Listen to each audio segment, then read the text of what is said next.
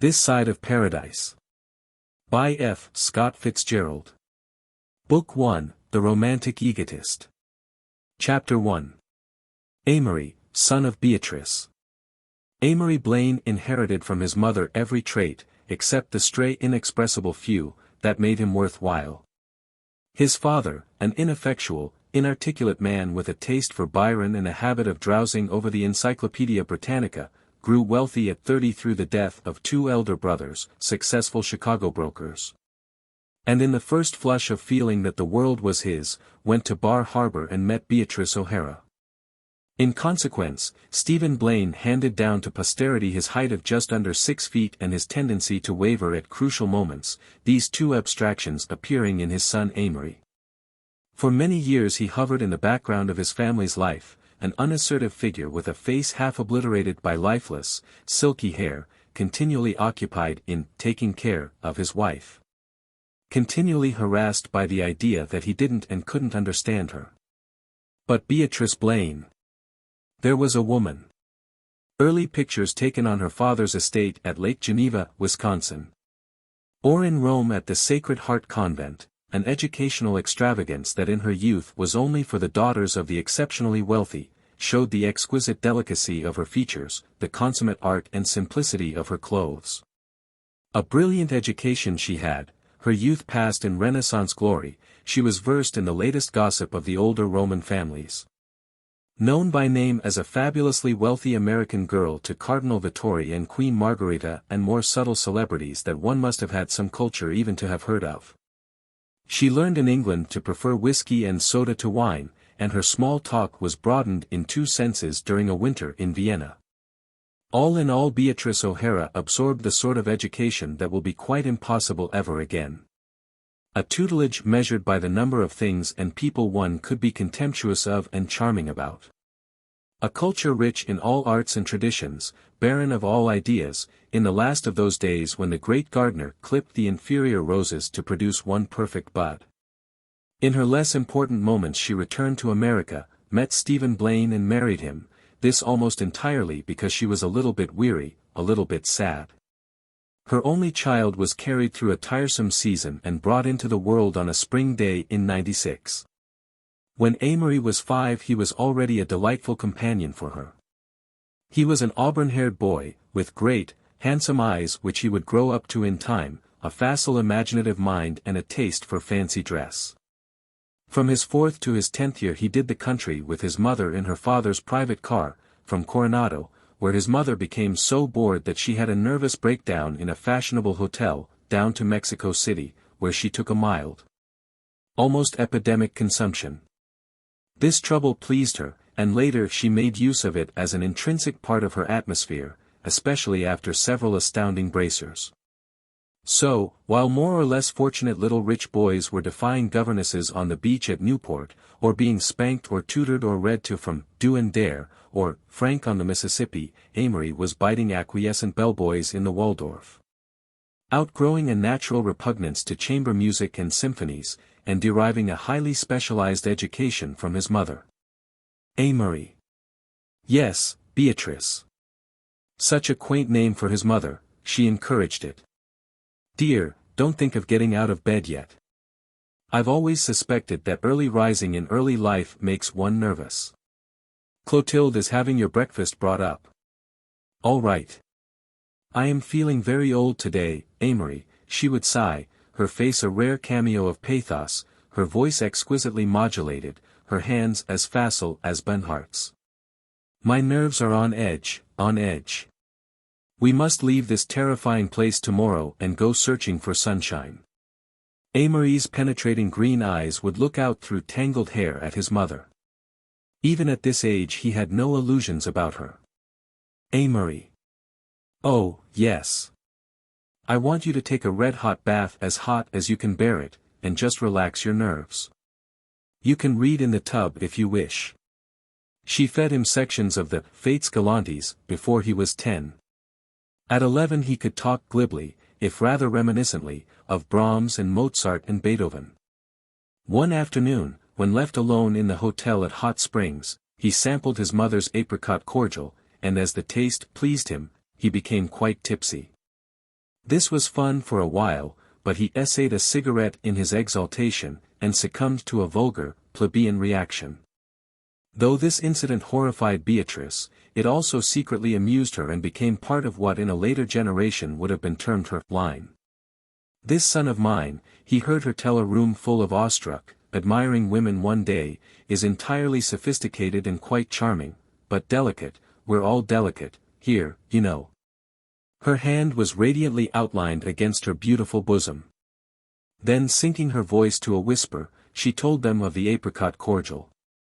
They rejoiced, for she was a brave raconteuse, but many were the keys turned in sideboard locks that night against the possible defection of little Bobby or Barbara. These domestic pilgrimages were invariably in state, 2 maids, the private car, or Mr. Blaine when available, and very often a physician. When Amory had the whooping cough 4 disgusted specialists glared at each other hunched around his bed. When he took scarlet fever the number of attendants, including physicians and nurses, totaled 14. However, blood being thicker than broth, he was pulled through. The Blaines were attached to no city. They were the Blaines of Lake Geneva. They had quite enough relatives to serve in place of friends, and an enviable standing from Pasadena to Cape Cod. But Beatrice grew more and more prone to like only new acquaintances, as there were certain stories, such as the history of her constitution and its many amendments, memories of her years abroad, that it was necessary for her to repeat at regular intervals. Like Freudian dreams, they must be thrown off, else they would sweep in and lay siege to her nerves. But Beatrice was critical about American women, especially the floating population of ex-Westerners. "They have accents, my dear," she told Amory, "not Southern accents or Boston accents, not an accent attached to any locality, just an accent." She became dreamy. "They pick up old, moth-eaten London accents that are down on their luck and have to be used by someone.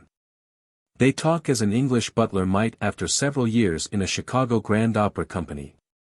She became almost incoherent. Suppose, time in every Western woman's life, she feels her husband is prosperous enough for her to have accent, "They try to impress me, my dear."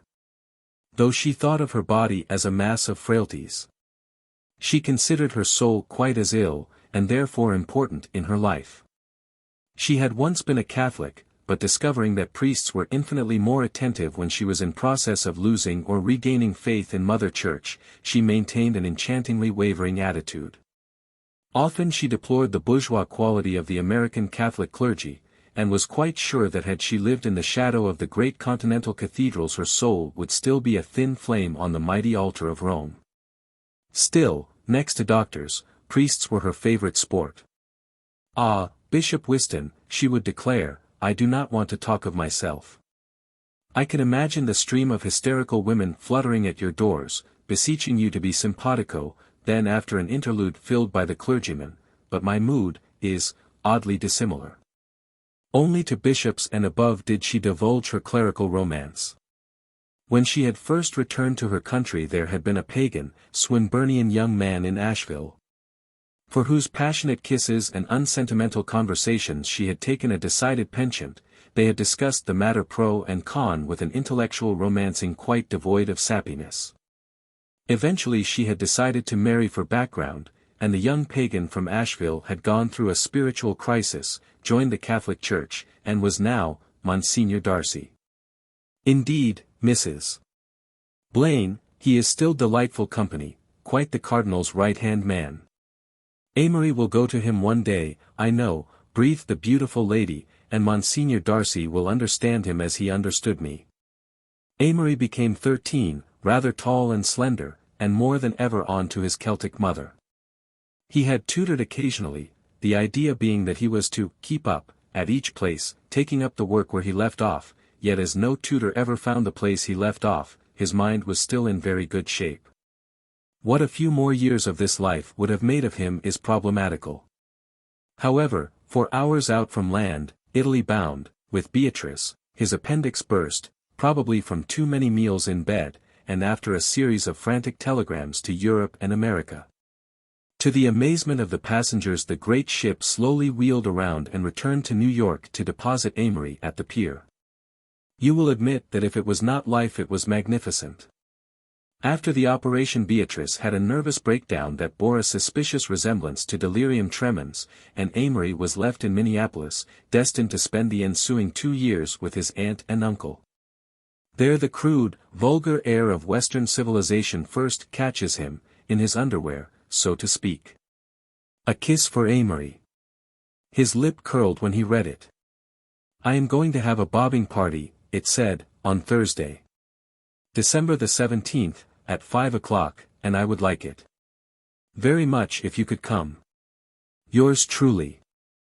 RSVP Myra St. Clair.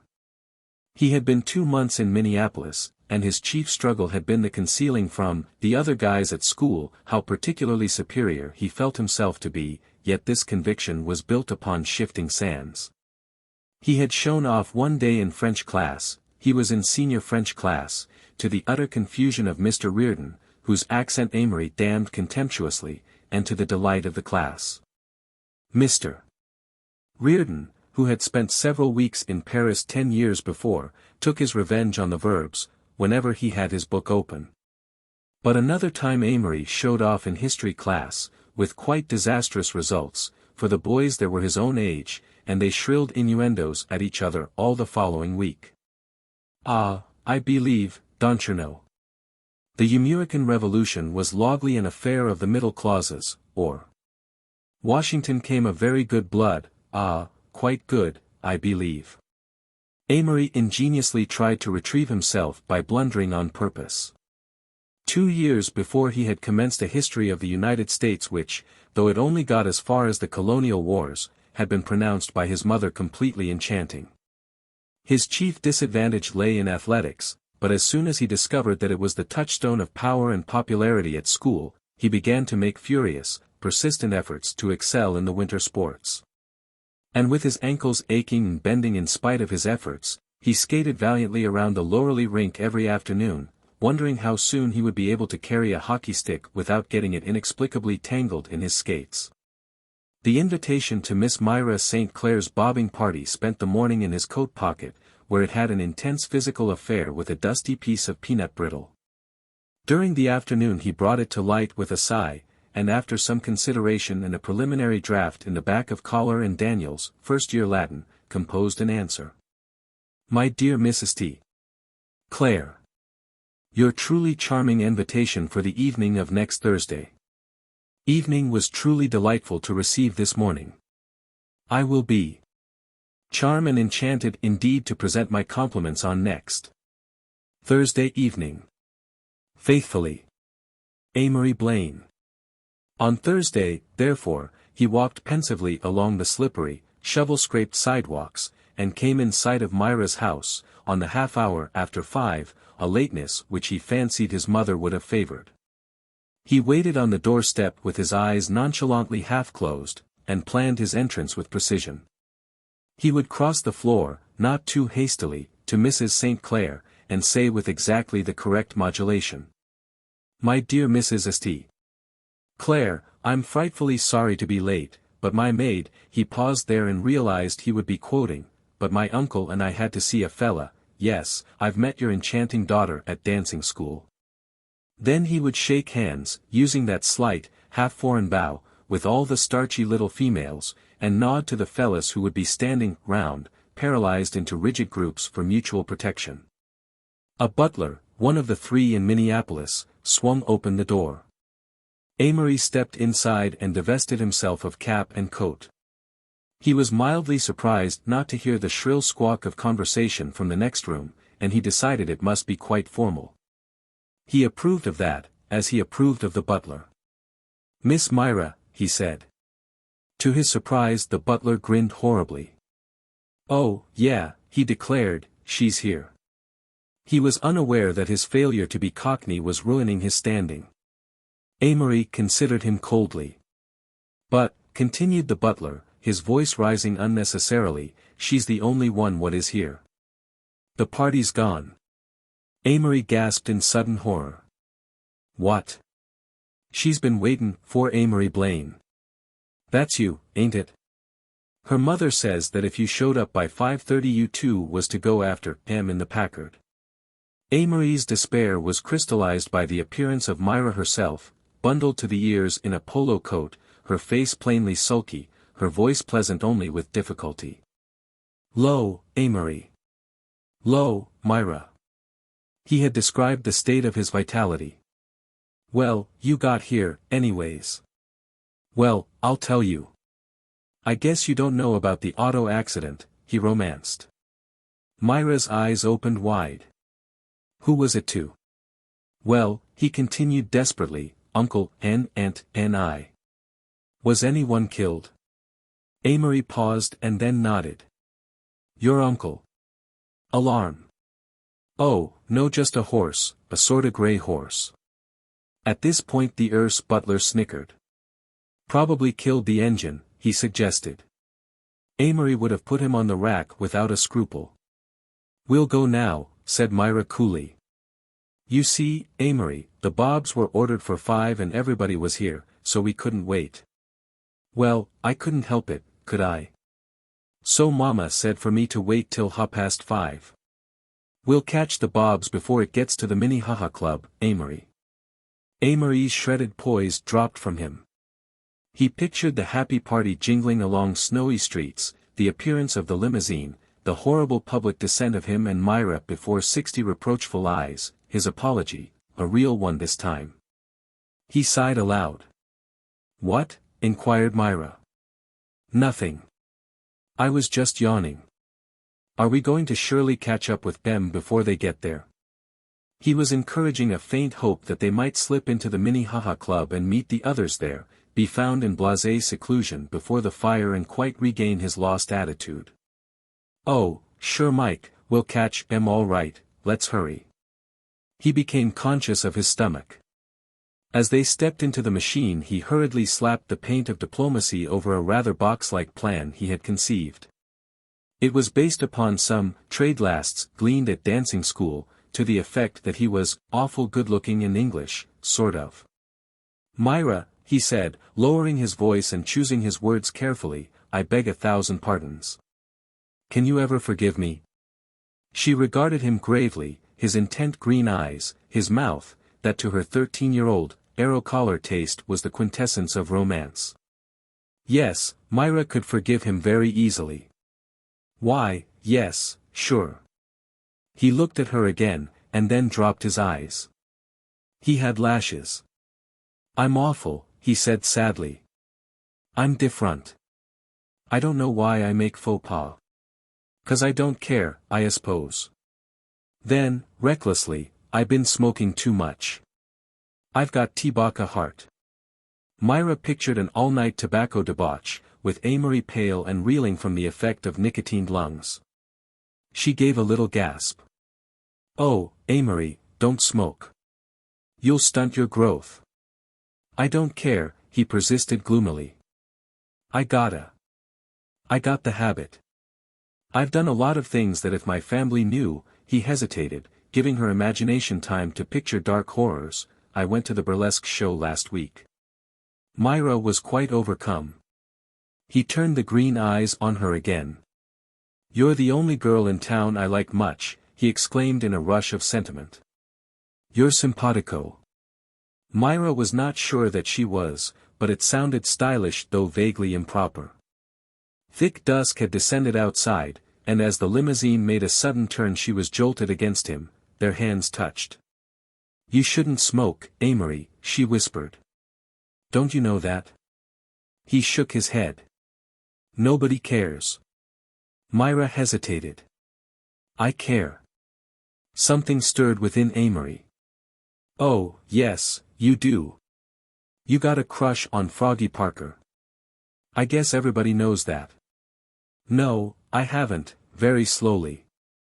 A silence, while Amory thrilled. There was something fascinating about Myra, shut away here cozily from the dim, chill air. Myra, a little bundle of clothes, with strands of yellow hair curling out from under her skating cap. "Because I've got a crush, too," he paused, for he heard in the distance the sound of young laughter, and, peering through the frosted glass along the lamplit street, he made out the dark outline of the bobbing party. He must act quickly. He reached over with a violent, jerky effort, and clutched Myra's hand, her thumb, to be exact. "Tell him to go to the Minnehaha straight," he whispered. "I want to talk to you, I got to talk to you."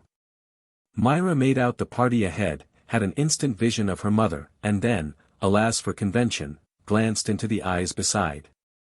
"Turn down this side street, Richard, and drive straight to the Minnehaha Club," she cried through the speaking tube. Amory sank back against the cushions with a sigh of relief. "I can kiss her," he thought. "I'll bet I can. I'll bet I can." Overhead the sky was half crystalline, half misty, and the night around was chill and vibrant with rich tension. From the country club steps the road stretched away, dark creases on the white blanket, huge heaps of snow lining the sides like the tracks of giant moles. They lingered for a moment on the steps, and watched the white holiday moon. Pale moons like that one, Amory made a vague gesture, make people mysterious. "You look like a young witch with her cap off and her hair sorta mussed," her hands clutched at her hair. "Oh, leave it, it looks good."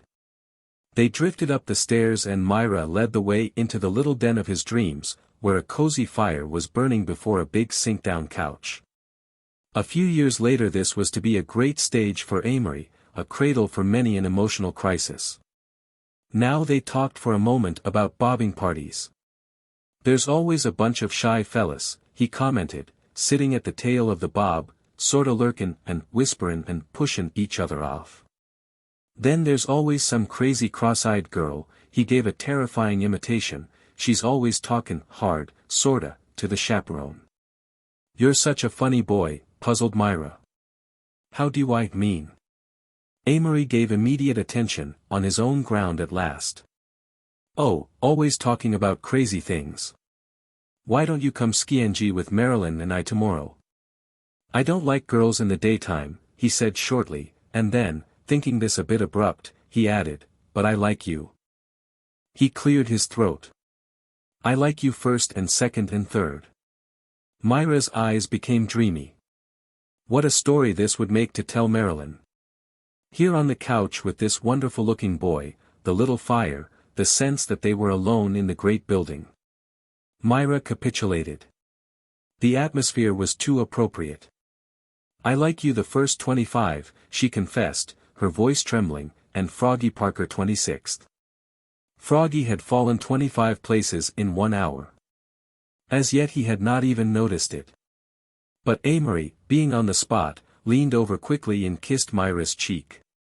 He had never kissed a girl before, and he tasted his lips curiously, as if he had munched some new fruit.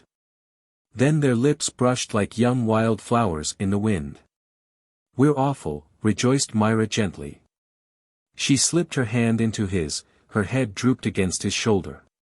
Sudden revulsion seized Amory, disgust, loathing for the whole incident. He desired frantically to be away, never to see Myra again, never to kiss anyone. He became conscious of his face and hers, of their clinging hands, and he wanted to creep out of his body and hide somewhere safe out of sight, up in the corner of his mind. "Kiss me again." Her voice came out of a great void. "I don't want to," he heard himself saying. There was another pause. "I don't want to," he repeated passionately. Myra sprang up, her cheeks pink with bruised vanity, the great bow on the back of her head trembling sympathetically. "I hate you!" she cried. "Don't you ever dare to speak to me again." "What?" stammered Amory. "I'll tell Mama you kissed me." "I will too. I will too. I'll tell Mama, and she won't let me play with you." Amory rose and stared at her helplessly, as though she were a new animal of whose presence on the earth he had not heretofore been aware. The door opened suddenly, and Myra's mother appeared on the threshold, fumbling with her lorgnette. "Well," she began, adjusting it benignantly, "the man at the desk told me you two children were up here. How do you do, Amory?" Amory watched Myra and waited for the crash, but none came. The pout faded, the high pink subsided, and Myra's voice was placid as a summer lake when she answered her mother. "Oh, we started so late, Mama, that I thought we might as well." He heard from below the shrieks of laughter, and smelled the vapid odor of hot chocolate and tea cakes as he silently followed mother and daughter downstairs. The sound of the graphophone mingled with the voices of many girls humming the air, and a faint glow was born and spread over him. Casey Jones, mounted to the cabin. Casey Jones, his orders in his hand. Casey Jones, mounted to the cabin. Took his farewell journey to the promised land. Snapshots of the young egotist. Amory spent nearly 2 years in Minneapolis. The first winter he wore moccasins that were born yellow, but after many applications of oil and dirt assumed their mature color, a dirty, greenish-brown. He wore a gray plaid Mackinaw coat, and a red toboggan cap. His dog, Count Del Monte, ate the red cap, so his uncle gave him a gray one that pulled down over his face. The trouble with this one was that you breathed into it and your breath froze. One day the darn thing froze his cheek.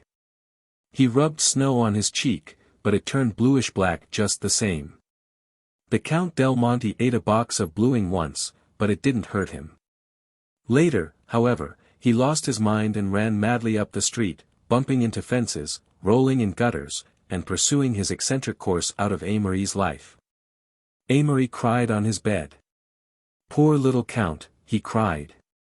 "Oh, poor little Count." After several months he suspected Count of a fine piece of emotional acting. Amory and Frog Parker considered that the greatest line in literature occurred in Act 3 of Arsène Lupin. They sat in the first row at the Wednesday and Saturday matinees.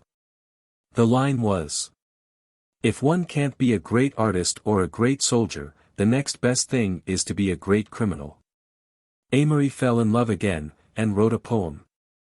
This was it. Marilyn and Sally. Those are the girls for me.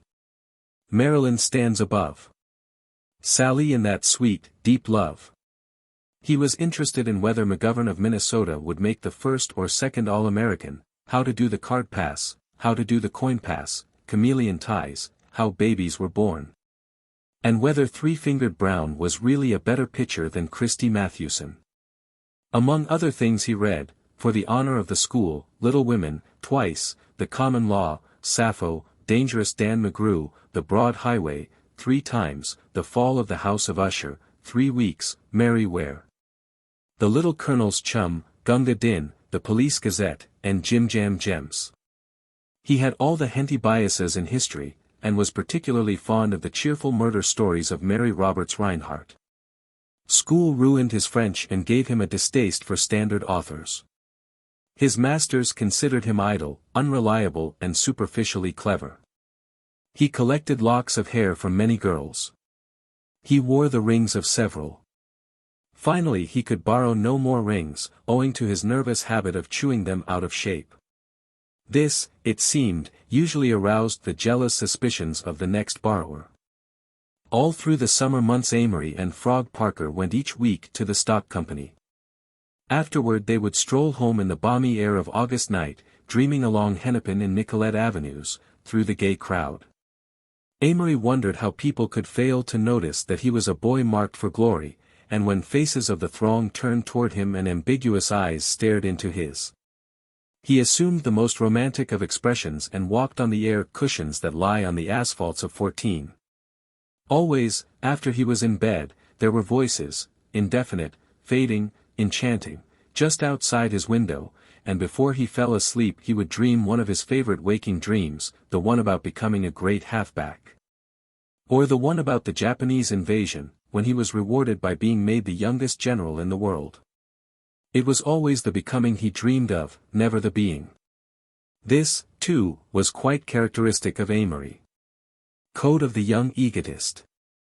Before he was summoned back to Lake Geneva, he had appeared, shy but inwardly glowing, in his first long trousers, set off by a purple accordion tie and a Belmont collar with the edges unassailably meeting, purple socks. An handkerchief with a purple border peeping from his breast pocket. But more than that, he had formulated his first philosophy, a code to live by, which, as near as it can be named, was a sort of aristocratic egotism. He had realized that his best interests were bound up with those of a certain variant, changing person, whose label, in order that his past might always be identified with him, was Amory Blaine. Amory marked himself a fortunate youth, capable of infinite expansion for good or evil. He did not consider himself a strong char-seater, but relied on his facility, learn things sorta quick, and his superior mentality, read a lotta deep books. He was proud of the fact that he could never become a mechanical or scientific genius. From no other heights was he debarred.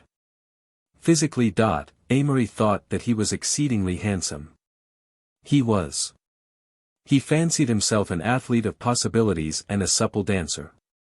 Socially, here his condition was, perhaps, most dangerous. He granted himself personality, charm, magnetism, poise, the power of dominating all contemporary males, the gift of fascinating all women. Mentally, complete, unquestioned superiority. Now a confession will have to be made. Amory had rather a Puritan conscience. Not that he yielded to it, later in life he almost completely slew it, but at 15 it made him consider himself a great deal worse than other boys, unscrupulousness. The desire to influence people in almost every way, even for evil, a certain coldness and lack of affection, amounting sometimes to cruelty, a shifting sense of honor, an unholy selfishness. A puzzled, furtive interest in everything concerning sex. There was, also, a curious strain of weakness running crosswise through his makeup. A harsh phrase from the lips of an older boys usually detested him, was liable to sweep him off his poise into surly sensitiveness, or timid stupidity. He was a slave to his own moods, and he felt that though he was capable of recklessness and audacity, he possessed neither courage, perseverance, nor self-respect. Vanity, tempered with self-suspicion if not self-knowledge, a sense of people as automatons to his will, a desire to pass as many boys as possible and get to a vague top of the world, with this background did Amory drift into adolescence. Preparatory to the great adventure. The train slowed up with midsummer languor at Lake Geneva, and Amory caught sight of his mother waiting in her electric on the gravelled station drive. It was an ancient electric, one of the early types, and painted gray. The sight of her sitting there, slenderly erect, and of her face, where beauty and dignity combined, melting to a dreamy recollected smile, filled him with a sudden great pride of her. As they kissed coolly and he stepped into the electric, he felt a quick fear lest he had lost the requisite charm to measure up to her. "Dear boy, you're so tall, look behind and see if there's anything coming." She looked left and right, she slipped cautiously into a speed of 2 miles an hour, beseeching Amory to act as sentinel, and at one busy crossing she made him get out and run ahead to signal her forward like a traffic policeman. Beatrice was what might be termed a careful driver. "You are tall, but you're still very handsome, you've skipped the awkward age, or is that 16, perhaps it's 14 or 15, I can never remember, but you've skipped it." "Don't embarrass me," murmured Amory. "But, my dear boy, what odd clothes. They look as if they were a set, don't they? Is your underwear purple, too?" Amory grunted impolitely. "You must go to Brooks and get some really nice suits." "Oh, we'll have a talk tonight or perhaps tomorrow night. I want to tell you about your heart, you've probably been neglecting your heart, and you don't know." Amory thought how superficial was the recent overlay of his own generation. Aside from a minute's shyness, he felt that the old cynical kinship with his mother had not been one bit broken. Yet for the first few days he wandered about the gardens and along the shore in a state of super-loneliness, finding a lethargic content in smoking bull at the garage with one of the chauffeurs. The 60 acres of the estate were dotted with old and new summer houses and many fountains and white benches that came suddenly into sight from foliage-hung hiding places. There was a great and constantly increasing family of white cats that prowled the many flower beds and were silhouetted suddenly at night against the darkening trees. It was on one of the shadowy paths that Beatrice at last captured Amory, after Mr. Blaine had, as usual, retired for the evening to his private library. After reproving him for avoiding her, she took him for a long tête-à-tête in the moonlight. He could not reconcile himself to her beauty, that was mother to his own, the exquisite neck and shoulders, the grace of a fortunate woman of 30. "Amory, dear," she crooned softly, "I had such a strange, weird time after I left you." "Did you, Beatrice?" "When I had my last breakdown," she spoke of it as a sturdy, gallant feat. "The doctors told me," her voice sang on a confidential note, "that if any man alive had done the consistent drinking that I have, he would have been physically shattered, my dear, and in his grave, long in his grave." Amory winced, and wondered how this would have sounded to Froggy Parker. "Yes," continued Beatrice tragically, "I had dreams, wonderful visions." She pressed the palms of her hands into her eyes. "I saw bronze rivers lapping marble shores, and great birds that soared through the air, party-colored birds with iridescent plumage. I heard strange music and the flare of barbaric trumpets." "What?" Amory had snickered. "What, Amory?" "I said go on, Beatrice." "That was all, it merely recurred and recurred, gardens that flaunted coloring against which this would be quite dull, moons that whirled and swayed, paler than winter moons, more golden than harvest moons." "Are you quite well now, Beatrice?" "Quite well as I will ever be." "I am not understood, Amory. I know that can't express it to you, Amory, but, I am not understood." Amory was quite moved. He put his arm around his mother, rubbing his head gently against her shoulder. "Poor Beatrice, poor Beatrice. Tell me about you, Amory. Did you have 2 horrible years?" Amory considered lying, and then decided against it. "No, Beatrice. I enjoyed them. I adapted myself to the bourgeoisie. I became conventional." He surprised himself by saying that, and he pictured how Froggy would have gaped. "Beatrice," he said suddenly, "I want to go away to school. Everybody in Minneapolis is going to go away to school." Beatrice showed some alarm. "But you're only 15. "Yes, but everybody goes away to school at 15, and I want to, Beatrice." On Beatrice's suggestion the subject was dropped for the rest of the walk, but a week later she delighted him by saying, "Amory, I have decided to let you have your way. If you still want to, you can go to school." "Yes." "To St. Regis's in Connecticut." Amory felt a quick excitement. "It's being arranged," continued Beatrice. "It's better that you should go away. I'd have preferred you to have gone to Eton, and then to Christ Church, Oxford, but it seems impracticable now, and for the present we'll let the university question take care of itself." "What are you going to do, Beatrice?" "Heaven knows. It seems my fate to fret away my years in this country. Not for a second do I regret being American, indeed, I think that a regret typical of very vulgar people, and I feel sure we are the great coming nation, yet," and she sighed, "I feel my life should have drowsed away close to an older, mellower civilization, a land of greens and autumnal browns." Amory did not answer, so his mother continued. "My regret is that you haven't been abroad, but still, as you are a man. It's better that you should grow up here under the snarling eagle, is that the right term?" Amory agreed that it was. She would not have appreciated the Japanese invasion. "When do I go to school?" "Next month. You'll have to start east a little early to take your examinations. After that you'll have a free week, so I want you to go up the Hudson and pay a visit." "To who?" "To Monsignor Darcy, Amory. He wants to see you. He went to Harrow and then to Yale, became a Catholic. I want him to talk to you, I feel he can be such a help." She stroked his auburn hair gently. "Dear Amory, dear Amory. Dear Beatrice."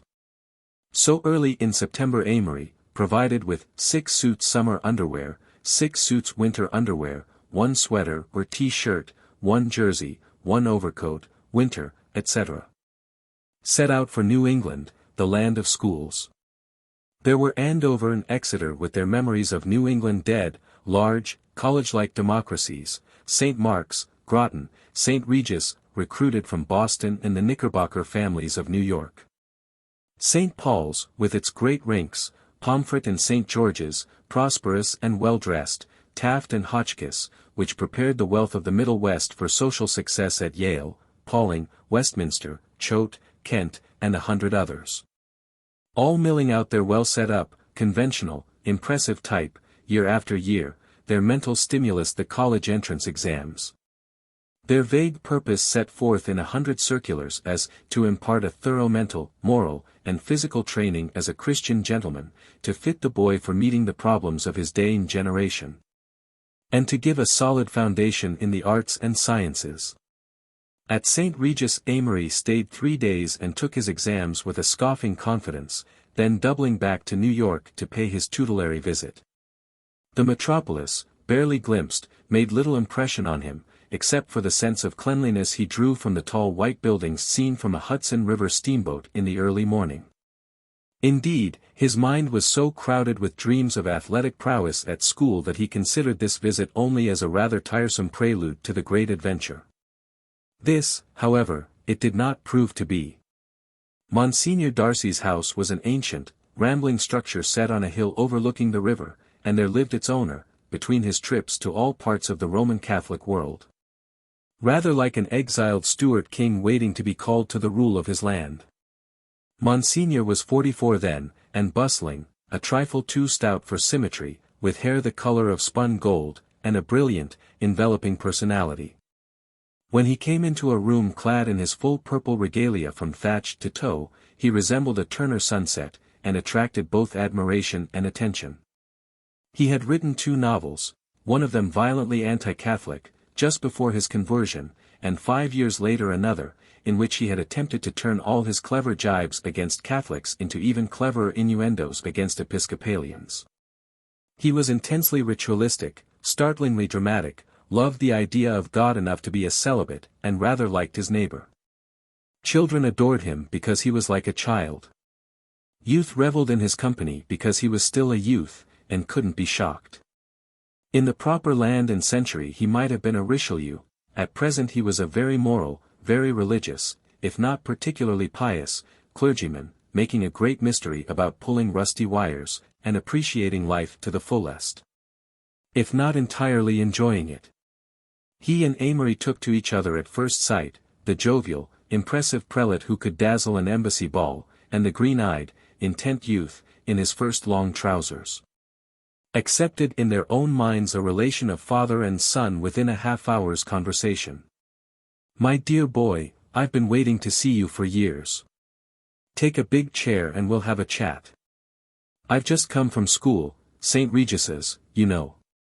So your mother says, a remarkable woman, have a cigarette, I'm sure you smoke. Well, if you're like me, you loathe all science and mathematics." Amory nodded vehemently. "Hate 'em all. Like English and history. Of course. You'll hate school for a while, too, but I'm glad you're going to St. Regis's." "Why?" "Because it's a gentleman's school, and democracy won't hit you so early. You'll find plenty of that in college." "I want to go to Princeton," said Amory. "I don't know why, but I think of all Harvard men as sissies, like I used to be, and all Yale men as wearing big blue sweaters and smoking pipes." Monsignor chuckled. "I'm one, you know."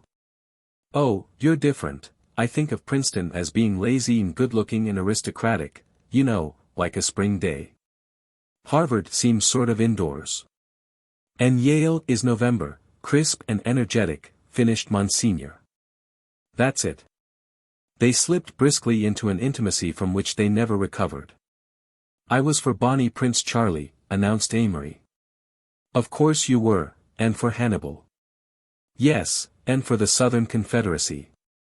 He was rather skeptical about being an Irish patriot. He suspected that being Irish was being somewhat common, but Monsignor assured him that Ireland was a romantic lost cause and Irish people quite charming, and that it should, by all means, be one of his principal biases. After a crowded hour which included several more cigarettes, and during which Monsignor learned, to his surprise but not to his horror, that Amory had not been brought up a Catholic, he announced that he had another guest. This turned out to be the Honorable Thornton Hancock, of Boston, ex-minister to The Hague, author of an erudite history of the Middle Ages and the last of a distinguished, patriotic, and brilliant family. "He comes here for a rest," said Monsignor confidentially, treating Amory as a contemporary. "I act as an escape from the weariness of agnosticism, and I think I'm the only man who knows how his staid old mind is really at sea and longs for a sturdy spar like the church to cling to." Their first luncheon was one of the memorable events of Amory's early life. He was quite radiant and gave off a peculiar brightness and charm. Monsignor called out the best that he had thought by question and suggestion, and Amory talked with an ingenious brilliance of 1,000 impulses and desires and repulsions and faiths and fears. He and Monsignor held the floor, and the older man, with his less receptive, less accepting, yet certainly not colder mentality, seemed content to listen and bask in the mellow sunshine that played between these two. Monsignor gave the effect of sunlight to many people. Amory gave it in his youth and, to some extent, when he was very much older, but never again was it quite so mutually spontaneous. "He's a radiant boy," thought Thornton Hancock, who had seen the splendor of 2 continents and talked with Parnell and Gladstone and Bismarck, and afterward he added to Monsignor, "but his education ought not to be entrusted to a school or college." But for the next 4 years the best of Amory's intellect was concentrated on matters of popularity, the intricacies of a university social system and American society as represented by Biltmore teas and hot springs golf links. In all, a wonderful week, that saw Amory's mind turned inside out, 100 of his theories confirmed, and his joy of life crystallized to 1,000 ambitions. Not that the conversation was scholastic, heaven forbid. Amory had only the vaguest idea as to what Bernard Shaw was, but Monsignor made quite as much out of The Beloved Vagabond, and Sir Nigel, taking good care that Amory never once felt out of his depth. But the trumpets were sounding for Amory's preliminary skirmish with his own generation. "You're not sorry to go, of course. With people like us our home is where we are not," said Monsignor. "I am sorry." "No, you're not. No one person in the world is necessary to you or to me. Well. Goodbye." The Egotist down. Amory's 2 years at St.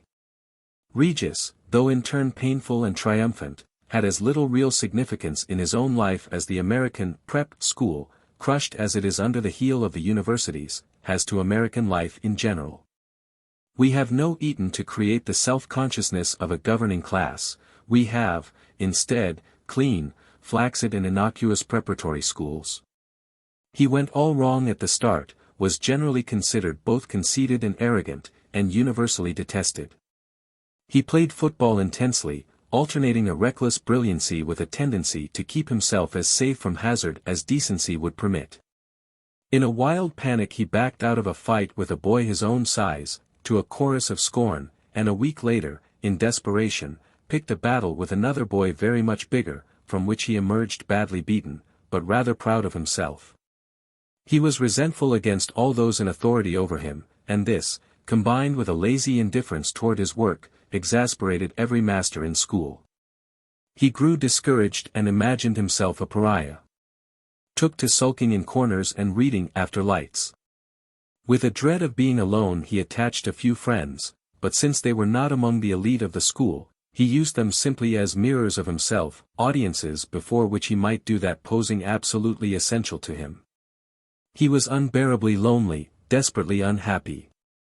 There were some few grains of comfort. Whenever Amory was submerged, his vanity was the last part to go below the surface, so he could still enjoy a comfortable glow when Wookie Wookie, the deaf old housekeeper, told him that he was the best-looking boy she had ever seen. It had pleased him to be the lightest and youngest man on the first football squad. It pleased him when Dr. Dougal told him at the end of a heated conference that he could, if he wished, get the best marks in school. But Dr. Dougal was wrong. It was temperamentally impossible for Amory to get the best marks in school. Miserable, confined to bounds, unpopular with both faculty and students, that was Amory's first term. But at Christmas he had returned to Minneapolis, tight-lipped and strangely jubilant. "Oh, I was sort of fresh at first," he told Frog Parker patronizingly, "but I got along fine, lightest man on the squad." "You ought to go away to school, Froggy. It's great stuff." Incident of the well-meaning professor. On the last night of his first term, Mr. Margotson, the senior master, sent word to study hall that Amory was to come to his room at 9. Amory suspected that advice was forthcoming, but he determined to be courteous, because this Mr. Margotson had been kindly disposed toward him. His summoner received him gravely, and motioned him to a chair. He hemmed several times and looked consciously kind, as a man will when he knows he's on delicate ground. "Amory," he began. "I've sent for you on a personal matter." "Yes, sir. I've noticed you this year and I like you. I think you have in you the makings of a very good man." "Yes, sir," Amory managed to articulate. He hated having people talk as if he were an admitted failure. "But I've noticed," continued the older man blindly, "that you're not very popular with the boys." "No, sir." Amory licked his lips. "Ah, I thought you might not understand exactly what it was they, objected to. I'm going to tell you, because I believe, that when a boy knows his difficulties he's better able to cope with them, to conform to what others expect of him." He hemmed again with delicate reticence, and continued, "They seem to think that you're, rather too fresh." Amory could stand no more. He rose from his chair, scarcely controlling his voice when he spoke. "I know, don't you suppose I know?" His voice rose. "I know what they think, do you suppose you have to tell me?" He paused. I've got to go back now, hope I'm not rude." He left the room hurriedly. In the cool air outside, as he walked to his house, he exulted in his refusal to be helped. "That damn old fool," he cried wildly. "As if I didn't know." He decided, however, that this was a good excuse not to go back to study hall that night, so, comfortably couched up in his room, he munched Nabiscos and finished The White Company.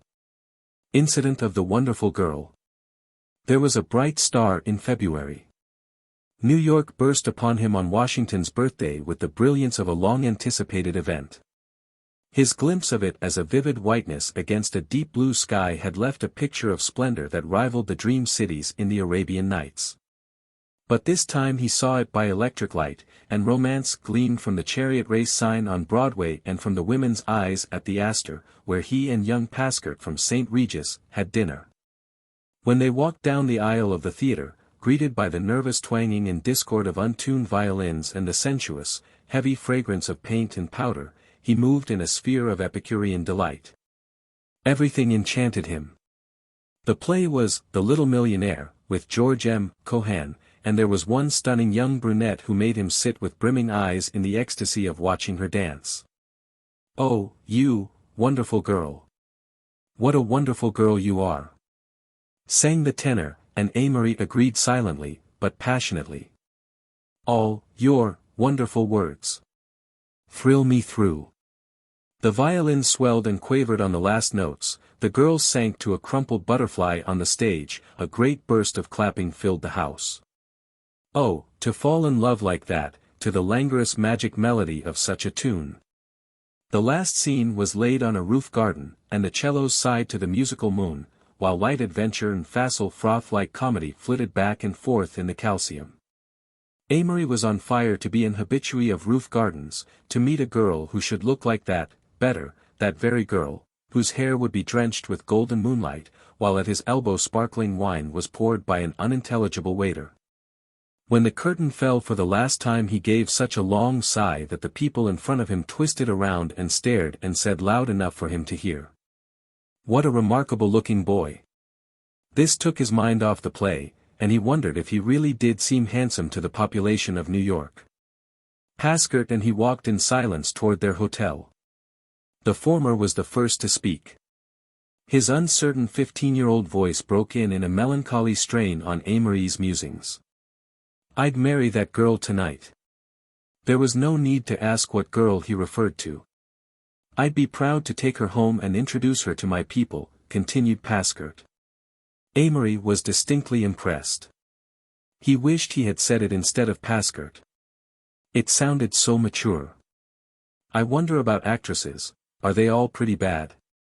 No, sir, not by a darn sight, said the worldly youth with emphasis, and I know that girl's as good as gold. I can tell. They wandered on, mixing in the Broadway crowd, dreaming on the music that eddied out of the cafes. New faces flashed on and off like myriad lights, pale or rouged faces, tired, yet sustained by a weary excitement. Amory watched them in fascination. He was planning his life. He was going to live in New York, and be known at every restaurant and cafe, wearing a dress suit from early evening to early morning, sleeping away the dull hours of the forenoon. Yes, sir, I'd marry that girl tonight. Heroic in general tone. October of his second and last year at St. Regis was a high point in Amory's memory. The game with Groton was played from 3 of a snappy, exhilarating afternoon far into the crisp autumnal twilight, and Amory at quarterback, exhorting in wild despair, making impossible tackles. Calling signals in a voice that had diminished to a hoarse, furious whisper, yet found time to revel in the blood-stained bandage around his head, and the straining, glorious heroism of plunging, crashing bodies and aching limbs.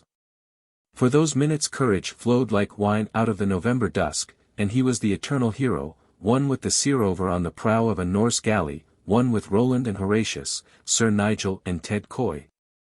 Scraped and stripped into trim and then flung by his own will into the breach, beating back the tide, hearing from afar the thunder of cheers. Finally bruised and weary, but still elusive, circling an end, twisting, changing pace, straight-arming, falling behind the Groton goal with 2 men on his legs, in the only touchdown of the game. The philosophy of the slicker. From the scoffing superiority of sixth form year and success, Amory looked back with cynical wonder on his status of the year before. He was changed as completely as Amory Blaine could ever be changed. Amory plus Beatrice plus 2 years in Minneapolis, these had been his ingredients when he entered St. Regis.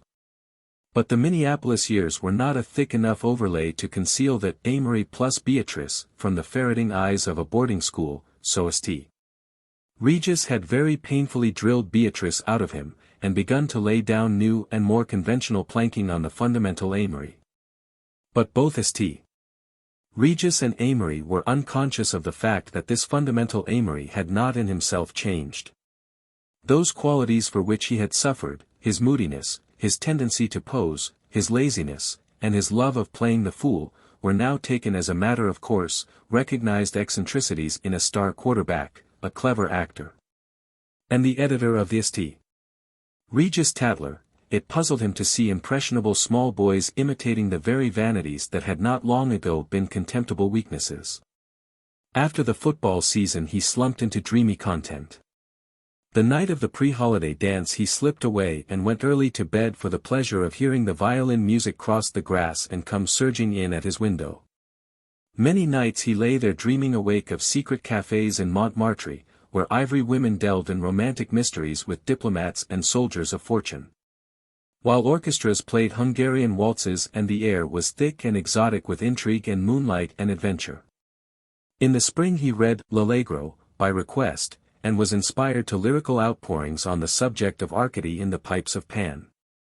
He moved his bed so that the sun would wake him at dawn that he might dress and go out to the archaic swing that hung from an apple tree near the sixth form house.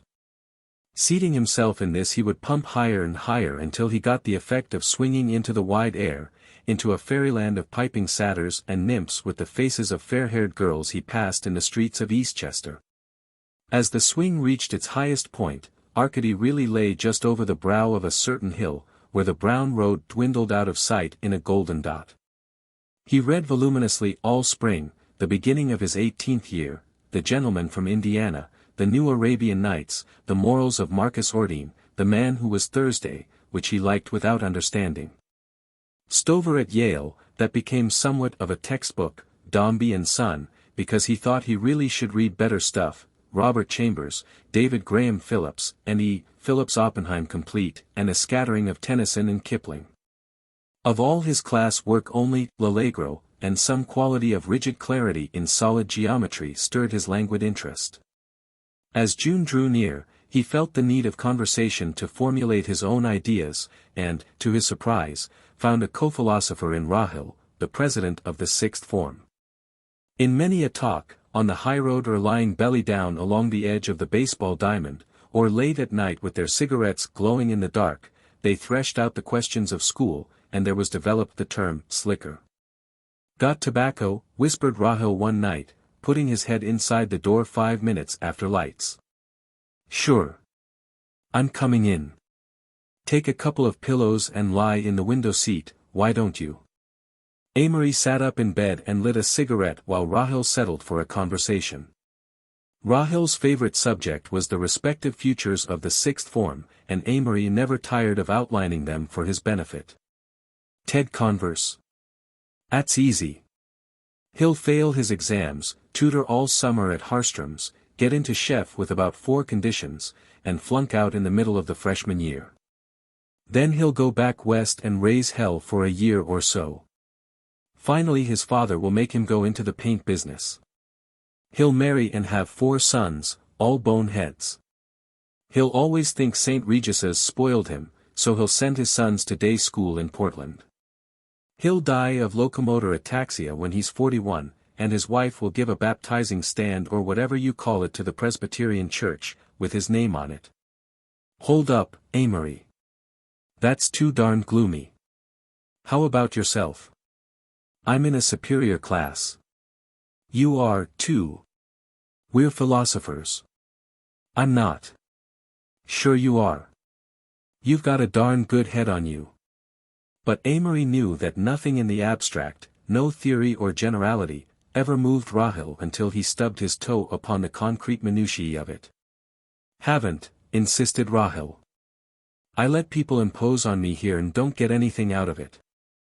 I'm the prey of my friends, damn it, do their lessons, get 'em out of trouble, pay 'em stupid summer visits, and always entertain their kid sisters. Keep my temper when they get selfish and then they think they pay me back by voting for me and telling me I'm the big man of St. Regis's. I want to get where everybody does their own work and I can tell people where to go. I'm tired of being nice to every poor fish in school." "You're not a slicker," said Amory suddenly. "A what?" "A slicker. What the devil's that?" "Well, it's something that, there's a lot of them. You're not one, and neither am I, though I am more than you are." "Who is one? What makes you one?" Amory considered. Why, I suppose that the sign of it is when a fellow slicks his hair back with water." "Like Carstairs?" "Yes, sure. He's a slicker."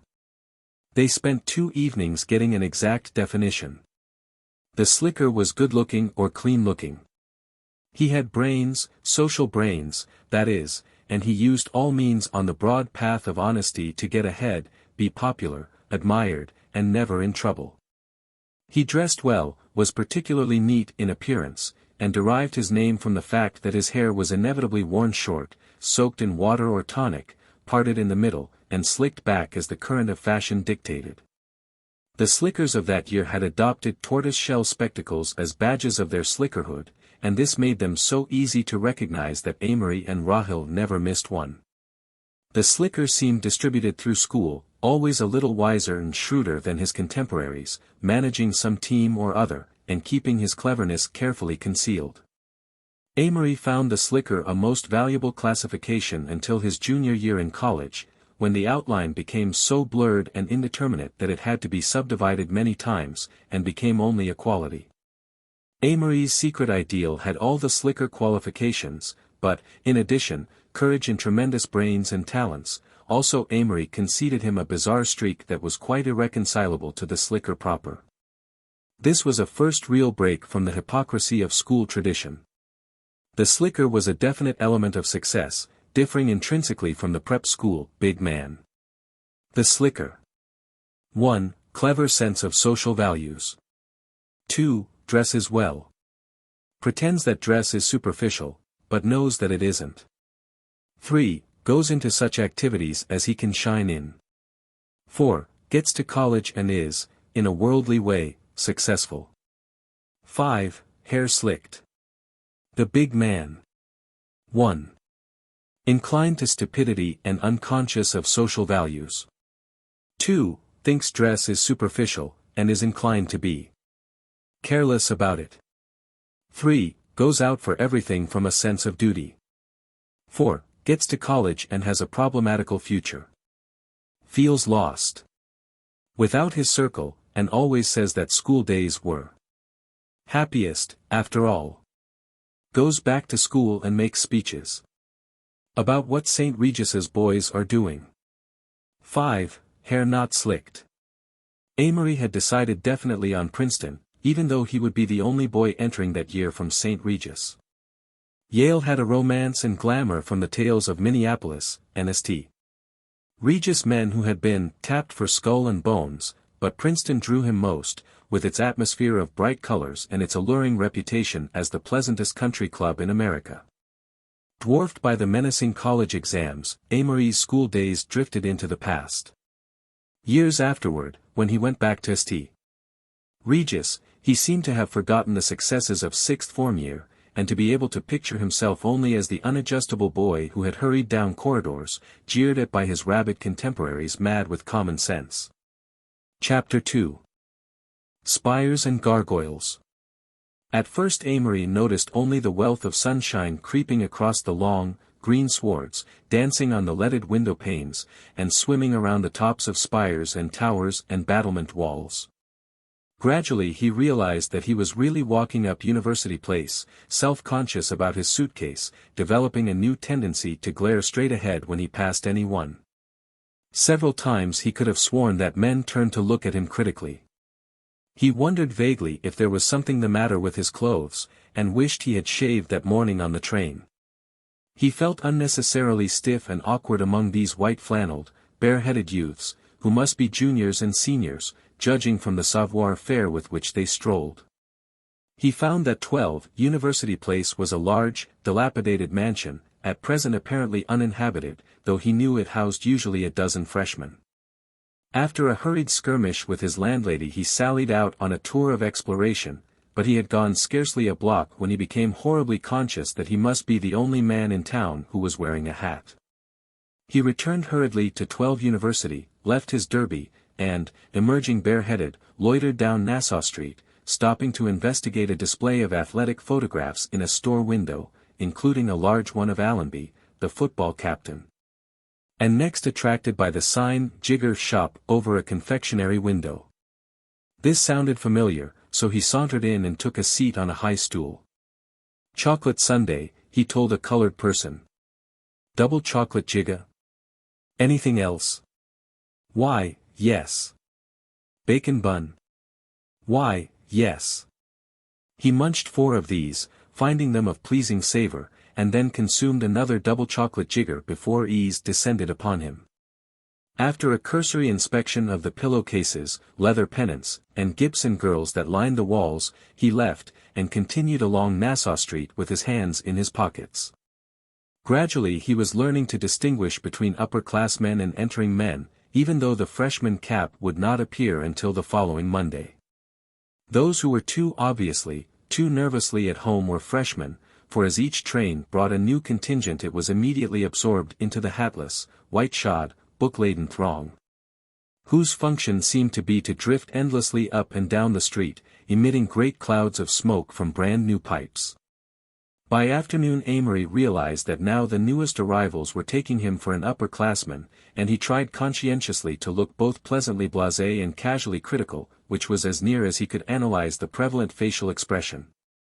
At 5 o'clock he felt the need of hearing his own voice, so he retreated to his house to see if anyone else had arrived. Having climbed the rickety stairs he scrutinized his room resignedly, concluding that it was hopeless to attempt any more inspired decoration than class banners and tiger pictures. There was a tap at the door. "Come in." A slim face with gray eyes and a humorous smile appeared in the doorway. "Got a hammer?" "No, sorry. Maybe Mrs. 12, or whatever she goes by, has one." The stranger advanced into the room. "You an inmate of this asylum?" Amory nodded. "Awful barn for the rent we pay." Amory had to agree that it was. "I thought of the campus," he said, "but they say there's so few freshmen that they're lost. Have to sit around and study for something to do." The gray-eyed man decided to introduce himself. My name's Holiday. Blaine's my name. They shook hands with the fashionable low swoop. Amory grinned. Where'd you prep? Andover, where did you? St. Regis's. Oh, did you? I had a cousin there. They discussed the cousin thoroughly, and then Holiday announced that he was to meet his brother for dinner at 6. Come along and have a bite with us. All right. At the Kenilworth Amory met Byrne Holiday, he of the gray eyes was Carey, and during a limpid meal of thin soup and anemic vegetables they stared at the other freshmen, who sat either in small groups looking very ill at ease, or in large groups seeming very much at home. I hear Commons is pretty bad, said Amory. That's the rumor. But you've got to eat there, or pay anyways. Crime. Imposition. Oh, at Princeton you've got to swallow everything the first year. It's like a damned prep school. Amory agreed. Lot of pep, though, he insisted. I wouldn't have gone to Yale for a million. Me either. You going out for anything? Inquired Amory of the elder brother. Not me, Byrne here is going out for the Prince, the Daily Princetonian, you know. Yes, I know. You going out for anything? Why, yes. I'm going to take a whack at freshman football. Play at St. Regis's. Some, admitted Amory depreciatingly, but I'm getting so damn thin. You're not thin. Well, I used to be stocky last fall. Oh. After supper they attended the movies, where Amory was fascinated by the glib comments of a man in front of him, as well as by the wild yelling and shouting. Yo-ho!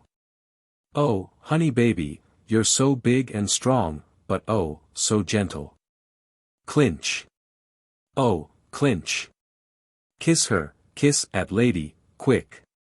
Oh-ch. A group began whistling, By the Sea, and the audience took it up noisily. This was followed by an indistinguishable song that included much stamping and then by an endless, incoherent dirge. Oh-ch.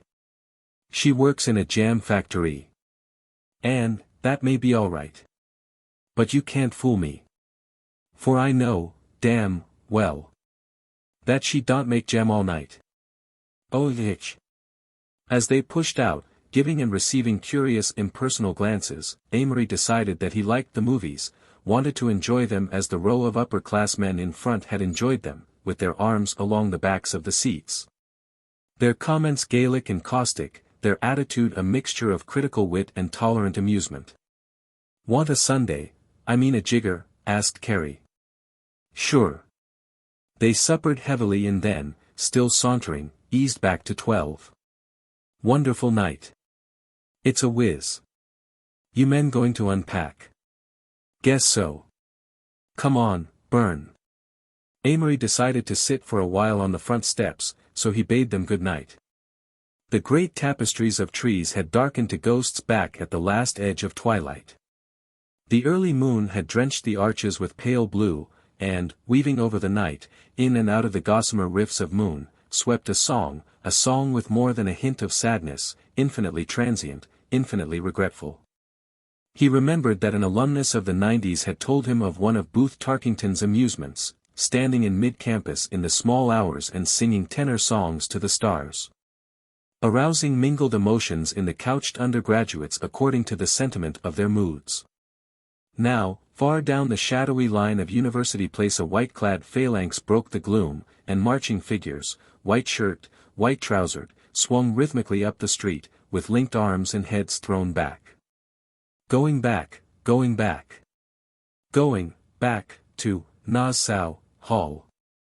Going back to the best old place of all. Going back. From all this earthly ball.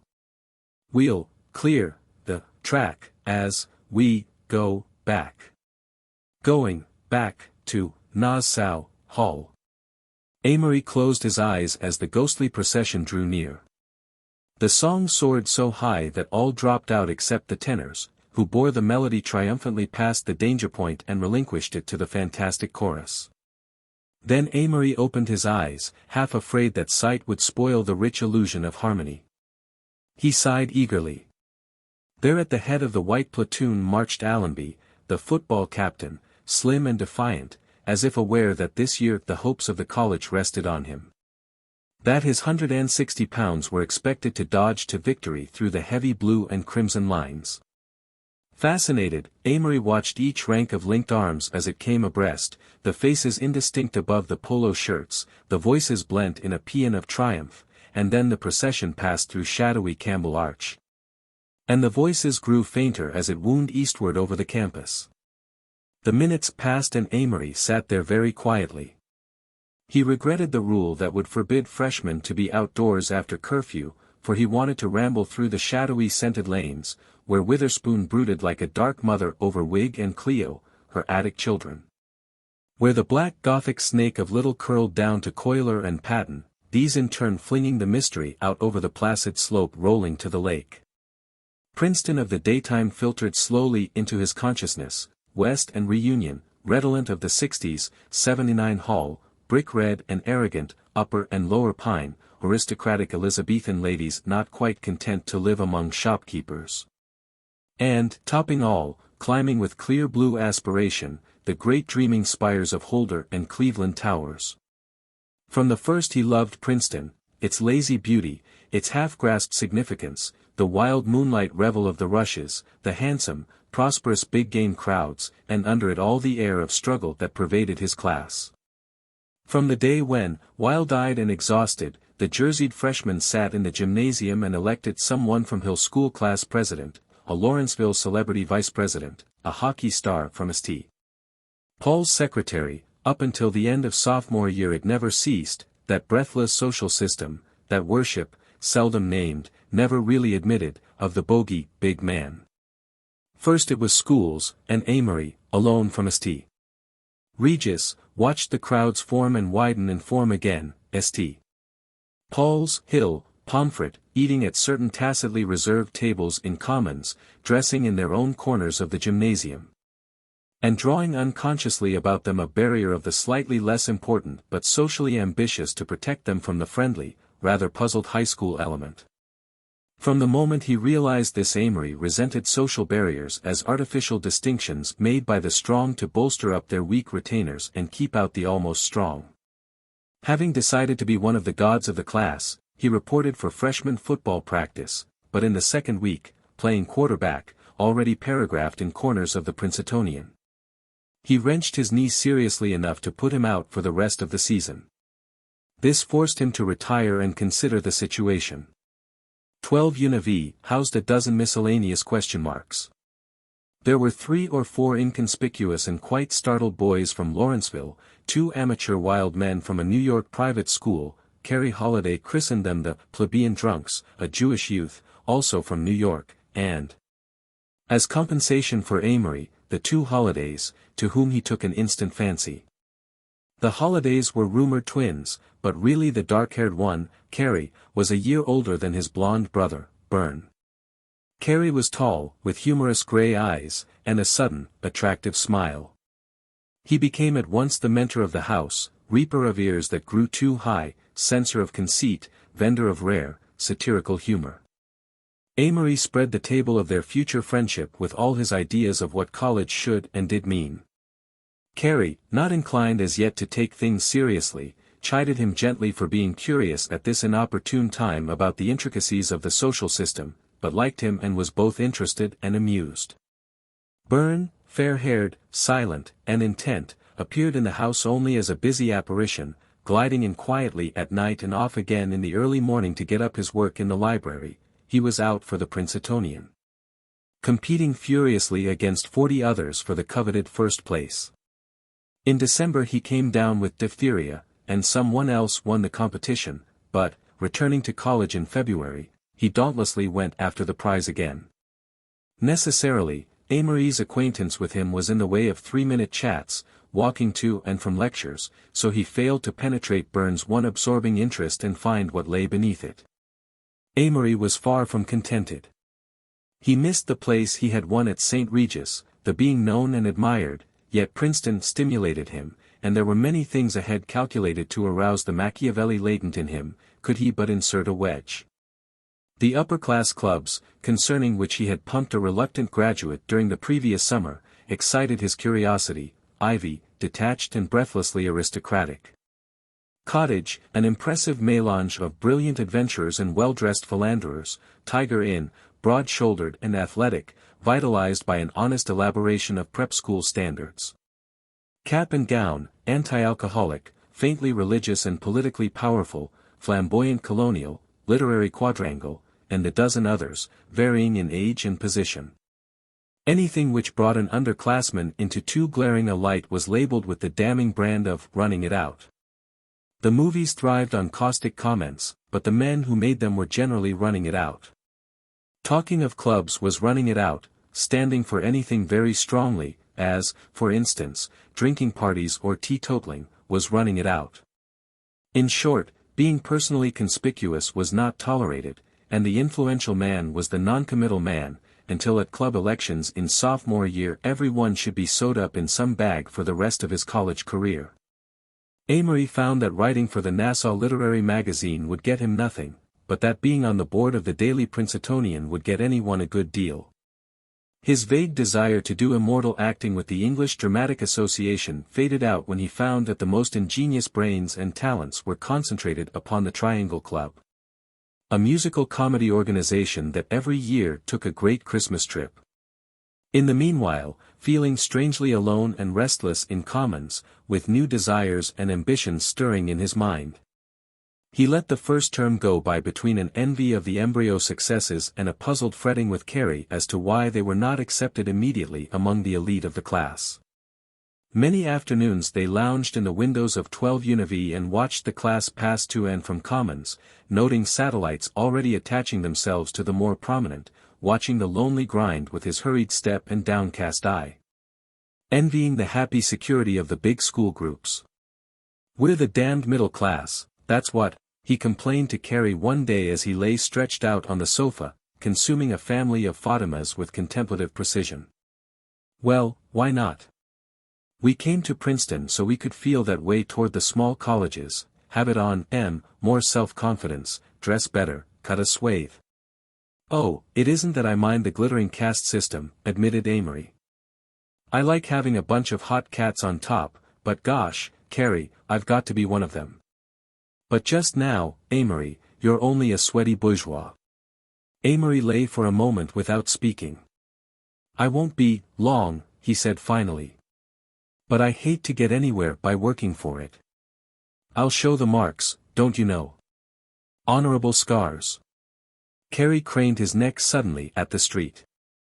"There's Languedoc, if you want to see what he looks like, and Humbird just behind." Amory rose dynamically and sought the windows.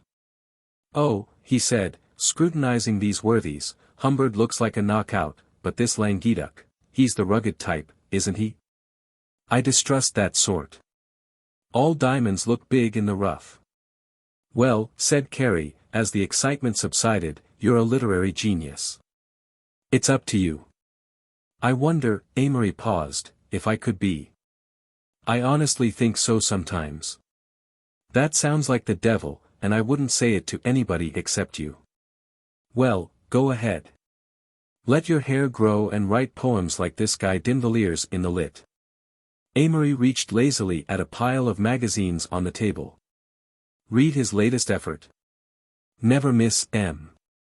They're rare." Amory glanced through the issue.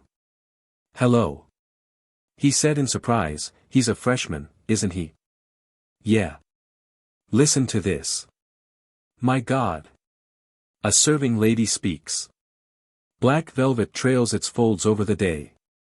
White tapers, prisoned in their silver frames, wave their thin flames like shadows in the wind. Pia, Pompeia, come away. Now, what the devil does that mean? It's a pantry scene. Her toes are stiffened like a stork's in flight. She's laid upon her bed, on the white sheets. Her hands pressed on her smooth bust like a saint. Bella Cunizza, come into the light. My gosh, Carrie, what in hell is it all about? I swear I don't get him at all, and I'm a literary bird myself. It's pretty tricky, said Carrie, only you've got to think of hearses and stale milk when you read it. That isn't as pash as some of them. Amory tossed the magazine on the table. Well, he sighed, I sure am up in the air. I know I'm not a regular fellow, yet I loathe anybody else that isn't. I can't decide whether to cultivate my mind and be a great dramatist, or to thumb my nose at the golden treasury and be a Princeton slicker. Why decide, suggested Carrie. Better drift, like me. I'm going to sail into prominence on Burns' coattails. I can't drift, I want to be interested. I want to pull strings, even for somebody else, or be Princetonian chairman or Triangle president. I want to be admired, Carrie. You're thinking too much about yourself. Amory sat up at this. No. I'm thinking about you, too. We've got to get out and mix around the class right now, when it's fun to be a snob. I'd like to bring a sardine to the prom in June, for instance, but I wouldn't do it unless I could be damn debonair about it, introduce her to all the prize parlor snakes, and the football captain, and all that simple stuff. Amory, said Carrie impatiently, you're just going around in a circle. If you want to be prominent, get out and try for something, if you don't, just take it easy. He yawned. Come on, let's let the smoke drift off. We'll go down and watch football practice. Amory gradually accepted this point of view, decided that next fall would inaugurate his career, and relinquished himself to watching Carrie extract joy from 12 UNV. They filled the Jewish youth's bed with lemon pie, they put out the gas all over the house every night by blowing into the jet in Amory's room, to the bewilderment of Mrs. 12 and the local plumber. They set up the effects of the plebeian drunks, pictures, books, and furniture, in the bathroom, to the confusion of the pair, who hazily discovered the transposition on their return from a Trenton spree. They were disappointed beyond measure when the plebeian drunks decided to take it as a joke. They played Red Dog and 21 and Jackpot from dinner to dawn, and on the occasion of one man's birthday persuaded him to buy sufficient champagne for a hilarious celebration. The donor of the party having remained sober, Carrie and Amory accidentally dropped him down 2 flights of stairs and called, shamefaced and penitent, at the infirmary all the following week. Say, who are all these women? Demanded Carrie one day, protesting at the size of Amory's mail. I've been looking at the postmarks lately, Farmington and Dobbs and Westover and Dana Hall, what's the idea? Amory grinned. All from the Twin Cities. He named them off. There's Marilyn DeWitt, she's pretty, got a car of her own and that's damn convenient. There's Sally Weatherby, she's getting too fat. There's Myra St. Clair, she's an old flame, easy to kiss if you like it. What line do you throw, Em? Demanded Carrie. I've tried everything, and the mad wags aren't even afraid of me. You're the nice boy type, suggested Amory. That's just it. Mother always feels the girl is safe if she's with me. Honestly, it's annoying. If I start to hold somebody's hand, they laugh at me, and let me, just as if it wasn't part of them. As soon as I get hold of a hand they sort of disconnect it from the rest of them. Sulk, suggested Amory. Tell Em you're wild and have Em reform you, go home furious, come back in half an hour, startle Em. Carrie shook his head. No chance. I wrote a St. Timothy girl a really loving letter last year. In one place I got rattled and said, my God, how I love you. She took a nail scissors, clipped out the my God, and showed the rest of the letter all over school. Doesn't work at all. I'm just, good old Carrie, and all that rot. Amory smiled and tried to picture himself as, good old Amory. He failed completely. February dripped snow and rain, the cyclonic freshman mid-years passed, and life in 12 UNV continued interesting if not purposeful. Once a day Amory indulged in a club sandwich, cornflakes, and julienne potatoes at Joe's, accompanied usually by Carrie or Alec Connage. The latter was a quiet, rather aloof slicker from Hotchkiss, who lived next door and shared the same enforced singleness as Amory, due to the fact that his entire class had gone to Yale. Joe's was unaesthetic and faintly unsanitary, but a limitless charge account could be opened there, a convenience that Amory appreciated. His father had been experimenting with mining stocks and, in consequence, his allowance, while liberal, was not at all what he had expected. Joe's had the additional advantage of seclusion from curious upper-class eyes, so at 4 each afternoon Amory, accompanied by friend or book, went up to experiment with his digestion. One day in March, finding that all the tables were occupied, he slipped into a chair opposite a freshman who bent intently over a book at the last table. They nodded briefly. For 20 minutes Amory sat consuming bacon buns and reading Mrs. Warren's Profession. He had discovered Shaw quite by accident while browsing in the library during mid-years. The other freshman, also intent on his volume, meanwhile did away with a trio of chocolate malted milks. By and by Amory's eyes wandered curiously to his fellow luncher's book. He spelled out the name and title upside down, Marpessa, by Stephen Phillips. This meant nothing to him, his metrical education having been confined to such Sunday classics as Come into the Garden, Maud, and what morsels of Shakespeare and Milton had been recently forced upon him.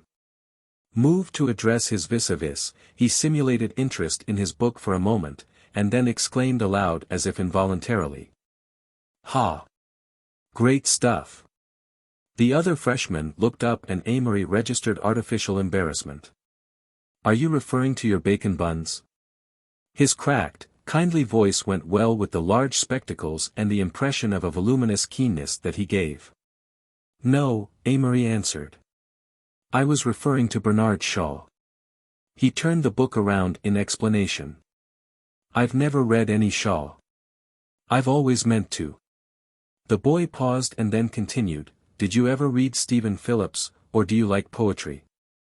"Yes, indeed," Amory affirmed eagerly.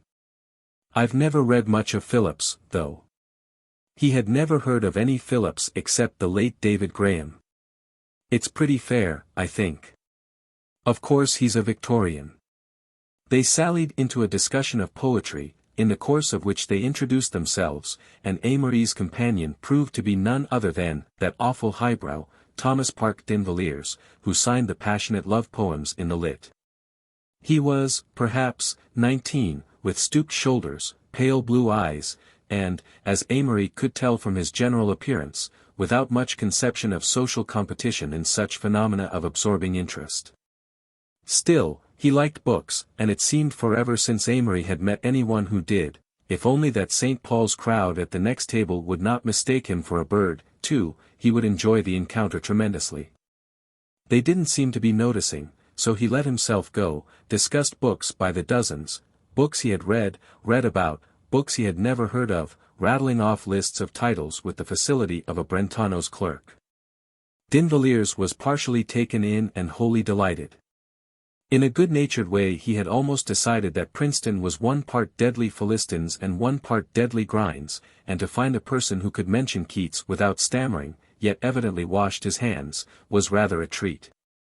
"Ever read any Oscar Wilde?" he asked. "No." "Who wrote it?" "It's a man, don't you know?" "Oh, surely." A faint chord was struck in Amory's memory. "Wasn't the comic opera, Patience, written about him?" "Yes, that's the fella.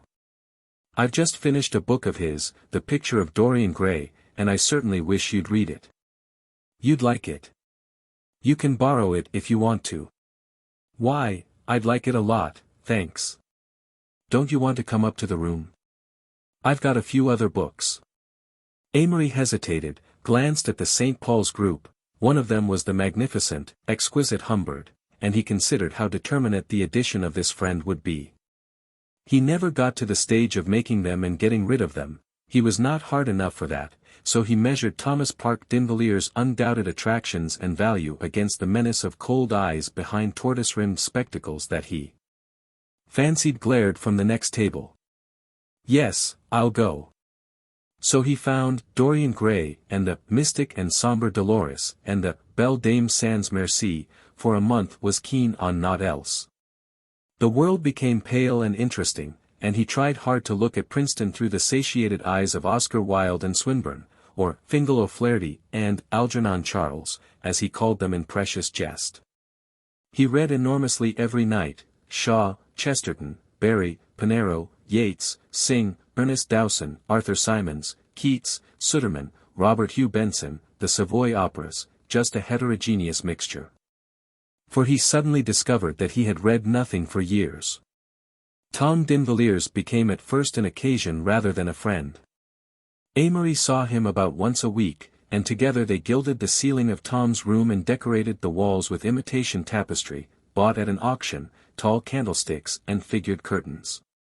Amory liked him for being clever and literary without effeminacy or affectation. In fact, Amory did most of the strutting and tried painfully to make every remark an epigram, than which, if one is content with ostensible epigrams, there are many feats harder. 12 Univ was amused. Carey read Dorian Gray and simulated Lord Henry, following Amory about, addressing him as Dorian and pretending to encourage in him wicked fancies and attenuated tendencies to ennui. When he carried it into Commons, to the amazement of the others at table, Amory became furiously embarrassed, and after that made epigrams only before D'Invilliers or a convenient mirror. One day Tom and Amory tried reciting their own and Lord Dunsany's poems to the music of Carey's graphophone. "Chant," cried Tom. "Don't recite. Chant." Amory, who was performing, looked annoyed, and claimed that he needed a record with less piano in it. Carey thereupon rolled on the floor in stifled laughter. "Put on Hearts and Flowers," he howled. "Oh, my lord, I'm going to cast a kitten." "Shut off the damn graphophone," Amory cried, rather red in the face. "I'm not giving an exhibition."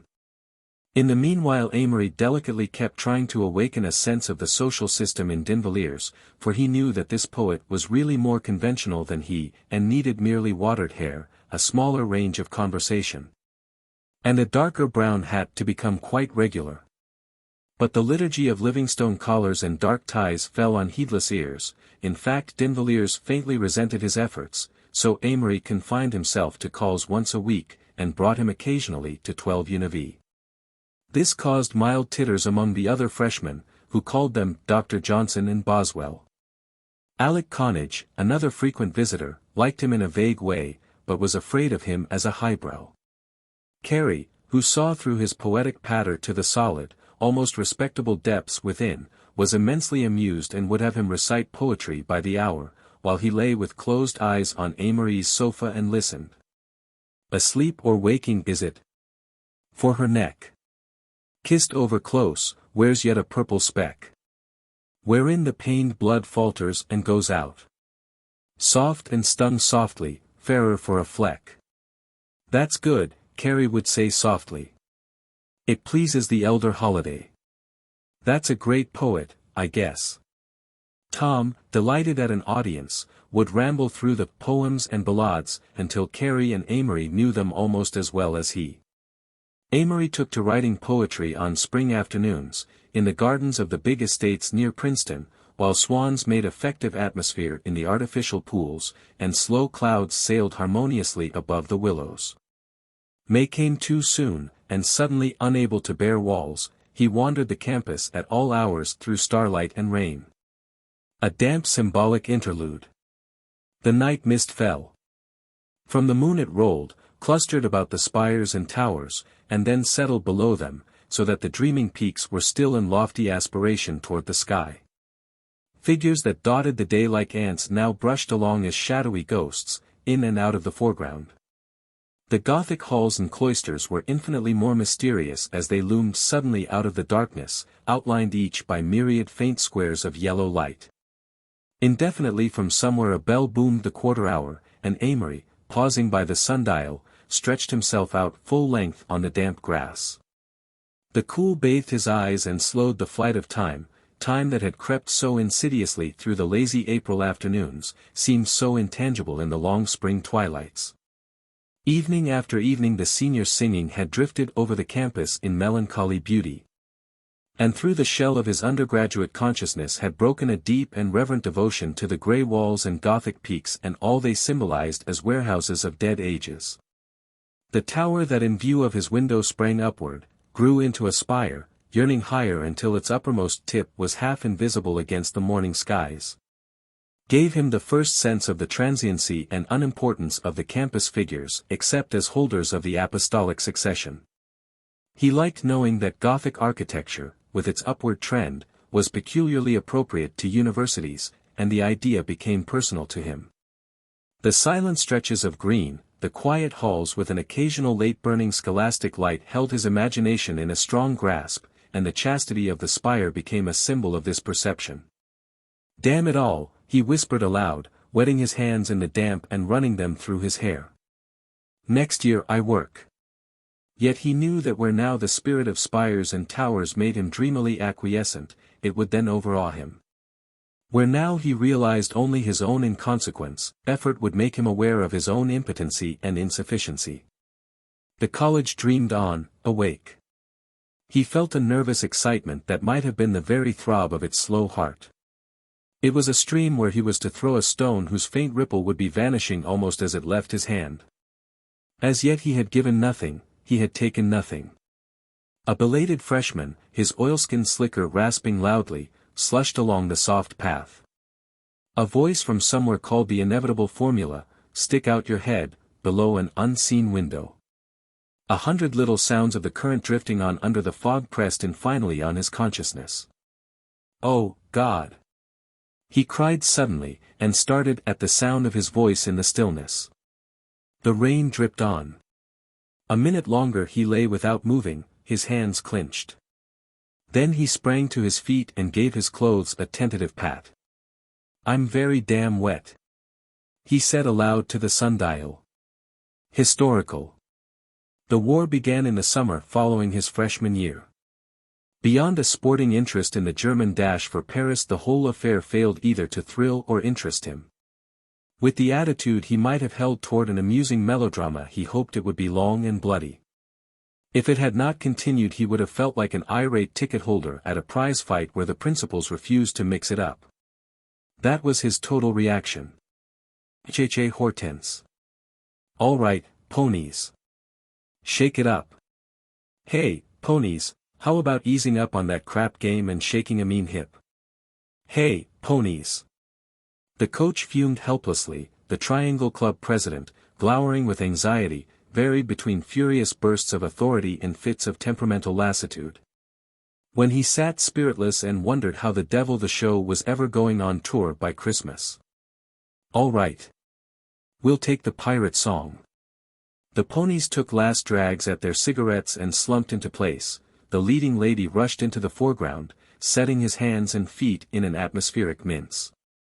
And as the coach clapped and stamped and tumped and did it, they hashed out a dance. A great, seething ant-hill was the Triangle Club. It gave a musical comedy every year, traveling with cast, chorus, orchestra, and scenery all through Christmas vacation. The play and music were the work of undergraduates, and the club itself was the most influential of institutions, over 300 men competing for it every year.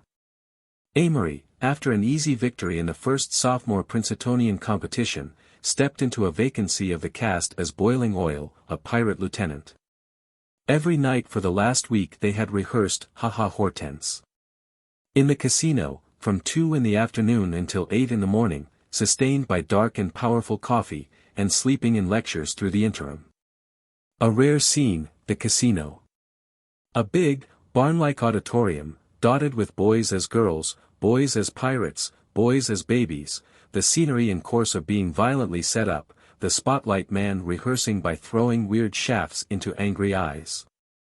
Over all the constant tuning of the orchestra or the cheerful tumpty-tump of a triangle tune. The boy who writes the lyrics stands in the corner, biting a pencil, with 20 minutes to think of an encore. The business manager argues with the secretary as to how much money can be spent on "those damn milkmaid costumes." The old graduate, president in '98, perches on a box and thinks how much simpler it was in his day. How a triangle show ever got off was a mystery, but it was a riotous mystery, anyway. whether or not one did enough service to wear a little gold triangle on his watch chain. Haha Hortense was written over 6 times and had the names of 9 collaborators on the program.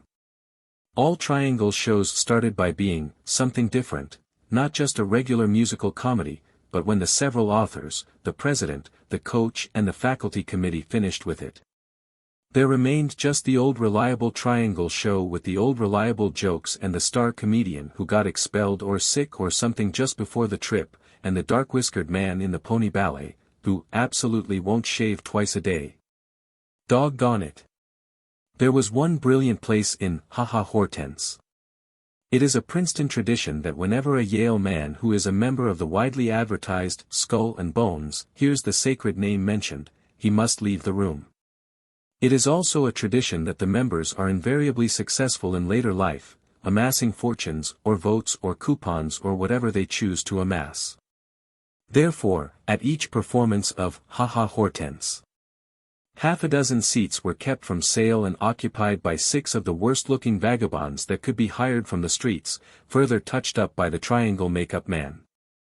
At the moment in the show where Firebrand, the pirate chief, pointed at his black flag and said, "I am a Yale graduate, note my skull and bones."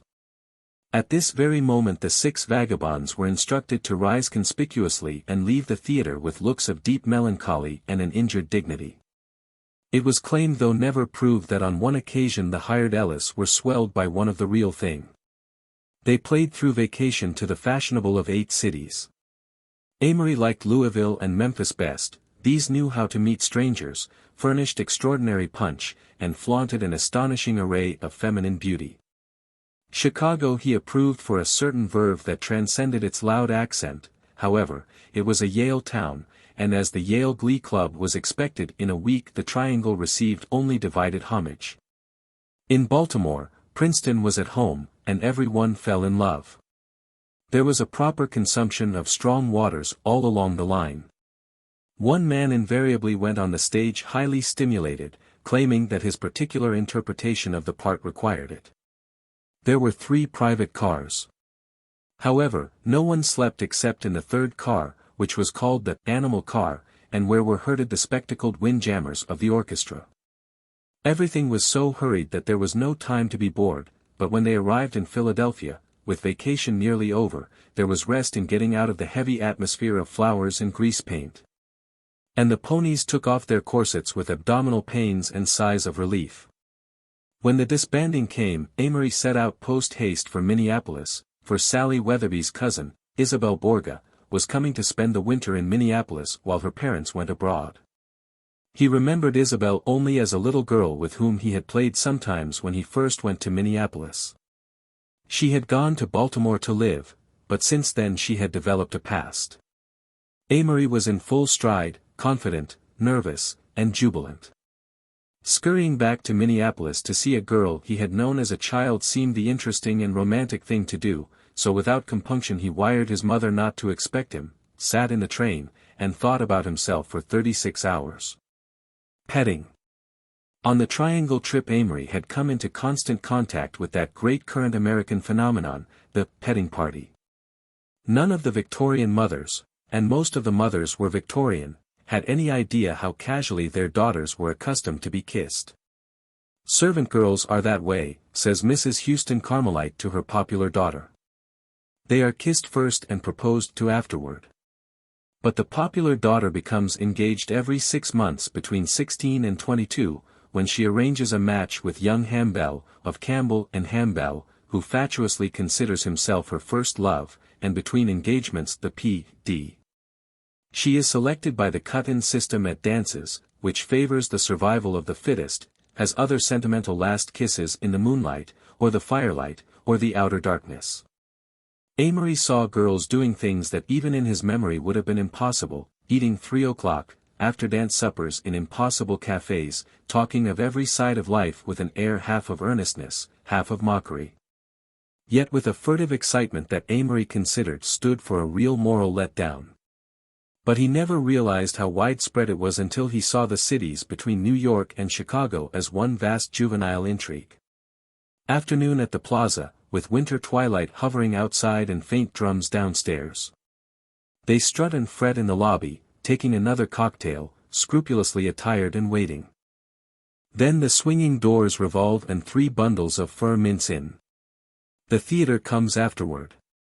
Then a table at the midnight frolic. Of course, mother will be along there. But she will serve only to make things more secretive and brilliant as she sits in solitary state at the deserted table and thinks such entertainments as this are not half so bad as they are painted, only rather wearying. But the P.D. is in love again. It was odd, wasn't it, that though there was so much room left in the taxi, the P.D. and the boy from Williams were somehow crowded out and had to go in a separate car. Odd. Didn't you notice how flushed the P.D. was when she arrived just 7 minutes late? But the P.D. gets away with it. The belle had become the flirt had become the baby vamp. The belle had 5 or 6 callers every afternoon. If the P.D. by some strange accident, has 2, it is made pretty uncomfortable for the one who hasn't a date with her. The belle was surrounded by a dozen men in the intermissions between dances. Try to find the P.D. between dances, just try to find her. The same girl, deep in an atmosphere of jungle music and the questioning of moral codes. Amory found it rather fascinating to feel that any popular girl he met before 8 he might quite possibly kiss before 12. Why on earth are we here? He asked the girl with the green combs one night as they sat in someone's limousine, outside the country club in Louisville. I don't know. I'm just full of the devil. Let's be frank, we'll never see each other again. I wanted to come out here with you because I thought you were the best-looking girl in sight. You really don't care whether you ever see me again, do you? No, but is this your line for every girl? What have I done to deserve it? And you didn't feel tired dancing or want a cigarette or any of the things you said? You just wanted to be. Oh, let's go in, she interrupted, if you want to analyze. Let's not talk about it. When the hand-knit, sleeveless jerseys were stylish, Amory, in a burst of inspiration, named them petting shirts. The name traveled from coast to coast on the lips of parlor snakes and P.D.S. Descriptive. Amory was now 18 years old, just under 6 feet tall and exceptionally, but not conventionally, handsome. He had rather a young face, the ingenuousness of which was marred by the penetrating green eyes, fringed with long dark eyelashes. He lacked somehow that intense animal magnetism that so often accompanies beauty in men or women. His personality seemed rather a mental thing, and it was not in his power to turn it on and off like a water faucet. But people never forgot his face. Isabel. She paused at the top of the staircase. The sensations attributed to divers on springboards, leading ladies on opening nights, and lumpy, husky young men on the day of the big game, crowded through her. She should have descended to a burst of drums or a discordant blend of themes from Thais and Carmen. She had never been so curious about her appearance, she had never been so satisfied with it. She had been 16 years old for 6 months. Isabel called her cousin Sally from the doorway of the dressing room. I'm ready. She caught a slight lump of nervousness in her throat. I had to send back to the house for another pair of slippers. It'll be just a minute. Isabel started toward the dressing room for a last peek in the mirror, but something decided her to stand there and gaze down the broad stairs of the Minnehaha Club. They curved tantalizingly, and she could catch just a glimpse of 2 pairs of masculine feet in the hall below. Punk-shod in uniform black, they gave no hint of identity, but she wondered eagerly if one pair were attached to Amory Blaine. This young man, not as yet encountered, had nevertheless taken up a considerable part of her day, the first day of her arrival. Coming up in the machine from the station, Sally had volunteered, amid a rain of question, comment, revelation, and exaggeration. You remember Amory Blaine, of course. Well, he's simply mad to see you again. He stayed over a day from college, and he's coming tonight. He's heard so much about you, says he remembers your eyes. This had pleased Isabel. It put them on equal terms, although she was quite capable of staging her own romances, with or without advance advertising. But following her happy tremble of anticipation, came a sinking sensation that made her ask. "How do you mean he's heard about me? What sort of things?" Sally smiled. She felt rather in the capacity of a showman with her more exotic cousin. "He knows you're considered beautiful and all that," she paused, "and I guess he knows you've been kissed." At this Isabel's little fist had clenched suddenly under the fur robe.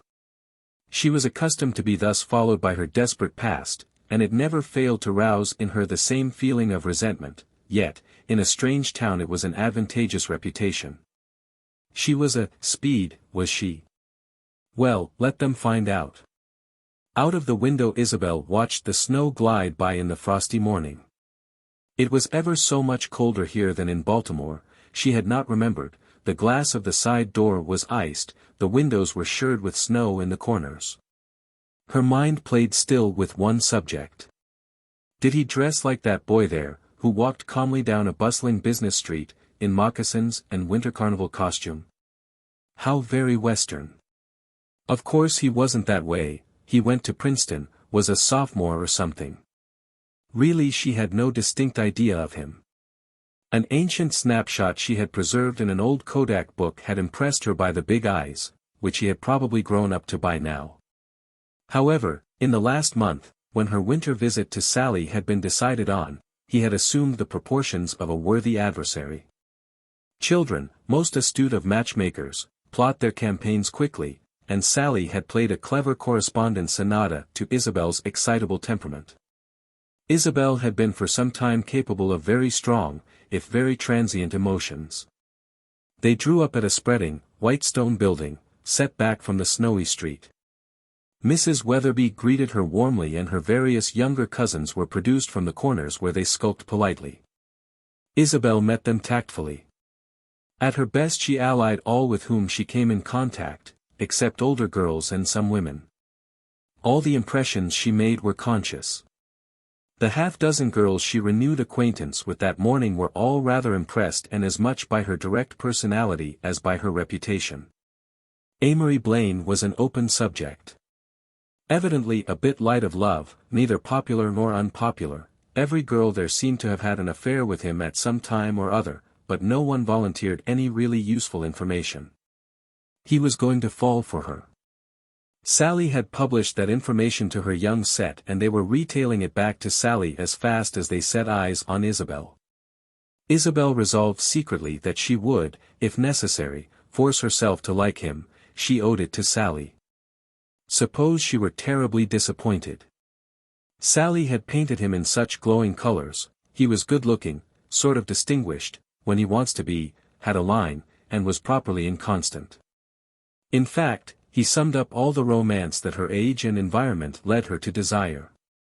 She wondered if those were his dancing shoes that fox-trotted tentatively around the soft rug below. All impressions and, in fact, all ideas were extremely kaleidoscopic to Isabel. She had that curious mixture of the social and the artistic temperaments found often in two classes, society women and actresses. Her education or, rather, her sophistication, had been absorbed from the boys who had dangled on her favor, her tact was instinctive, and her capacity for love affairs was limited only by the number of the susceptible within telephone distance. Flirt smiled from her large black-brown eyes and shone through her intense physical magnetism. So she waited at the head of the stairs that evening while slippers were fetched. Just as she was growing impatient, Sally came out of the dressing room, beaming with her accustomed good nature and high spirits, and together they descended to the floor below. While the shifting searchlight of Isabel's mind flashed on two ideas, she was glad she had high color tonight, and she wondered if he danced well. Downstairs, in the club's great room, she was surrounded for a moment by the girls she had met in the afternoon, then she heard Sally's voice repeating a cycle of names, and found herself bowing to a sextet of black and white, terribly stiff, vaguely familiar figures. The name Blaine figured somewhere, but at first she could not place him. A very confused, very juvenile moment of awkward backings and bumpings followed, and every one found himself talking to the person he least desired to. Isabel maneuvered herself and Froggy Parker, freshman at Harvard, with whom she had once played hopscotch, to a seat on the stairs. A humorous reference to the past was all she needed. The things Isabel could do socially with one idea were remarkable. First, she repeated it rapturously in an enthusiastic contralto with a soupçon of southern accent, then she held it off at a distance and smiled at it, her wonderful smile. Then she delivered it in variations and played a sort of mental catch with it, all this in the nominal form of dialogue. Froggy was fascinated and quite unconscious that this was being done, not for him, but for the green eyes that glistened under the shining carefully watered hair, a little to her left, for Isabel had discovered Amory. As an actress even in the fullest flush of her own conscious magnetism gets a deep impression of most of the people in the front row, so Isabel sized up her antagonist. First, he had auburn hair, and from her feeling of disappointment she knew that she had expected him to be dark and of Garter advertisement slenderness. For the rest, a faint flush and a straight, romantic profile. The effect set off by a close-fitting dress suit and a silk-ruffled shirt of the kind that women still delight to see men wear, but men were just beginning to get tired of. During this inspection Amory was quietly watching. "Don't you think so?" she said suddenly, turning to him, innocent-eyed. There was a stir, and Sally led the way over to their table. Amory struggled to Isabel's side, and whispered. "You're my dinner partner, you know. We're all coached for each other." Isabel gasped, this was rather right in line. But really she felt as if a good speech had been taken from the star and given to a minor character. She mustn't lose the leadership a bit. The dinner table glittered with laughter at the confusion of getting places, and then curious eyes were turned on her, sitting near the head. She was enjoying this immensely, and Froggy Parker was so engrossed with the added sparkle of her rising color that he forgot to pull out Sally's chair, and fell into a dim confusion. Amory was on the other side, full of confidence and vanity, gazing at her in open admiration. He began directly, and so did Froggy. "I've heard a lot about you since you wore braids. Wasn't it funny this afternoon?" Both stopped. Isabel turned to Amory shyly. Her face was always enough answer for anyone, but she decided to speak. "How, from whom?" "From everybody, for all the years since you've been away." She blushed appropriately. On her right Froggy was hors de combat already, although he hadn't quite realized it. "I'll tell you what I remembered about you all these years," Amory continued. She leaned slightly toward him and looked modestly at the celery before her. Froggy sighed. He knew Amory, and the situations that Amory seemed born to handle. He turned to Sally and asked her if she was going away to school next year. Amory opened with grapeshot. "I've got an adjective that just fits you."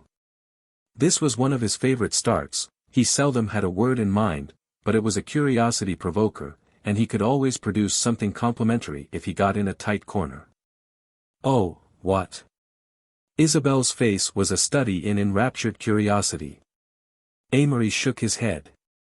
"I don't know you very well yet." "Will you tell me, afterward?" she half-whispered. He nodded. "We'll sit out." Isabel nodded. "Did anyone ever tell you, you have keen eyes?" she said. Amory attempted to make them look even keener.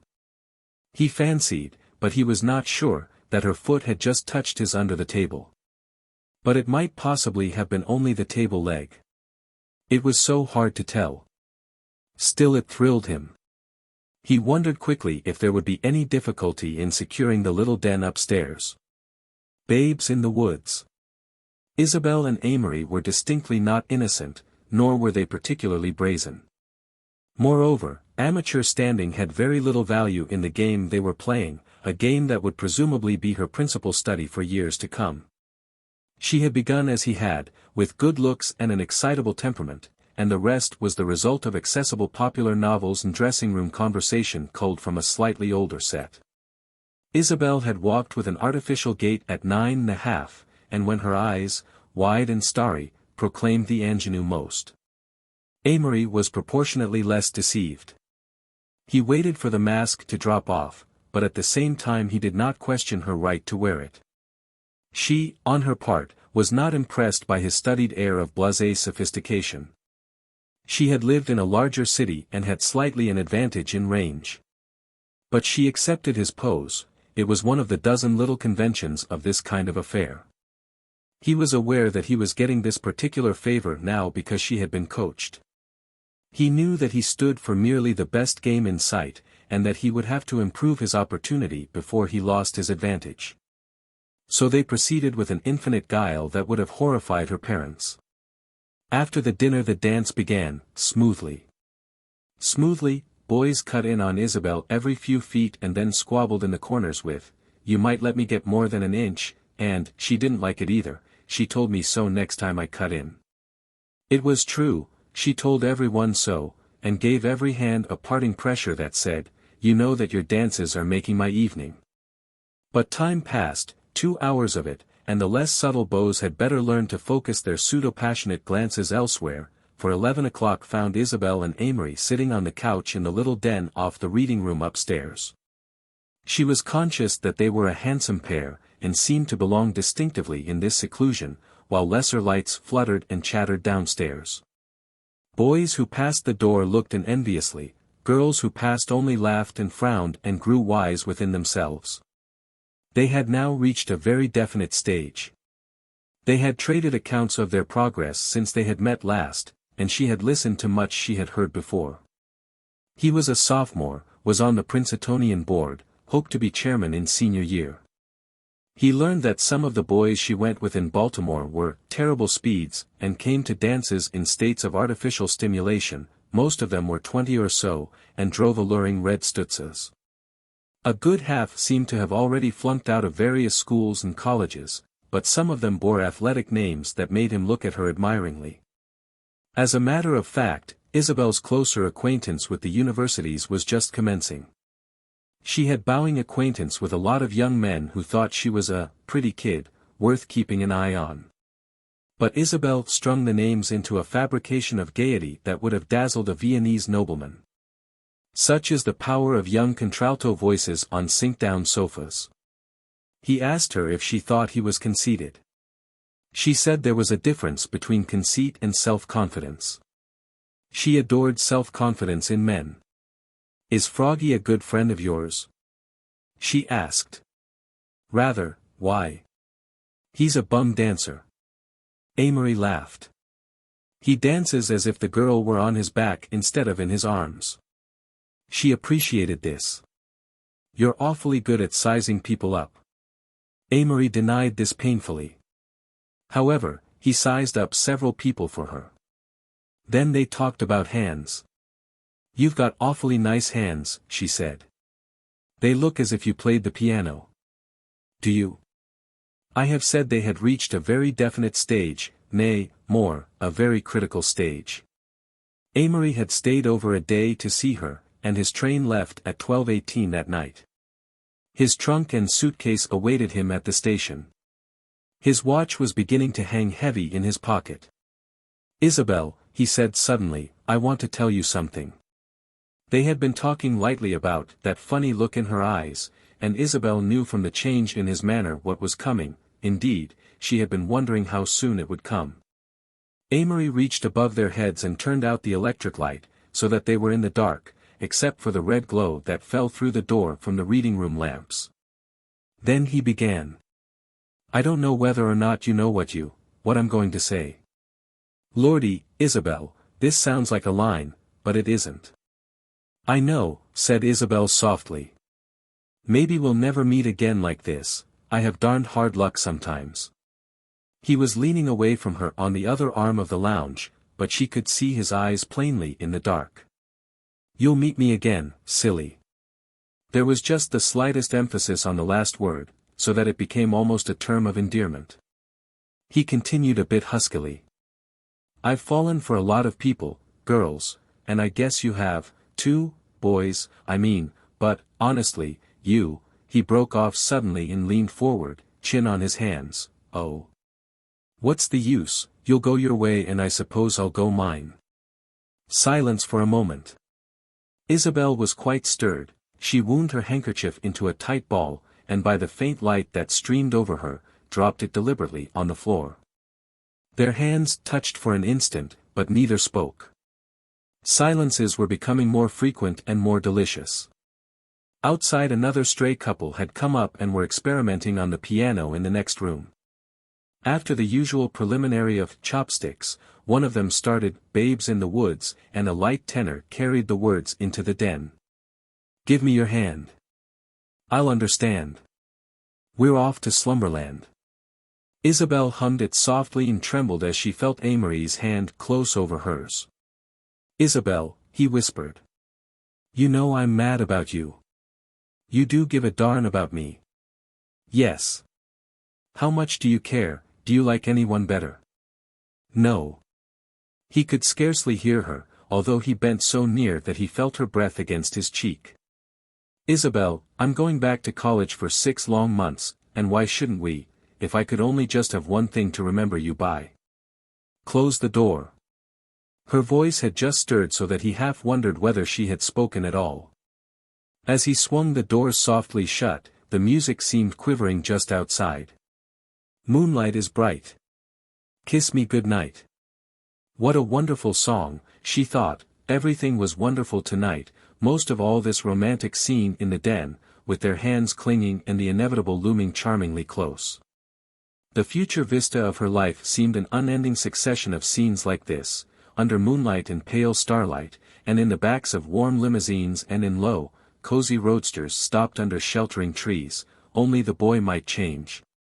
And this one was so nice. He took her hand softly. With a sudden movement he turned it and, holding it to his lips, kissed the palm. Isabel. His whisper blended in the music, and they seemed to float nearer together. Her breath came faster. Can't I kiss you, Isabel, Isabel? Lips half parted, she turned her head to him in the dark. Suddenly the ring of voices, the sound of running footsteps surged toward them.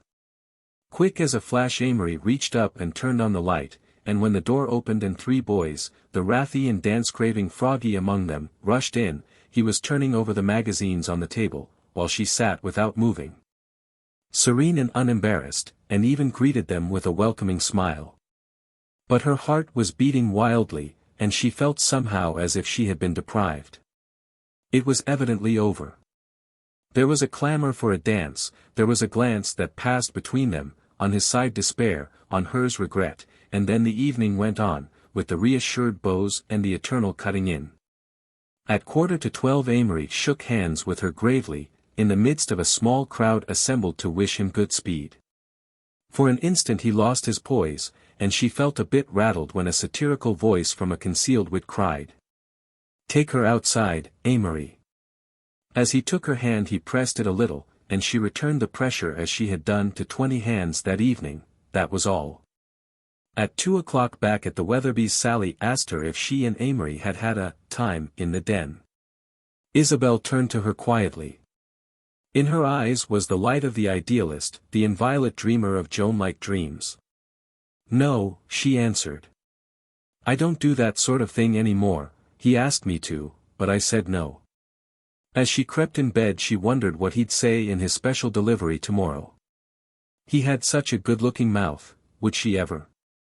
14 angels were watching o'er them, sang Sally sleepily from the next room. Damn! Muttered Isabel, punching the pillow into a luxurious lump and exploring the cold sheets cautiously. Damn! Carnival. Amory, by way of the Princetonian, had arrived. The minor snobs, finely balanced thermometers of success, warmed to him as the club elections grew nigh, and he and Tom were visited by groups of upper-class men who arrived awkwardly. Balanced on the edge of the furniture and talked of all subjects except the one of absorbing interest. Amory was amused at the intent eyes upon him, and, in case the visitors represented some club in which he was not interested, took great pleasure in shocking them with unorthodox remarks. Oh, let me see, he said one night to a flabbergasted delegation, what club do you represent? With visitors from Ivy and Cottage and Tiger Inn he played the nice, unspoilt, ingenuous boy, very much at ease and quite unaware of the object of the call. When the fatal morning arrived, early in March, and the campus became a document in hysteria, he slid smoothly into cottage with Alec Connage and watched his suddenly neurotic class with much wonder. There were fickle groups that jumped from club to club, there were friends of 2 or 3 days who announced tearfully and wildly that they must join the same club, nothing should separate them. There were snarling disclosures of long-hidden grudges as the suddenly prominent remembered snubs of freshman year. Unknown men were elevated into importance when they received certain coveted bids. Others who were considered all set found that they had made unexpected enemies, felt themselves stranded and deserted, talked wildly of leaving college. In his own crowd Amory saw men kept out for wearing green hats, for being a damn tailor's dummy, for having too much pull in heaven, for getting drunk one night, not like a gentleman, by God. Or for unfathomable secret reasons known to no one but the wielders of the black balls. This orgy of sociability culminated in a gigantic party at the Nassau Inn, where punch was dispensed from immense bowls, and the whole downstairs became a delirious, circulating, shouting pattern of faces and voices. "Hi, Dibby, gratulations. Goo boy, Tom, you got a good bunch in cap. Say, Carrie. Oh, Carrie, I hear you went tiger with all the weightlifters. Well, I didn't go cottage, the parlor snake's delight. They say Overton fainted when he got his Ivy bid, did he sign up the first day? Oh, no. Tore over to Murray Dodge on a bicycle, afraid it was a mistake. How'd you get into cap, you old roué? Gratulations. Gratulations yourself. Hear you got a good crowd. When the bar closed, the party broke up into groups and streamed, singing, over the snow-clad campus, in a weird delusion that snobbishness and strain were over at last, and that they could do what they pleased for the next 2 years. Long afterward Amory thought of sophomore spring as the happiest time of his life. His ideas were in tune with life as he found it, he wanted no more than to drift and dream and enjoy a dozen newfound friendships through the April afternoons. Alec Connage came into his room one morning and woke him up into the sunshine and peculiar glory of Campbell Hall shining in the window. Wake up, original sin, and scrape yourself together. Be in front of Renwick's in half an hour. Somebody's got a car. He took the bureau cover and carefully deposited it, with its load of small articles, upon the bed. Where'd you get the car? Demanded Amory cynically. Sacred trust, but don't be a critical goofer or you can't go. I think I'll sleep, Amory said calmly, resettling himself and reaching beside the bed for a cigarette. Sleep? Why not? I've got a class at 11:30. You damned gloom. Of course, if you don't want to go to the coast. With a bound Amory was out of bed, scattering the bureau cover's burden on the floor. The coast, he hadn't seen it for years, since he and his mother were on their pilgrimage. Who's going? He demanded as he wriggled into his BVDS. Oh, Dick Humbird and Carrie Holiday and Jesse Ferrenby and, oh about 5 or 6. Speed it up, kid. In 10 minutes Amory was devouring cornflakes in Renwick's, and at 9:30 they bowled happily out of town, headed for the sands of Deal Beach. You see, said Carrie, the car belongs down there. In fact, it was stolen from Asbury Park by persons unknown, who deserted it in Princeton and left for the West. Heartless Humbird here got permission from the city council to deliver it. Anybody got any money? Suggested Ferrenby, turning around from the front seat. There was an emphatic negative chorus. That makes it interesting. Money, what's money? We can sell the car. Charge him salvage or something. How are we going to get food? Asked Amory. Honestly, answered Carrie, eyeing him reprovingly, do you doubt Carrie's ability for 3 short days? Some people have lived on nothing for years at a time. Read the Boy Scout Monthly. 3 days, Amory mused, and I've got classes. One of the days is the Sabbath.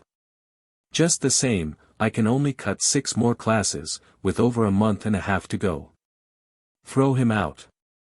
It's a long walk back. Amory, you're running it out, if I may coin a new phrase. Hadn't you better get some dope on yourself, Amory? Amory subsided resignedly and drooped into a contemplation of the scenery. Swinburne seemed to fit in somehow. Oh, winter's rains and ruins are over. And all the seasons of snows and sins. The days dividing lover and lover. The light that loses, the night that wins. And time remembered is grief forgotten. And frosts are slain and flowers begotten. And in green underwood and cover. Blossom by blossom the spring begins. The full streams feed on flower of. What's the matter, Amory? Amory's thinking about poetry, about the pretty birds and flowers. I can see it in his eye.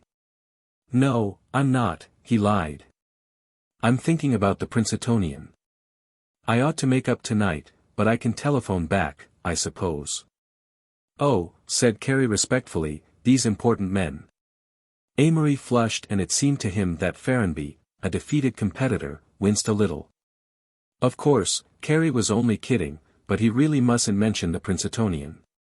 It was a halcyon day, and as they neared the shore and the salt breezes scurried by, he began to picture the ocean and long, level stretches of sand and red roofs over blue sea. Then they hurried through the little town, and it all flashed upon his consciousness to a mighty paean of emotion. Oh, good Lord! Look at it, he cried. What? Let me out, quick, I haven't seen it for 8 years. Oh, gentlefolk, stop the car. What an odd child, remarked Alec. I do believe he's a bit eccentric. The car was obligingly drawn up at a curb, and Amory ran for the boardwalk. First, he realized that the sea was blue and that there was an enormous quantity of it, and that it roared and roared, really all the banalities about the ocean that one could realize. But if anyone had told him then that these things were banalities, he would have gaped in wonder. Now we'll get lunch, ordered Carey, wandering up with the crowd. Come on, Amory, tear yourself away and get practical.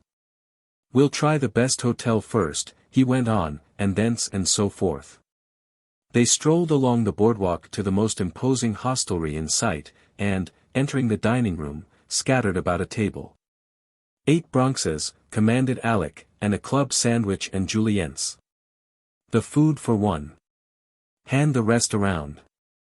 Amory ate little, having seized a chair where he could watch the sea and feel the rock of it.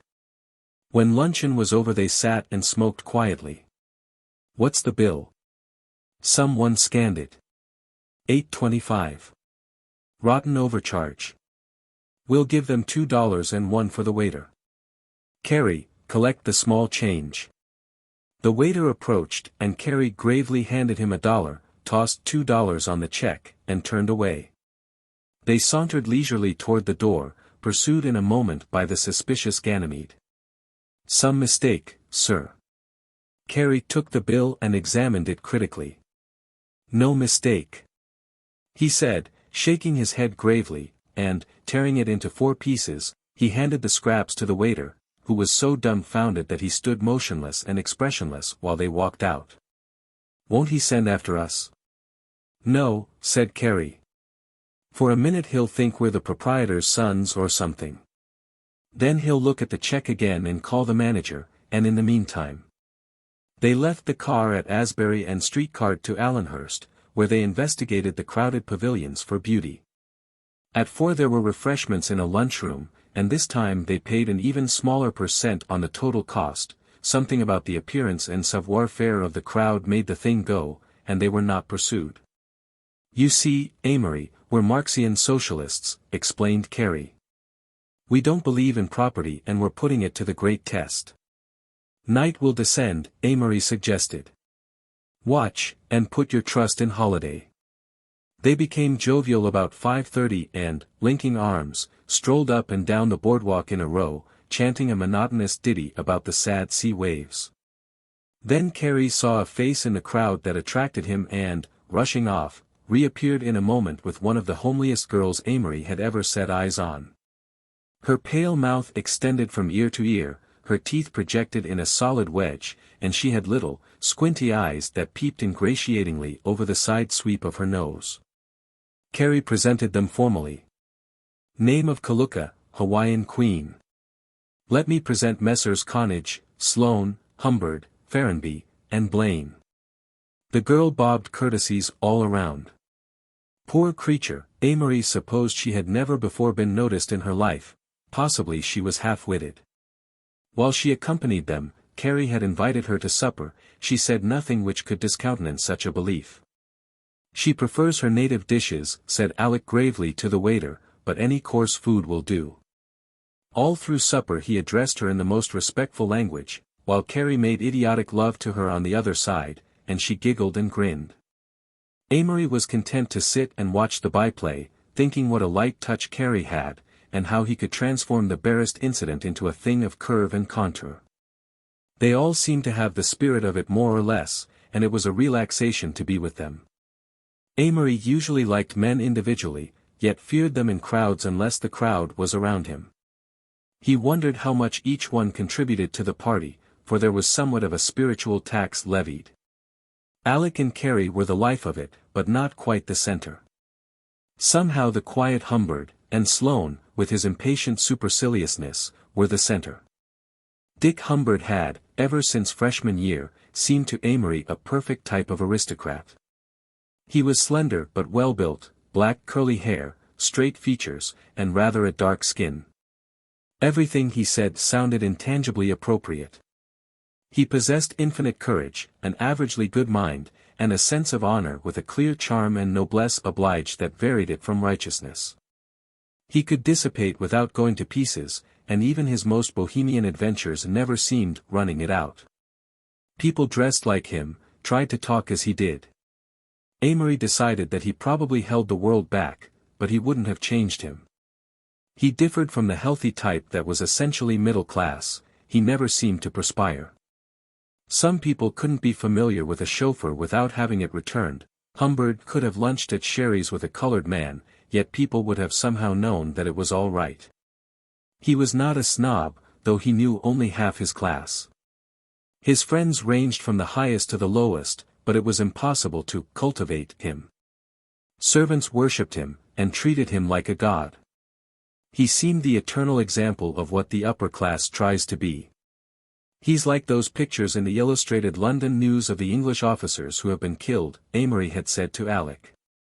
Well, Alec had answered, if you want to know the shocking truth, his father was a grocery clerk who made a fortune in Tacoma real estate and came to New York 10 years ago.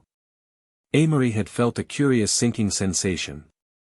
This present type of party was made possible by the surging together of the class after club elections, as if to make a last desperate attempt to know itself, to keep together, to fight off the tightening spirit of the clubs.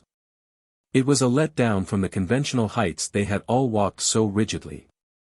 After supper they saw Kaluka to the boardwalk, and then strolled back along the beach to Asbury. The evening sea was a new sensation, for all its color and mellow age was gone, and it seemed the bleak waste that made the Norse sagas sad. Amory thought of Kipling's Beaches of Lukannon before the sealers came. It was still a music, though, infinitely sorrowful. 10 o'clock found them penniless. They had suppered greatly on their last 11 cents and, singing, strolled up through the casinos and lighted arches on the boardwalk, stopping to listen approvingly to all band concerts. In one place Carrie took up a collection for the French war orphans which netted $1.20, and with this they bought some brandy in case they caught cold in the night. They finished the day in a moving picture show and went into solemn systematic roars of laughter at an ancient comedy, to the startled annoyance of the rest of the audience. Their entrance was distinctly strategic, for each man as he entered pointed reproachfully at the one just behind him. Sloane, bringing up the rear, disclaimed all knowledge and responsibility as soon as the others were scattered inside. Then as the irate ticket-taker rushed in he followed nonchalantly. They reassembled later by the casino and made arrangements for the night. Carrie wormed permission from the watchman to sleep on the platform and, having collected a huge pile of rugs from the booths to serve as mattresses and blankets, they talked until midnight, and then fell into a dreamless sleep. Though Amory tried hard to stay awake and watch that marvelous moon settle on the sea. So they progressed for 2 happy days, up and down the shore by streetcar or machine, or by shoe leather on the crowded boardwalk, sometimes eating with the wealthy, more frequently dining frugally at the expense of an unsuspecting restaurateur. They had their photos taken, 8 poses, in a quick development store. Carrie insisted on grouping them as a varsity football team, and then as a tough gang from the east side, with their coats inside out, and himself sitting in the middle on a cardboard moon. The photographer probably has them yet, at least, they never called for them. The weather was perfect, and again they slept outside, and again Amory fell unwillingly asleep.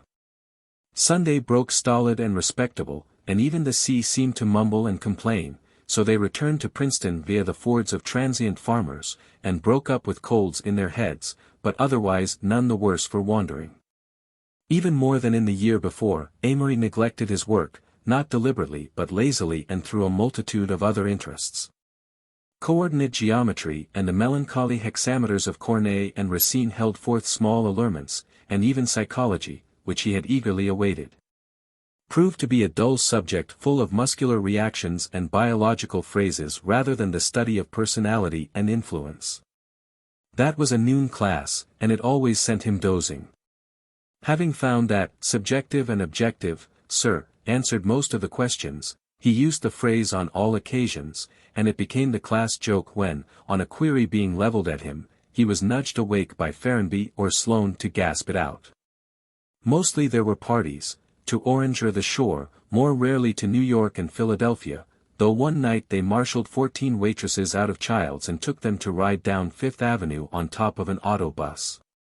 They all cut more classes than were allowed, which meant an additional course the following year, but spring was too rare to let anything interfere with their colorful ramblings. In May Amory was elected to the sophomore prom committee, and when after a long evening's discussion with Alec they made out a tentative list of class probabilities for the senior council, they placed themselves among the surest. The senior council was composed presumably of the 18 most representative seniors, and in view of Alec's football managership and Amory's chance of nosing out Bern Holiday as Princetonian chairman, they seemed fairly justified in this presumption. Oddly enough, they both placed D'Invilliers as among the possibilities, a guess that a year before the class would have gaped at. All through the spring Amory had kept up an intermittent correspondence with Isabel Borga, punctuated by violent squabbles and chiefly enlivened by his attempts to find new words for love. He discovered Isabel to be discreetly and aggravatingly unsentimental in letters, but he hoped against hope that she would prove not too exotic a bloom to fit the large spaces of spring as she had fitted the den in the Minnehaha Club. During May he wrote 30-page documents almost nightly, and sent them to her in bulky envelopes exteriorly labeled Part 1 and Part 2. "Oh, Alec, I believe I'm tired of college," he said sadly, as they walked the dust together. "I think I am, too, in a way. All I'd like would be a little home in the country, some warm country, and a wife, and just enough to do to keep from rotting." "Me, too. I'd like to quit."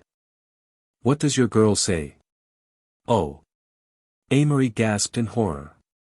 "She wouldn't think of marrying, that is, not now. I mean the future, you know." "My girl would." "I'm engaged." "Are you really?" "Yes. Don't say a word to anybody, please, but I am. I may not come back next year." "But you're only 20. Give up college?" "Why, Amory, you were saying a minute ago." "Yes," Amory interrupted, "but I was just wishing. I wouldn't think of leaving college. It's just that I feel so sad these wonderful nights. I sort of feel they're never coming again, and I'm not really getting all I could out of them. I wish my girl lived here. But Mary, not a chance. Especially as father says the money isn't forthcoming as it used to be." "What a waste these nights are," agreed Alec. But Amory sighed and made use of the nights. He had a snapshot of Isabel, enshrined in an old watch, and at 8 almost every night he would turn off all the lights except the desk lamp and, sitting by the open windows with the picture before him, write her rapturous letters. "Oh, it's so hard to write you what I really feel when I think about you so much, you've gotten to mean to me a dream that I can't put on paper any more. Your last letter came and it was wonderful. I read it over about 6 times, especially the last part, but I do wish, sometimes, you'd be more frank and tell me what you really do think of me, yet your last letter was too good to be true, and I can hardly wait until June.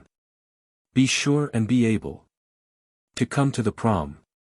It'll be fine, I think, and I want to bring you just at the end of a wonderful year. I often think over what you said on that night and wonder how much you meant. If it were anyone but you see I thought you were fickle the first time I saw you, and you are so popular and everything that I can't imagine you really liking me best. Oh, Isabel, dear, it's a wonderful night. Somebody is playing Love Moon on a mandolin far across the campus, and the music seems to bring you into the window. Now he's playing Goodbye. Boys, I'm through, and how well it suits me. For I am through with everything. I have decided never to take a cocktail again. And I know I'll never again fall in love. I couldn't. You've been too much a part of my days and nights to ever let me think of another girl. I meet them all the time and they don't interest me. I'm not pretending to be blasé, because it's not that. It's just that I'm in love. Oh, dearest Isabel, somehow I can't call you just Isabel, and I'm afraid I'll come out with the dearest. Before your family this June, you've got to come to the prom. And then I'll come up to your house for a day and everything'll be perfect. And so on in an eternal monotone that seemed to both of them infinitely charming, infinitely new. June came and the days grew so hot and lazy that they could not worry even about exams, but spent dreamy evenings on the court of cottage, talking of long subjects until the sweep of country toward Stony Brook became a blue haze and the lilacs were white around tennis courts, and words gave way to silent cigarettes. Then down deserted Prospect and along McCosh with song everywhere around them, up to the hot joviality of Nassau Street. Tom D'Invilliers and Amory walked late in those days. A gambling fever swept through the sophomore class and they bent over the bones till 3 o'clock many a sultry night. After one session they came out of Sloane's room to find the dew fallen and the stars old in the sky. Let's borrow bicycles and take a ride, Amory suggested. All right. I'm not a bit tired and this is almost the last night of the year, really, because the prom stuff starts Monday. They found 2 unlocked bicycles in Holder Court and rode out about 3:30 along the Lawrenceville Road. What are you going to do this summer, Amory? Don't ask me. Same old things, I suppose. A month or 2 in Lake Geneva. I'm counting on you to be there in July, you know, then there'll be Minneapolis, and that means hundreds of summer hops, parlor snaking, getting bored, but oh, Tom, he added suddenly, hasn't this year been slick? No, declared Tom emphatically, a new Tom, clothed by Brooks, shod by Franks. I've won this game, but I feel as if I never want to play another. You're all right. You're a rubber ball, and somehow it suits you, but I'm sick of adapting myself to the local snobbishness of this corner of the world. I want to go where people aren't barred because of the color of their neckties and the roll of their coats. You can't, Tom, argued Amory, as they rolled along through the scattering night. Wherever you go now you'll always unconsciously apply these standards of having it or lacking it. For better or worse we've stamped you, you're a Princeton type. Well, then, complained Tom, his cracked voice rising plaintively, why do I have to come back at all? I've learned all that Princeton has to offer. 2 years more of mere pedantry and lying around a club aren't going to help. They're just going to disorganize me, conventionalize me completely. Even now I'm so spineless that I wonder how I get away with it. Oh, but you're missing the real point, Tom, Amory interrupted. You've just had your eyes opened to the snobbishness of the world in a rather abrupt manner. Princeton invariably gives the thoughtful man a social sense. You consider you taught me that, don't you? He asked quizzically, eyeing Amory in the half-dark. Amory laughed quietly. Didn't I? Sometimes, he said slowly, I think you're my bad angel. I might have been a pretty fair poet. Come on, that's rather hard. You chose to come to an Eastern college. Either your eyes were open to the mean scrambling quality of people, or you'd have gone through blind, and you'd hate to have done that, been like Marty Kaye. Yes, he agreed, you're right. I wouldn't have liked it. Still, it's hard to be made a cynic at 20. I was born one, Amory murmured. I'm a cynical idealist. He paused and wondered if that meant anything. They reached the sleeping school of Lawrenceville, and turned to ride back. It's good, this ride, isn't it? Tom said presently. Yes, it's a good finish, it's knockout, everything's good tonight. Oh, for a hot, languorous summer and Isabel. Oh, you and your Isabel. I'll bet she's a simple one, let's say some poetry. So Amory declaimed the ode to a nightingale to the bushes they passed. I'll never be a poet, said Amory as he finished. I'm not enough of a sensualist really. There are only a few obvious things that I notice as primarily beautiful, women, spring evenings, music at night, the sea. I don't catch the subtle things like silver snarling trumpets. I may turn out an intellectual, but I'll never write anything but mediocre poetry. They rode into Princeton as the sun was making colored maps of the sky behind the graduate school, and hurried to the refreshment of a shower that would have to serve in place of sleep. By noon the bright costumed alumni crowded the streets with their bands and choruses, and in the tents there was great reunion under the orange and black banners that curled and strained in the wind. Amory looked long at one house which bore the legend 69. There a few gray-haired men sat and talked quietly while the classes swept by in panorama of life. Under the arc light. Then tragedy's emerald eyes glared suddenly at Amory over the edge of June. On the night after his ride to Lawrenceville a crowd sallied to New York in quest of adventure, and started back to Princeton about 12 o'clock in two machines. It had been a gay party and different stages of sobriety were represented. Amory was in the car behind. They had taken the wrong road and lost the way, and so were hurrying to catch up. It was a clear night and the exhilaration of the road went to Amory's head. He had the ghost of two stanzas of a poem forming in his mind. So the gray car crept nightward in the dark and there was no life. Stirred as it went by. As the still ocean paths before the shark in starred and glittering waterways, beauty high, the moon-swathed trees divided, pair on pair, while flapping. Nightbirds cried across the air. A moment by an inn of lamps and shades, a yellow inn under a yellow moon, then silence, where crescendo laughter fades. The car swung out again to the winds of June, mellowed the shadows. Where the distance grew, then crushed the yellow shadows into blue. They jolted to a stop, and Amory peered up, startled. A woman was standing beside the road, talking to Alec at the wheel. Afterward he remembered the harpy effect that her old kimono gave her, and the cracked hollowness of her voice as she spoke. You Princeton boys? Yes. Well, there's one of you killed here, and two others about dead. My God. Look. She pointed and they gazed in horror. Under the full light of a roadside arc light lay a form, face downward in a widening circle of blood. They sprang from the car. Amory thought of the back of that head, that hair, and then they turned the form over. It's Dick Humbird. Oh, Christ. Feel his heart. Then the insistent voice of the old crone in a sort of croaking triumph. He's quite dead, all right. The car turned over. Two of the men that weren't hurt just carried the others in, but this one's no use.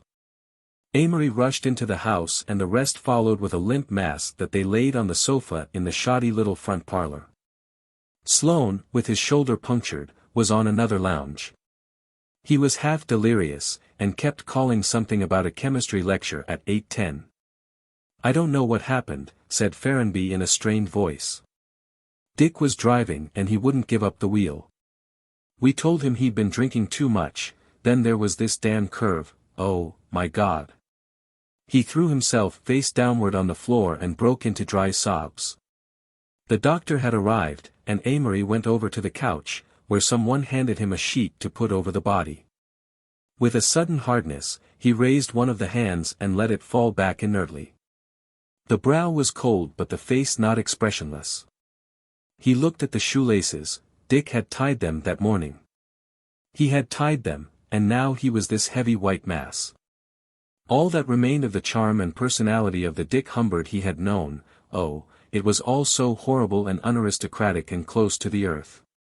All tragedy has that strain of the grotesque and squalid, so useless, futile. The way animals die. Amory was reminded of a cat that had lain horribly mangled in some alley of his childhood. Someone go to Princeton with Ferrenby. Amory stepped outside the door and shivered slightly at the late-night wind, a wind that stirred a broken fender on the mass of bent metal to a plaintive, tinny sound. Crescendo. Next day, by a merciful chance, passed in a whirl. When Amory was by himself his thoughts zigzagged inevitably to the picture of that red mouth yawning incongruously in the white face. But with a determined effort he piled present excitement upon the memory of it and shut it coldly away from his mind. Isabel and her mother drove into town at 4, and they rode up smiling Prospect Avenue, through the gay crowd, to have tea at Cottage. The clubs had their annual dinners that night, so at 7 he loaned her to a freshman and arranged to meet her in the gymnasium at 11, when the upper-class men were admitted to the freshman dance. She was all he had expected, and he was happy and eager to make that night the center of every dream. At 9 the upper classes stood in front of the clubs as the freshman torchlight parade rioted past, and Amory wondered if the dress suited groups against the dark. Stately backgrounds and under the flare of the torches made the night as brilliant to the staring, cheering freshmen as it had been to him the year before. The next day was another whirl. They lunched in a gay party of 6 in a private dining room at the club, while Isabel and Amory looked at each other tenderly over the fried chicken and knew that their love was to be eternal. They danced away the prom until 5, and the stags cut in on Isabel with joyous abandon, which grew more and more enthusiastic as the hour grew late, and their wines, stored in overcoat pockets in the coat room, made old weariness wait until another day. The stag line is a most homogeneous mass of men. It fairly sways with a single soul.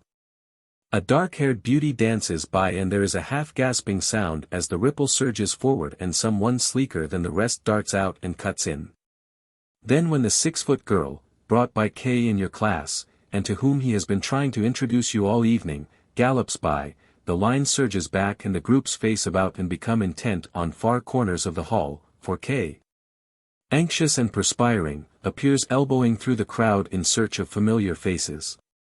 I say, old man, I've got an awfully nice. Sorry, Kay, but I'm set for this one. I've got to cut in on a fella. Well, the next one.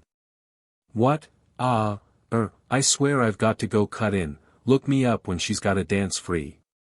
It delighted Amory when Isabel suggested that they leave for a while and drive around in her car. For a delicious hour that passed too soon they glided the silent roads about Princeton and talked from the surface of their hearts in shy excitement. Amory felt strangely ingenuous and made no attempt to kiss her. Next day they rode up through the Jersey country, had luncheon in New York, and in the afternoon went to see a problem play at which Isabel wept all through the second act. Rather to Amory's embarrassment, though it filled him with tenderness to watch her. He was tempted to lean over and kiss away her tears, and she slipped her hand into his under cover of darkness to be pressed softly. Then at 6 they arrived at the Borges summer place on Long Island, and Amory rushed upstairs to change into a dinner coat. As he put in his studs he realized that he was enjoying life as he would probably never enjoy it again. Everything was hallowed by the haze of his own youth. He had arrived, abreast of the best in his generation at Princeton. He was in love and his love was returned.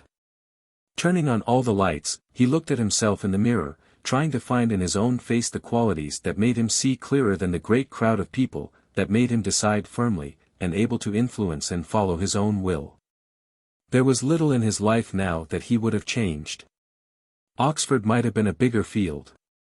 Silently he admired himself. How conveniently well he looked, and how well a dinner coat became him. He stepped into the hall and then waited at the top of the stairs, for he heard footsteps coming. It was Isabel, and from the top of her shining hair to her little golden slippers she had never seemed so beautiful. "Isabel!" he cried, half involuntarily, and held out his arms. As in the storybooks, she ran into them, and on that half-minute, as their lips first touched, rested the high point of vanity, the crest of his young egotism. Chapter 3. The Egotist Considers. Ouch! Let me go. He dropped his arms to his sides. What's the matter? Your shirt stud, it hurt me, look. She was looking down at her neck, where a little blue spot about the size of a pea marred its pallor. Oh, Isabel, he reproached himself, I'm a goofer. Really, I'm sorry, I shouldn't have held you so close. She looked up impatiently.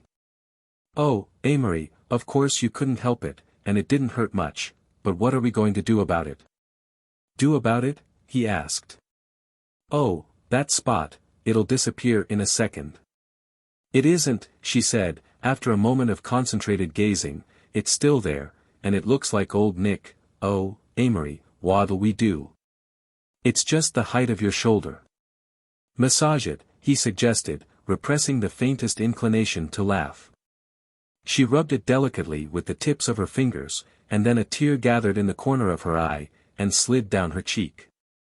Oh, Amory, she said despairingly, lifting up a most pathetic face, I'll just make my whole neck flame if I rub it. What'll I do? A quotation sailed into his head and he couldn't resist repeating it aloud. All the perfumes of Arabia will not whiten this little hand.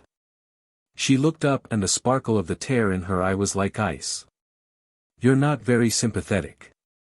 Amory mistook her meaning. Isabel, darling, I think it'll. Don't touch me. She cried. Haven't I enough on my mind and you stand there and laugh? Then he slipped again. Well, it is funny, Isabel, and we were talking the other day about a sense of humor being. She was looking at him with something that was not a smile, rather the faint, mirthless echo of a smile, in the corners of her mouth. Oh, shut up! She cried suddenly, and fled down the hallway toward her room. Amory stood there, covered with remorseful confusion. Damn! When Isabel reappeared she had thrown a light wrap about her shoulders, and they descended the stairs in a silence that endured through dinner. Isabel, he began rather testily, as they arranged themselves in the car, bound for a dance at the Greenwich Country Club, you're angry, and I'll be, too, in a minute. Let's kiss and make up. Isabel considered glumly. I hate to be laughed at, she said finally. I won't laugh any more. I'm not laughing now, am I? You did. Oh, don't be so darn feminine. Her lips curled slightly. I'll be anything I want. Amory kept his temper with difficulty. He became aware that he had not an ounce of real affection for Isabel, but her coldness piqued him. He wanted to kiss her a lot, because then he knew he could leave in the morning and not care. On the contrary, if he didn't kiss her, it would worry him. It would interfere vaguely with his idea of himself as a conqueror. It wasn't dignified to come off second best, pleading, with a doughty warrior like Isabel. Perhaps she suspected this. At any rate, Amory watched the night that should have been the consummation of romance glide by with great moths overhead and the heavy fragrance of roadside gardens, but without those broken words, those little sighs. Afterward they suppered on ginger ale and devil's food in the pantry, and Amory announced a decision. I'm leaving early in the morning. Why? Why not? He countered. There's no need.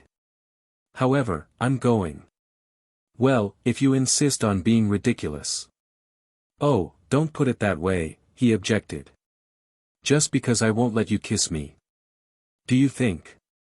Now, Isabel, he interrupted, you know it's not that, even suppose it is. We've reached the stage where we either ought to kiss, or nothing. It isn't as if you were refusing on moral grounds. She hesitated. I really don't know what to think about you, she began, in a feeble, perverse attempt at conciliation. You're so funny. How? Well, I thought you had a lot of self-confidence and all that. Remember you told me the other day that you could do anything you wanted, or get anything you wanted? Amory flushed. He had told her a lot of things. Yes. Well, you didn't seem to feel so self-confident tonight. Maybe you're just plain conceited. No, I'm not, he hesitated. At Princeton. Oh, you in Princeton. You'd think that was the world, the way you talk.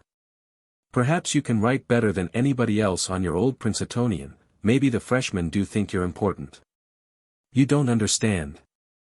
Yes, I do, she interrupted. I do, because you're always talking about yourself and I used to like it. Now I don't. Have I tonight? That's just the point, insisted Isabel. You got all upset tonight. You just sat and watched my eyes. Besides, I have to think all the time I'm talking to you, you're so critical. I make you think, do I? Amory repeated with a touch of vanity. You're a nervous strain, this emphatically, and when you analyze every little emotion and instinct I just don't have. I know. Amory admitted her point and shook his head helplessly. Let's go. She stood up. He rose abstractedly and they walked to the foot of the stairs. What train can I get? There's one about 9:11 if you really must go. Yes, I've got to go, really. Good night. Good night. They were at the head of the stairs, and as Amory turned into his room he thought he caught just the faintest cloud of discontent in her face. He lay awake in the darkness and wondered how much he cared, how much of his sudden unhappiness was hurt vanity, whether he was, after all, temperamentally unfitted for romance. When he awoke, it was with a glad flood of consciousness. The early wind stirred the chintz curtains at the windows and he was idly puzzled not to be in his room at Princeton with his school football picture over the bureau and the Triangle Club on the wall opposite. Then the grandfather's clock in the hall outside struck 8, and the memory of the night before came to him. He was out of bed, dressing, like the wind. He must get out of the house before he saw Isabel. What had seemed a melancholy happening, now seemed a tiresome anticlimax. He was dressed at past, so he sat down by the window, felt that the sinews of his heart were twisted somewhat more than he had thought. What an ironic mockery the morning seemed, bright and sunny, and full of the smell of the garden. Hearing Mrs. Borga's voice in the sun parlor below, he wondered where was Isabel. There was a knock at the door. The car will be around at 10 minutes of 9, sir. He returned to his contemplation of the outdoors, and began repeating over and over, mechanically, a verse from Browning, which he had once quoted to Isabel in a letter. Each life unfulfilled, you see. It hangs still, patchy and scrappy. We have not sighed deep, laughed free. Starved, feasted, despaired, been happy. But his life would not be unfulfilled. He took a somber satisfaction in thinking that perhaps all along she had been nothing except what he had read into her. That this was her high point, that no one else would ever make her think. Yet that was what she had objected to in him, and Amory was suddenly tired of thinking. Damn her, he said bitterly, she's spoiled my year. The Superman grows careless. On a dusty day in September Amory arrived in Princeton and joined the sweltering crowd of conditioned men who thronged the streets. It seemed a stupid way to commence his upper-class years, to spend 4 hours a morning in the stuffy room of a tutoring school, imbibing the infinite boredom of conic sections. Mr. Rooney, pander to the dull, conducted the class and smoked innumerable Pall Malls as he drew diagrams and worked equations from 6 in the morning until midnight. Now, Languedoc, if I used that formula, where would my point be? Languedoc lazily shifts his 6'3" of football material and tries to concentrate. I'm damned if I know, Mr. Rooney. Oh, Why of course you can't use that formula. That's what I wanted you to say. Why, sure, of course. Do you see why? You bet, I suppose so. If you don't see, tell me. I'm here to show you. Well, Mr. Rooney, if you don't mind, I wish you'd go over that again. Gladly. Now here's The room was a study in stupidity, 2 huge stands for paper, Mr. Rooney in his shirt sleeves in front of them, and slouched around on chairs, a dozen men, Fred Sloane, the pitcher, who absolutely had to get eligible. Slim Langueduc, who would beat Yale this fall, if only he could master a poor 50%, McDowell, gay young sophomore, who thought it was quite a sporting thing to be tutoring here with all these prominent athletes. Those poor birds who haven't a cent to tutor, and have to study during the term are the ones I pity, he announced to Amory one day, with a flaccid camaraderie in the droop of the cigarette from his pale lips. I should think it would be such a bore, there's so much else to do in New York during the term. I suppose they don't know what they miss, anyhow. There was such an air of, you and I, about Mr. McDowell that Amory very nearly pushed him out of the open window when he said this. Next February his mother would wonder why he didn't make a club and increase his allowance, simple little nut. Through the smoke and the air of solemn, dense earnestness that filled the room would come the inevitable helpless cry. I don't get it. Repeat that, Mr. Rooney. Most of them were so stupid or careless that they wouldn't admit when they didn't understand, and Amory was of the latter. He found it impossible to study conic sections. Something in their calm and tantalizing respectability breathing defiantly through Mr. Rooney's fetid parlors distorted their equations into insoluble anagrams. He made a last night's effort with the proverbial wet towel, and then blissfully took the exam, wondering unhappily why all the color and ambition of the spring before had faded out. Somehow, with the defection of Isabel the idea of undergraduate success had loosed its grasp on his imagination, and he contemplated a possible failure to pass off his condition with equanimity. Even though it would arbitrarily mean his removal from the Princetonian board and the slaughter of his chances for the senior council. There was always his luck. He yawned, scribbled his honor pledge on the cover, and sauntered from the room. If you don't pass it, said the newly arrived Alec as they sat on the window seat of Amory's room and mused upon a scheme of wall decoration, you're the world's worst gopher. Your stock will go down like an elevator at the club and on the campus. Oh, hell, I know it. Why rub it in? 'Cause you deserve it. Anybody that'd risk what you were in line for ought to be ineligible for Princetonian chairman. Oh, drop the subject, Amory protested. Watch and wait and shut up. I don't want everyone at the club asking me about it, as if I were a prize potato being fattened for a vegetable show. One evening a week later Amory stopped below his own window on the way to Renwick's, and, seeing a light, called up. Oh, Tom, any mail? Alec's head appeared against the yellow square of light. Yes, your results here. His heart clamored violently. What is it, blue or pink? Don't know. Better come up. He walked into the room and straight over to the table, and then suddenly noticed that there were other people in the room. Lo, Carrie. He was most polite. Ah, men of Princeton. They seemed to be mostly friends, so he picked up the envelope marked Registrar's Office, and weighed it nervously. We have here quite a slip of paper. Open it, Amory. Just to be dramatic, I'll let you know that if it's blue, my name is withdrawn from the editorial board of the Prince, and my short career is over.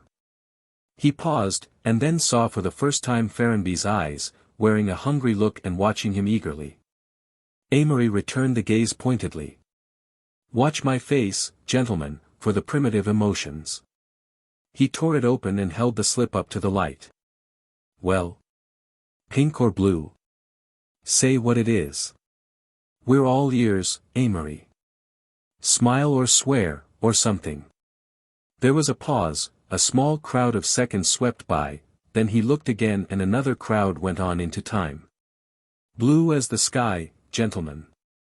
Aftermath. What Amory did that year from early September to late in the spring was so purposeless and inconsecutive that it seems scarcely worth recording. He was, of course, immediately sorry for what he had lost. His philosophy of success had tumbled down upon him, and he looked for the reasons. "Your own laziness," said Alec later. "No, something deeper than that. I've begun to feel that I was meant to lose this chance. They're rather off you at the club, you know, every man that doesn't come through makes our crowd just so much weaker. I hate that point of view. Of course, with a little effort you could still stage a comeback. No, I'm through, as far as ever being a power in college is concerned. But, Amory, honestly, what makes me the angriest isn't the fact that you won't be chairman of the Prince and on the senior council, but just that you didn't get down and pass that exam." "Not me," said Amory slowly, "I'm mad at the concrete thing. My own idleness was quite in accord with my system, but the luck broke." "Your system broke, you mean?" "Maybe. Well, what are you going to do? Get a better one quick, or just bum around for 2 more years as a has-been?" "I don't know yet." "Oh, Amory, buck up. Maybe." Amory's point of view, though dangerous, was not far from the true one. If his reactions to his environment could be tabulated, the chart would have appeared like this, beginning with his earliest years. 1. The fundamental Amory. 2. Amory plus Beatrice. 3. Amory plus Beatrice plus Minneapolis. Then St. Regis had pulled him to pieces and started him over again. 4. Amory plus St. Regis. 5. Amory plus St. Regis plus Princeton. That had been his nearest approach to success through conformity. The fundamental Amory, idle, imaginative, rebellious, had been nearly snowed under. He had conformed, he had succeeded, but as his imagination was neither satisfied or grasped by his own success, he had listlessly, half-accidentally chucked the whole thing and become again. 6. The fundamental Amory. Financial. His father died quietly and inconspicuously at Thanksgiving. The incongruity of death with either the beauties of Lake Geneva or with his mother's dignified, reticent attitude diverted him, and he looked at the funeral with an amused tolerance. He decided that burial was after all preferable to cremation, and he smiled at his old boyhood choice, slow oxidation in the top of a tree. The day after the ceremony he was amusing himself in the great library by sinking back on a couch in graceful mortuary attitudes, trying to determine whether he would, when his day came, be found with his arms crossed piously over his chest. Monsignor Darcy had once advocated this posture as being the most distinguished, or with his hands clasped behind his head, a more pagan and Byronic attitude. What interested him much more than the final departure of his father from things mundane was a tri-cornered conversation between Beatrice, Mr. Barton, of Barton and Krogman, their lawyers, and himself, that took place several days after the funeral. For the first time he came into actual cognizance of the family finances, and realized what a tidy fortune had once been under his father's management. He took a ledger labeled 1906 and ran through it rather carefully. The total expenditure that year had come to something over $110,000. $40,000 of this had been Beatrice's own income, and there had been no attempt to account for it. It was all under the heading, drafts, checks, and letters of credit forwarded to Beatrice Blaine. The dispersal of the rest was rather minutely itemized. The taxes and improvements on the Lake Geneva estate had come to almost $9,000. The general upkeep, including Beatrice's electric and a French car, bought that year, was over $35,000. The rest was fully taken care of, and there were invariably items which failed to balance on the right side of the ledger. In the volume for 1912 Amory was shocked to discover the decrease in the number of bond holdings and the great drop in the income. In the case of Beatrice's money this was not so pronounced, but it was obvious that his father had devoted the previous year to several unfortunate gambles in oil. Very little of the oil had been burned, but Stephen Blaine had been rather badly singed. The next year and the next showed similar decreases, and Beatrice had for the first time begun using her own money for keeping up the house. Yet her doctor's bill for 1913 had been over $9,000. About the exact state of things Mr. Barton was quite vague and confused. There had been recent investments, the outcome of which was for the present problematical, and he had an idea there were further speculations and exchanges concerning which he had not been consulted. It was not for several months that Beatrice wrote Amory the full situation. The entire residue of the Blaine and O'Hara fortunes consisted of the place at Lake Geneva and approximately $500,000, invested now in fairly conservative 6% holdings. In fact, Beatrice wrote that she was putting the money into railroad and streetcar bonds as fast as she could conveniently transfer it. I am quite sure, she wrote to Amory, that if there is one thing we can be positive of, it is that people will not stay in one place. This Ford person has certainly made the most of that idea. So I am instructing Mr. Barton to specialize on such things as Northern Pacific and these rapid transit companies, as they call the streetcars. I shall never forgive myself for not buying Bethlehem Steel.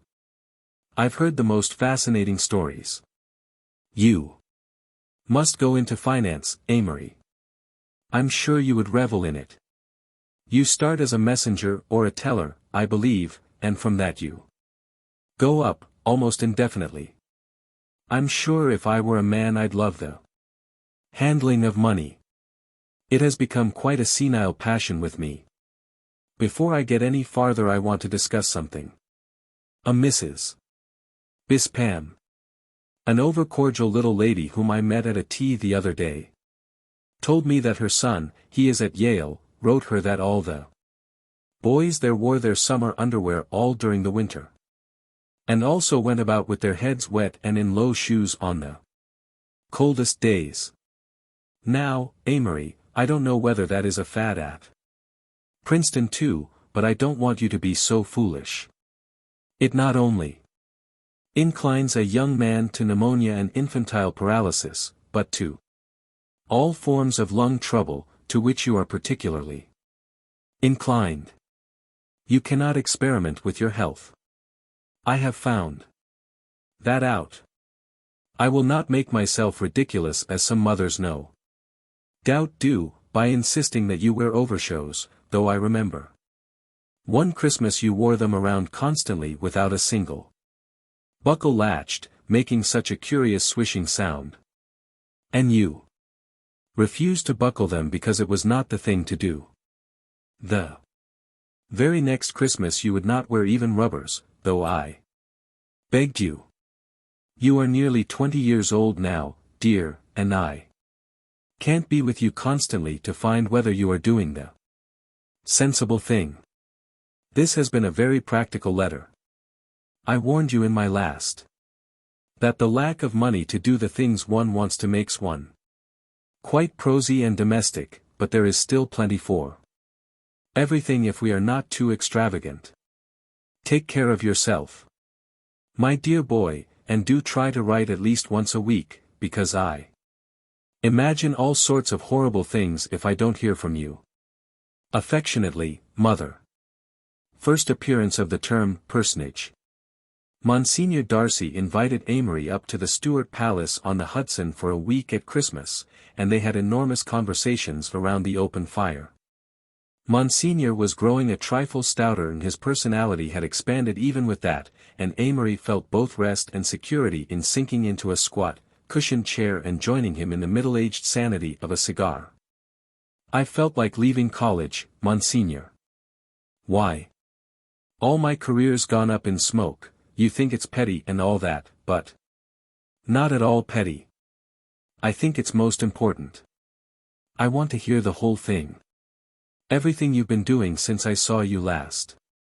Amory talked, he went thoroughly into the destruction of his egotistic highways, and in a half hour the listless quality had left his voice. What would you do if you left college? Asked Monsignor. Don't know. I'd like to travel, but of course this tiresome war prevents that. Anyways, Mother would hate not having me graduate. I'm just at sea. Carrie Holiday wants me to go over with him and join the Lafayette Esquadrille. You know you wouldn't like to go. Sometimes I would, tonight I'd go in a second. Well, you'd have to be very much more tired of life than I think you are. I know you. I'm afraid you do, agreed Amory reluctantly. It just seemed an easy way out of everything, when I think of another useless, draggy year. Yes, I know, but to tell you the truth, I'm not worried about you. You seem to me to be progressing perfectly naturally. No, Amory objected. I've lost half my personality in a year. Not a bit of it, scoffed Monsignor. You've lost a great amount of vanity and that's all. Lordy. I feel, anyway, as if I'd gone through another fifth form at St. Regis's. No. Monsignor shook his head. That was a misfortune, this has been a good thing. Whatever worthwhile comes to you, won't be through the channels you were searching last year. What could be more unprofitable than my present lack of pep? Perhaps in itself, but you're developing. This has given you time to think and you're casting off a lot of your old luggage about success and the Superman and all. People like us can't adopt whole theories, as you did. If we can do the next thing, and have an hour a day to think in, we can accomplish marvels, but as far as any high-handed scheme of blind dominance is concerned, we just make asses of ourselves. But, Monsignor, I can't do the next thing. Amory, between you and me, I have only just learned to do it myself. I can do the 100 things beyond the next thing, but I stub my toe on that, just as you stubbed your toe on mathematics this fall. Why do we have to do the next thing? It never seems the sort of thing I should do. We have to do it because we're not personalities, but personages. That's a good line, what do you mean? A personality is what you thought you were, what this Carine Sloane you tell me of evidently are. Personality is a physical matter almost entirely, it lowers the people it acts on, I've seen it vanish in a long sickness. But while a personality is active, it overrides the next thing. Now a personage, on the other hand, gathers. He is never thought of apart from what he's done. He's a bar on which 1,000 things have been hung, glittering things sometimes, as ours are, but he uses those things with a cold mentality back of them. And several of my most glittering possessions had fallen off when I needed them. Amory continued the simile eagerly. Yes, that's it, when you feel that your garnered prestige and talents and all that are hung out, you need never bother about anybody, you can cope with them without difficulty. But, on the other hand, if I haven't my possessions, I'm helpless. Absolutely. That's certainly an idea.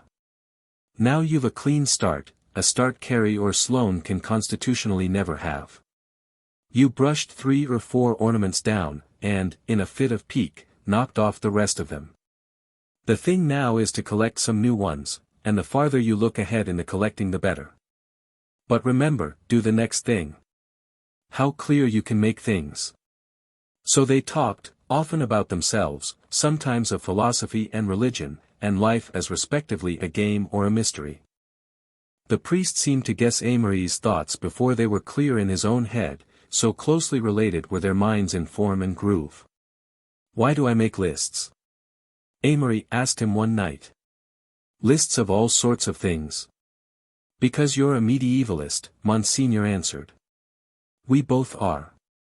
It's the passion for classifying and finding a type. It's a desire to get something definite. It's the nucleus of scholastic philosophy.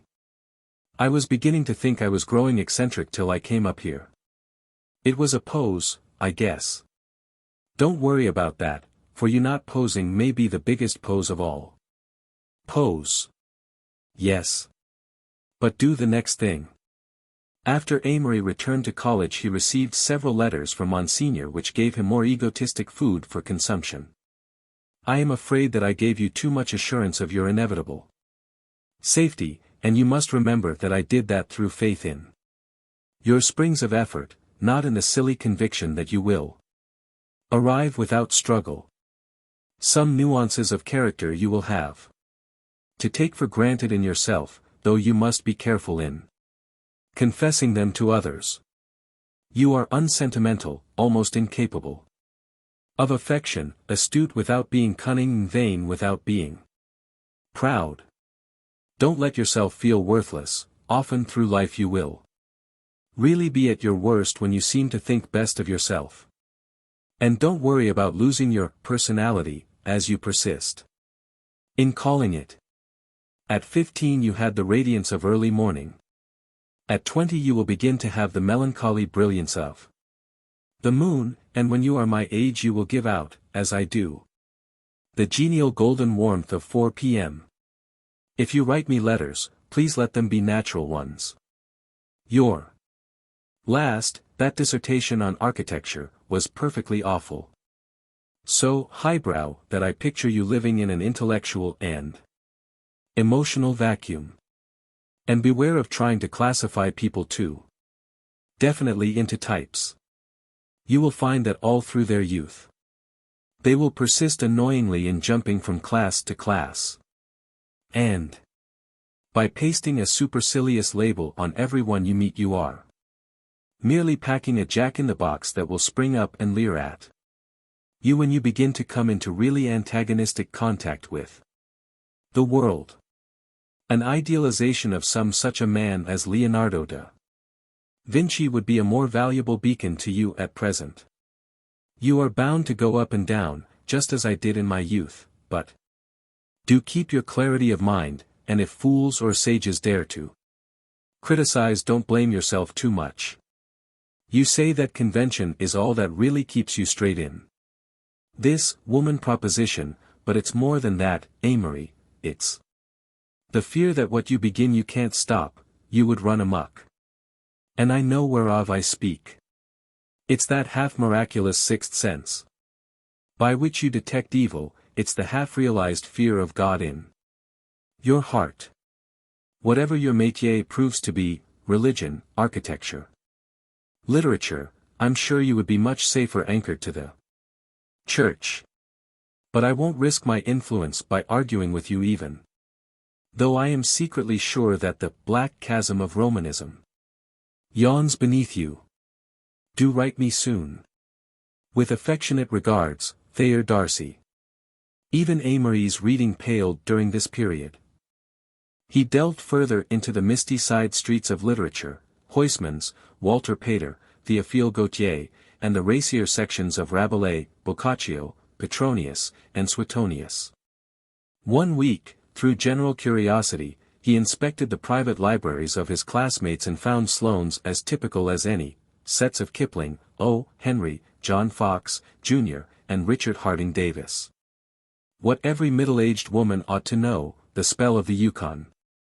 A gift copy of James Whitcomb Riley, an assortment of battered, annotated schoolbooks, and, finally, to his surprise, one of his own late discoveries, the collected poems of Rupert Brooke. Together with Tom D'Invilliers, he sought among the lights of Princeton for someone who might found the great American poetic tradition. The undergraduate body itself was rather more interesting that year than had been the entirely Philistine Princeton of 2 years before. Things had livened surprisingly, though at the sacrifice of much of the spontaneous charm of freshman year.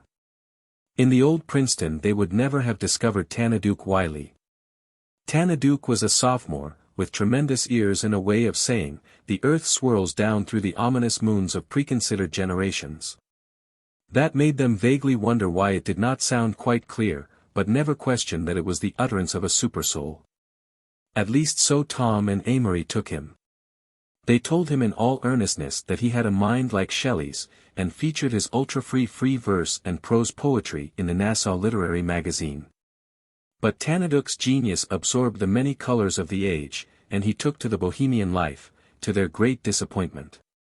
He talked of Greenwich Village now instead of noon-swirled moons, and met winter muses, unacademic, and cloistered by 42nd Street and Broadway, instead of the Shelleyan dream children with whom he had regaled their expectant appreciation. So they surrendered Tanaduke to the futurists, deciding that he and his flaming ties would do better there. Tom gave him the final advice that he should stop writing for 2 years and read the complete works of Alexander Pope 4 times, but on Amory's suggestion that Pope for Tanaduke was like footies for stomach trouble, they withdrew in laughter. and called it a coin's toss whether this genius was too big or too petty for them.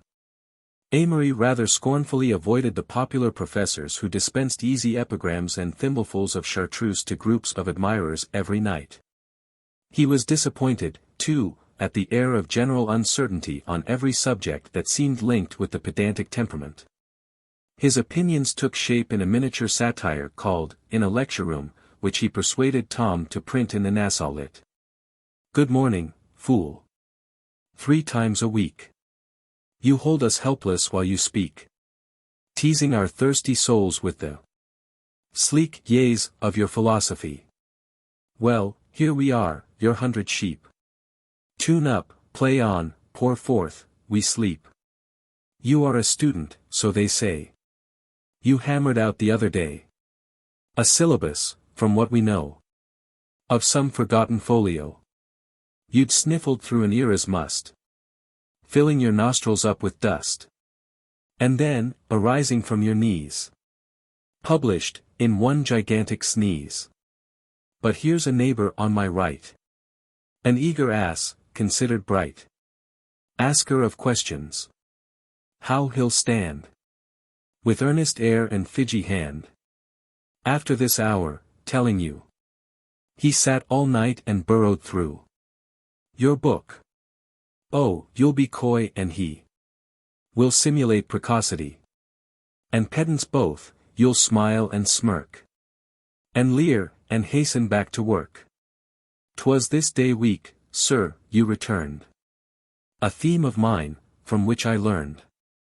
Through various comment on the side. Which you had scrawled, that I defied. The highest rules of criticism. For cheap and careless witticism. Are you quite sure that this could be? And Shaw is no authority. But eager ass, with what he's sent, plays havoc with your best percent. Still I meet you here and there. When Shakespeare's played you hold a chair. And some defunct, moth-eaten star enchants the mental prig you are. A radical comes down and shocks the atheistic orthodox.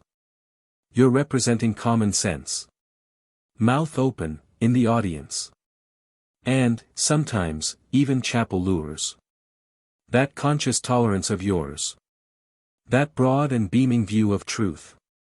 Including Kant and General Booth. And so from shock to shock you live. A hollow, pale affirmative. The hour's up. And roused from rest. 100 children of the blessed. Cheat you a word or two with feet. That down the noisy aisleways beat. Forget on narrow-minded earth the mighty yawn that gave you birth. In April, Carrie Holiday left college and sailed for France to enroll in the Lafayette Escadrille. Amory's envy and admiration of this step was drowned in an experience of his own to which he never succeeded in giving an appropriate value, but which, nevertheless, haunted him for 3 years afterward. The devil. Healy's they left at 12 and taxied to Bistolari's. There were Axia Marlowe and Phoebe Column, from the Summer Garden Show, Fred Sloane and Amory. The evening was so very young that they felt ridiculous with surplus energy, and burst into the café like Dionysian revelers. Table for 4 in the middle of the floor, yelled Phoebe. Hurry, old dear, tell M we're here. Tell M to play Admiration, shouted Sloane. You two order, Phoebe and I are going to shake a wicked calf, and they sailed off in the muddled crowd. Axia and Amory, acquaintances of an hour, jostled behind a waiter to a table at a point of vantage. There they took seats and watched. There's Findle Margotson, from New Haven, she cried above the uproar. Lo, Findle. Hoo-ee-ee. Oh, Axia. He shouted in salutation. Come on over to our table. No. Amory whispered. Can't do it, Findle, I'm with somebody else. Call me up tomorrow about 1 o'clock. Findle, a nondescript man about Bisties, answered incoherently and turned back to the brilliant blonde whom he was endeavoring to steer around the room. There's a natural damn fool, commented Amory. Oh, he's all right. Here's the old jitney waiter. If you ask me, I want a double daiquiri. Make it 4. The crowd whirled and changed and shifted.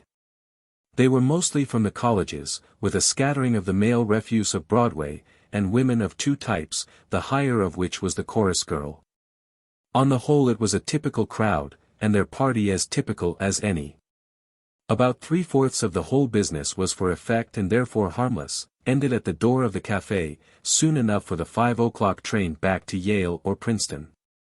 About 1/4 continued on into the dimmer hours and gathered strange dust from strange places. Their party was scheduled to be one of the harmless kind. Fred Sloane and Phoebe Column were old friends, Axia and Amory new ones. But strange things are prepared even in the dead of night, and the unusual, which lurks least in the café, home of the prosaic and inevitable, was preparing to spoil for him the waning romance of Broadway. The way it took was so inexpressibly terrible, so unbelievable, that afterward he never thought of it as experience, but it was a scene from a misty tragedy, played far behind the veil, and that it meant something definite he knew. About 1 o'clock they moved to Maxim's, and 2 found them in Devenier's. Sloane had been drinking consecutively and was in a state of unsteady exhilaration, but Amory was quite tiresomely sober. They had run across none of those ancient, corrupt buyers of champagne who usually assisted their New York parties. They were just through dancing and were making their way back to their chairs when Amory became aware that someone at a nearby table was looking at him. He turned and glanced casually. A middle-aged man dressed in a brown sack suit, it was, sitting a little apart at a table by himself and watching their party intently. At Amory's glance he smiled faintly. Amory turned to Fred, who was just sitting down. "Who's that pale fool watching us?" he complained indignantly. "Where?" cried Sloane. "We'll have him thrown out." He rose to his feet and swayed back and forth, clinging to his chair. "Where is he?" Axia and Phoebe suddenly leaned and whispered to each other across the table, and before Amory realized it they found themselves on their way to the door. "Where now?" "Up to the flat," suggested Phoebe. "We've got brandy and fizz, and everything's slow down here tonight." Amory considered quickly. He hadn't been drinking, and decided that if he took no more, it would be reasonably discreet for him to trot along in the party. In fact, it would be, perhaps, the thing to do in order to keep an eye on Sloane, who was not in a state to do his own thinking. So he took Axia's arm and, piling intimately into a taxicab, they drove out over the hundreds and drew up at a tall, white stone apartment house. Never would he forget that street. It was a broad street, lined on both sides with just such tall, white stone buildings, dotted with dark windows. They stretched along as far as the eye could see, flooded with a bright moonlight that gave them a calcium pallor. He imagined each one to have an elevator and a colored hallboy and a key rack, each one to be 8 stories high and full of 3- and 4-room suites. He was rather glad to walk into the cheeriness of Phoebe's living room and sink onto a sofa, while the girls went rummaging for food. "Phoebe's great stuff," confided Sloane, sotto voce. "I'm only going to stay half an hour," Amory said sternly. He wondered if it sounded priggish. "Hell why, say," protested Sloane. "We're here now, don't let's rush." "I don't like this place," Amory said sulkily, "and I don't want any food." Phoebe reappeared with sandwiches, brandy bottle, siphon, and 4 glasses. "Amory, pour 'em out," she said, "and we'll drink to Fred Sloane, who has a rare, distinguished edge." "Yes," said Axia, coming in, "and Amory. I like Amory." She sat down beside him and laid her yellow head on his shoulder. "I'll pour," said Sloane, "you use siphon, Phoebe." They filled the tray with glasses. "Ready, here she goes." Amory hesitated, glass in hand. There was a minute while temptation crept over him like a warm wind, and his imagination turned to fire, and he took the glass from Phoebe's hand. That was all. For at the second that his decision came, he looked up and saw, 10 yards from him, the man who had been in the café, and with his jump of astonishment the glass fell from his uplifted hand. There the man half sat, half leaned against a pile of pillows on the corner divan. His face was cast in the same yellow wax as in the café, neither the dull, pasty color of a dead man, rather a sort of virile pallor, nor unhealthy, you'd have called it. But like a strong man who'd worked in a mine or done night shifts in a damp climate. Amory looked him over carefully, and later he could have drawn him after a fashion, down to the merest details. His mouth was the kind that is called frank, and he had steady gray eyes that moved slowly from one to the other of their group, with just the shade of a questioning expression. Amory noticed his hands. They weren't fine at all, but they had versatility and a tenuous strength. They were nervous hands that sat lightly along the cushions and moved constantly with little jerky openings and closings. Then, suddenly, Amory perceived the feet, and with a rush of blood to the head he realized he was afraid. The feet were all wrong, with a sort of wrongness that he felt rather than knew. It was like weakness in a good woman, or blood on satin. One of those terrible incongruities that shake little things in the back of the brain. He wore no shoes, but, instead, a sort of half-moccasin, pointed, though, like the shoes they wore in the 14th century, and with the little ends curling up. They were a darkish brown, and his toes seemed to fill them to the end. They were unutterably terrible. He must have said something, or looked something, for Axia's voice came out of the void with a strange goodness. "Well, look at Amory. Poor old Amory's sick, old head going round. Look at that man," cried Amory, pointing toward the corner divan. "You mean that purple zebra," shrieked Axia facetiously. "Oh. Amory's got a purple zebra watching him." Sloane laughed vacantly. "Ol' zebra gotcha, Amory." There was a silence. The man regarded Amory quizzically. Then the human voices fell faintly on his ear. "Thought you weren't drinking," remarked Axia sardonically, but her voice was good to hear. The whole divan that held the man was alive like heat waves over asphalt, like wriggling worms. "Come back. Come back." Axia's arm fell on his. "Amory, dear, you aren't going, Amory." He was halfway to the door. "Come on, Amory, stick us. Sick, are you? Sit down a second. Take some water. Take a little brandy." The elevator was close, and the colored boy was half asleep, pale to a livid bronze. Axia's beseeching voice floated down the shaft. Those feet. As they settled to the lower floor, the feet came into view in the sickly electric light of the paved hall. In the alley. Down the long street came the moon, and Amory turned his back on it and walked. 10-15 steps away sounded the footsteps. They were like a slow dripping, with just the slightest insistence in their fall. Amory's shadow lay, perhaps, 10 feet ahead of him, and Soft Shoes was presumably that far behind. With the instinct of a child, Amory edged in under the blue darkness of the white buildings, cleaving the moonlight for haggard seconds, once bursting into a slow run with clumsy stumblings. After that he stopped suddenly. He must keep hold, he thought. His lips were dry and he licked them. If he met anyone good, were there any good people left in the world, or did they all live in white apartment houses now? Was everyone followed in the moonlight? But if he met someone good who'd know what he meant and hear this damned scuffle, then the scuffling grew suddenly nearer, and a black cloud settled over the moon. When again the pale sheen skimmed the cornices, it was almost beside him, and Amory thought he heard a quiet breathing. Suddenly he realized that the footsteps were not behind, had never been behind, they were ahead, and he was not eluding but following. He began to run, blindly, his heart knocking heavily, his hands clenched. Far ahead a black dot showed itself, resolved slowly into a human shape. But Amory was beyond that now. He turned off the street and darted into an alley, narrow and dark and smelling of old rottenness. He twisted down a long, sinuous blackness, where the moonlight was shut away except for tiny glints and patches, then suddenly sank panting into a corner by a fence, exhausted. The steps ahead stopped, and he could hear them shift slightly with a continuous motion, like waves around a dock. He put his face in his hands and covered eyes and ears as well as he could. During all this time it never occurred to him that he was delirious or drunk. He had a sense of reality such as material things could never give him. His intellectual content seemed to submit passively to it, and it fitted like a glove everything that had ever preceded it in his life.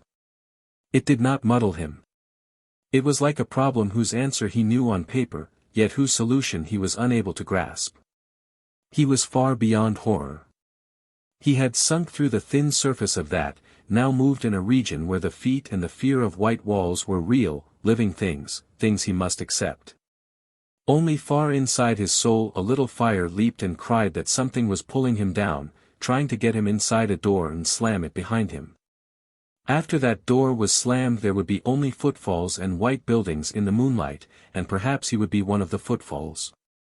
During the 5 or 10 minutes he waited in the shadow of the fence, there was somehow this fire. That was as near as he could name it afterward. He remembered calling aloud. "I want someone stupid. Oh, send someone stupid." This to the black fence opposite him, in whose shadows the footsteps shuffled. He supposed stupid and good had become somehow intermingled through previous association. When he called thus it was not an act of will at all, will had turned him away from the moving figure in the street. It was almost instinct that called, just the pile on pile of inherent tradition or some wild prayer from way over the night. Then something clanged like a low gong struck at a distance, and before his eyes a face flashed over the 2 feet, a face pale and distorted with a sort of infinite evil that twisted it like flame in the wind. But he knew, for the half-instant that the gong tanged and hummed, that it was the face of Dick Humbird. Minutes later he sprang to his feet, realizing dimly that there was no more sound, and that he was alone in the graying alley. It was cold, and he started on a steady run for the light that showed the street at the other end. At the window. It was late morning when he woke and found the telephone beside his bed in the hotel tolling frantically, and remembered that he had left word to be called at 11. Sloane was snoring heavily, his clothes in a pile by his bed. They dressed and ate breakfast in silence, and then sauntered out to get some air. Amory's mind was working slowly, trying to assimilate what had happened and separate from the chaotic imagery that stacked his memory the bare shreds of truth. If the morning had been cold and gray he could have grasped the reins of the past in an instant, but it was one of those days that New York gets sometimes in May, when the air on Fifth Avenue is a soft, light wine. How much or how little Sloane remembered Amory did not care to know. He apparently had none of the nervous tension that was gripping Amory and forcing his mind back and forth like a shrieking saw. Then Broadway broke upon them, and with the babble of noise and the painted faces a sudden sickness rushed over Amory. For God's sake, let's go back. Let's get off of this place. Sloane looked at him in amazement. What do you mean? This street, it's ghastly. Come on. Let's get back to the avenue. Do you mean to say, said Sloane stolidly, that, 'cause you had some sort of indigestion that made you act like a maniac last night, you're never coming on Broadway again? Simultaneously Amory classed him with the crowd, and he seemed no longer Sloane of the debonair humor and the happy personality, but only one of the evil faces that whirled along the turbid stream. Man! He shouted so loud that the people on the corner turned and followed them with their eyes. It's filthy, and if you can't see it, you're filthy, too. I can't help it, said Sloane doggedly. What's the matter with you? Old remorse getting you? You'd be in a fine state if you'd gone through with our little party. I'm going, Fred, said Amory slowly. His knees were shaking under him, and he knew that if he stayed another minute on this street he would keel over where he stood. I'll be at the Vanderbilt for lunch. And he strode rapidly off and turned over to Fifth Avenue. Back at the hotel he felt better, but as he walked into the barber shop, intending to get a head massage, the smell of the powders and tonics brought back Axia's sidelong, suggestive smile, and he left hurriedly. In the doorway of his room a sudden blackness flowed around him like a divided river.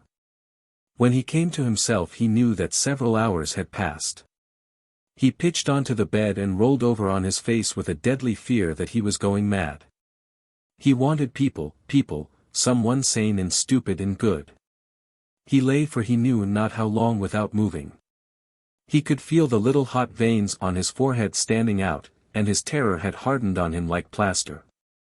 He felt he was passing up again through the thin crust of horror, and now only could he distinguish the shadowy twilight he was leaving. He must have fallen asleep again, for when he next recollected himself he had paid the hotel bill and was stepping into a taxi at the door. It was raining torrents.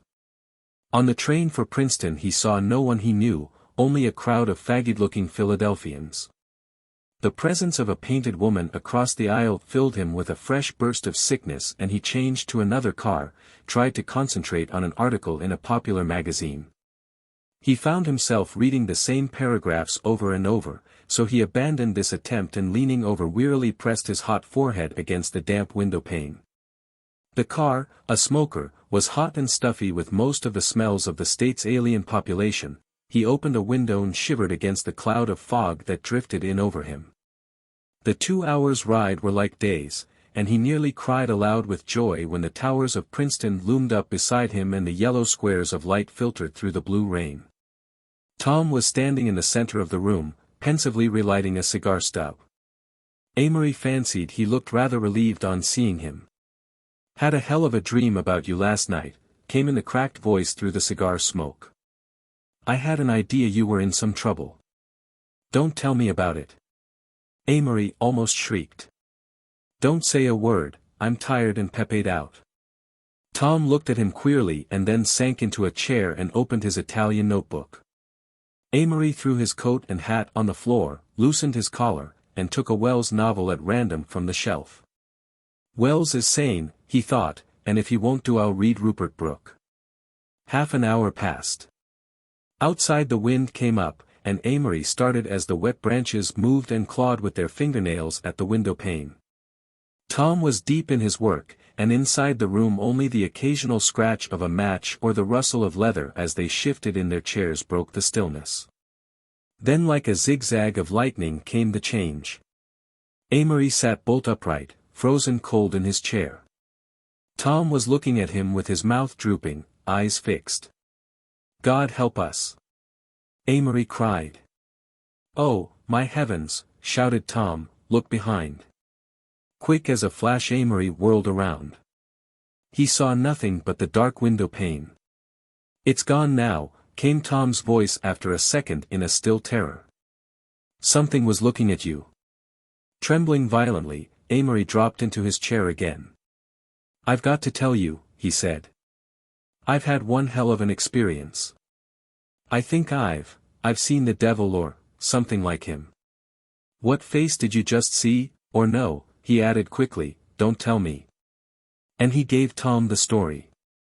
It was midnight when he finished, and after that, with all lights burning, two sleepy, shivering boys read to each other from The New Machiavelli, until dawn came up out of Witherspoon Hall, and the Princetonian fell against the door. And the May birds hailed the sun on last night's rain. Chapter 4. Narcissus Off Duty.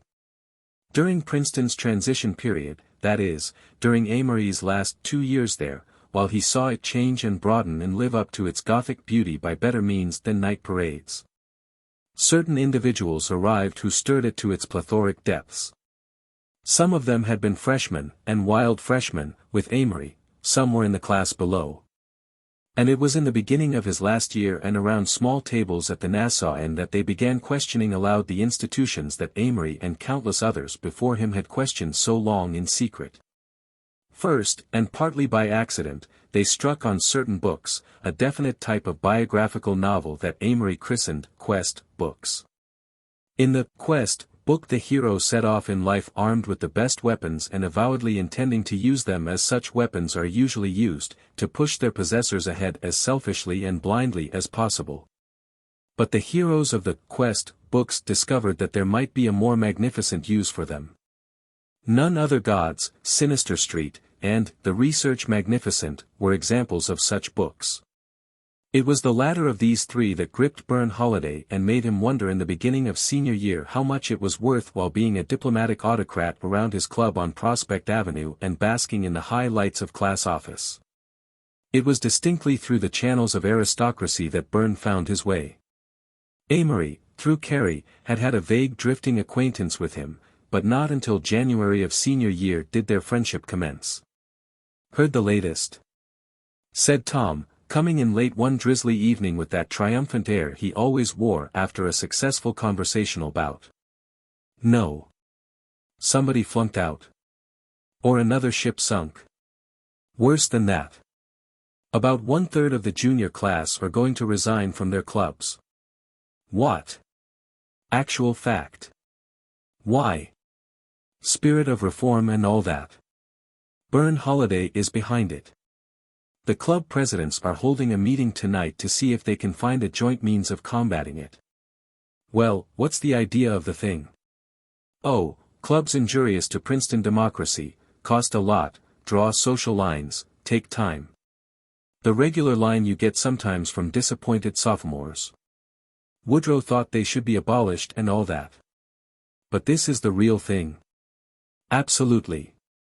I think it'll go through." "For Pete's sake, tell me more about it." "Well," began Tom, "it seems that the idea developed simultaneously in several heads. I was talking to Byrne a while ago, and he claims that it's a logical result if an intelligent person thinks long enough about the social system. They had a discussion crowd, and the point of abolishing the clubs was brought up by someone. Everybody there leaped at it. It had been in each one's mind, more or less, and it just needed a spark to bring it out." "Fine. I swear I think it'll be most entertaining. How do they feel up at Cap and Gown?" "Wild, of course. Everyone's been sitting and arguing and swearing and getting mad and getting sentimental and getting brutal. It's the same at all the clubs. I've been the rounds. They get one of the radicals in the corner and fire questions at him. How do the radicals stand up?" "Oh, moderately well. Byrne's a damn good talker, and so obviously sincere that you can't get anywhere with him. It's so evident that resigning from his club means so much more to him than preventing it does to us that I felt futile when I argued, finally took a position that was brilliantly neutral. In fact, I believe Byrne thought for a while that he'd converted me."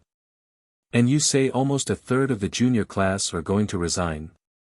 Call it 1/4 and be safe. Lord, who'd have thought it possible?" There was a brisk knock at the door, and Byrne himself came in. "Hello, Amory." "Hello, Tom." Amory rose. "Evening, Byrne. Don't mind if I seem to rush, I'm going to Renwick's." Byrne turned to him quickly. "You probably know what I want to talk to Tom about, and it isn't a bit private. I wish you'd stay." "I'd be glad to." Amory sat down again, and as Byrne perched on a table and launched into argument with Tom, he looked at this revolutionary more carefully than he ever had before. Broad-browed and strong-chinned, with a fineness in the honest gray eyes that were like Carey's, Byrne was a man who gave an immediate impression of bigness and security. Stubborn, that was evident, but his stubbornness wore no stolidity. And when he had talked for 5 minutes Amory knew that this keen enthusiasm had in it no quality of dilettanteism. The intense power Amory felt later in Byrne Holiday differed from the admiration he had had for Humbird. This time it began as purely a mental interest.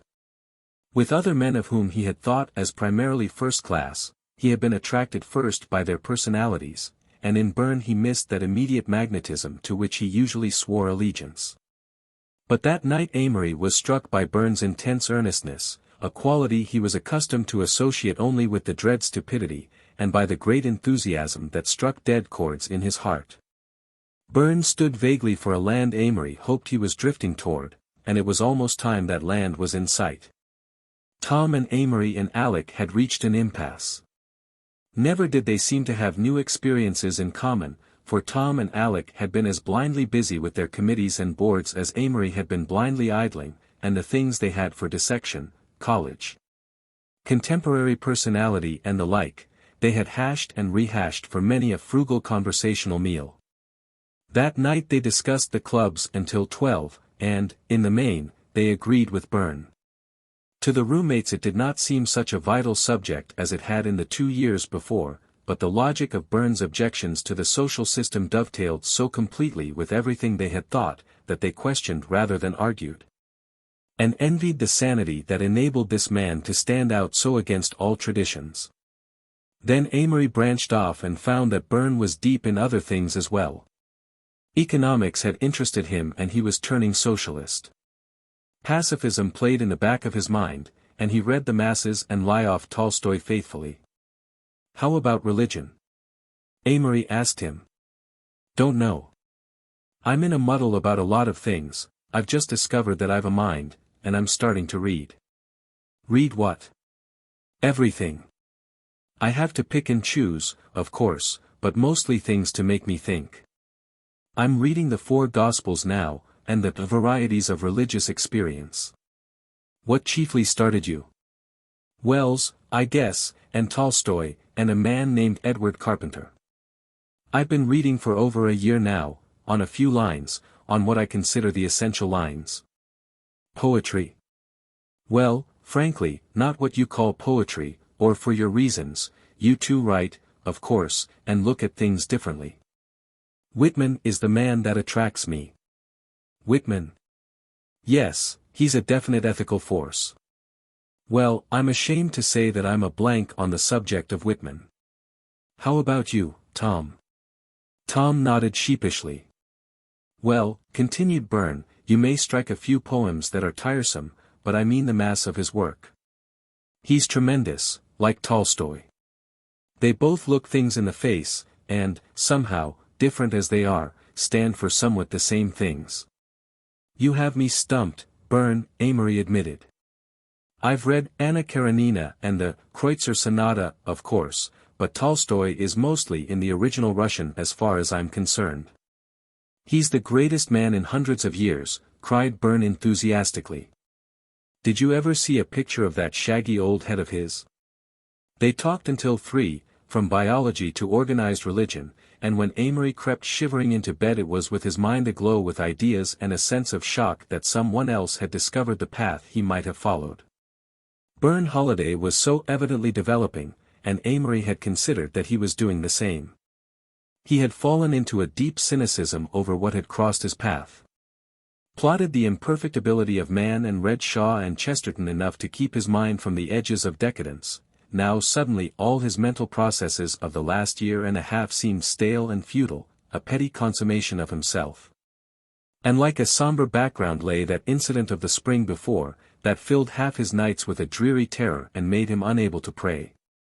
He was not even a Catholic, yet that was the only ghost of a code that he had, the gaudy, ritualistic, paradoxical Catholicism whose prophet was Chesterton, whose claqueurs were such reformed rakes of literature as Huysmans and Bourget, whose American sponsor was Ralph Adams Cram, with his adulation of 13th-century cathedrals, a Catholicism which Amory found convenient and ready-made, without priest or sacraments or sacrifice.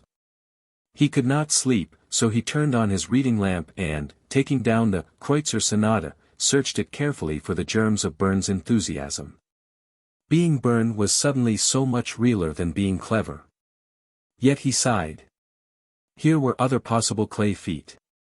He thought back through 2 years, of Byrne as a hurried, nervous freshman, quite submerged in his brother's personality. Then he remembered an incident of sophomore year, in which Byrne had been suspected of the leading role. Dean Hollister had been heard by a large group arguing with a taxi driver, who had driven him from the junction. In the course of the altercation the dean remarked that he might as well buy the taxicab. He paid and walked off, but next morning he entered his private office to find the taxicab itself in the space usually occupied by his desk, bearing a sign which read, "Property of Dean Hollister. Bought and paid for." It took 2 expert mechanics half a day to disassemble it into its minutest parts and remove it, which only goes to prove the rare energy of sophomore humor under efficient leadership. Then again, that very fall, Byrne had caused a sensation. A certain Phyllis Stiles, an intercollegiate prom trotter, had failed to get her yearly invitation to the Harvard-Princeton game. Jesse Ferrenby had brought her to a smaller game a few weeks before, and had pressed Byrne into service, to the ruination of the latter's misogyny. "Are you coming to the Harvard game?" Byrne had asked indiscreetly, merely to make conversation. "If you ask me," cried Phyllis quickly. "Of course I do," said Byrne feebly. He was unversed in the arts of Phyllis, and was sure that this was merely a vapid form of kidding. Before an hour had passed he knew that he was indeed involved. Phyllis had pinned him down and served him up, informed him the train she was arriving by, and depressed him thoroughly. Aside from loathing Phyllis, he had particularly wanted to stag that game and entertain some Harvard friends. "She'll see," he informed a delegation who arrived in his room to josh him. "This will be the last game she ever persuades any young innocent to take her to." "But, Byrne, why did you invite her if you didn't want her?" "Byrne, you know you're secretly mad about her, that's the real trouble." "What can you do, Byrne? What can you do against Phyllis?" But Byrne only shook his head and muttered threats which consisted largely of the phrase, "She'll see, she'll see." The blithesome Phyllis bore her 25 summers gaily from the train, but on the platform a ghastly sight met her eyes. There were Byrne and Fred Sloan arrayed to the last like the lurid figures on college posters. They had bought flaring suits with huge peg-top trousers and gigantic padded shoulders. On their heads were rakish college hats, pinned up in front and sporting bright orange and black bands, while from their celluloid collars blossomed flaming orange ties. They wore black armbands with orange peas, and carried canes flying Princeton pennants, the effect completed by socks and peeping handkerchiefs in the same color motifs. On a clanking chain they led a large, angry tomcat, painted to represent a tiger. A good half of the station crowd was already staring at them, torn between horrified pity and riotous mirth, and as Phyllis, with her svelte jaw dropping, approached, the pair bent over and emitted a college cheer in loud, far-carrying voices, thoughtfully adding the name, Phyllis, to the end. She was vociferously greeted and escorted enthusiastically across the campus, followed by 100 village urchins, to the stifled laughter of hundreds of alumni and visitors, half of whom had no idea that this was a practical joke, but thought that Byrne and Fred were two varsity sports showing their girl a collegiate time. Phyllis's feelings as she was paraded by the Harvard and Princeton stands, where sat dozens of her former devotees, can be imagined. She tried to walk a little ahead, she tried to walk a little behind, but they stayed close, that there should be no doubt whom she was with, talking in loud voices of their friends on the football team. Until she could almost hear her acquaintances whispering, "Phyllis Styles must be awfully hard up to have to come with those two." That had been Byrne, dynamically humorous, fundamentally serious. From that root had blossomed the energy that he was now trying to orient with progress. So the weeks passed and March came and the clay feet that Amory looked for failed to appear. About 100 juniors and seniors resigned from their clubs in a final fury of righteousness, and the clubs in helplessness turned upon Byrne their finest weapon, ridicule. Everyone who knew him liked him, but what he stood for, and he began to stand for more all the time, came under the lash of many tongues, until a friendlier man than he would have been snowed under. "Don't you mind losing prestige?" asked Amory one night. They had taken to exchanging calls several times a week. "Of course I don't. What's prestige, at best? Some people say that you're just a rather original politician." He roared with laughter. "That's what Fred Sloan told me today. I suppose I have it coming." One afternoon they dipped into a subject that had interested Amory for a long time, the matter of the bearing of physical attributes on a man's makeup. Byrne had gone into the biology of this, and then. "Of course health counts, a healthy man has twice the chance of being good," he said. "I don't agree with you, I don't believe in muscular Christianity." "I do, I believe Christ had great physical vigor." "Oh, no," Amory protested. "He worked too hard for that. I imagine that when he died he was a broken-down man, and the great saints haven't been strong. Half of them have. Well, even granting that, I don't think health has anything to do with goodness. Of course, it's valuable to a great saint to be able to stand enormous strains, but this fad of popular preachers rising on their toes in simulated virility, bellowing that calisthenics will save the world, no, Byrne, I can't go that. Well, let's waive it, we won't get anywhere, and besides I haven't quite made up my mind about it myself. Now, here's something I do know, personal appearance has a lot to do with it. Coloring? Amory asked eagerly. Yes. That's what Tom and I figured, Amory agreed. We took the yearbooks for the last 10 years and looked at the pictures of the senior council. I know you don't think much of that august body, but it does represent success here in a general way. Well, I suppose only about 35% of every class here are blondes, are really light, yet 2/3 of every senior council are light. We looked at pictures of 10 years of them, mind you. That means that out of every 15 light-haired men in the senior class 1 is on the senior council, and of the dark-haired men it's only 1 in 50. It's true, Byrne agreed. The light-haired man is a higher type, generally speaking. I worked the thing out with the presidents of the United States once, and found that way over half of them were light-haired, yet think of the preponderant number of brunettes in the race. People unconsciously admit it, said Amory. You'll notice a blonde person is expected to talk. If a blonde girl doesn't talk we call her a doll, if a light-haired man is silent he's considered stupid. Yet the world is full of dark silent men and languorous brunettes who haven't a brain in their heads, but somehow are never accused of the dearth. And the large mouth and broad chin and rather big nose undoubtedly make the superior face. I'm not so sure. Amory was all for classical features. Oh, yes, I'll show you, and Byrne pulled out of his desk a photographic collection of heavily bearded, shaggy celebrities, Tolstoy, Whitman, Carpenter, and others. Aren't they wonderful? Amory tried politely to appreciate them, and gave up laughingly. Byrne, I think they're the ugliest looking crowd I ever came across. They look like an old man's home. Oh, Amory, look at that forehead on Emerson, look at Tolstoy's eyes. His tone was reproachful. Amory shook his head. No. Call them remarkable looking or anything you want, but ugly they certainly are.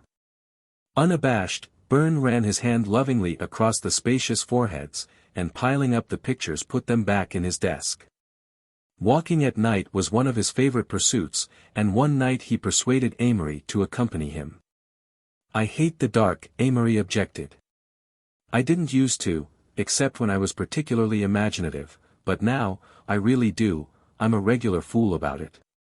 That's useless, you know. Quite possibly. We'll go east, Byrne suggested, and down that string of roads through the woods. Doesn't sound very appealing to me, admitted Amory reluctantly, but let's go. They set off at a good gait, and for an hour swung along in a brisk argument until the lights of Princeton were luminous white blots behind them. Any person with any imagination is bound to be afraid, said Byrne earnestly. And this very walking at night is one of the things I was afraid about. I'm going to tell you why I can walk anywhere now and not be afraid. Go on, Amory urged eagerly. They were striding toward the woods, Byrne's nervous, enthusiastic voice warming to his subject. I used to come out here alone at night, 3 months ago, and I always stopped at that crossroad we just passed. There were the woods looming up ahead, just as they do now, there were dogs howling in the shadows and no human sound. Of course, I peopled the woods with everything ghastly, just like you do, don't you? I do, Amory admitted. Well, I began analyzing it, my imagination persisted in sticking horrors into the dark, so I stuck my imagination into the dark instead, and let it look out at me, I let it play stray dog or escaped convict or ghost. And then saw myself coming along the road.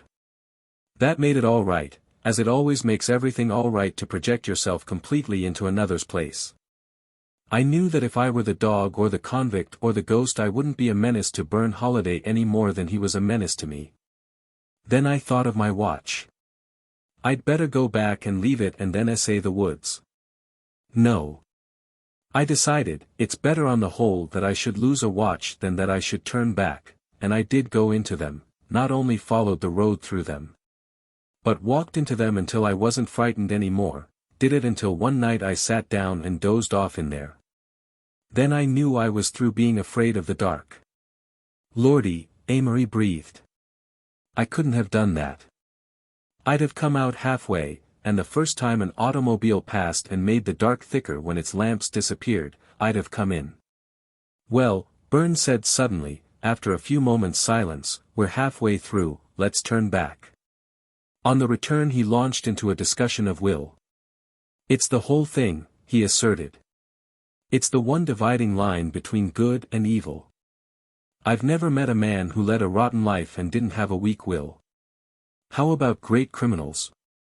They're usually insane. If not, they're weak. There is no such thing as a strong, sane criminal. Byrne, I disagree with you altogether. How about the Superman? Well, he's evil, I think, yet he's strong and sane. I've never met him. I'll bet, though, that he's stupid or insane. I've met him over and he's neither. That's why I think you're wrong. I'm sure I'm not, and so I don't believe in imprisonment except for the insane. On this point Amory could not agree. It seemed to him that life and history were rife with the strong criminal, keen, but often self-deluding. In politics and business one found him and among the old statesmen and kings and generals, but Byrne never agreed and their courses began to split on that point. Byrne was drawing farther and farther away from the world about him. He resigned the vice presidency of the senior class and took to reading and walking as almost his only pursuits. He voluntarily attended graduate lectures in philosophy and biology, and sat in all of them with a rather pathetically intent look in his eyes, as if waiting for something the lecturer would never quite come to. Sometimes Amory would see him squirm in his seat, and his face would light up, he was on fire to debate a point. He grew more abstracted on the street and was even accused of becoming a snob, but Amory knew it was nothing of the sort, and once when Byrne passed him 4 feet off, absolutely unseeingly, his mind 1,000 miles away. Amory almost choked with the romantic joy of watching him. Byrne seemed to be climbing heights where others would be forever unable to get a foothold. I tell you, Amory declared to Tom, he's the first contemporary I've ever met whom I'll admit is my superior in mental capacity. It's a bad time to admit it, people are beginning to think he's odd. He's way over their heads, you know you think so yourself when you talk to him, good Lord, Tom, you used to stand out against people. Success has completely conventionalized you. Tom grew rather annoyed. What's he trying to do, be excessively holy? No. Not like anybody you've ever seen. Never enters the Philadelphian society. He has no faith in that rot. He doesn't believe that public swimming pools and a kind word in time will right the wrongs of the world, moreover, he takes a drink whenever he feels like it. He certainly is getting in wrong. Have you talked to him lately? No. Then you haven't any conception of him. The argument ended nowhere, but Amory noticed more than ever how the sentiment toward Byrne had changed on the campus. It's odd, Amory said to Tom one night when they had grown more amicable on the subject. That the people who violently disapprove of Byrne's radicalism are distinctly the Pharisee class, I mean they're the best educated men in college, the editors of the papers, like yourself and Ferrenby, the younger professors. The illiterate athletes like Languedoc think he's getting eccentric, but they just say, good old Byrne has got some queer ideas in his head, and pass on, the Pharisee class, gee. They ridicule him unmercifully. The next morning he met Byrne hurrying along McCosh Walk after a recitation. Whither bound, Czar? Over to the Prince office to see Ferrenby, he waved a copy of the morning's Princetonian at Amory. He wrote this editorial. Going to flay him alive? No, but he's got me all balled up. Either I've misjudged him or he's suddenly become the world's worst radical. Byrne hurried on, and it was several days before Amory heard an account of the ensuing conversation. Byrne had come into the editor's sanctum displaying the paper cheerfully. Hello, Jesse. Hello there, Savonarola. I just read your editorial. Good boy, didn't know you stooped that low. Jesse, you startled me. How so? Aren't you afraid the faculty'll get after you if you pull this irreligious stuff? What? Like this morning. What the devil, that editorial was on the coaching system. Yes, but that quotation. Jesse sat up. What quotation? You know, he who is not with me is against me. Well, what about it? Jesse was puzzled but not alarmed. Well, you say here, let me see. Byrne opened the paper and read, "He who is not with me is against me," as that gentleman said who was notoriously capable of only coarse distinctions and puerile generalities. What of it? Ferrenby began to look alarmed. Oliver Cromwell said it, didn't he? Or was it Washington, or one of the saints? Good Lord, I've forgotten. Byrne roared with laughter. Oh, Jesse, oh, good, kind Jesse. Who said it, for Pete's sake? Well, said Byrne, recovering his voice, Street Matthew attributes it to Christ. My God, cried Jesse, and collapsed backward into the wastebasket. Amory writes a poem. The weeks tore by. Amory wandered occasionally to New York on the chance of finding a new shining green autobus, that its stick of candy glamour might penetrate his disposition. One day he ventured into a stock company revival of a play whose name was faintly familiar. The curtain rose, he watched casually as a girl entered. A few phrases rang in his ear and touched a faint chord of memory. Where? When? Then he seemed to hear a voice whispering beside him, a very soft, vibrant voice, "Oh, I'm such a poor little fool, do tell me when I do wrong." The solution came in a flash and he had a quick, glad memory of Isabel. He found a blank space on his program, and began to scribble rapidly. Here in the figured dark I watch once more. There, with the curtain, roll the years away. 2 years of years, there was an idle day. Of hours, when happy endings didn't bore our unfermented souls. I could adore your eager face beside me, wide-eyed, gay, smiling a repertoire while the poor play reached me as a faint ripple reaches shore. Yawning and wondering an evening through, I watch alone. And chatterings, of course, spoil the one scene which, somehow, did have charms. You wept a bit, and I grew sad for you. Right here, where Mr. X defends divorce. And what's-her-name falls fainting in his arms. Still calm. Ghosts are such dumb things, said Alec, they're slow-witted. I can always outguess a ghost. How? Asked Tom. Well, it depends where. Take a bedroom, for example. If you use any discretion, a ghost can never get you in a bedroom. Go on, suppose you think there's maybe a ghost in your bedroom, what measures do you take on getting home at night? Demanded Amory, interested. Take a stick, answered Alec, with ponderous reverence, one about the length of a broom handle. Now, the first thing to do is to get the room cleared. To do this you rush with your eyes closed into your study and turn on the lights. Next, approaching the closet, carefully run the stick in the door 3 or 4 times. Then, if nothing happens, you can look in. Always run the stick in viciously first, never look first. Of course, that's the ancient Celtic school, said Tom gravely. Yes, but they usually pray first. Anyway, you use this method to clear the closets and also for behind all doors. And the bed, Amory suggested. Oh, Amory, no, cried Alec in horror. That isn't the way, the bed requires different tactics, let the bed alone, as you value your reason, if there is a ghost in the room and that's only about a third of the time, it is almost always under the bed. Well, Amory began. Alec waved him into silence. Of course you never look. You stand in the middle of the floor and before he knows what you're going to do make a sudden leap for the bed, never walk near the bed. To a ghost your ankle is your most vulnerable part, once in bed, you're safe, He may lie around under the bed all night, but you're safe as daylight. If you still have doubts, pull the blanket over your head. All that's very interesting, Tom. Isn't it? Alec beamed proudly. All my own, too, the Sir Oliver Lodge of the New World. Amory was enjoying college immensely again. The sense of going forward in a direct, determined line had come back. Youth was stirring and shaking out a few new feathers. He had even stored enough surplus energy to sally into a new pose. What's the idea of all this distracted stuff, Amory? Asked Alec one day, and then as Amory pretended to be cramped over his book in a daze, oh, don't try to act Byrne, the mystic, to me. Amory looked up innocently. What? What? Mimicked Alec.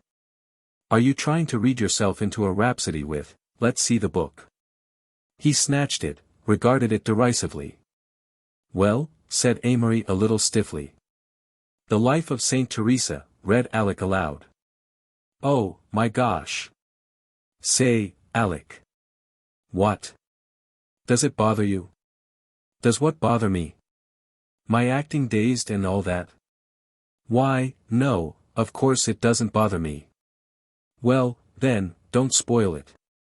If I enjoy going around telling people guilelessly that I think I'm a genius, let me do it. You're getting a reputation for being eccentric, said Alec, laughing, if that's what you mean. Amory finally prevailed, and Alec agreed to accept his face value in the presence of others if he was allowed rest periods when they were alone. So Amory ran it out at a great rate, bringing the most eccentric characters to dinner, wild-eyed grad students, preceptors with strange theories of God and government, to the cynical amazement of the supercilious cottage club. As February became slashed by sun and moved cheerfully into March, Amory went several times to spend weekends with Monsignor. Once he took Byrne, with great success, for he took equal pride and delight in displaying them to each other. Monsignor took him several times to see Thornton Hancock, and once or twice to the house of a Mrs. Lawrence, a type of Rome-haunting American whom Amory liked immediately. Then one day came a letter from Monsignor, which appended an interesting P.S.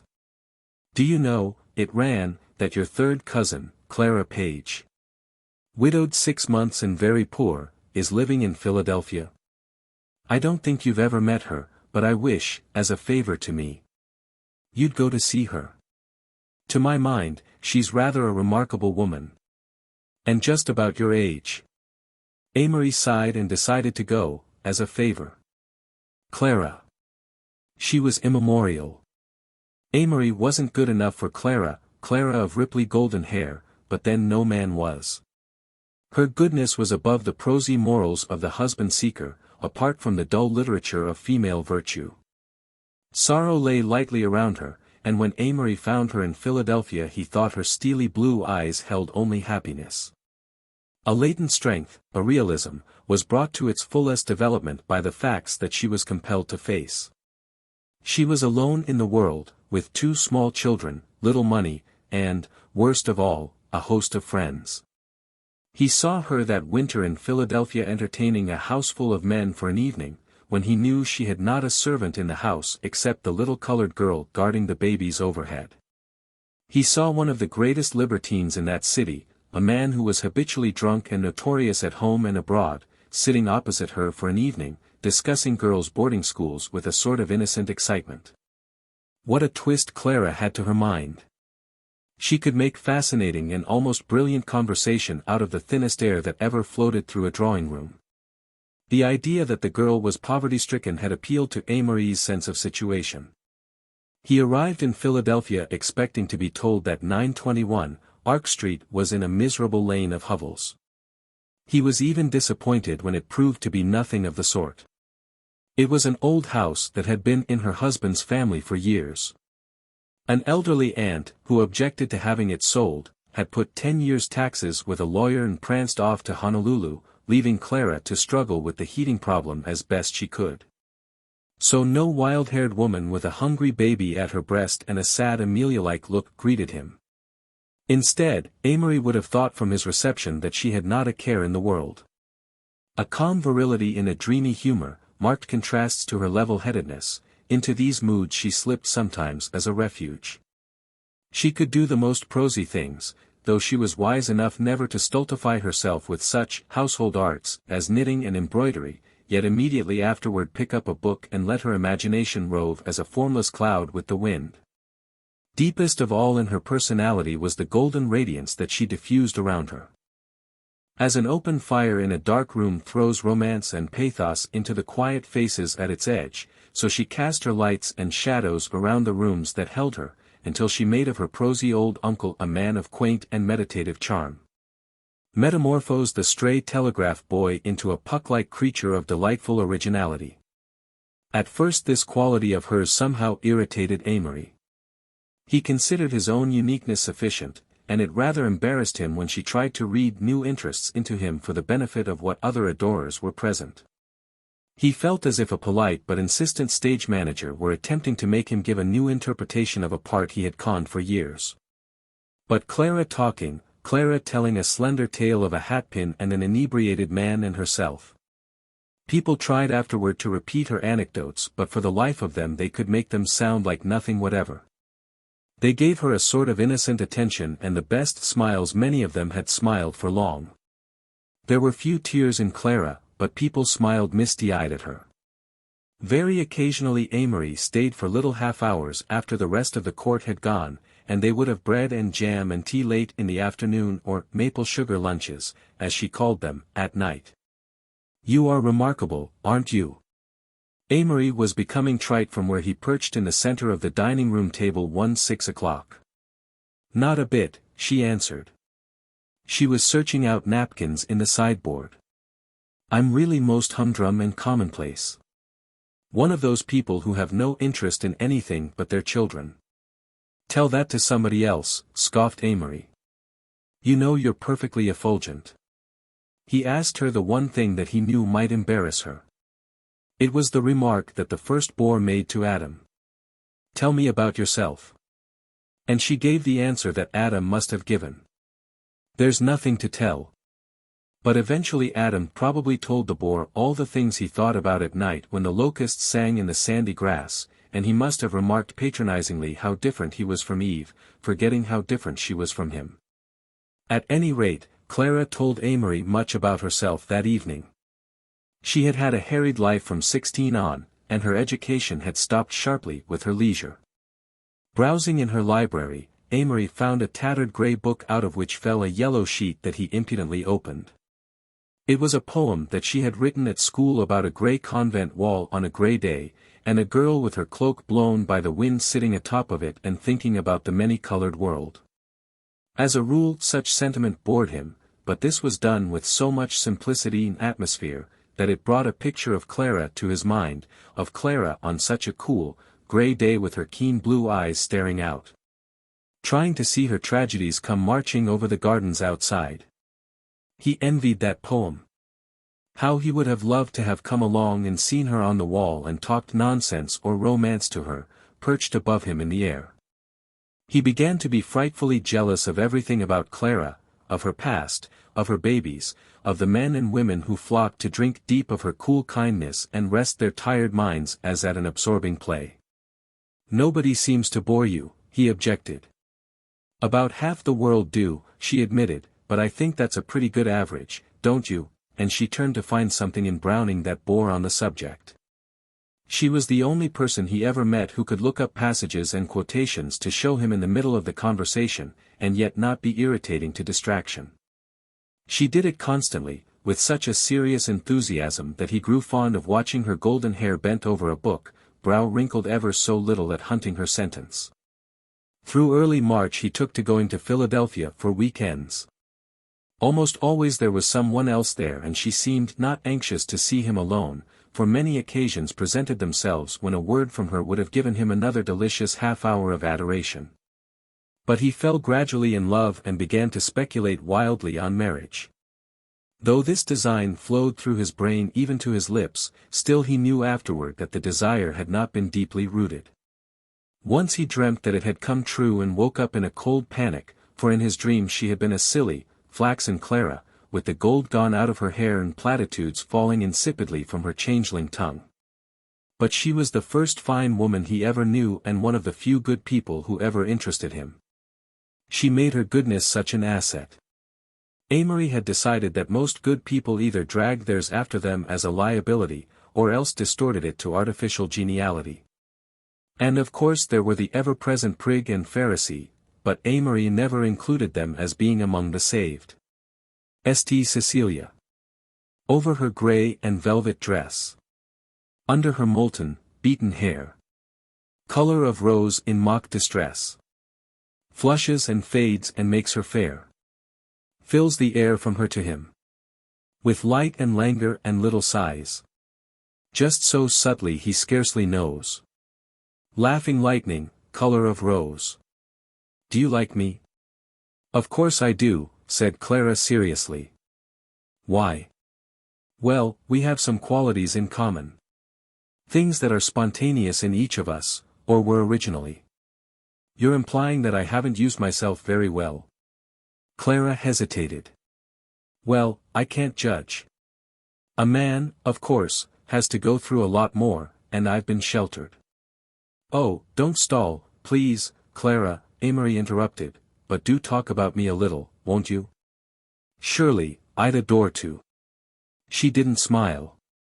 That's sweet of you. First answer some questions. Am I painfully conceited? Well, no, you have tremendous vanity, but it'll amuse the people who notice its preponderance. I see. You're really humble at heart. You sink to the third hell of depression when you think you've been slighted. In fact, you haven't much self-respect. Center of target twice, Clara. How do you do it? You never let me say a word. Of course not, I can never judge a man while he's talking.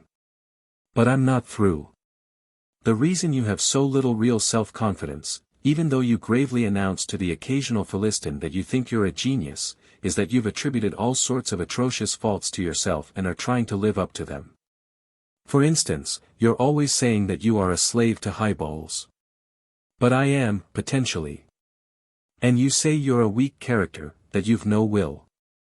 Not a bit of will, I'm a slave to my emotions, to my likes, to my hatred of boredom, to most of my desires. You are not. She brought one little fist down onto the other. You're a slave, a bound helpless slave to one thing in the world, your imagination. You certainly interest me. If this isn't boring you, go on. I notice that when you want to stay over an extra day from college you go about it in a sure way. You never decide at first while the merits of going or staying are fairly clear in your mind. You let your imagination shinny on the side of your desires for a few hours, and then you decide. Naturally your imagination, after a little freedom, thinks up a million reasons why you should stay, so your decision when it comes isn't true. It's biased. Yes, objected Amory, but isn't it lack of willpower to let my imagination shinny on the wrong side? My dear boy, there's your big mistake. This has nothing to do with willpower, that's a crazy, useless word, anyway. You lack judgment, the judgment to decide at once when you know your imagination will play you false, given half a chance. Well, I'll be darned, exclaimed Amory in surprise, that's the last thing I expected. Clara didn't gloat. She changed the subject immediately. But she had started him thinking and he believed she was partly right. He felt like a factory owner who after accusing a clerk of dishonesty finds that his own son, in the office, is changing the books once a week. His poor, mistreated will that he had been holding up to the scorn of himself and his friends, stood before him innocent, and his judgment walked off to prison with the unconfinable imp, imagination, dancing in mocking glee beside him. Clara's was the only advice he ever asked without dictating the answer himself, except, perhaps, in his talks with Monsignor Darcy. How he loved to do any sort of thing with Clara. Shopping with her was a rare, Epicurean dream.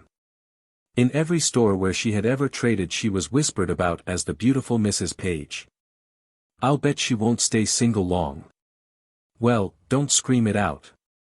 She ain't lookin' for no advice. Ain't she beautiful? Enter a floor walker, silence till he moves forward, smirking. Society person, ain't she? Yeah, but poor now, I guess, so they say. Gee. Girls, ain't she some kid? And Clara beamed on all alike.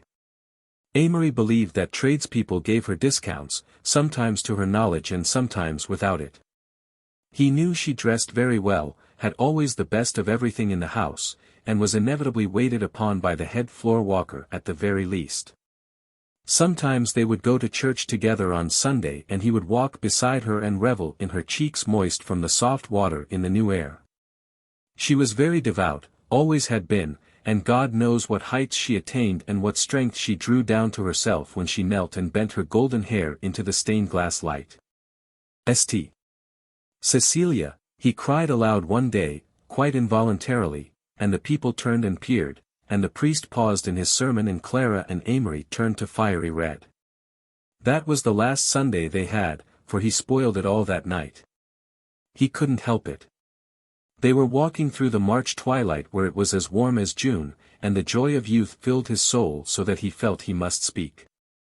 I think, he said and his voice trembled, that if I lost faith in you I'd lose faith in God. She looked at him with such a startled face that he asked her the matter. Nothing, she said slowly, only this, 5 men have said that to me before, and it frightens me. Oh, Clara, is that your fate? She did not answer. I suppose love to you is, he began. She turned like a flash. I have never been in love. They walked along, and he realized slowly how much she had told him, never in love. She seemed suddenly a daughter of light alone. His entity dropped out of her plane and he longed only to touch her dress with almost the realization that Joseph must have had of Mary's eternal significance. But quite mechanically he heard himself saying, and I love you, any latent greatness that I've got is, oh, I can't talk, but Clara, if I come back in 2 years in a position to marry you. She shook her head. No, she said. I'd never marry again.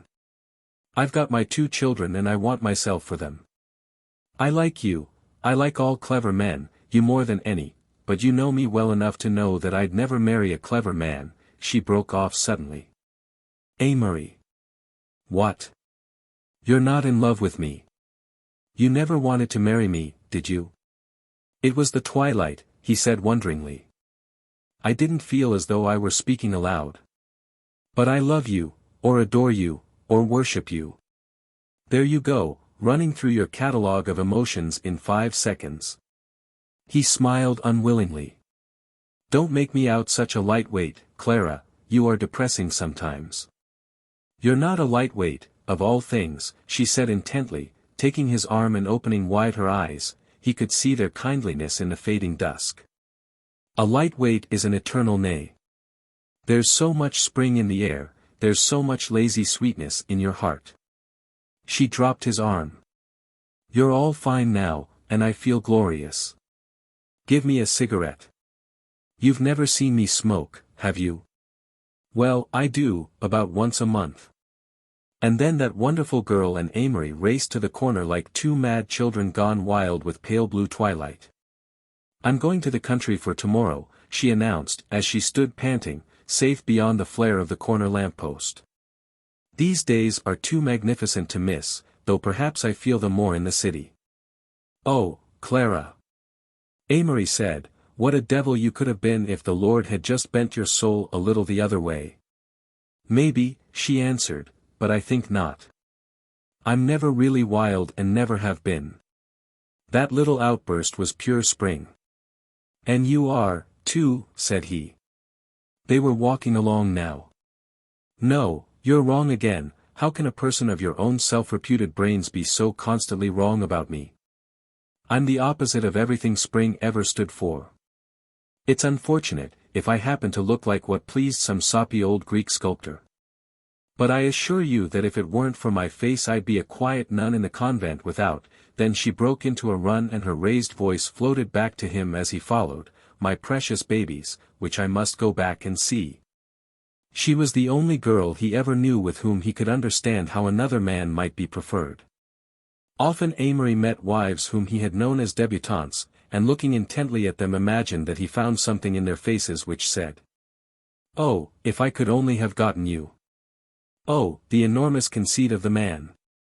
But that night seemed a night of stars and singing, and Clara's bright soul still gleamed on the ways they had trod. "Golden, golden is the air," he chanted to the little pools of water. "Golden is the air, golden notes from golden mandolins, golden frets of golden violins, fair, oh, wearily fair. Skeins from braided basket, mortals may not hold, oh, what young extravagant god, who would know or ask it? Who could give such gold?" Amory is resentful. Slowly and inevitably, yet with a sudden surge at the last, while Amory talked and dreamed, war rolled swiftly up the beach and washed the sands where Princeton played. Every night the gymnasium echoed as platoon after platoon swept over the floor and shuffled out the basketball markings. When Amory went to Washington the next weekend, he caught some of the spirit of crisis which changed to repulsion in the Pullman car coming back, for the berths across from him were occupied by stinking aliens, Greeks, he guessed, or Russians. He thought how much easier patriotism had been to a homogeneous race, how much easier it would have been to fight as the colonies fought, or as the Confederacy fought. And he did no sleeping that night, but listened to the aliens guffaw and snore while they filled the car with the heavy scent of latest America. In Princeton everyone bantered in public and told themselves privately that their deaths at least would be heroic. The literary students read Rupert Brooke passionately. The lounge lizards worried over whether the government would permit the English-cut uniform for officers. A few of the hopelessly lazy wrote to the obscure branches of the War Department, seeking an easy commission and a soft berth. Then, after a week, Amory saw Byrne and knew at once that argument would be futile. Byrne had come out as a pacifist. The socialist magazines, a great smattering of Tolstoy, and his own intense longing for a cause that would bring out whatever strength lay in him, had finally decided him to preach peace as a subjective ideal. When the German army entered Belgium, he began, if the inhabitants had gone peaceably about their business, the German army would have been disorganized in. "I know," Amory interrupted, "I've heard it all. But I'm not going to talk propaganda with you. There's a chance that you're right, but even so we're hundreds of years before the time when non-resistance can touch us as a reality." "But, Amory, listen. Byrne, we just argue." "Very well. Just one thing, I don't ask you to think of your family or friends, because I know they don't count a picayune with you beside your sense of duty, but, Byrne. How do you know that the magazines you read and the societies you join and these idealists you meet aren't just plain German? Some of them are, of course. How do you know they aren't all pro-German, just a lot of weak ones, with German Jewish names? That's the chance, of course," he said slowly. "How much or how little I'm taking this stand because of propaganda I've heard, I don't know. Naturally I think that it's my most innermost conviction. It seems a path spread before me just now." Amory's heart sank. "But think of the cheapness of it. No one's really going to martyr you for being a pacifist, it's just going to throw you in with the worst." "I doubt it," he interrupted. "Well, it all smells of Bohemian New York to me." "I know what you mean, and that's why I'm not sure I'll agitate." "You're one man, Byrne, going to talk to people who won't listen, with all God's given you." That's what Stephen must have thought many years ago. But he preached his sermon and they killed him. He probably thought as he was dying what a waste it all was.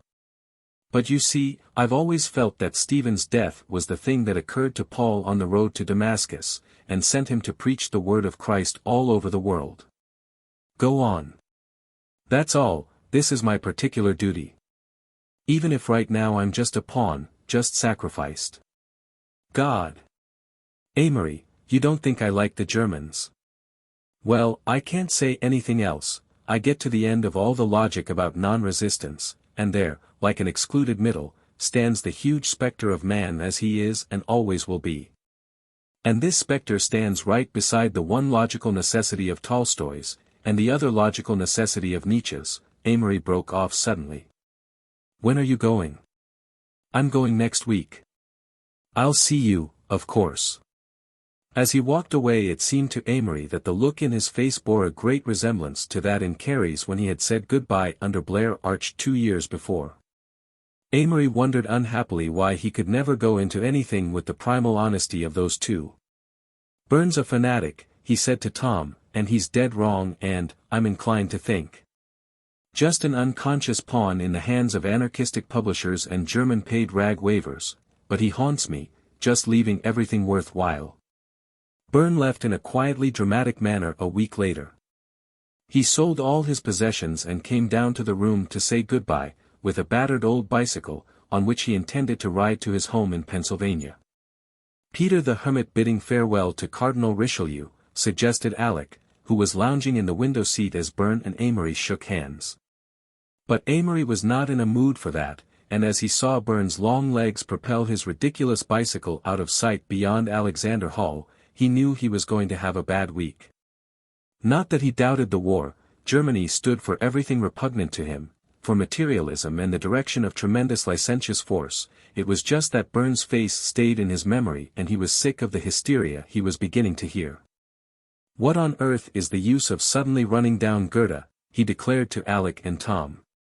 "Why write books to prove he started the war, or that stupid, overestimated Schiller is a demon in disguise? Have you ever read anything of theirs?" asked Tom shrewdly. "No," Amory admitted. "Neither have I," he said laughing. "People will shout," said Alec quietly, "but Goethe's on his same old shelf in the library, to bore anyone that wants to read him." Amory subsided, and the subject dropped. "What are you going to do, Amory?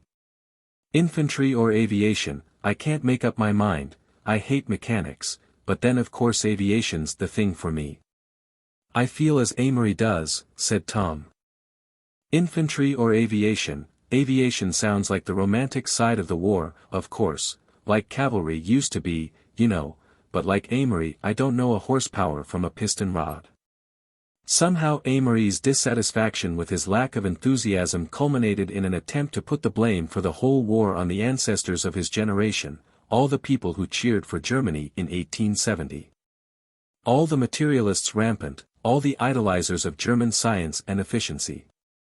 So he sat one day in an English lecture and heard Locksley Hall quoted and fell into a brown study with contempt for Tennyson and all he stood for he took him as a representative of the Victorians.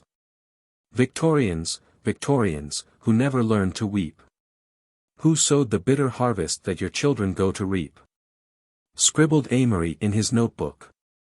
The lecturer was saying something about Tennyson's solidity and 50 heads were bent to take notes.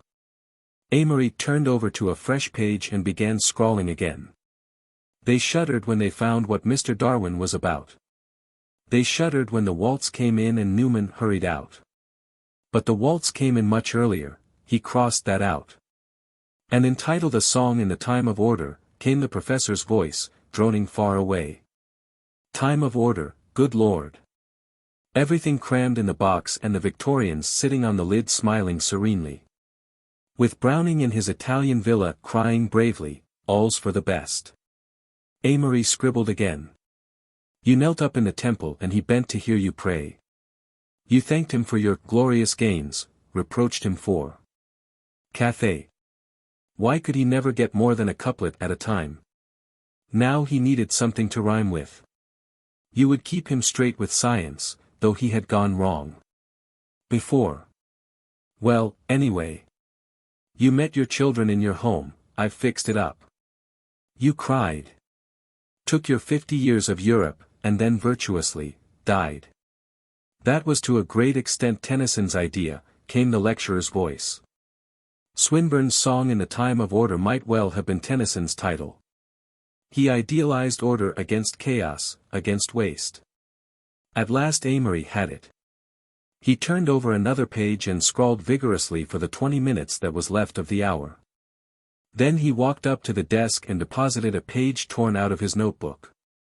Here's a poem to the Victorians, sir, he said coldly. The professor picked it up curiously while Amory backed rapidly through the door. Here is what he had written. Songs in the Time of Order. You left for us to sing. Proofs with excluded middles. Answers to life in rhyme. Keys of the prison warder. And ancient bells to ring. Time was the end of riddles. We were the end of time. Here were domestic oceans. And a sky that we might reach. Guns and a guarded border. Gauntlets, but not to fling. Thousands of old emotions. And a platitude for each. Songs in the time of order. And tongues, that we might sing. The end of many things. Early April slipped by in a haze of long evenings on the club veranda with the graphophone playing "Poor Butterfly" inside, for "Poor Butterfly" had been the song of that last year.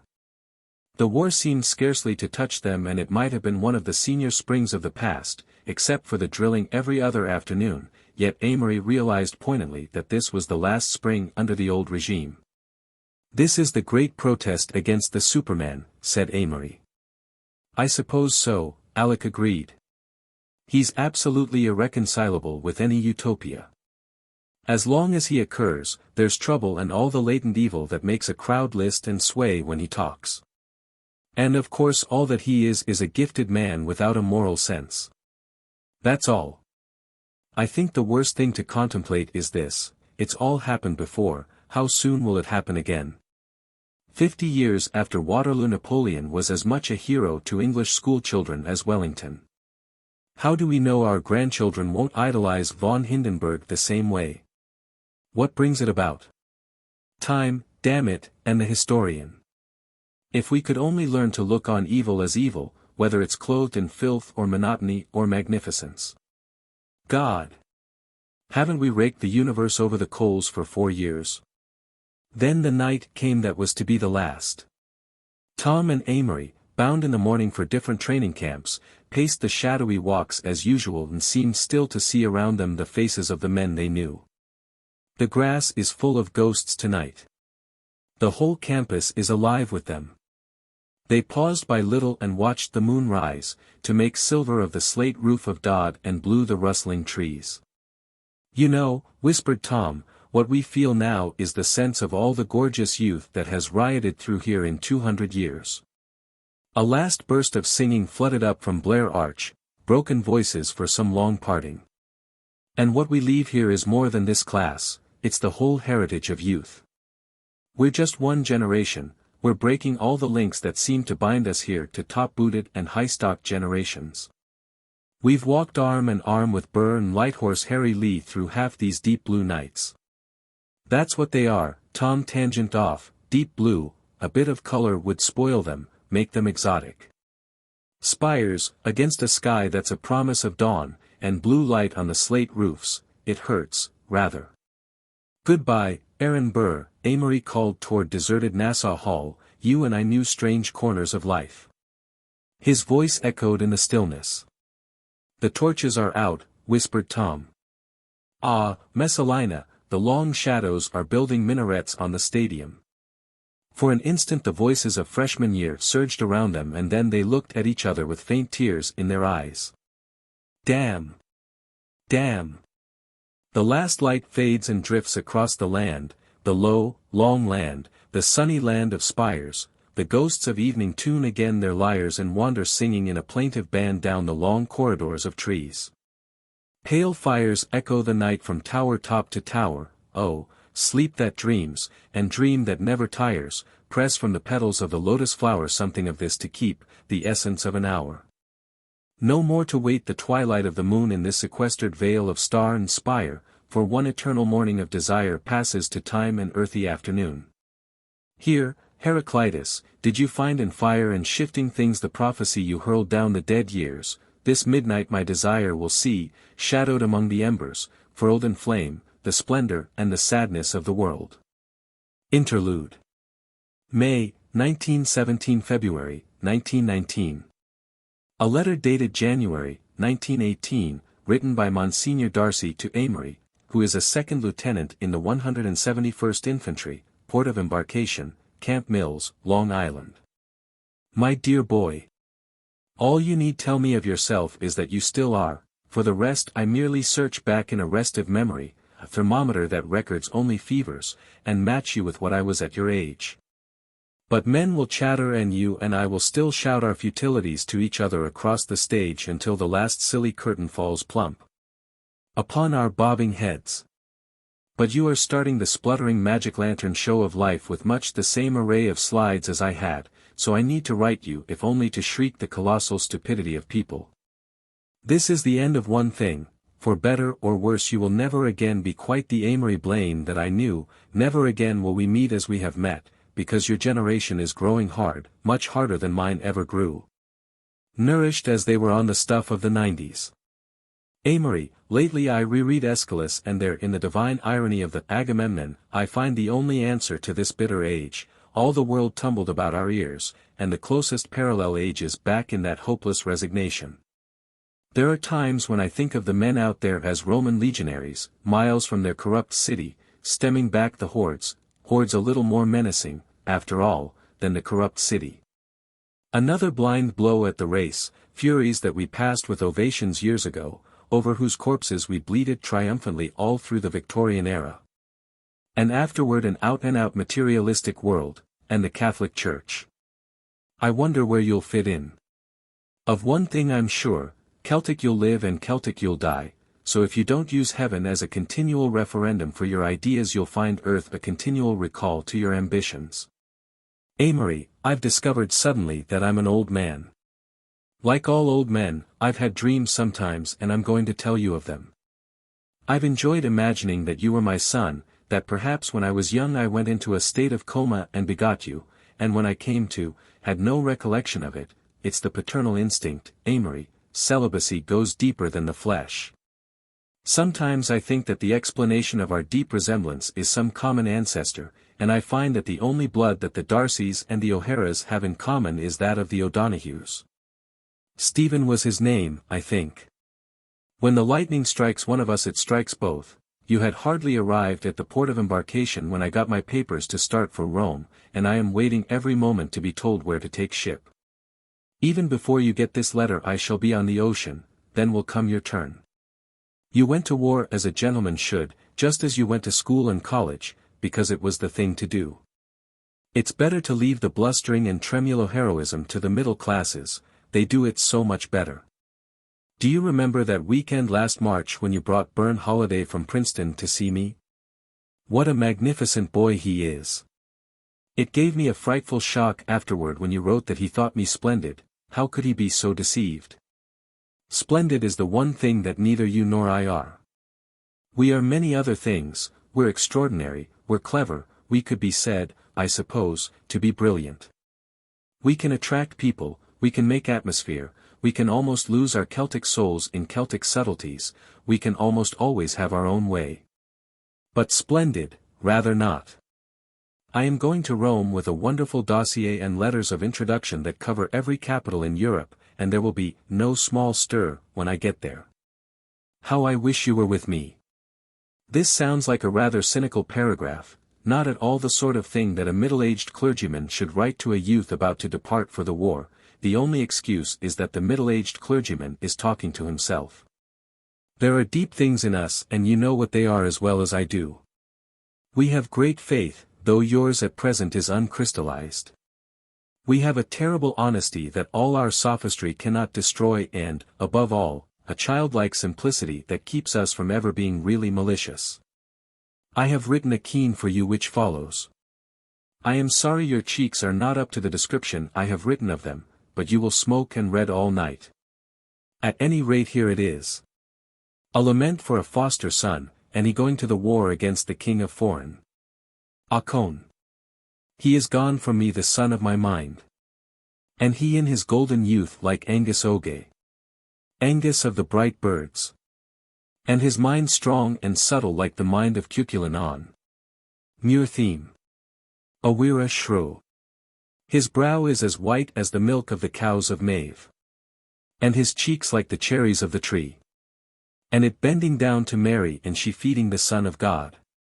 Avieli of Rhone. His hair is like the golden collar of the kings at Terra. And his eyes like the 4 grey seas of Erin. And they swept with the mists of rain. Mavrone go Gudio. He to be in the joyful and red battle. amongst the chieftains and they doing great deeds of valor. His life to go from him. It is the cords of my own soul would be loosed. A vich delish. My heart is in the heart of my son. And my life is in his life surely. A man can be twice young. In the life of his sons only. Jia du vaha alanav. May the Son of God be above him and beneath him, before him and behind him. May the King of the elements cast a mist over the eyes of the King of foreign. May the Queen of the graces lead him by the hand the way he can go through the midst of his enemies and they not seeing him. May Patrick of the Gale and column of the churches and the 5,000 saints of Aaron be better than a shield to him. And he got into the fight. Aka Kon. Amory, I feel, somehow, that this is all, one or both of us is not going to last out this war. I've been trying to tell you how much this reincarnation of myself in you has meant in the last few years. Curiously alike we are, curiously unlike. Goodbye, dear boy, and God be with you. Thayer Darcy. Embarking at night. Amory moved forward on the deck until he found a stool under an electric light.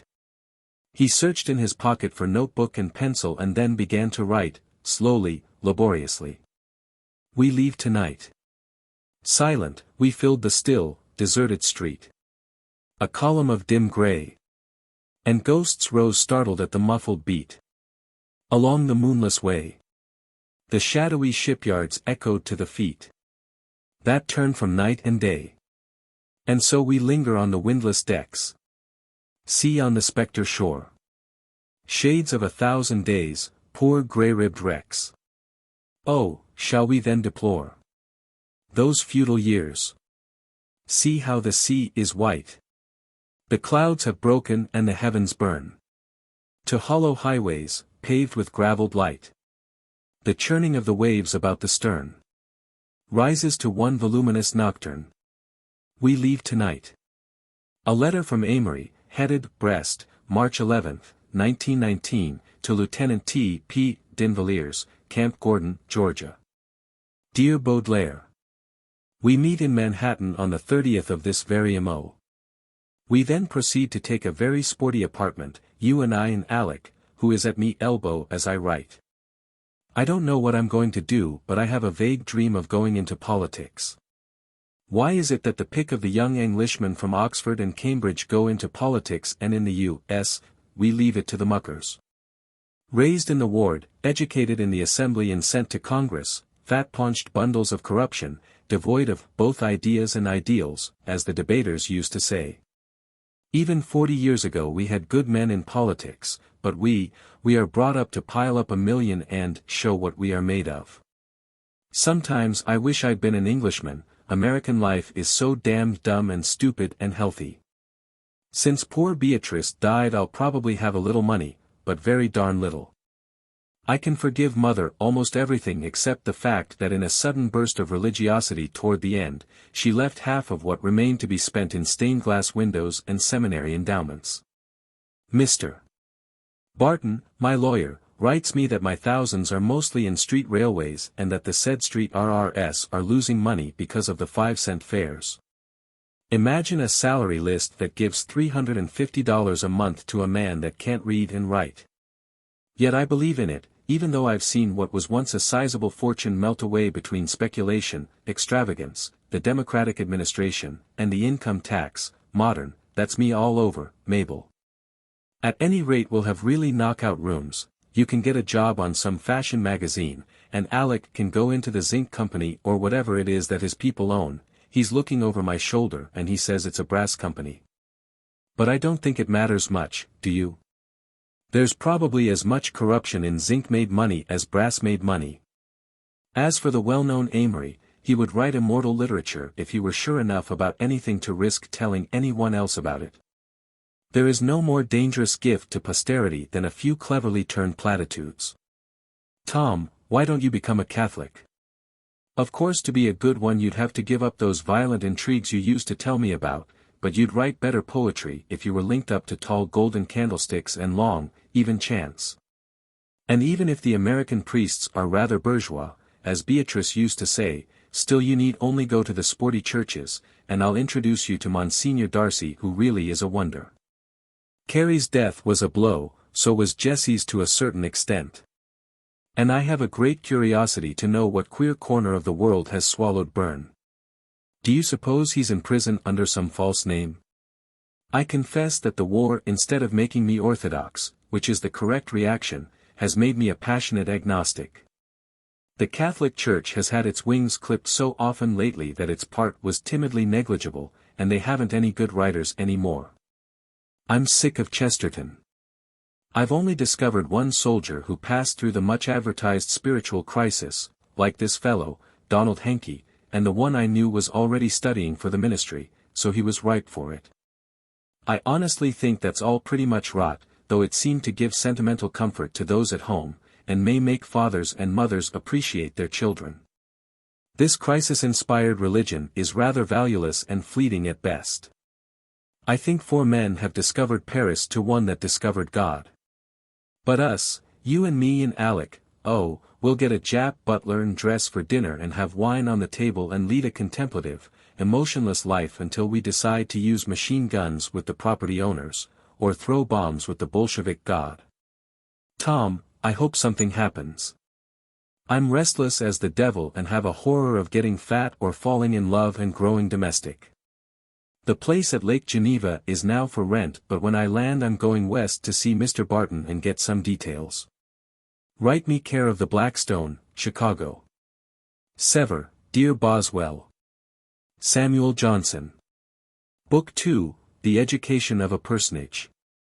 Chapter 1. The Debutante. The time is February.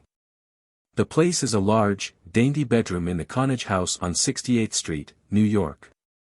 A girl's room, pink walls and curtains and a pink bedspread on a cream-colored bed. Pink and cream are the motifs of the room, but the only article of furniture in full view is a luxurious dressing table with a glass top and a 3-sided mirror. On the walls there is an expensive print of Cherry Ripe, A Few Polite Dogs by Landseer, and The King of the Black Isles, by Maxfield Parrish. Great disorder consisting of the following items: 1. 7 or 8 empty cardboard boxes, with tissue paper tongues hanging panting from their mouths. 2. An assortment of street dresses mingled with their sisters of the evening, all upon the table, all evidently new. 3. A roll of tulle, which has lost its dignity and wound itself tortuously around everything in sight, and, 4. Upon the 2 small chairs, a collection of lingerie that beggars description. One would enjoy seeing the bill called forth by the finery displayed, and one is possessed by a desire to see the princess for whose benefit. Look. There's someone. Disappointment. This is only a maid hunting for something. She lifts a heap from a chair, not there, another heap, the dressing table, the chiffonier drawers. She brings to light several beautiful chemises and an amazing pajama, but this does not satisfy her. She goes out. An indistinguishable mumble from the next room.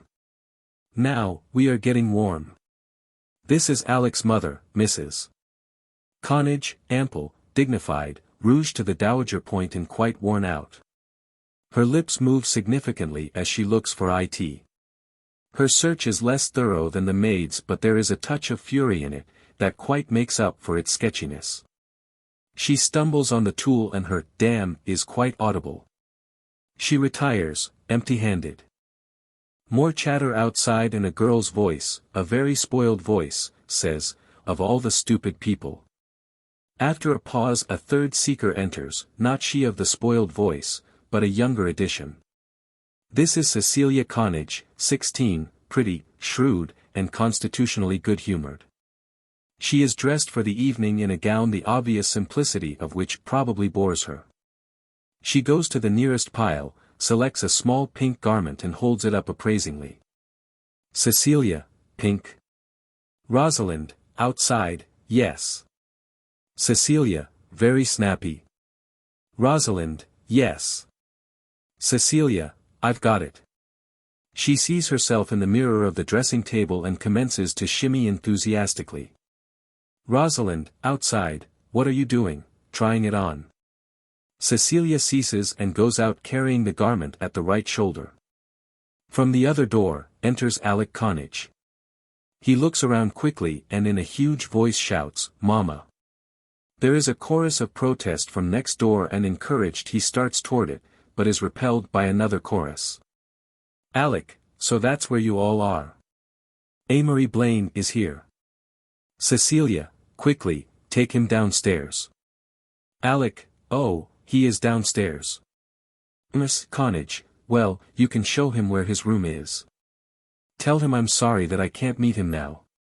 Alec, he's heard a lot about you all. I wish you'd hurry. Father's telling him all about the war and he's restless.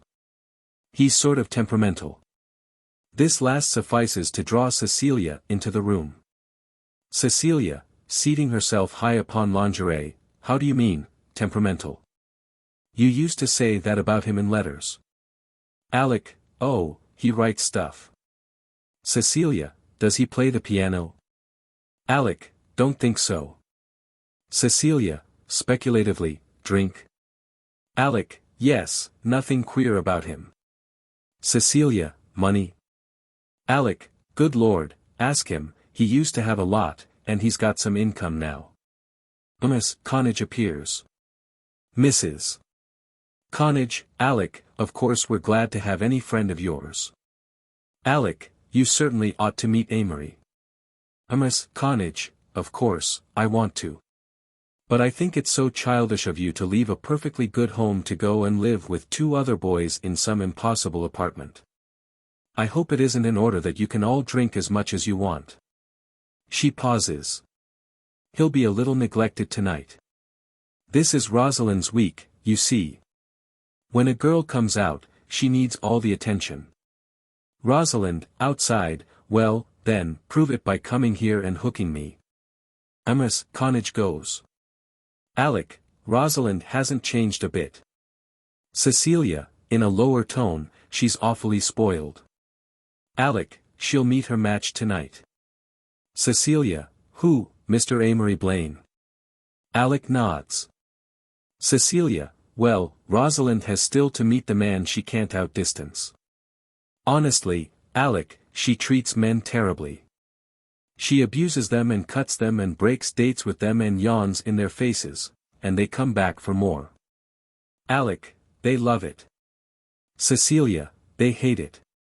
She's a sort of vampire, I think, and she can make girls do what she wants usually, only she hates girls. Alec, personality runs in our family. Cecilia, resignedly, I guess it ran out before it got to me. Alec, does Rosalind behave herself? Cecilia, not particularly well.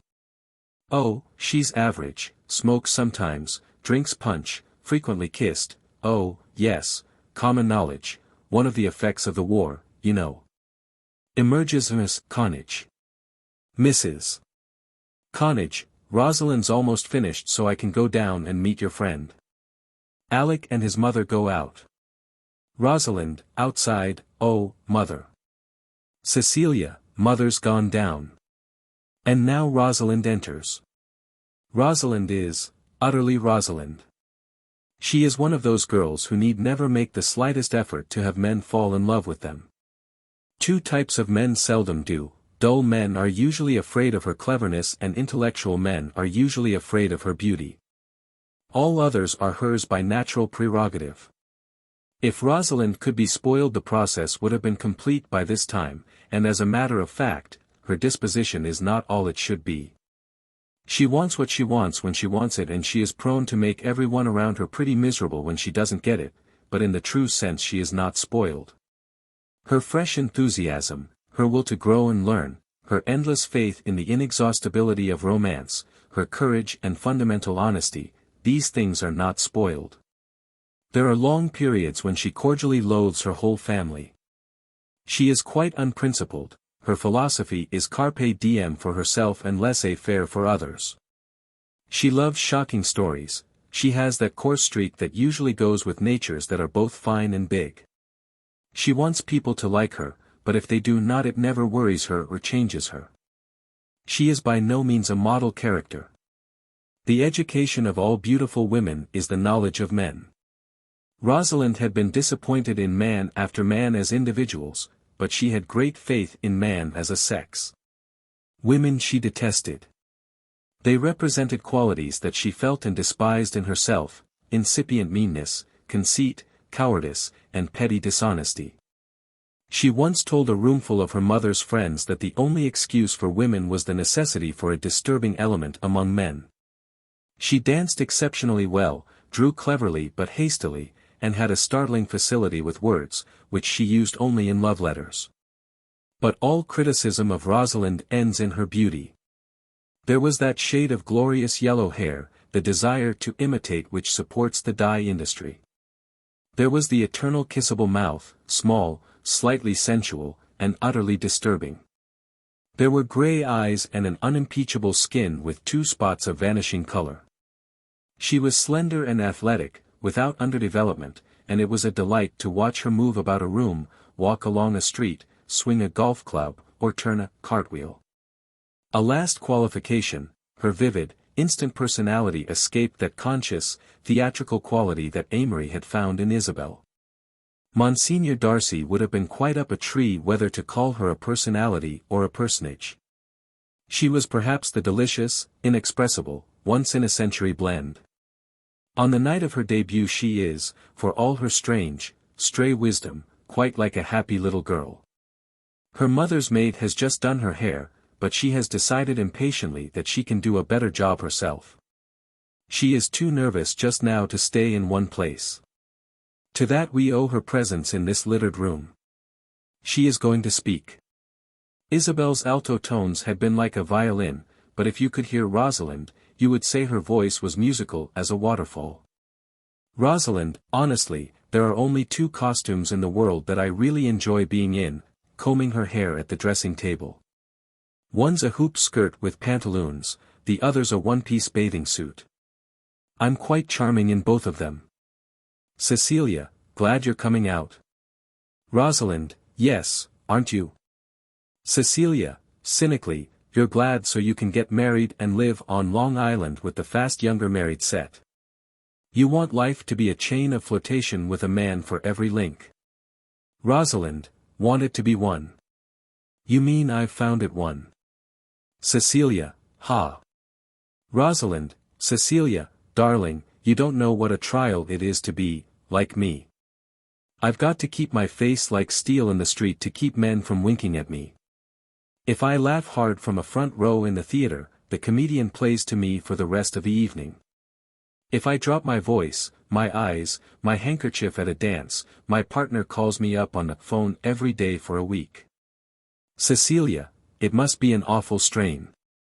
Rosalind, the unfortunate part is that the only men who interest me at all are the totally ineligible ones. Now, if I were poor I'd go on the stage. Cecilia, yes, you might as well get paid for the amount of acting you do. Rosalind, sometimes when I've felt particularly radiant I've thought, why should this be wasted on one man? Cecilia, often when you're particularly sulky, I've wondered why it should all be wasted on just one family. Getting up. I think I'll go down and meet Mr. Amory Blaine. I like temperamental men. Rosalind, there aren't any.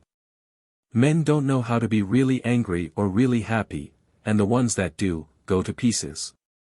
Cecilia, well, I'm glad I don't have all your worries. I'm engaged. Rosalind, with a scornful smile, engaged. Why, you little lunatic. If mother heard you talking like that she'd send you off to boarding school, where you belong. Cecilia, you won't tell her, though, because I know things I could tell, and you're too selfish. Rosalind, a little annoyed, run along, little girl. Who are you engaged to, the iceman? The man that keeps the candy store. Cecilia, cheap wit, goodbye, darling, I'll see you later. Rosalind, oh, be sure and do that, you're such a help. Exit Cecilia. Rosalind finished her hair and rises, humming. She goes up to the mirror and starts to dance in front of it on the soft carpet. She watches not her feet, but her eyes, never casually but always intently, even when she smiles. The door suddenly opens and then slams behind Amory, very cool and handsome as usual. He melts into instant confusion. Oh, I'm sorry. I thought. Esseke, smiling radiantly, oh, you're Amory Blaine, aren't you? Regarding her closely, and you're Rosalind? Esseke, I'm going to call you Amory. Oh, come in, it's all right, Mother'll be right in, under her breath, unfortunately. Gazing around, this is sort of a new wrinkle for me. Esseke, this is no man's land. This is where you, pause. Esseke, yes, all those things. She crosses to the bureau. See, here's my rouge, eye pencils. I didn't know you were that way. Esseke, what did you expect? I thought you'd be sort of, sexless, you know, swim and play golf. Esseke, oh, I do, but not in business hours. Business? Esseke, 6 to 2, strictly. I'd like to have some stock in the corporation. Esseke, oh, it's not a corporation, it's just Rosalind, Unlimited.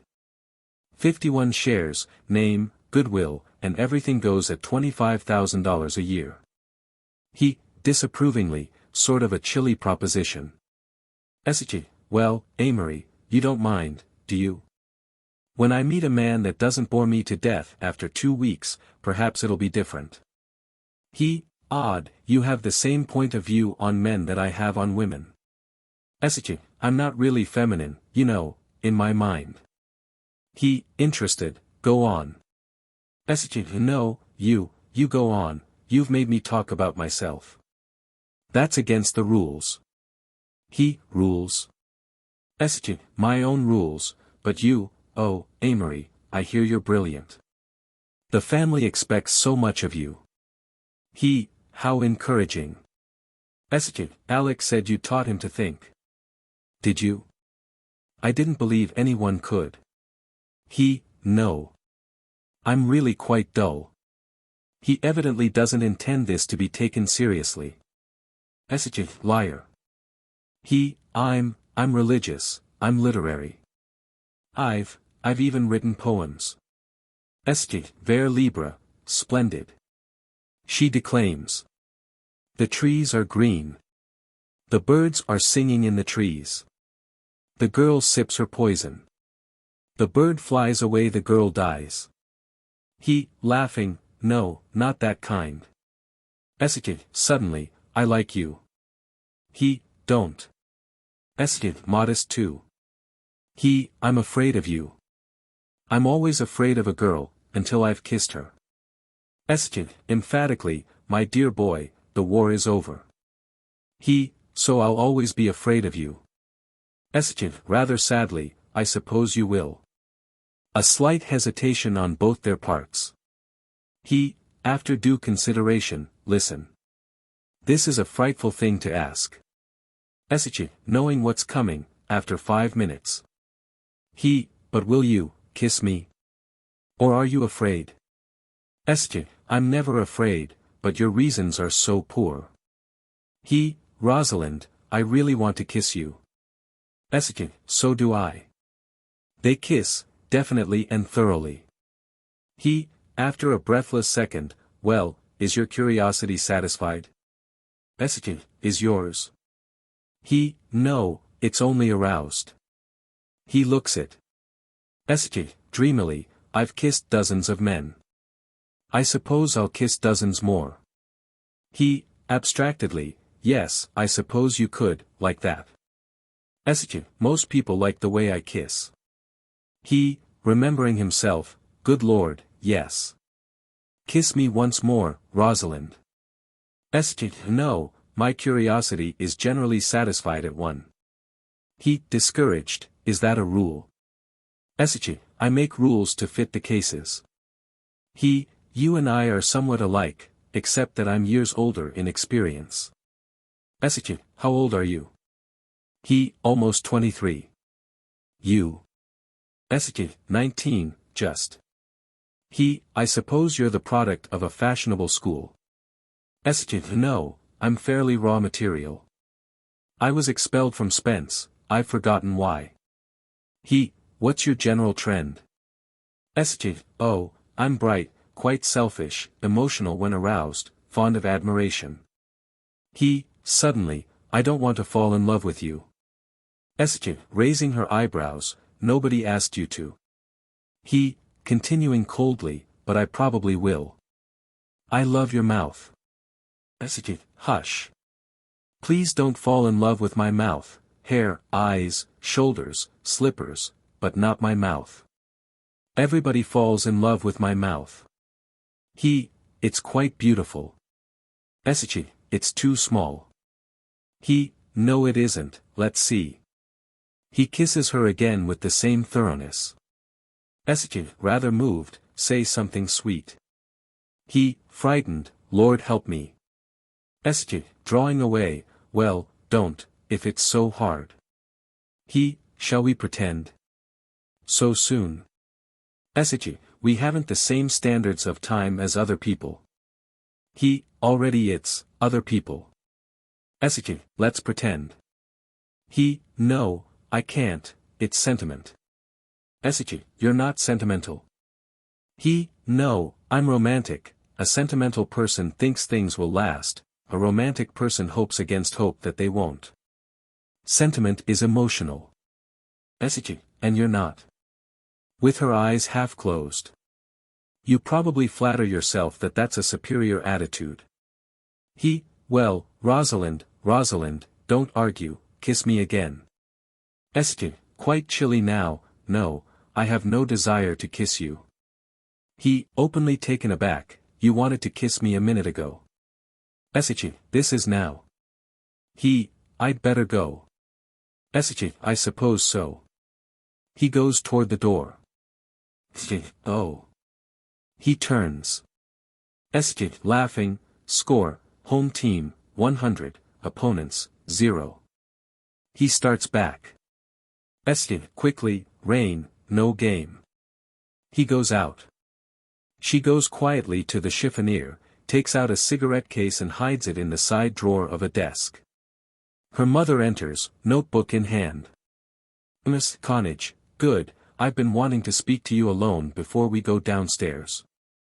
Rosalind, heavens. You frighten me. Miss Connage, Rosalind, you've been a very expensive proposition.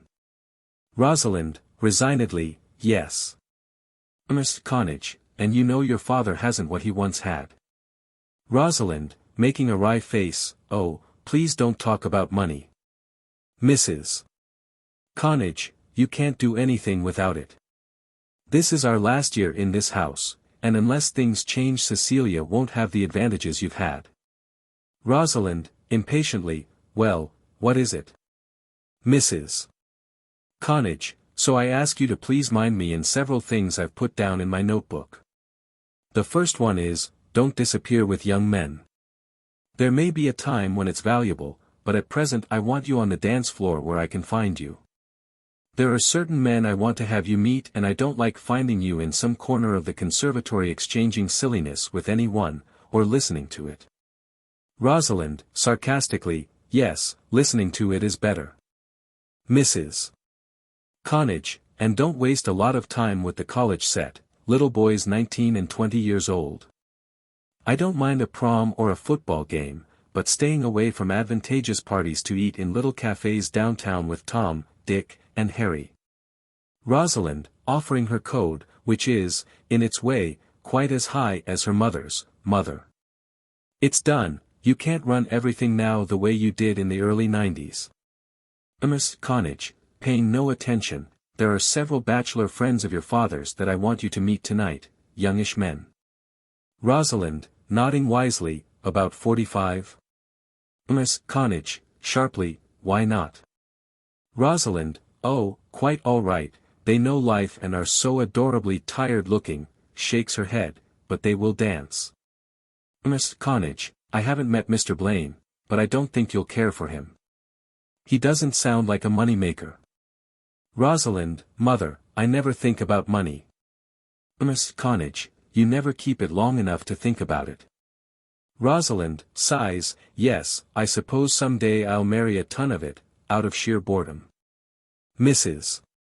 Connage, referring to notebook, I had a wire from Hartford. Dawson Ryder is coming up. Now there's a young man I like, and he's floating in money. It seems to me that since you seem tired of Howard Gillespie you might give Mr. Ryder some encouragement. This is the third time he's been up in a month. Rosalind, how did you know I was tired of Howard Gillespie? Miss Connage, the poor boy looks so miserable every time he comes. Rosalind, that was one of those romantic, pre-battle affairs. They're all wrong. Miss Connage, Hersey said, at any rate, make us proud of you tonight. Rosalind, don't you think I'm beautiful? Miss Connage, you know you are. From downstairs is heard the moan of a violin being tuned, the roll of a drum. Miss Connage turns quickly to her daughter. Miss Connage, come. Rosalind, 1 minute. Her mother leaves. Rosalind goes to the glass where she gazes at herself with great satisfaction. She kisses her hand and touches her mirrored mouth with it. Then she turns out the lights and leaves the room. Silence for a moment. A few chords from the piano, the discreet patter of faint drums, the rustle of new silk, all blend on the staircase outside and drift in through the partly open door. Bundled figures pass in the lighted hall. The laughter heard below becomes doubled and multiplied. Then someone comes in, closes the door, and switches on the lights. It is Cecilia. She goes to the chiffonier, looks in the drawers, hesitates, then to the desk whence she takes the cigarette case and extracts one. She lights it and then, puffing and blowing, walks toward the mirror. Cecilia, in tremendously sophisticated accents, oh, yes, coming out is such a farce nowadays, you know. One really plays around so much before one is 17, that it's positively anticlimax. Shaking hands with a visionary middle-aged nobleman. Yes, Your Grace, I believe I've heard my sister speak of you. Have a puff, they're very good. They're Coronas. You don't smoke. What a pity. The king doesn't allow it, I suppose. Yes, I'll dance. So she dances around the room to a tune from downstairs, her arms outstretched to an imaginary partner, the cigarette waving in her hand. Several hours later. The corner of a den downstairs, filled by a very comfortable leather lounge. A small light is on each side above, and in the middle, over the couch hangs a painting of a very old, very dignified gentleman, period 1860. Outside the music is heard in a foxtrot. Rosalind is seated on the lounge and on her left is Howard Gillespie, a vapid youth of about 24. He is obviously very unhappy, and she is quite bored. Gillespie, feebly, what do you mean I've changed? I feel the same toward you. Rosalind, but you don't look the same to me. Gillespie, 3 weeks ago you used to say that you liked me because I was so blasé, so indifferent, I still am. Rosalind, but not about me. I used to like you because you had brown eyes and thin legs. Gillespie, helplessly, they're still thin and brown. You're a vampire, that's all. Rosalind, the only thing I know about vamping is what's on the piano score. What confuses men is that I'm perfectly natural. I used to think you were never jealous. Now you follow me with your eyes wherever I go. Gillespie, I love you. Rosalind, coldly, I know it. Gillespie, and you haven't kissed me for 2 weeks. I had an idea that after a girl was kissed she was one. Rosalind, those days are over. I have to be one all over again every time you see me. Gillespie, are you serious? Rosalind, about as usual. There used to be 2 kinds of kisses, first when girls were kissed and deserted, second, when they were engaged.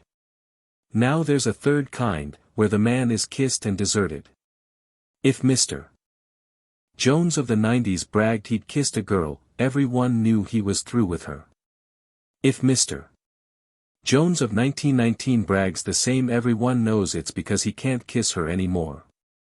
Given a decent start, any girl can beat a man nowadays. Gillespie, then why do you play with men? Rosalind, leaning forward confidentially, for that first moment, when he's interested. There is a moment, oh, just before the first kiss, a whispered word, something that makes it worthwhile. Gillespie, and then? Rosalind, then after that you make him talk about himself. Pretty soon he thinks of nothing but being alone with you, he sulks, he won't fight, he doesn't want to play, victory. Enter Dawson Ryder, 26, handsome, wealthy, faithful to his own, a bore perhaps, but steady and sure of success. Ryder, I believe this is my dance, Rosalind. Rosalind, well, Dawson, so you recognize me. Now I know I haven't got too much paint on. Mr. Ryder, this is Mr. Gillespie. They shake hands and Gillespie leaves, tremendously downcast. Ryder, your party is certainly a success. Rosalind, is it? I haven't seen it lately. I'm weary, do you mind sitting out a minute? Ryder, mind, I'm delighted. You know I loathe this rushing idea. See a girl yesterday, today, tomorrow. Rosalind, Dawson. Ryder, what? Rosalind, I wonder if you know you love me. Ryder, startled, what? Oh, you know you're remarkable. Rosalind, because you know I'm an awful proposition. Anyone who marries me will have his hands full. I'm mean, mighty mean. Ryder, oh, I wouldn't say that. Rosalind, oh, yes, I am, especially to the people nearest to me. She rises. Come, let's go. I've changed my mind and I want to dance. Mother is probably having a fit. Exeunt. Enter Alec and Cecilia. Cecilia, just my luck to get my own brother for an intermission. Alec, gloomily, I'll go if you want me to. Cecilia, good heavens, no, with whom would I begin the next dance? Sighs. There's no color in a dance since the French officers went back. Alec, thoughtfully, I don't want Amory to fall in love with Rosalind. Cecilia, why, I had an idea that was just what you did want. Alec, I did, but since seeing these girls, I don't know. I'm awfully attached to Amory. He's sensitive and I don't want him to break his heart over somebody who doesn't care about him. Cecilia, he's very good looking. Alec, still thoughtfully, she won't marry him, but a girl doesn't have to marry a man to break his heart. Cecilia, what does it? I wish I knew the secret. Alec, why, you cold-blooded little kitty. It's lucky for some that the Lord gave you a pug nose. Enter Amos Connage. Amos Connage, where on earth is Rosalind? Alec, brilliantly, of course you've come to the best people to find out. She'd naturally be with us. Amos Connage, her father has marshaled 8 bachelor millionaires to meet her. Alec, you might form a squad and march through the halls. Mrs. Connage, I'm perfectly serious, for all I know she may be at the Coconut Grove with some football player on the night of her debut. You look left an aisle. Alec, flippantly, hadn't you better send the butler through the cellar? Mrs. Connage, perfectly serious, oh, you don't think she'd be there? Cecilia, he's only joking, mother. Alec, mother had a picture of her tapping a keg of beer with some high hurdler. Amos Connage, let's look right away. They go out. Rosalind comes in with Gillespie. Gillespie, Rosalind, once more I ask you. Don't you care a blessed thing about me? Amory walks in briskly. Amory, my dance. Rosalind, Mr. Gillespie, this is Mr. Blaine. Gillespie, I've met Mr. Blaine. From Lake Geneva, aren't you? Amory, yes. Gillespie, desperately, I've been there. It's in the Middle West, isn't it? Amory, spicily, approximately. But I always felt that I'd rather be provincial hot tamale than soup without seasoning. Gillespie, what? Amory, oh, no offense. Gillespie bows and leaves. Rosalind, he's too much people. Amory, I was in love with a people once. Rosalind, so. Amory, oh, yes, her name was Isabel, nothing at all to her except what I read into her. Rosalind, what happened?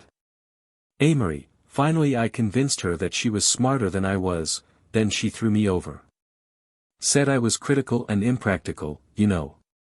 Rosalind, what do you mean impractical? Amory, oh, drive a car, but can't change a tire. Rosalind, what are you going to do? Amory, can't say, run for president, right? Rosalind, Greenwich Village.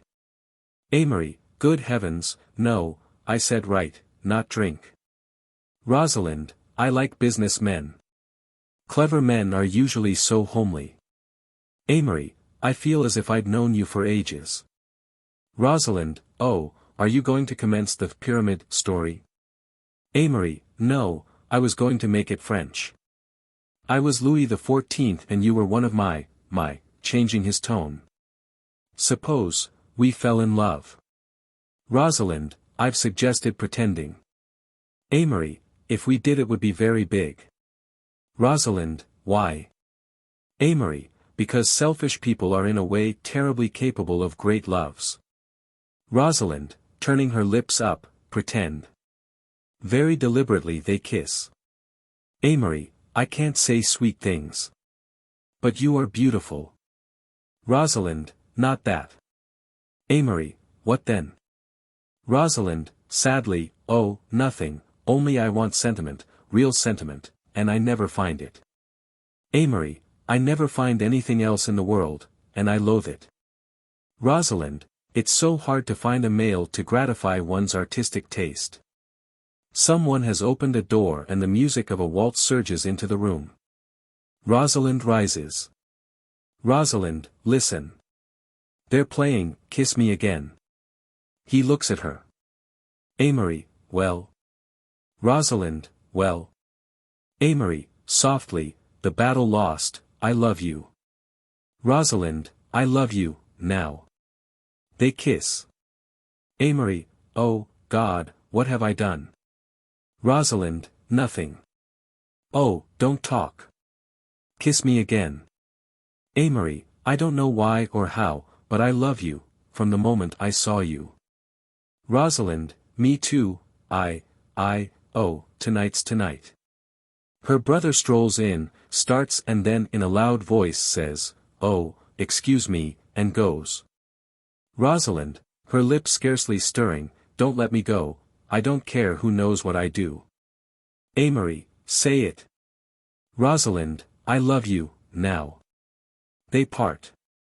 Oh, I am very youthful, thank God, and rather beautiful, thank God, and happy, thank God, she pauses and then, in an odd burst of prophecy, adds, poor Amory.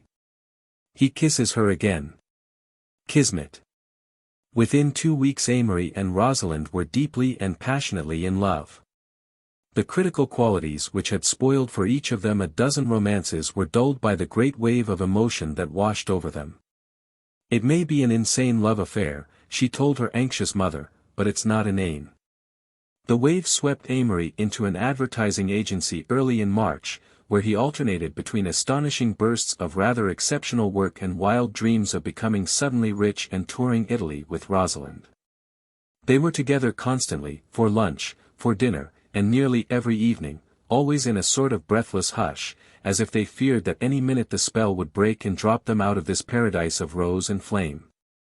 But the spell became a trance, seemed to increase from day to day. They began to talk of marrying in July, in June. All life was transmitted into terms of their love, all experience, all desires, all ambitions, were nullified, their senses of humor crawled into corners to sleep, their former love affairs seemed faintly laughable and scarcely regretted juvenilia. For the second time in his life Amory had had a complete bouleversement and was hurrying into line with his generation. A little interlude. Amory wandered slowly up the avenue and thought of the night as inevitably his, the pageantry and carnival of rich dusk and dim streets. It seemed that he had closed the book of fading harmonies at last and stepped into the sensuous vibrant walks of life. Everywhere these countless lights, this promise of a night of streets and singing, he moved in a half-dream through the crowd as if expecting to meet Rosalind hurrying toward him with eager feet from every corner. How the unforgettable faces of dusk would blend to her, the myriad footsteps, 1,000 overtures, would blend to her footsteps, and there would be more drunkenness than wine in the softness of her eyes on his. Even his dreams now were faint violins drifting like summer sounds upon the summer air. The room was in darkness except for the faint glow of Tom's cigarette where he lounged by the open window. As the door shut behind him, Amory stood a moment with his back against it. "Hello, Benvenuto Blaine. How went the advertising business today?" Amory sprawled on a couch. "I loathed it as usual." The momentary vision of the bustling agency was displaced quickly by another picture. "My God! She's wonderful." Tom sighed. "I can't tell you," repeated Amory, "just how wonderful she is. I don't want you to know. I don't want anyone to know."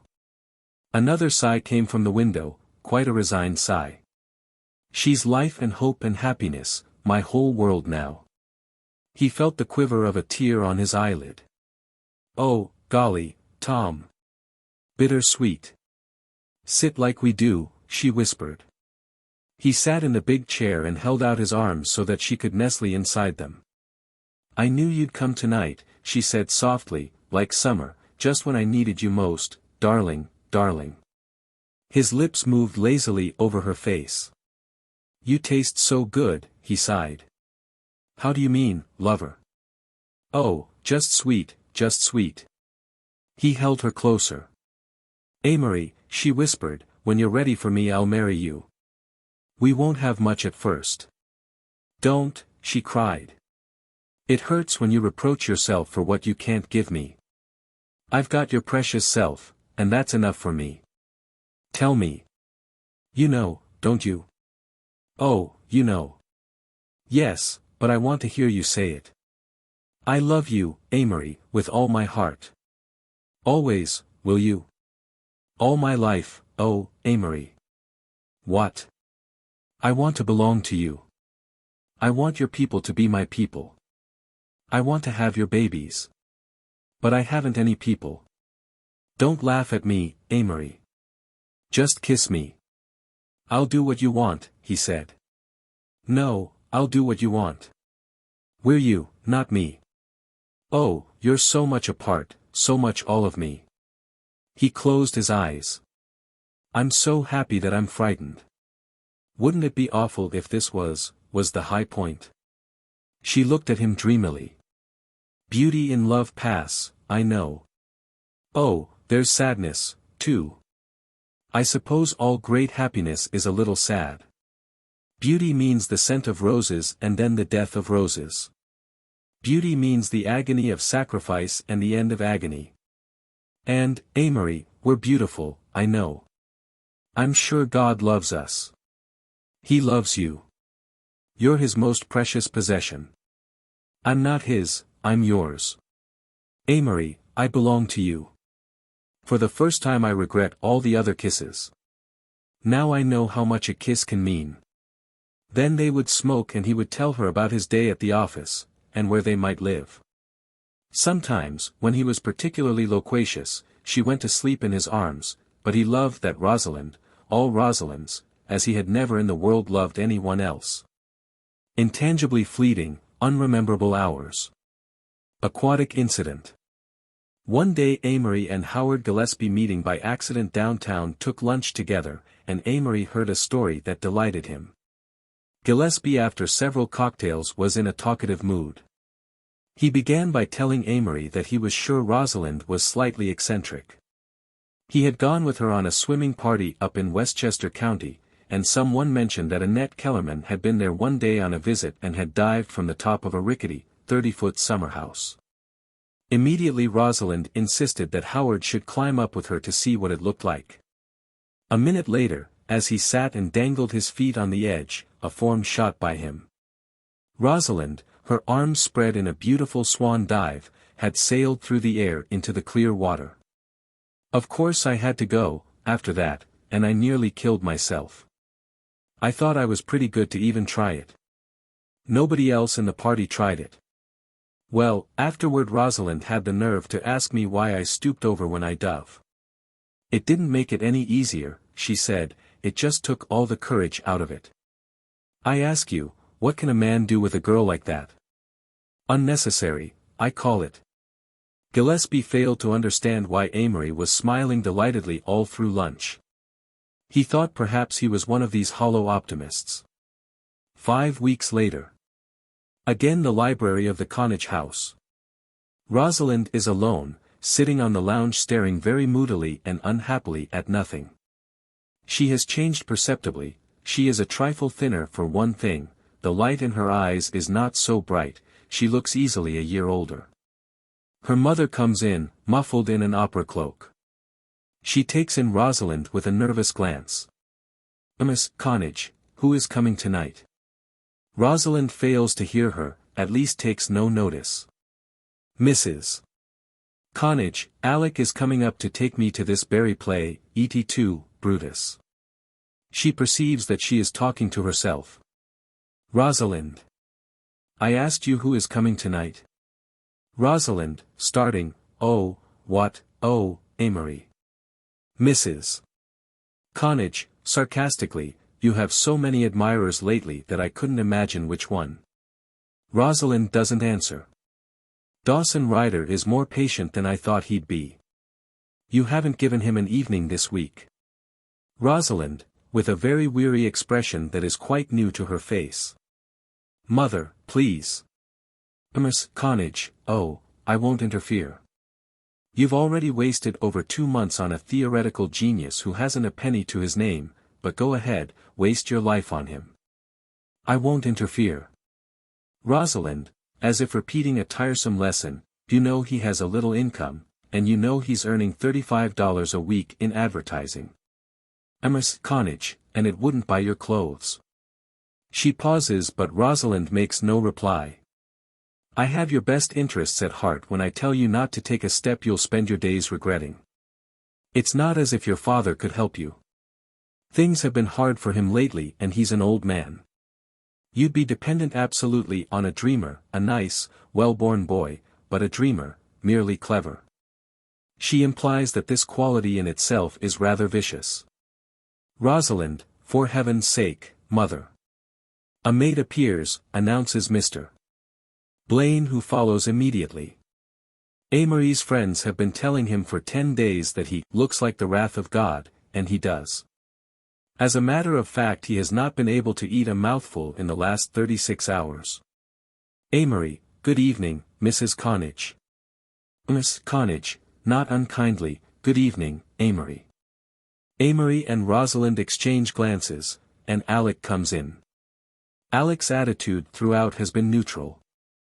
He believes in his heart that the marriage would make Amory mediocre and Rosalind miserable, but he feels a great sympathy for both of them. Alec, hi, Amory. Amory, hi, Alec. Tom said he'd meet you at the theater. Alec, yeah, just saw him. How's the advertising today? Write some brilliant copy. Amory, oh, it's about the same. I got a raise, everyone looks at him rather eagerly, of $2 a week. General collapse. Miss Connage, come, Alec, I hear the car. A good night, rather chilly in sections. After Miss Connage and Alec go out there is a pause. Rosalind still stares moodily at the fireplace. Amory goes to her and puts his arm around her. Amory, darling girl. They kiss. Another pause and then she seizes his hand, covers it with kisses and holds it to her breast. Rosalind, sadly, I love your hands, more than anything. I see them often when you're away from me, so tired, I know every line of them. Dear hands. Their eyes meet for a second and then she begins to cry, a tearless sobbing. Amory, Rosalind. Rosalind, oh, we're so darned pitiful. Amory, Rosalind. Rosalind, oh, I want to die. Amory, Rosalind, another night of this and I'll go to pieces. You've been this way 4 days now. You've got to be more encouraging or I can't work or eat or sleep. He looks around helplessly as if searching for new words to clothe an old, shop-worn phrase. We'll have to make a start. I like having to make a start together. His forced hopefulness fades as he sees her unresponsive. What's the matter? He gets up suddenly and starts to pace the floor. It's Dawson Ryder, that's what it is. He's been working on your nerves. You've been with him every afternoon for a week. People come and tell me they've seen you together, and I have to smile and nod and pretend it hasn't the slightest significance for me. And you won't tell me anything as it develops. Rosalind, Amory, if you don't sit down I'll scream. Amory, sitting down suddenly beside her, oh, Lord. Rosalind, taking his hand gently, you know I love you, don't you? Amory, yes. Rosalind, you know I'll always love you. Amory, don't talk that way, you frighten me. It sounds as if we weren't going to have each other. She cries a little and rising from the couch goes to the armchair. I've felt all afternoon that things were worse. I nearly went wild down at the office, couldn't write a line. Tell me everything. Rosalind, there's nothing to tell, I say. I'm just nervous. Amory, Rosalind, you're playing with the idea of marrying Dawson Ryder. Rosalind, after a pause, he's been asking me to all day. Amory, well, he's got his nerve. Rosalind, after another pause, I like him. Amory, don't say that. It hurts me. Rosalind, don't be a silly idiot. You know you're the only man I've ever loved, ever will love. Amory, quickly, Rosalind, let's get married, next week. Rosalind, we can't. Amory, why not? Rosalind, oh, we can't. I'd be your squaw, in some horrible place. Amory, we'll have $275 a month all told. Rosalind, darling, I don't even do my own hair, usually. Amory, I'll do it for you. Rosalind, between a laugh and a sob, thanks. Amory, Rosalind, you can't be thinking of marrying someone else. Tell me. You leave me in the dark. I can help you fight it out if you'll only tell me. Rosalind, it's just, us. We're pitiful, that's all. The very qualities I love you for are the ones that will always make you a failure. Amory, grimly, go on. Rosalind, oh, it is Dawson Ryder. He's so reliable, I almost feel that he'd be a background. Amory, you don't love him.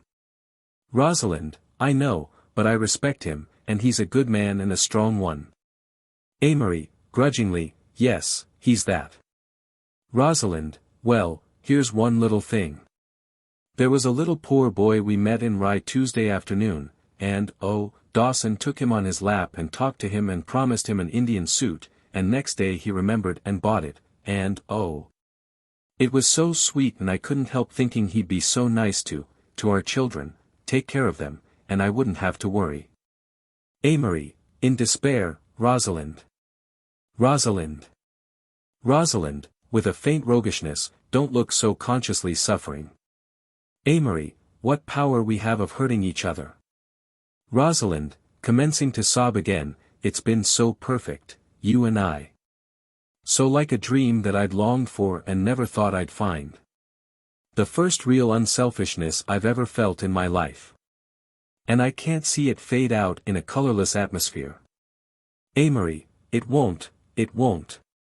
Rosalind, I'd rather keep it as a beautiful memory, tucked away in my heart. Amory, yes, women can do that, but not men. I'd remember always, not the beauty of it while it lasted, but just the bitterness, the long bitterness. Rosalind, don't.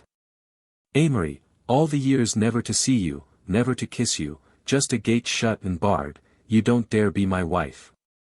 Rosalind, no, no, I'm taking the hardest course, the strongest course.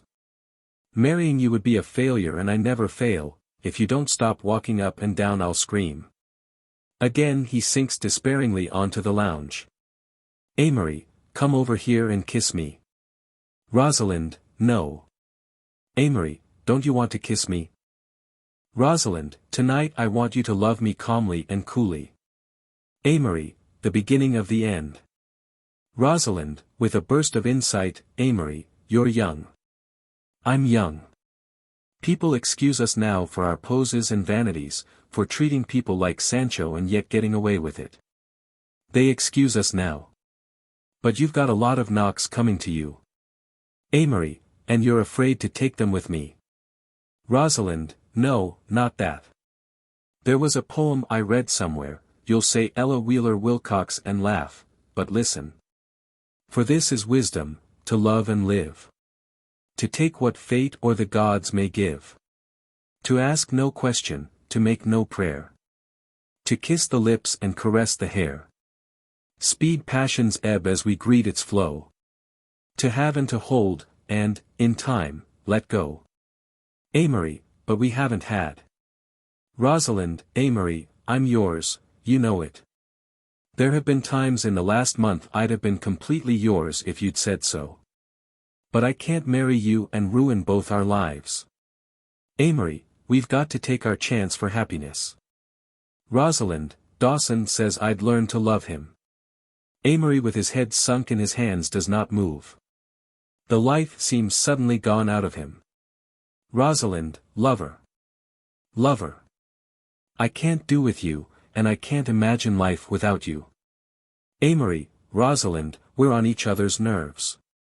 It's just that we're both high-strung, and this week. His voice is curiously old. She crosses to him and taking his face in her hands, kisses him. Rosalind, I can't, Amory.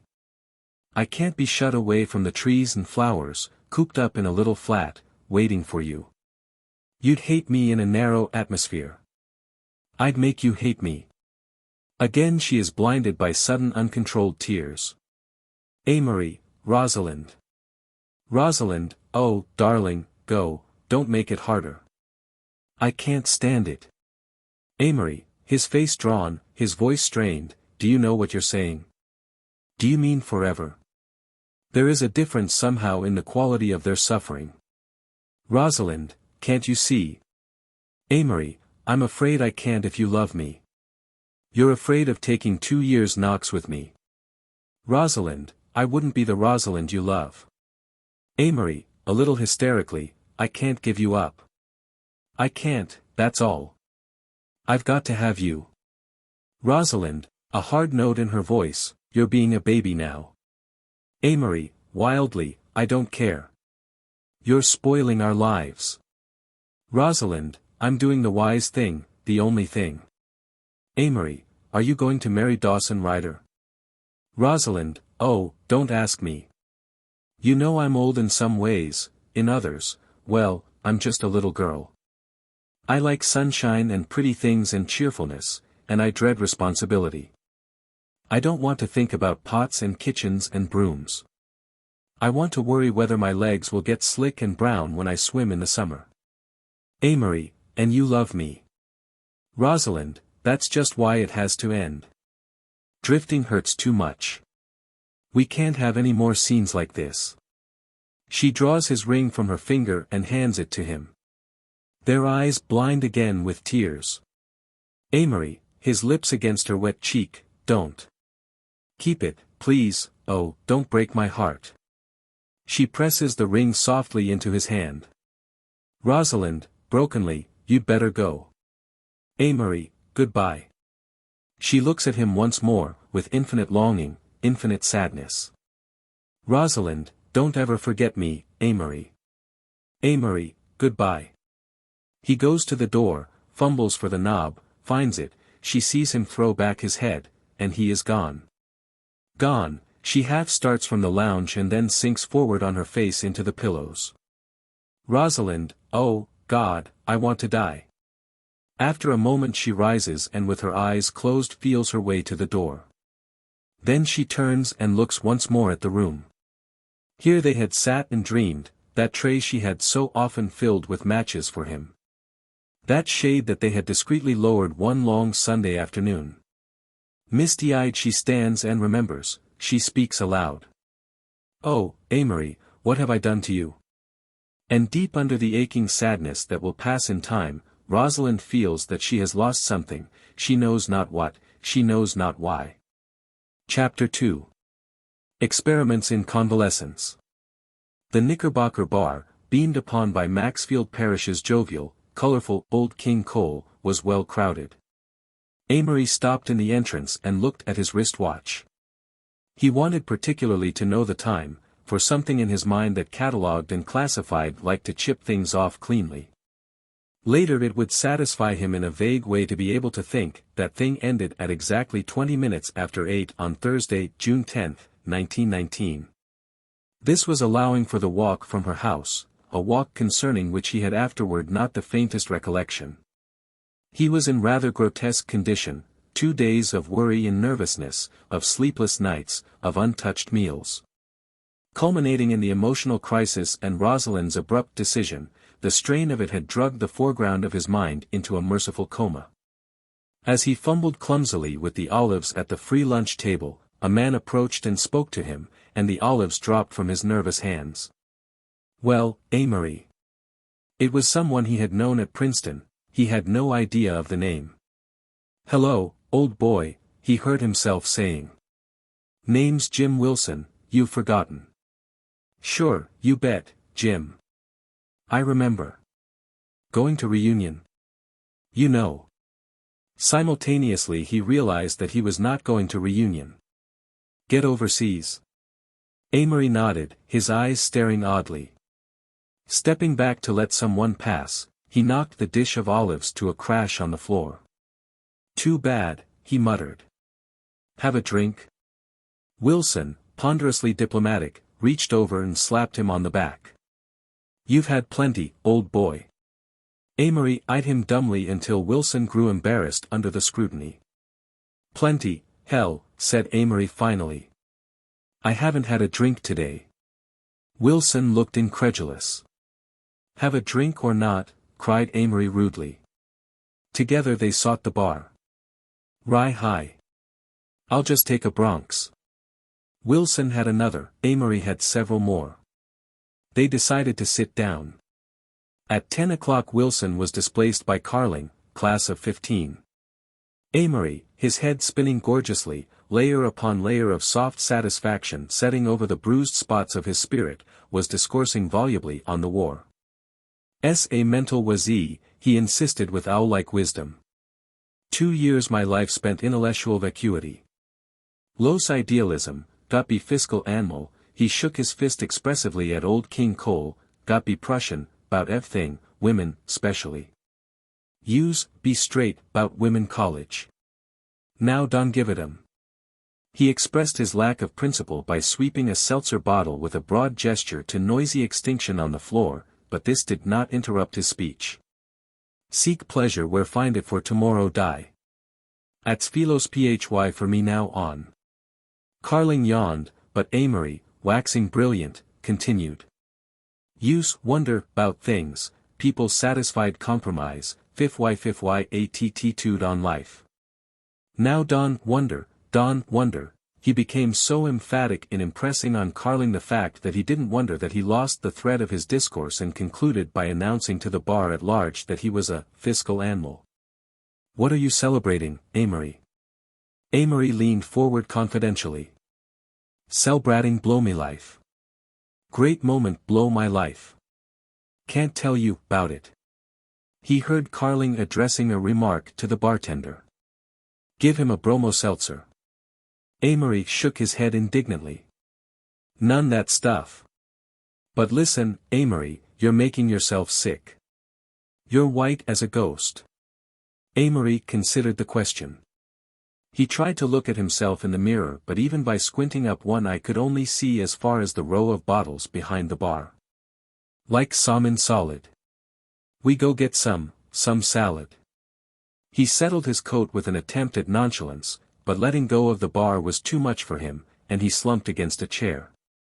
"We'll go over to Shanley's," suggested Carling, offering an elbow. With this assistance Amory managed to get his legs in motion enough to propel him across 42nd Street. Shanley's was very dim. He was conscious that he was talking in a loud voice, very succinctly and convincingly, he thought, about a desire to crush people under his heel. He consumed 3 club sandwiches, devouring each as though it were no larger than a chocolate drop. Then Rosalind began popping into his mind again, and he found his lips forming her name over and over. Next he was sleepy, and he had a hazy, listless sense of people in dress suits, probably waiters, gathering around the table. He was in a room and Carling was saying something about a knot in his shoelace. "Nemine," he managed to articulate drowsily. "Sleep in M. Still alcoholic." He awoke laughing and his eyes lazily roamed his surroundings, evidently a bedroom and bath in a good hotel. His head was whirring and picture after picture was forming and blurring and melting before his eyes, but beyond the desire to laugh he had no entirely conscious reaction. He reached for the phone beside his bed. "Hello, what hotel is this?" "Knickerbocker." "All right, send up 2 rye highballs." He lay for a moment and wondered idly whether they'd send up a bottle or just 2 of those little glass containers. Then, with an effort, he struggled out of bed and ambled into the bathroom. When he emerged, rubbing himself lazily with a towel, he found the bar boy with the drinks and had a sudden desire to kid him. On reflection he decided that this would be undignified, so he waved him away. As the new alcohol tumbled into his stomach and warmed him, the isolated pictures began slowly to form a cinema reel of the day before. Again he saw Rosalind curled weeping among the pillows, again he felt her tears against his cheek. Her words began ringing in his ears, "Don't ever forget me, Amory, don't ever forget me." "Hell," he faltered aloud, and then he choked and collapsed on the bed in a shaken spasm of grief. After a minute he opened his eyes and regarded the ceiling. "Damned fool," he exclaimed in disgust, and with a voluminous sigh rose and approached the bottle. After another glass he gave way loosely to the luxury of tears. Purposely he called up into his mind little incidents of the vanished spring, phrased to himself emotions that would make him react even more strongly to sorrow. "We were so happy," he intoned dramatically, "so very happy." Then he gave way again and knelt beside the bed, his head half buried in the pillow. "My own girl, my own, oh." He clenched his teeth so that the tears streamed in a flood from his eyes. "Oh, my baby girl, all I had, all I wanted. Oh, my girl, come back, come back. I need you, we're so pitiful, just misery we brought each other. She'll be shut away from me. I can't see her, I can't be her friend. It's got to be that way, it's got to be." And then again. "We've been so happy, so very happy." He rose to his feet and threw himself on the bed in an ecstasy of sentiment, and then lay exhausted while he realized slowly that he had been very drunk the night before, and that his head was spinning again wildly. He laughed, rose, and crossed again to Lethe. At noon he ran into a crowd in the Biltmore bar, and the riot began again. He had a vague recollection afterward of discussing French poetry with a British officer who was introduced to him as Captain Corn, of His Majesty's Foot, and he remembered attempting to recite Clair de Lune at luncheon. Then he slept in a big, soft chair until almost 5 o'clock when another crowd found and woke him. There followed an alcoholic dressing of several temperaments for the ordeal of dinner. They selected theater tickets at Tyson's for a play that had a 4-drink program, a play with 2 monotonous voices, with turbid, gloomy scenes, and lighting effects that were hard to follow when his eyes behaved so amazingly. He imagined afterward that it must have been The Jest. Then the Coconut Grove, where Amory slept again on a little balcony outside. Out in Shanley's, Yonkers, he became almost logical, and by a careful control of the number of highballs he drank, grew quite lucid and garrulous. He found that the party consisted of 5 men, 2 of whom he knew slightly. He became righteous about paying his share of the expense and insisted in a loud voice on arranging everything then and there to the amusement of the tables around him. Someone mentioned that a famous cabaret star was at the next table, so Amory rose and, approaching gallantly, introduced himself. This involved him in an argument, first with her escort and then with the head waiter. Amory's attitude being a lofty and exaggerated courtesy, he consented, after being confronted with irrefutable logic, to being led back to his own table. Decided to commit suicide, he announced suddenly. When? Next year. Now. Tomorrow morning. Going to take a room at the Commodore, get into a hot bath and open a vein. He's getting morbid. You need another rye, old boy. We'll all talk it over tomorrow. But Amory was not to be dissuaded, from argument at least. Did you ever get that way? He demanded confidentially for Tacho. Sure. Often. My chronic state. This provoked discussion. One man said that he got so depressed sometimes that he seriously considered it. Another agreed that there was nothing to live for. Captain Korn, who had somehow rejoined the party, said that in his opinion it was when one's health was bad that one felt that way most. Amory's suggestion was that they should each order a Bronx, mix broken glass in it, and drink it off.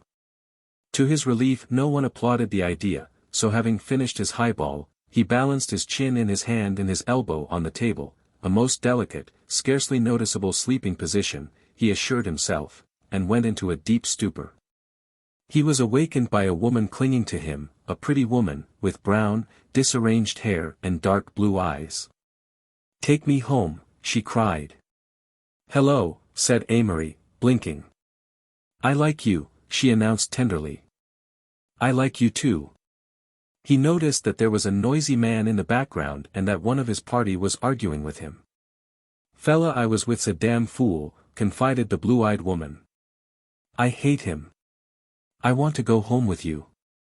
You drunk? Queried Amory with intense wisdom. She nodded coyly. Go home with him, he advised gravely. He brought you. At this point the noisy man in the background broke away from his detainers and approached. Say, he said fiercely. I brought this girl out here and you're butting in. Amory regarded him coldly, while the girl clung to him closer. You let go that girl, cried the noisy man. Amory tried to make his eyes threatening. You go to hell. He directed finally, and turned his attention to the girl. Love first sight, he suggested. I love you, she breathed and nestled close to him. She did have beautiful eyes. Someone leaned over and spoke in Amory's ear. That's just Margaret Diamond. She's drunk and this fellow here brought her. Better let her go. Let him take care of her, then, shouted Amory furiously. I'm no WYC worker, am I? Let her go. It's her hanging on, damn it. Let her hang. The crowd around the table thickened. For an instant a brawl threatened, but a sleek waiter bent back Margaret Diamond's fingers until she released her hold on Amory, whereupon she slapped the waiter furiously in the face and flung her arms about her raging original escort. Oh, Lord! Cried Amory. Let's go. Come on, the taxis are getting scarce. Check, waiter. Come on, Amory. Your romance is over. Amory laughed. You don't know how true you spoke. No idea. That's the whole trouble. Amory on the labor question. 2 mornings later he knocked at the president's door at Bascom and Barlow's advertising agency. Come in. Amory entered unsteadily.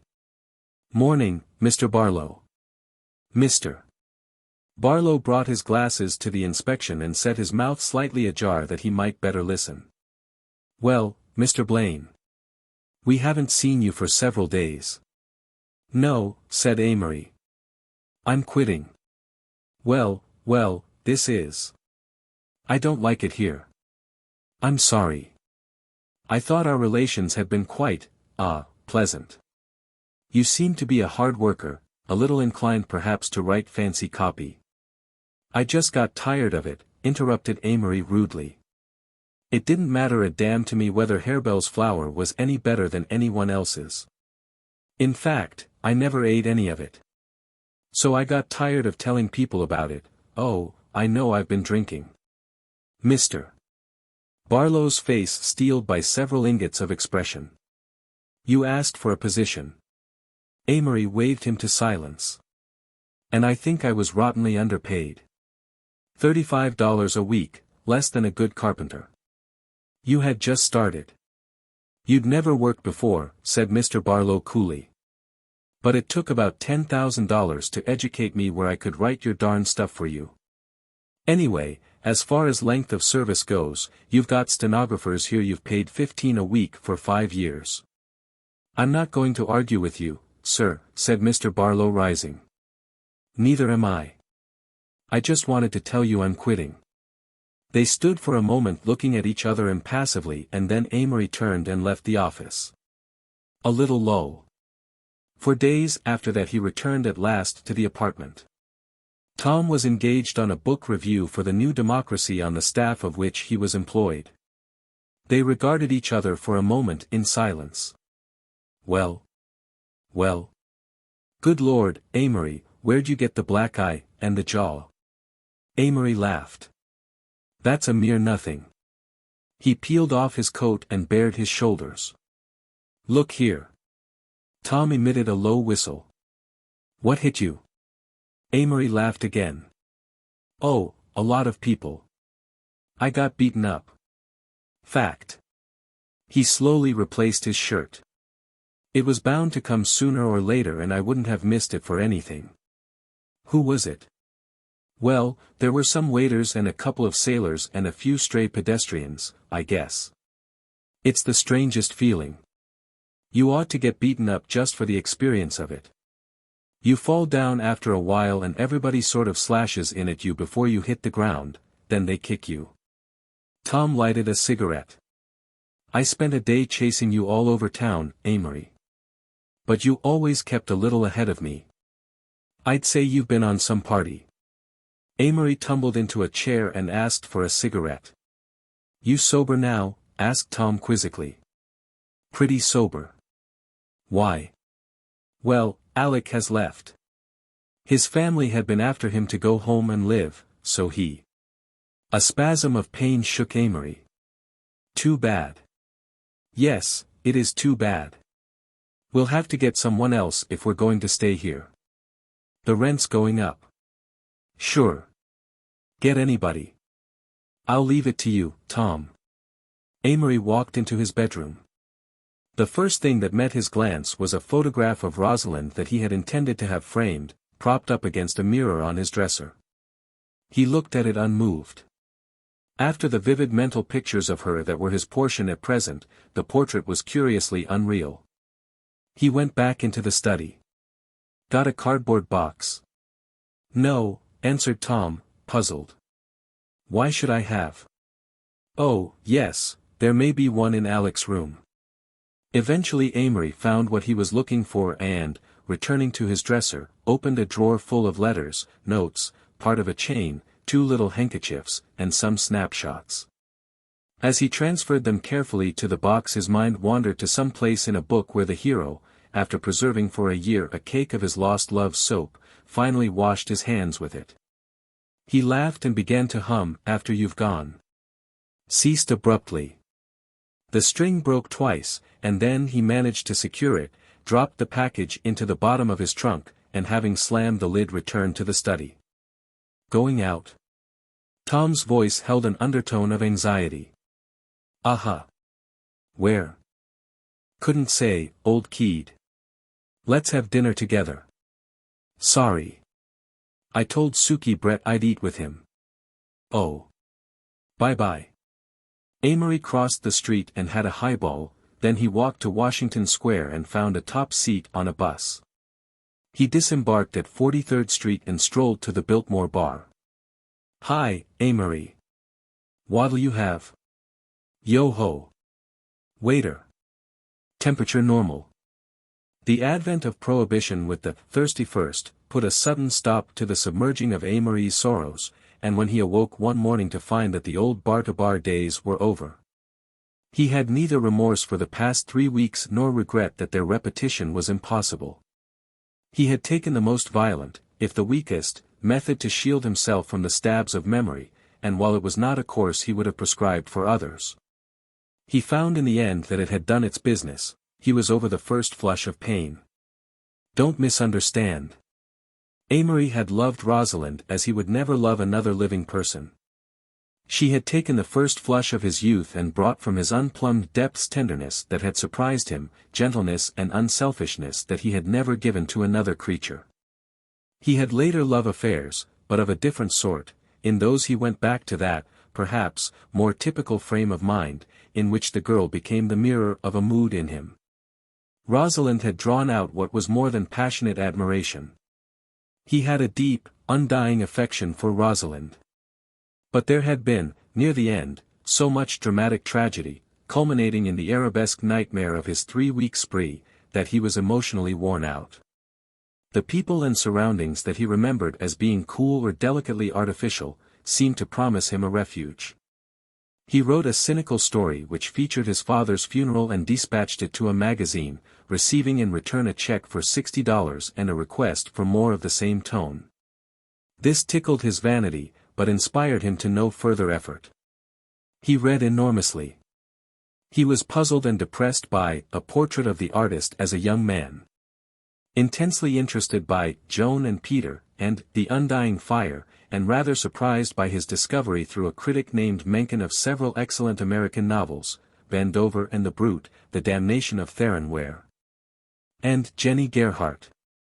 Mackenzie, Chesterton, Galsworthy, Bennett, had sunk in his appreciation from sagacious, life-saturated geniuses to merely diverting contemporaries. Shaw's aloof clarity and brilliant consistency and the gloriously intoxicated efforts of H.G. Wells to fit the key of romantic symmetry into the elusive lock of truth, alone won his rapt attention. He wanted to see Monsignor Darcy, to whom he had written when he landed, but he had not heard from him. Besides, he knew that a visit to Monsignor would entail the story of Rosalind, and the thought of repeating it turned him cold with horror. In his search for cool people he remembered Mrs. Lawrence, a very intelligent, very dignified lady, a convert to the church, and a great devotee of Monsignor's. He called her on the phone one day. Yes, she remembered him perfectly. No, Monsignor wasn't in town, was in Boston, she thought. He'd promised to come to dinner when he returned. Couldn't Amory take luncheon with her? I thought I'd better catch up, Mrs. Lawrence, he said rather ambiguously when he arrived. Monsignor was here just last week, said Mrs. Lawrence regretfully. He was very anxious to see you, but he'd left your address at home. Did he think I'd plunged into Bolshevism? Asked Amory, interested. Oh, he's having a frightful time. Why? About the Irish Republic. He thinks it lacks dignity. So? He went to Boston when the Irish president arrived, and he was greatly distressed because the receiving committee, when they rode in an automobile, would put their arms around the president. I don't blame him. Well, what impressed you more than anything while you were in the army? You look a great deal older. That's from another, more disastrous battle, he answered, smiling in spite of himself. But the army, let me see, well, I discovered that physical courage depends to a great extent on the physical shape a man is in. I found that I was as brave as the next man. It used to worry me before. What else? Well, the idea that men can stand anything if they get used to it, and the fact that I got a high mark in the psychological examination. Mrs. Lawrence laughed. Amory was finding it a great relief to be in this cool house on Riverside Drive, away from more condensed New York and the sense of people expelling great quantities of breath into a little space. Mrs. Lawrence reminded him vaguely of Beatrice, not in temperament, but in her perfect grace and dignity. The house, its furnishings, the manner in which dinner was served, were in immense contrast to what he had met in the great places on Long Island, where the servants were so obtrusive that they had positively to be bumped out of the way. Or even in the houses of more conservative, Union Club families. He wondered if this air of symmetrical restraint, this grace, which he felt was continental, was distilled through Mrs. Lawrence's New England ancestry or acquired in long residence in Italy and Spain. 2 glasses of Sauterne at luncheon loosened his tongue, and he talked, with what he felt was something of his old charm, of religion and literature and the menacing phenomena of the social order. Mrs. Lawrence was ostensibly pleased with him, and her interest was especially in his mind. He wanted people to like his mind again. After a while it might be such a nice place in which to live. Monsignor Darcy still thinks that you're his reincarnation, that your faith will eventually clarify. Perhaps, he assented. I'm rather pagan at present. It's just that religion doesn't seem to have the slightest bearing on life at my age. When he left her house he walked down Riverside Drive with a feeling of satisfaction. It was amusing to discuss again such subjects as this young poet, Stephen Vincent Benet, or the Irish Republic. Between the rancid accusations of Edward Carson and Justice Cohalan he had completely tired of the Irish question, yet there had been a time when his own Celtic traits were pillars of his personal philosophy. There seemed suddenly to be much left in life, if only this revival of old interests did not mean that he was backing away from it again, backing away from life itself. Restlessness. I'm trace old and trace bored, Tom, said Amory one day, stretching himself at ease in the comfortable window seat. He always felt most natural in a recumbent position. You used to be entertaining before you started to write, he continued. Now you save any idea that you think would do to print. Existence had settled back to an ambitionless normality. They had decided that with economy they could still afford the apartment, which Tom, with the domesticity of an elderly cat, had grown fond of. The old English hunting prints on the wall were Tom's, and the large tapestry by courtesy, a relic of decadent days in college. And the great profusion of orphan candlesticks and the carved Louis XV chair in which no one could sit more than a minute without acute spinal disorders. Tom claimed that this was because one was sitting in the lap of Montespan's wraith, at any rate. It was Tom's furniture that decided them to stay. They went out very little, to an occasional play, or to dinner at the Ritz or the Princeton Club. With Prohibition the great rendezvous had received their death wounds. No longer could one wander to the Biltmore bar at 12 or 5 and find congenial spirits. And both Tom and Amory had outgrown the passion for dancing with Midwestern or New Jersey debbies at the Club de Vingt, surnamed the Club de Gink, or the Plaza Rose Room, besides even that required several cocktails to come down to the intellectual level of the women present. As Amory had once put it to a horrified matron. Amory had lately received several alarming letters from Mr. Barton. The Lake Geneva house was too large to be easily rented. The best rent obtainable at present would serve this year to little more than pay for the taxes and necessary improvements. In fact, the lawyer suggested that the whole property was simply a white elephant on Amory's hands. Nevertheless, even though it might not yield a cent for the next 3 years, Amory decided with a vague sentimentality that for the present, at any rate, he would not sell the house. This particular day on which he announced his ennui to Tom had been quite typical. He had risen at noon, lunched with Mrs. Lawrence, and then ridden abstractedly homeward atop one of his beloved buses. "Why shouldn't you be bored?" yawned Tom. "Isn't that the conventional frame of mind for the young man of your age and condition?" "Yes," said Amory speculatively, "but I'm more than bored, I am restless." "Love and war did for you." "Well," Amory considered, "I'm not sure that the war itself had any great effect on either you or me, but it certainly ruined the old backgrounds, sort of killed individualism out of our generation." Tom looked up in surprise. "Yes it did," insisted Amory. "I'm not sure it didn't kill it out of the whole world. Oh, Lord, what a pleasure it used to be to dream I might be a really great dictator or writer or religious or political leader, and now even a Leonardo da Vinci or Lorenzo de Medici couldn't be a real old-fashioned bolt in the world. Life is too huge and complex. The world is so overgrown that it can't lift its own fingers, and I was planning to be such an important finger." "I don't agree with you," Tom interrupted. There never were men placed in such egotistic positions since the French Revolution. Amory disagreed violently. You're mistaking this period when every nut is an individualist for a period of individualism. Wilson has only been powerful when he has represented, he's had to compromise over and over again. Just as soon as Trotsky and Lenin take a definite, consistent stand, they'll become merely two-minute figures like Kerensky. Even Foch hasn't half the significance of Stonewall Jackson. War used to be the most individualistic pursuit of man, and yet the popular heroes of the war had neither authority nor responsibility, Guynemer and Sergeant York. How could a schoolboy make a hero of Pershing? A big man has no time really to do anything but just sit and be big. Then you don't think there will be any more permanent world heroes? Yes, in history, not in life.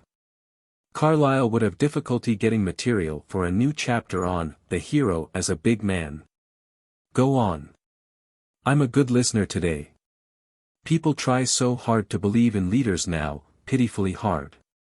But we no sooner get a popular reformer or politician or soldier or writer or philosopher, a Roosevelt, a Tolstoy, a Wood, a Shaw, a Nietzsche, than the cross-currents of criticism wash him away. My lord, no man can stand prominence these days. It's the surest path to obscurity. People get sick of hearing the same name over and over. Then you blame it on the press. Absolutely. Look at you. You're on the New Democracy, considered the most brilliant weekly in the country, read by the men who do things and all that. What's your business? Why, to be as clever, as interesting, and as brilliantly cynical as possible about every man, doctrine, book, or policy that is assigned you to deal with. The more strong lights, the more spiritual scandal you can throw on the matter, the more money they pay you, the more the people buy the issue. You, Tom D'Invilliers, a blighted Shelley, changing, shifting, clever, unscrupulous, represent the critical consciousness of the race. Oh, don't protest, I know the stuff. I used to write book reviews in college. I considered it rare sport to refer to the latest honest, conscientious effort to propound a theory or a remedy as a welcome addition to our light summer reading. Come on now, admit it. Tom laughed, and Amory continued triumphantly. We want to believe.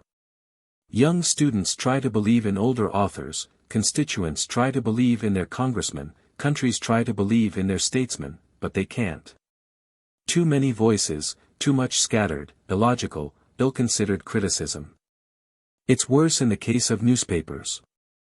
Any rich, unprogressive old party with that particularly grasping, acquisitive form of mentality known as financial genius can own a paper that is the intellectual meat and drink of thousands of tired, hurried men.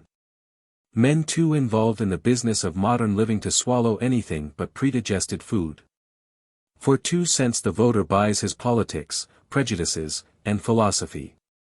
A year later there is a new political ring or a change in the paper's ownership, consequence, more confusion, more contradiction, a sudden inrush of new ideas, their tempering, their distillation. The reaction against them. He paused only to get his breath. And that is why I have sworn not to put pen to paper until my ideas either clarify or depart entirely. I have quite enough sins on my soul without putting dangerous, shallow epigrams into people's heads. I might cause a poor, inoffensive capitalist to have a vulgar liaison with a bomb, or get some innocent little Bolshevik tangled up with a machine gun bullet. Tom was growing restless under this lampooning of his connection with the New Democracy. What's all this got to do with your being bored? Amory considered that it had much to do with it. How'll I fit in? He demanded. What am I for? To propagate the race? According to the American novels we are led to believe that the healthy American boy, from 19 to 25 is an entirely sexless animal. As a matter of fact, the healthier he is the less that's true. The only alternative to letting it get you is some violent interest. Well, the war is over, I believe too much in the responsibilities of authorship to write just now, and business, well, business speaks for itself. It has no connection with anything in the world that I've ever been interested in, except a slim, utilitarian connection with economics. What I'd see of it, lost in a clerkship, for the next and best 10 years of my life would have the intellectual content of an industrial movie. Try fiction, suggested Tom. Trouble is I get distracted when I start to write stories, get afraid I'm doing it instead of living, get thinking maybe life is waiting for me in the Japanese gardens at the Ritz or at Atlantic City or on the Lower East Side. Anyway, he continued, I haven't the vital urge. I wanted to be a regular human being but the girl couldn't see it that way. You'll find another. God. Banish the thought. Why don't you tell me that, if the girl had been worth having she'd have waited for you? No, sir, the girl really worth having won't wait for anybody. If I thought there'd be another I'd lose my remaining faith in human nature. Maybe I'll play, but Rosalind was the only girl in the wide world that could have held me. Well, yawned Tom, I've played confidant a good hour by the clock. Still, I'm glad to see you're beginning to have violent views again on something. I am, agreed Amory reluctantly. Yet when I see a happy family it makes me sick at my stomach. Happy families try to make people feel that way, said Tom cynically. Tom the censor. There were days when Amory listened. These were when Tom, wreathed in smoke, indulged in the slaughter of American literature. Words failed him. $50,000 a year, he would cry. My God! Look at them, Edna Ferber, Gouverneur Morris, Fannie Hurst, Mary Roberts Rinehart, not producing among them one story or novel that will last 10 years.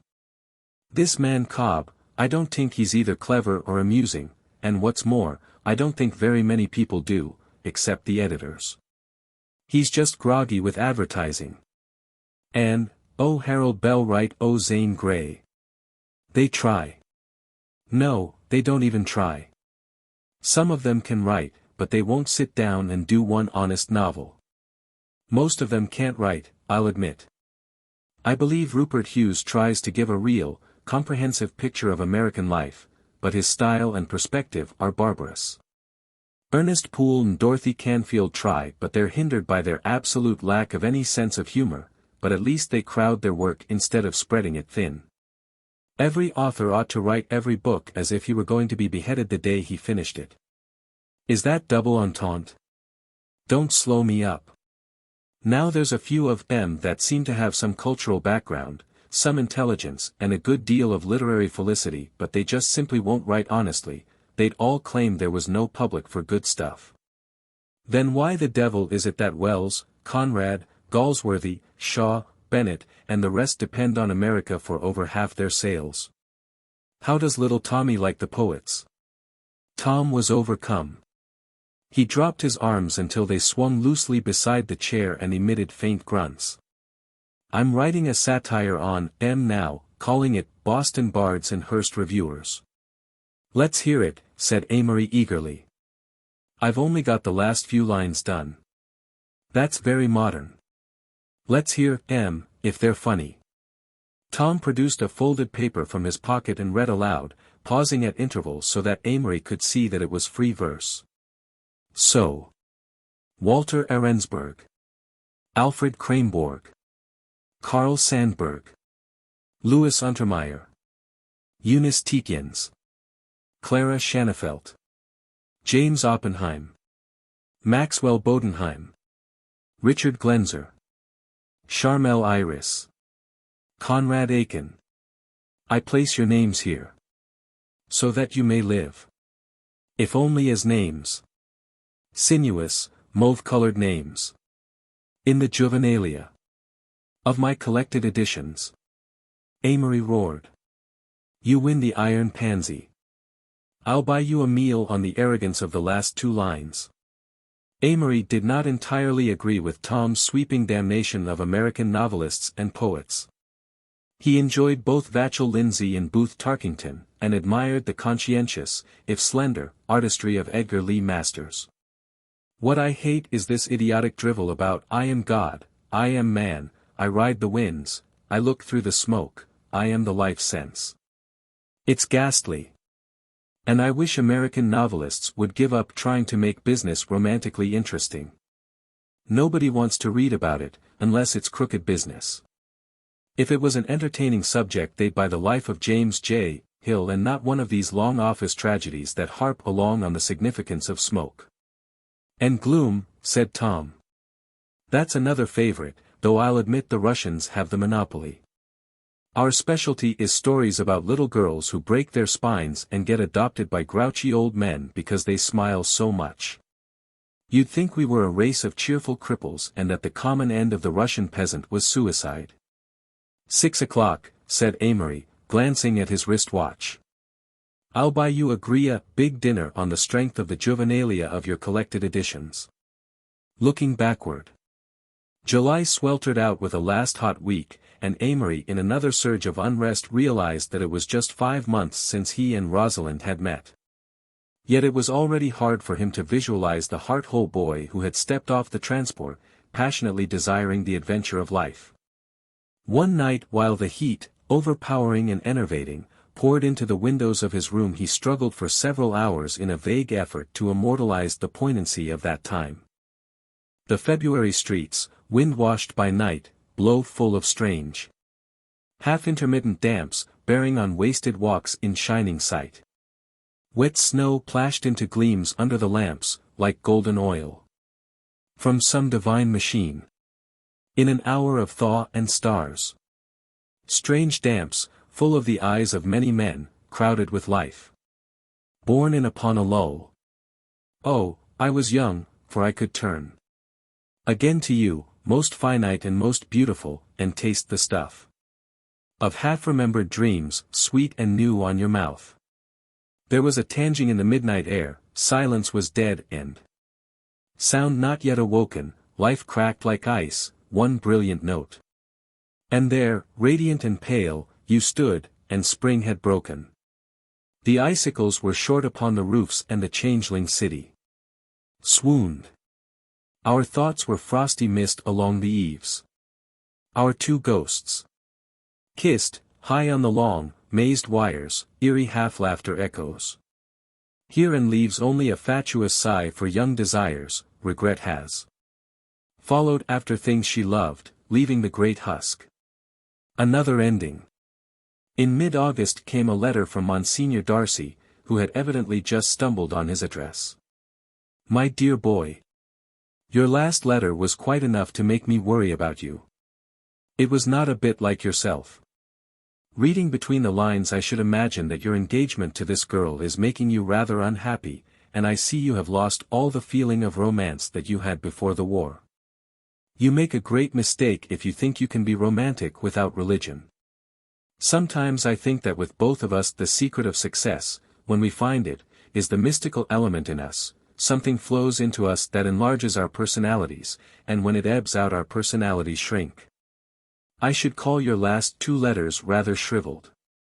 Beware of losing yourself in the personality of another being, man or woman. His Eminence Cardinal O'Neill and the Bishop of Boston are staying with me at present, so it is hard for me to get a moment to write, but I wish you would come up here later if only for a weekend. I go to Washington this week. What I shall do in the future is hanging in the balance. Absolutely between ourselves I should not be surprised to see the red hat of a cardinal descend upon my unworthy head within the next 8 months. In any event, I should like to have a house in New York or Washington where you could drop in for weekends. Amory, I'm very glad we're both alive. This war could easily have been the end of a brilliant family. But in regard to matrimony, you are now at the most dangerous period of your life. You might marry in haste and repent at leisure, but I think you won't. From what you write me about the present calamitous state of your finances, what you want is naturally impossible. However, if I judge you by the means I usually choose, I should say that there will be something of an emotional crisis within the next year. Do write me. I feel annoyingly out of date on you. With greatest affection. Thayer Darcy. Within a week after the receipt of this letter their little household fell precipitously to pieces. The immediate cause was the serious and probably chronic illness of Tom's mother. So they stored the furniture, gave instructions to sublet and shook hands gloomily in the Pennsylvania station. Amory and Tom seemed always to be saying goodbye. Feeling very much alone, Amory yielded to an impulse and set off southward, intending to join Monsignor in Washington. They missed connections by 2 hours, and, deciding to spend a few days with an ancient, remembered uncle, Amory journeyed up through the luxuriant fields of Maryland into Ramilly County. But instead of 2 days his stay lasted from mid-August nearly through September, for in Maryland he met Eleanor. Chapter 3. Young Irony. For years afterward when Amory thought of Eleanor he seemed still to hear the wind sobbing around him and sending little chills into the places beside his heart. The night when they rode up the slope and watched the cold moon float through the clouds, he lost a further part of him that nothing could restore, and when he lost it he lost also the power of regretting it. Eleanor was, say, the last time that evil crept close to Amory under the mask of beauty, the last weird mystery that held him with wild fascination and pounded his soul to flakes. With her his imagination ran riot, and that is why they rode to the highest hill and watched an evil moon ride high, for they knew then that they could see the devil in each other. But Eleanor, did Amory dream her? Afterward their ghosts played, yet both of them hoped from their souls never to meet. Was it the infinite sadness of her eyes that drew him or the mirror of himself that he found in the gorgeous clarity of her mind? She will have no other adventure like Amory, and if she reads this she will say, "And Amory will have no other adventure like me." Nor will she sigh, any more than he would sigh. Eleanor tried to put it on paper once. The fading things we only know. Will have forgotten. Put away. Desires that melted with the snow. And dreams begotten. This today. The sudden dawns we laughed to greet. That all could see, that none could share. Will be but dawns, and if we meet, we shall not care. Dear. Not one tear will rise for this. A little while hence. No regret. Will stir for a remembered kiss. Not even silence. When we've met. We'll give old ghosts a waste to roam. Or stir the surface of the sea. If grey shapes drift beneath the foam. We shall not see. They quarreled dangerously because Amory maintained that sea and sea couldn't possibly be used as a rhyme. And then Eleanor had part of another verse that she couldn't find a beginning for. But wisdom passes, still the years will feed us wisdom. Age will go back to the old. For all our tears, we shall not know. Eleanor hated Maryland passionately. She belonged to the oldest of the old families of Ramilly County and lived in a big, gloomy house with her grandfather. She had been born and brought up in France. I see I am starting wrong. Let me begin again. Amory was bored, as he usually was in the country. He used to go for far walks by himself, and wander along reciting Yulalum to the cornfields, and congratulating Poe for drinking himself to death in that atmosphere of smiling complacency. One afternoon he had strolled for several miles along a road that was new to him, and then through a wood on bad advice from a colored woman, losing himself entirely. A passing storm decided to break out, and to his great impatience the sky grew black as pitch and the rain began to splatter down through the trees, become suddenly furtive and ghostly. Thunder rolled with menacing crashes up the valley and scattered through the woods in intermittent batteries.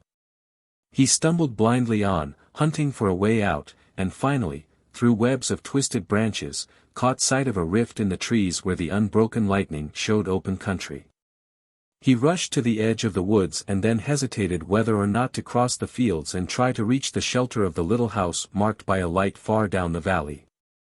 It was only 5:30, but he could see scarcely 10 steps before him, except when the lightning made everything vivid and grotesque for great sweeps around.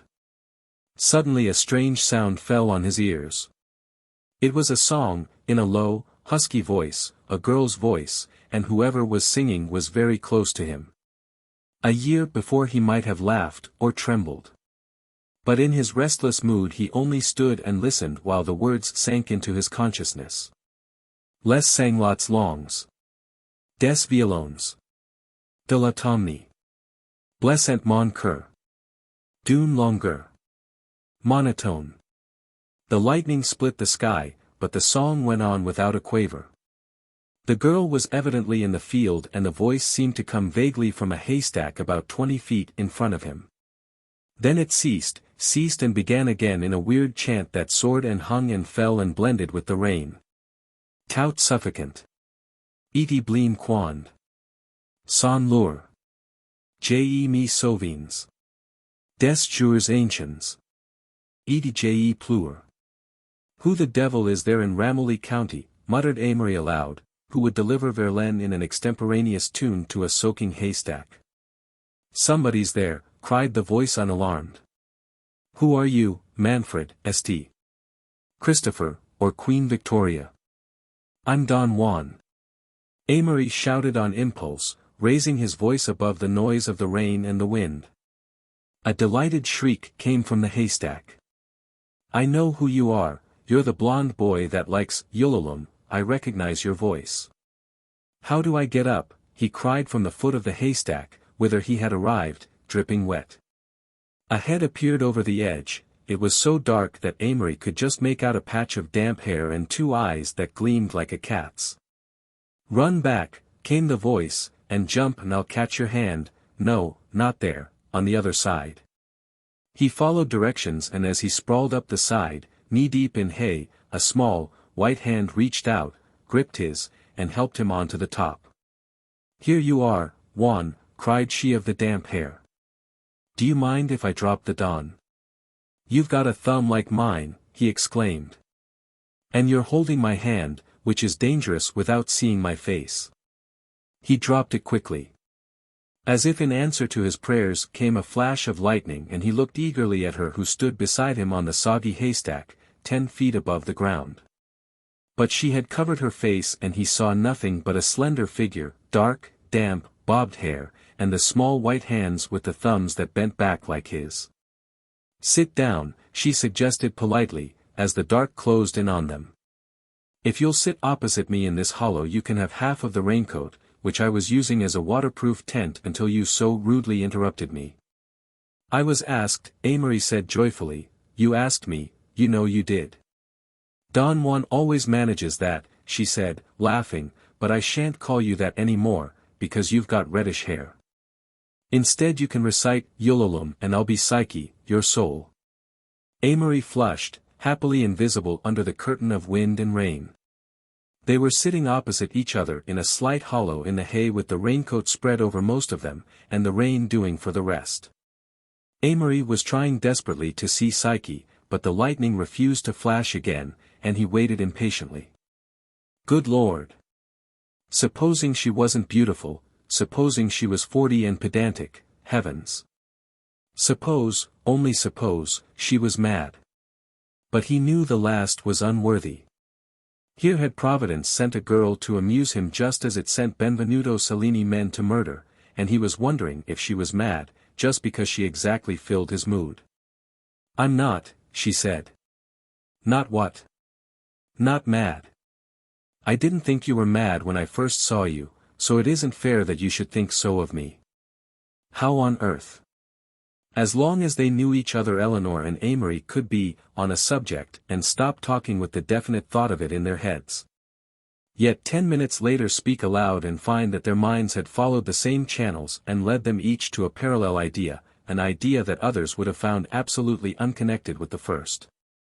Tell me, he demanded, leaning forward eagerly, how do you know about Yololum, how did you know the color of my hair? What's your name? What were you doing here? Tell me all at once. Suddenly the lightning flashed in with a leap of overreaching light and he saw Eleanor, and looked for the first time into those eyes of hers. Oh, she was magnificent, pale skin, the color of marble in starlight, slender brows, and eyes that glittered green as emeralds in the blinding glare.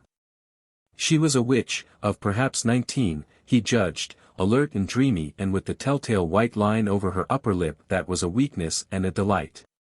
He sank back with a gasp against the wall of hay. Now you've seen me, she said calmly, and I suppose you're about to say that my green eyes are burning into your brain.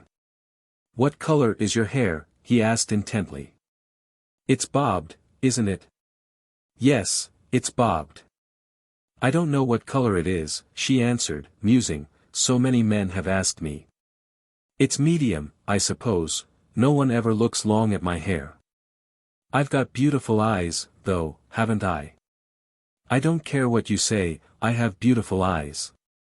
Answer my question, Madeline. Don't remember them all, besides my name isn't Madeline, it's Eleanor. I might have guessed it. You look like Eleanor, you have that Eleanor look. You know what I mean. There was a silence as they listened to the rain. It's going down my neck, fellow lunatic, she offered finally. Answer my questions. Well, name of Savage, Eleanor, live in big old house mile down road.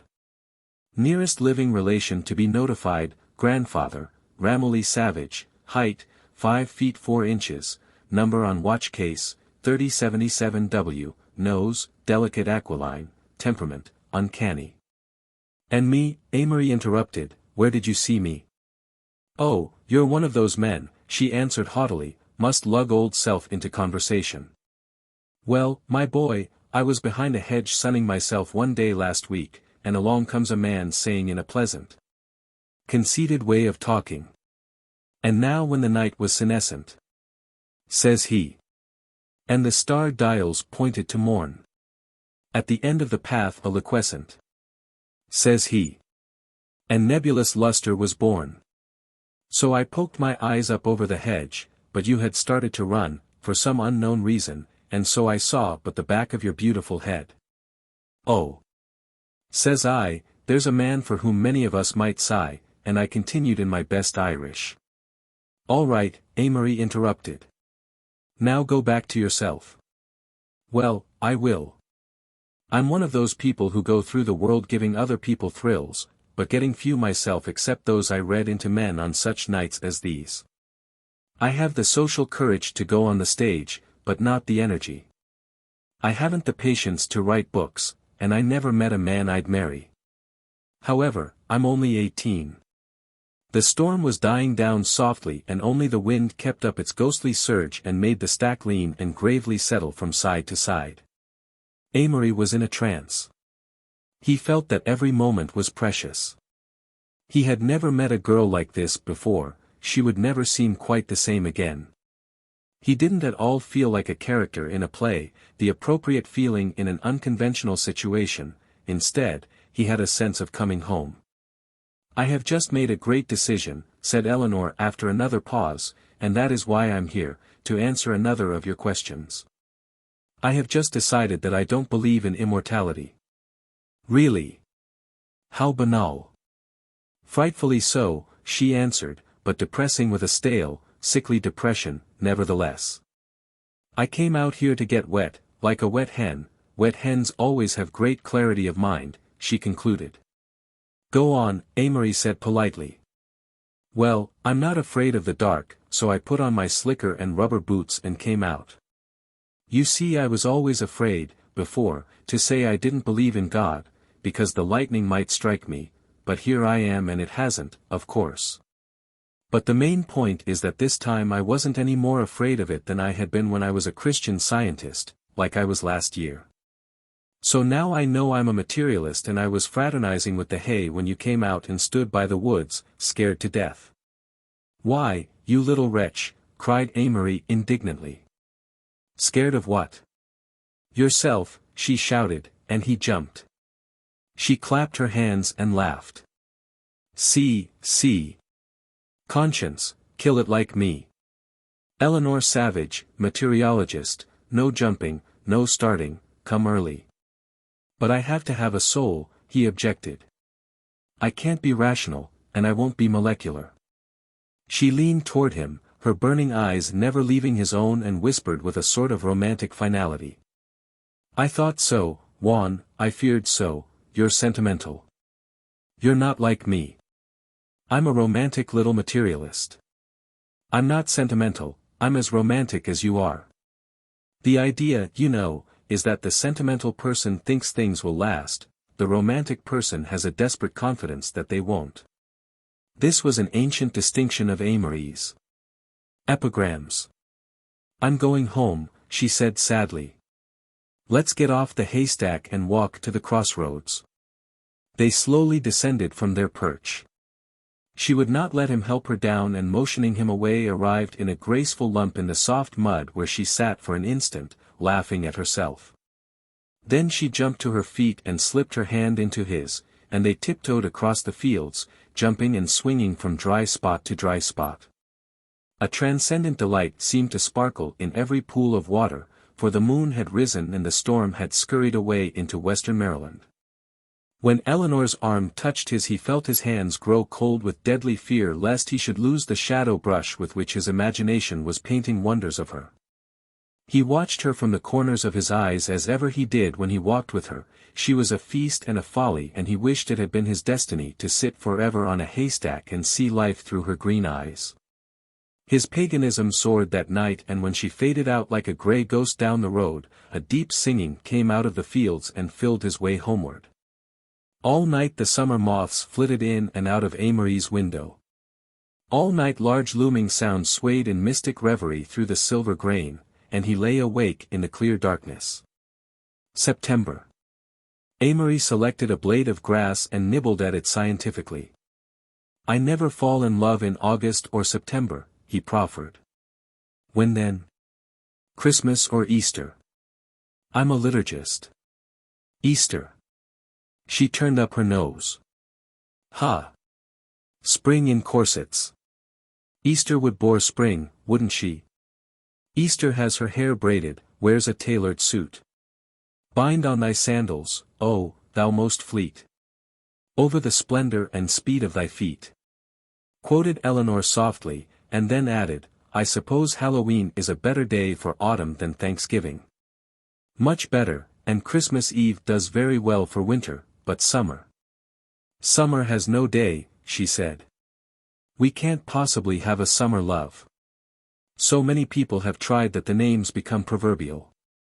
Summer is only the unfulfilled promise of spring, a charlatan in place of the warm balmy nights I dream of in April. It's a sad season of life without growth. It has no day." 4th of July, Amory suggested facetiously. "Don't be funny," she said, raking him with her eyes. "Well, what could fulfill the promise of spring?" She thought a moment.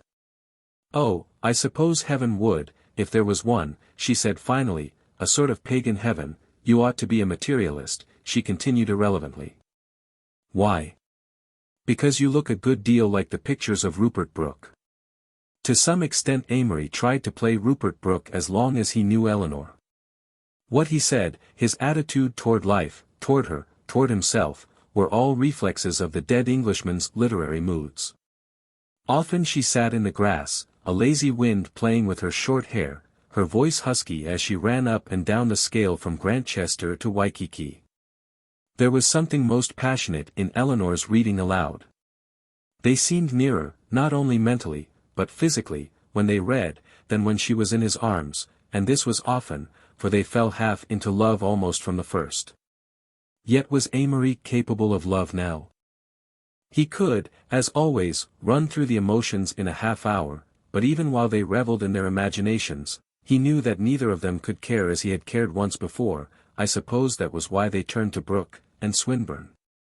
And Shelley. Their chance was to make everything fine and finished and rich and imaginative. They must bend tiny golden tentacles from his imagination to hers, that would take the place of the great, deep love that was never so near, yet never so much of a dream. One poem they read over and over. Swinburne's Triumph of Time, and 4 lines of it rang in his memory afterward on warm nights when he saw the fireflies among dusky tree trunks and heard the low drone of many frogs. Then Eleanor seemed to come out of the night and stand by him, and he heard her throaty voice, with its tone of a fleecy-headed drum, repeating, "Is it worth a tear, is it worth an hour? To think of things that are well outworn. Of fruitless husk and fugitive flower. The dream forgone and the deed forborne." They were formally introduced 2 days later, and his aunt told him her history. The Ramillys were 2, old Mr. Ramilly and his granddaughter, Eleanor. She had lived in France with a restless mother whom Amory imagined to have been very like his own, on whose death she had come to America, to live in Maryland. She had gone to Baltimore first to stay with a bachelor uncle, and there she insisted on being a debutante at the age of 17. She had a wild winter and arrived in the country in March, having quarreled frantically with all her Baltimore relatives, and shocked them into fiery protest. A rather fast crowd had come out, who drank cocktails in limousines and were promiscuously condescending and patronizing toward older people, and Eleanor, with an esprit that hinted strongly of the boulevards, led many innocents still redolent of St. Timothy's and Farmington, into paths of bohemian naughtiness. When the story came to her uncle, a forgetful cavalier of a more hypocritical era, there was a scene, from which Eleanor emerged, subdued but rebellious and indignant. To seek haven with her grandfather who hovered in the country on the near side of senility. That's as far as her story went. She told him the rest herself, but that was later. Often they swam, and as Amory floated lazily in the water he shut his mind to all thoughts except those of hazy soap bubble lands where the sun splattered through wind-drunk trees. How could anyone possibly think or worry, or do anything except splash and dive and loll there on the edge of time while the flower months failed? Let the days move over, sadness and memory and pain recurred outside, and here, once more, before he went on to meet them he wanted to drift and be young. There were days when Amory resented that life had changed from an even progress along a road stretching ever in sight, with the scenery merging and blending, into a succession of quick, unrelated scenes, 2 years of sweat and blood. That sudden absurd instinct for paternity that Rosalind had stirred. The half-sensual, half-neurotic quality of this autumn with Eleanor. He felt that it would take all time, more than he could ever spare, to glue these strange cumbersome pictures into the scrapbook of his life. It was all like a banquet where he sat for this half-hour of his youth and tried to enjoy brilliant Epicurean courses. Dimly he promised himself a time where all should be welded together. For months it seemed that he had alternated between being borne along a stream of love or fascination, or left in an eddy, and in the eddies he had not desired to think, rather to be picked up on a wave's top and swept along again. The despairing, dying autumn and our love, how well they harmonize, said Eleanor sadly one day as they lay dripping by the water. The Indian summer of our hearts, he ceased. Tell me, she said finally, was she light or dark? Light. Was she more beautiful than I am? I don't know, said Amory shortly. One night they walked while the moon rose and poured a great burden of glory over the garden until it seemed fairyland with Amory and Eleanor, dim phantasmal shapes, expressing eternal beauty in curious elfin love moods. Then they turned out of the moonlight into the trellised darkness of a vine-hung pagoda, where there were scents so plaintive as to be nearly musical. Light a match, she whispered. I want to see you. Scratch. Flare. The night and the scarred trees were like scenery in a play, and to be there with Eleanor, shadowy and unreal, seemed somehow oddly familiar. Amory thought how it was only the past that ever seemed strange and unbelievable. The match went out. It's black as pitch. We're just voices now, murmured Eleanor, little lonesome voices. Light another. That was my last match. Suddenly he caught her in his arms. You are mine, you know you're mine, he cried wildly. The moonlight twisted in through the vines and listened, the fireflies hung upon their whispers as if to win his glance from the glory of their eyes. The end of summer. No wind is stirring in the grass, not one wind stirs.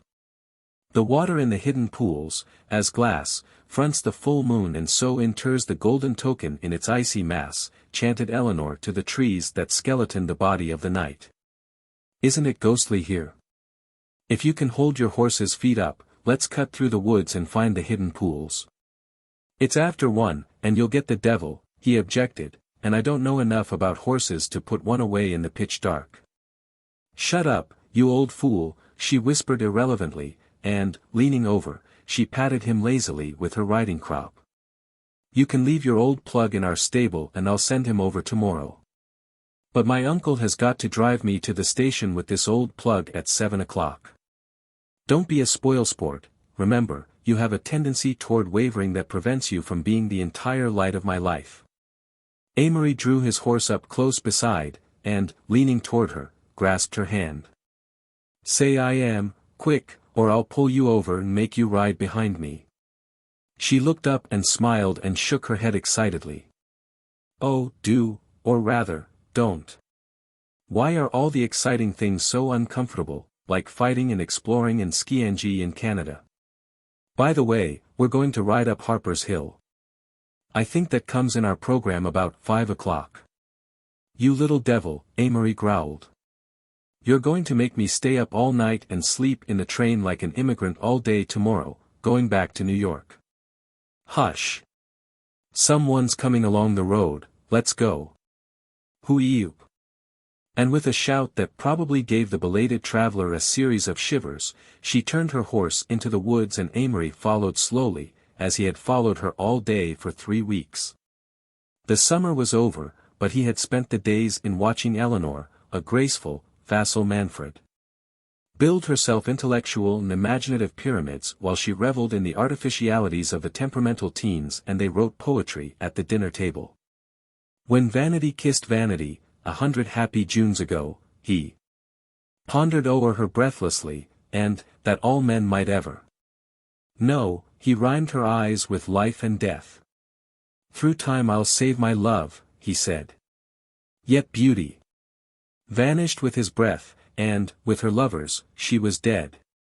Ever his wit and not her eyes, ever his art and not her hair.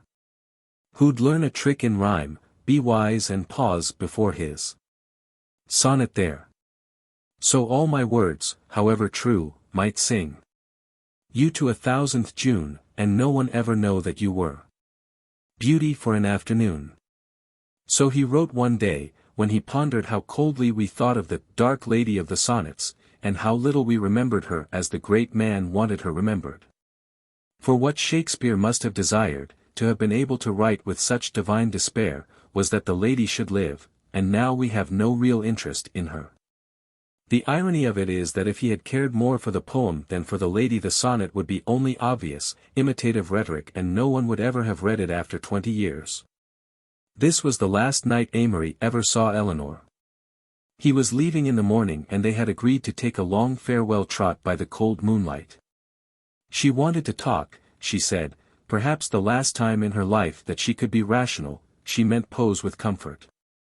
So they had turned into the woods and rode for half an hour with scarcely a word, except when she whispered, "Damn," at a bothersome branch, whispered it as no other girl was ever able to whisper it. Then they started up Harper's Hill, walking their tired horses. "Good Lord! It's quiet here," whispered Eleanor, "much more lonesome than the woods." "I hate woods," Amory said, shuddering.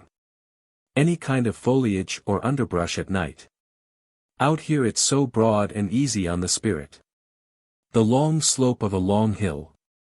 And the cold moon rolling moonlight down it.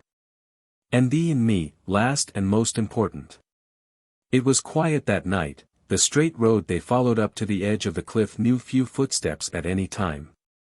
Only an occasional Negro cabin, silver-gray in the rock-ribbed moonlight, broke the long line of bare ground. Behind lay the black edge of the woods like a dark frosting on white cake, and ahead the sharp, high horizon. It was much colder, so cold that it settled on them and drove all the warm nights from their minds. "The end of summer," said Eleanor softly.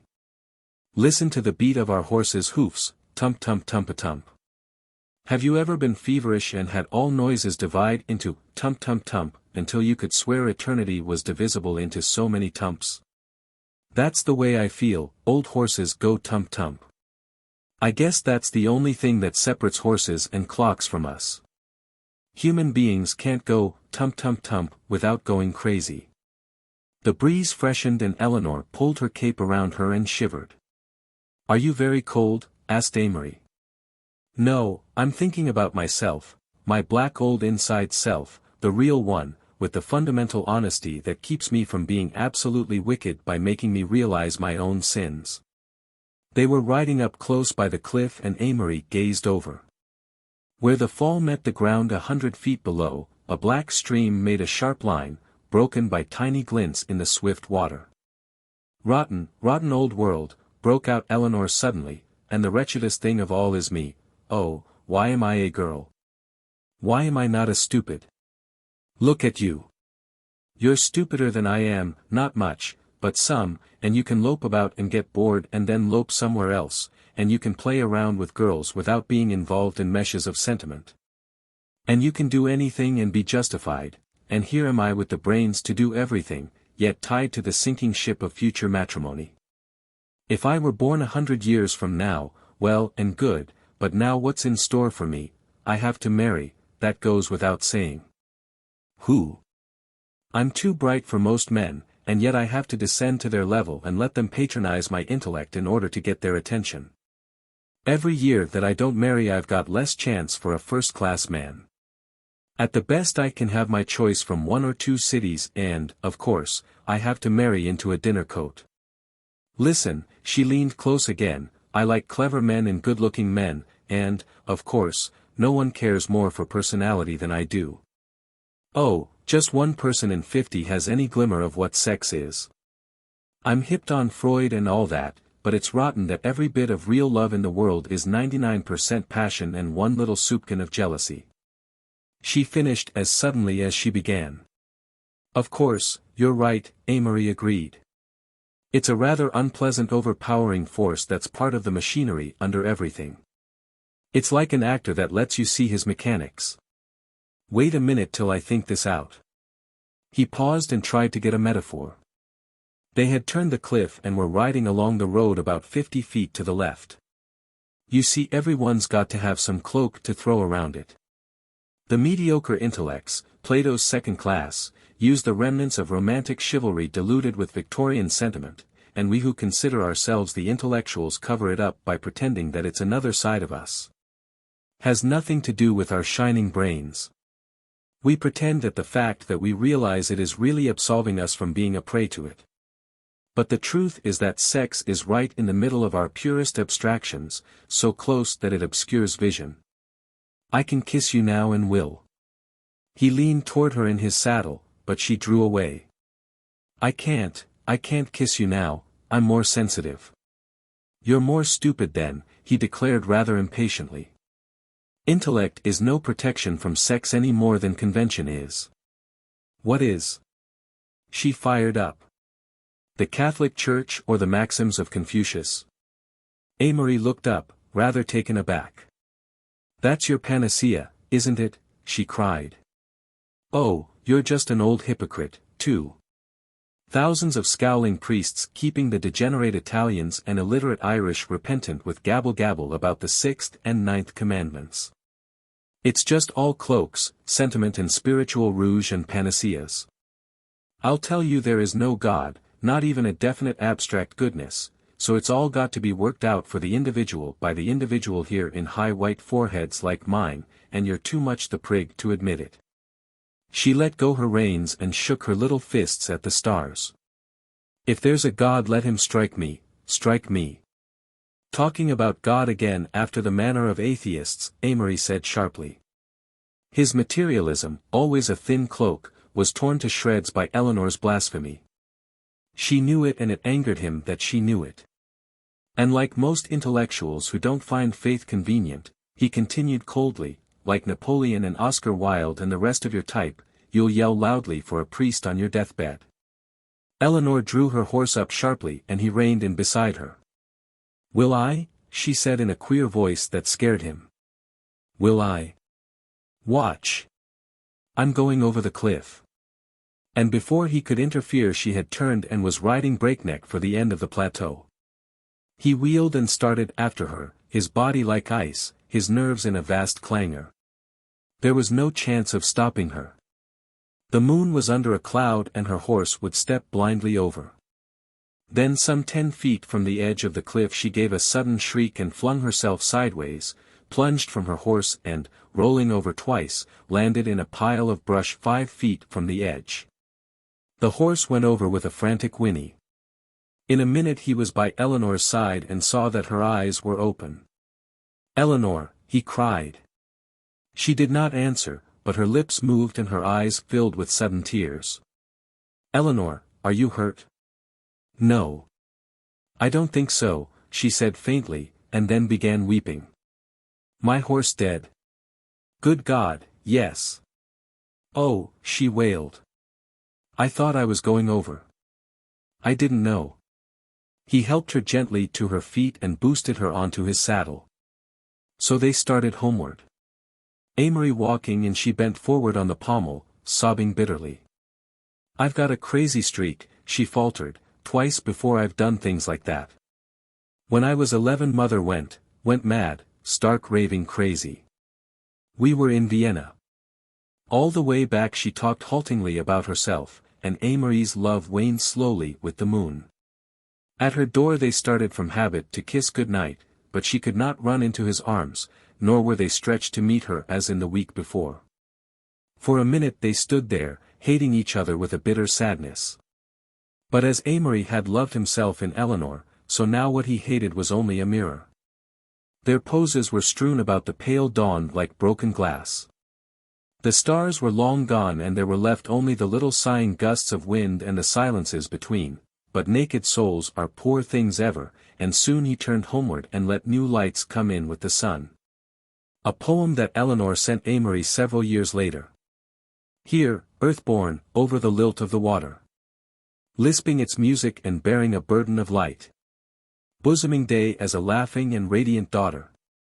Here we may whisper unheard, unafraid of the night. Walking alone, was it splendor, or what, we were bound with? Deep in the time when summer lets down her hair. Shadows we loved and the patterns they covered the ground with. Tapestries, mystical, faint in the breathless air. That was the day. And the night for another story. Pale as a dream and shadowed with penciled trees. Ghosts of the stars came by who had sought for glory. Whispered to us of peace in the plaintive breeze. Whispered of old dead faiths that the day had shattered.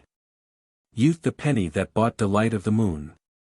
That was the urge that we knew and the language that mattered. That was the debt that we paid to the usurer June. Here, deepest of dreams, by the waters that bring not anything back of the past that we need not know. What if the light is but sun and the little streams sing not? We are together, it seems. I have loved you so.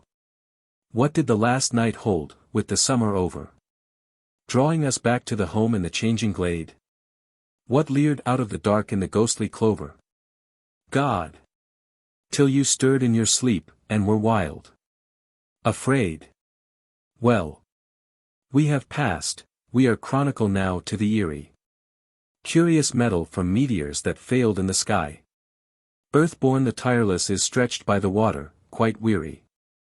Close to this ununderstandable changeling that's I. Fear is an echo we traced to security's daughter. Now we are faces and voices, and less, too soon. Whispering half-love over the lilt of the water.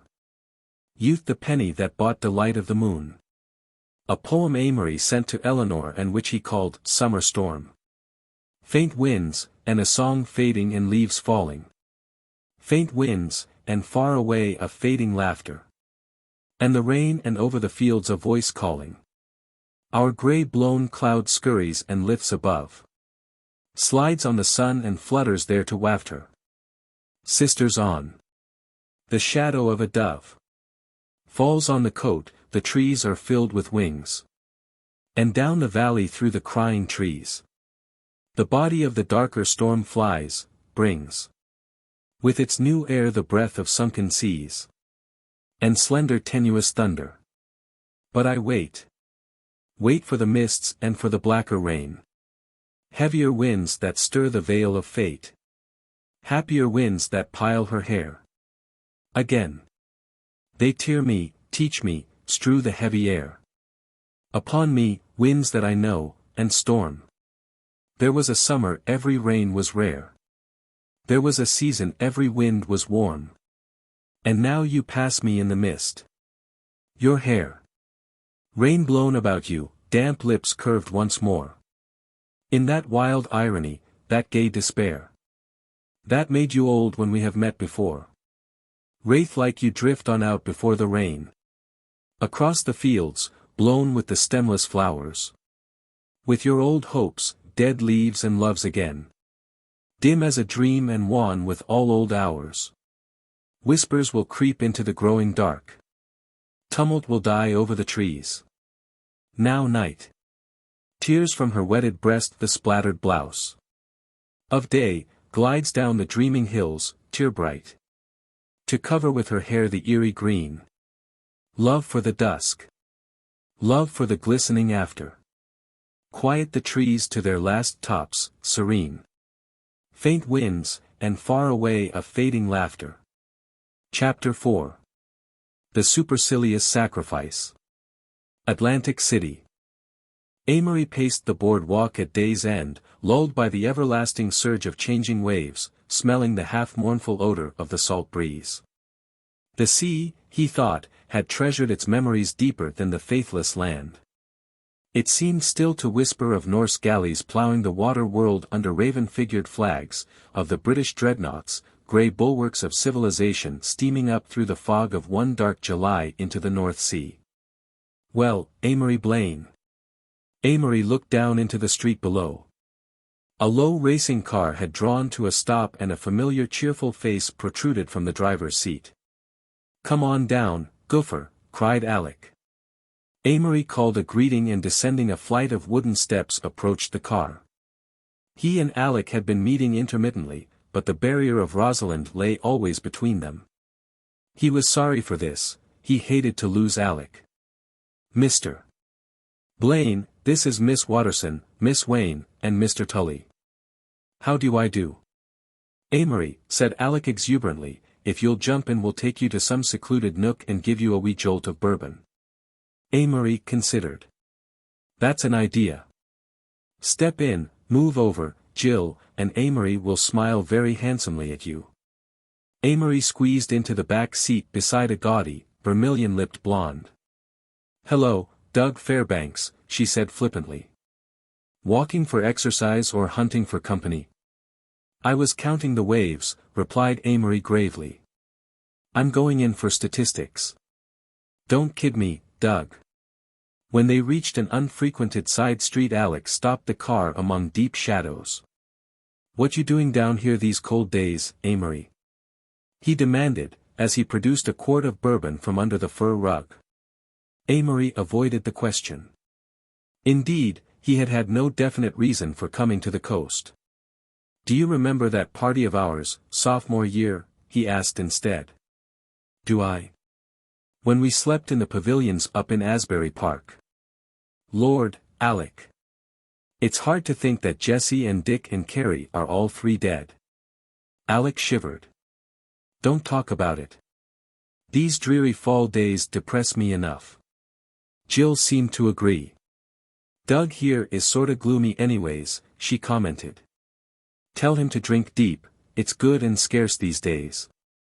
What I really want to ask you, Amory, is where you are." "Why, New York, I suppose." "I mean tonight, because if you haven't got a room yet you'd better help me out." "Glad to. You see, Tully and I have 2 rooms with bath between at the Rainier, and he's got to go back to New York. I don't want to have to move.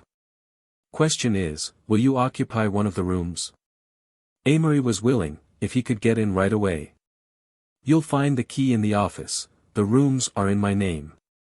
Declining further locomotion or further stimulation, Amory left the car and sauntered back along the boardwalk to the hotel. He was in an eddy again, a deep, lethargic gulf, without desire to work or write, love or dissipate.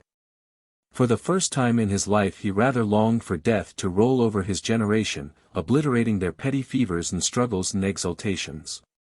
His youth seemed never so vanished as now in the contrast between the utter loneliness of this visit and that riotous, joyful party of 4 years before.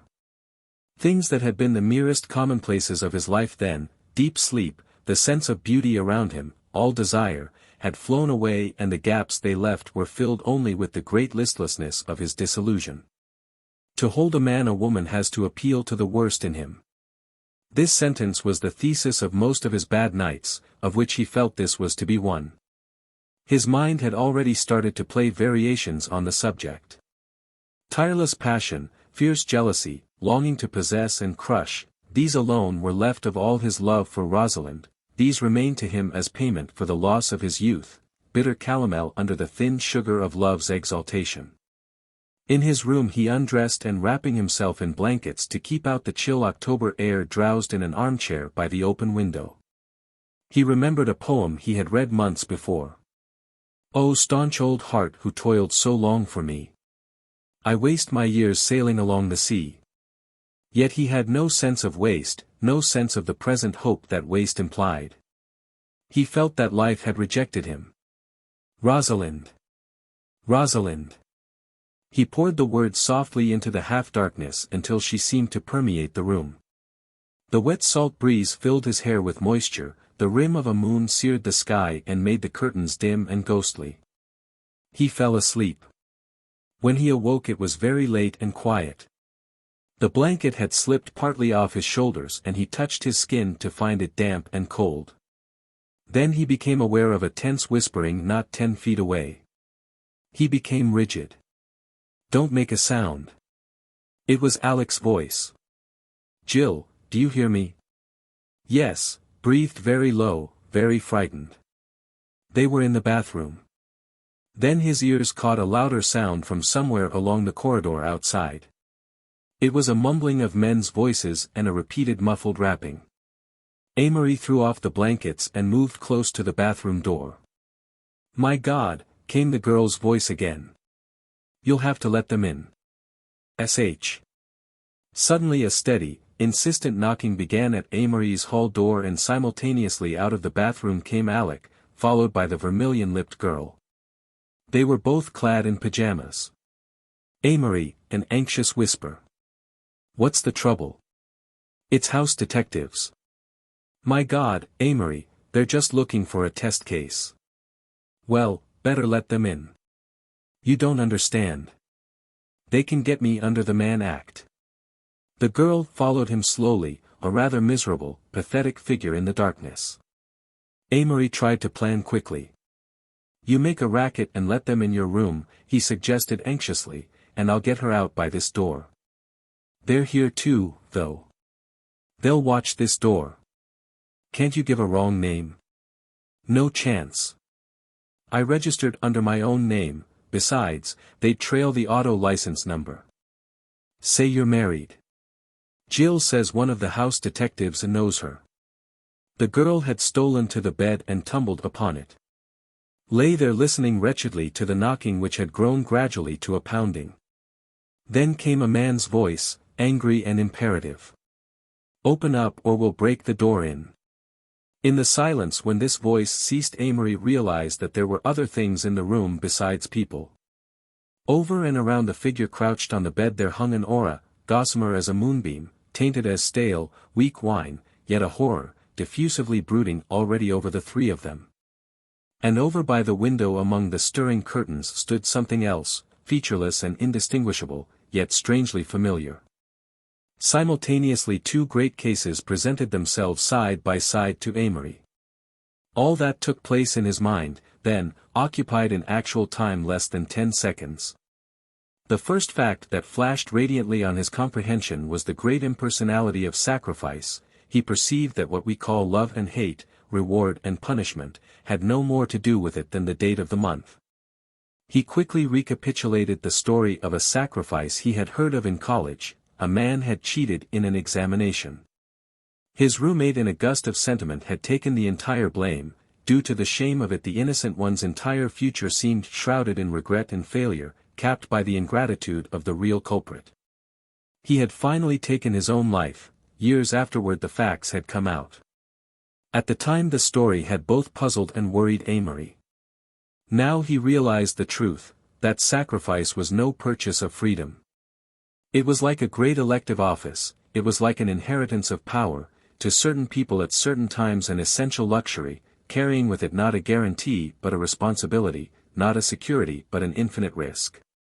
Its very momentum might drag him down to ruin, the passing of the emotional wave that made it possible might leave the one who made it high and dry forever on an island of despair.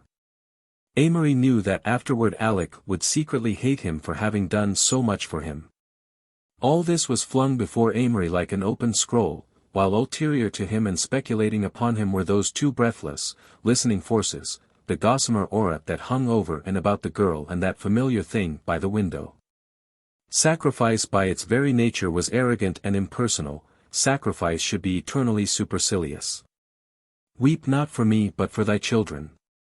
That, thought Amory, would be somehow the way God would talk to me. Amory felt a sudden surge of joy, and then like a face in a motion picture the aura over the bed faded out. The dynamic shadow by the window, that was as near as he could name it, remained for the fraction of a moment, and then the breeze seemed to lift it swiftly out of the room. He clenched his hands in quick ecstatic excitement. The 10 seconds were up. Do what I say, Alec, do what I say. Do you understand? Alec looked at him dumbly, his face a tableau of anguish. You have a family, continued Amory slowly. You have a family, and it's important that you should get out of this. Do you hear me? He repeated clearly what he had said. Do you hear me? I hear you. The voice was curiously strained, the eyes never for a second left Amory's. Alec, you're going to lie down here. If anyone comes in you act drunk. You do what I say, if you don't I'll probably kill you. There was another moment while they stared at each other. Then Amory went briskly to the bureau and, taking his pocketbook, beckoned peremptorily to the girl. He heard one word from Alec that sounded like penitentiary, then he and Jill were in the bathroom with the door bolted behind them. You're here with me, he said sternly. You've been with me all evening.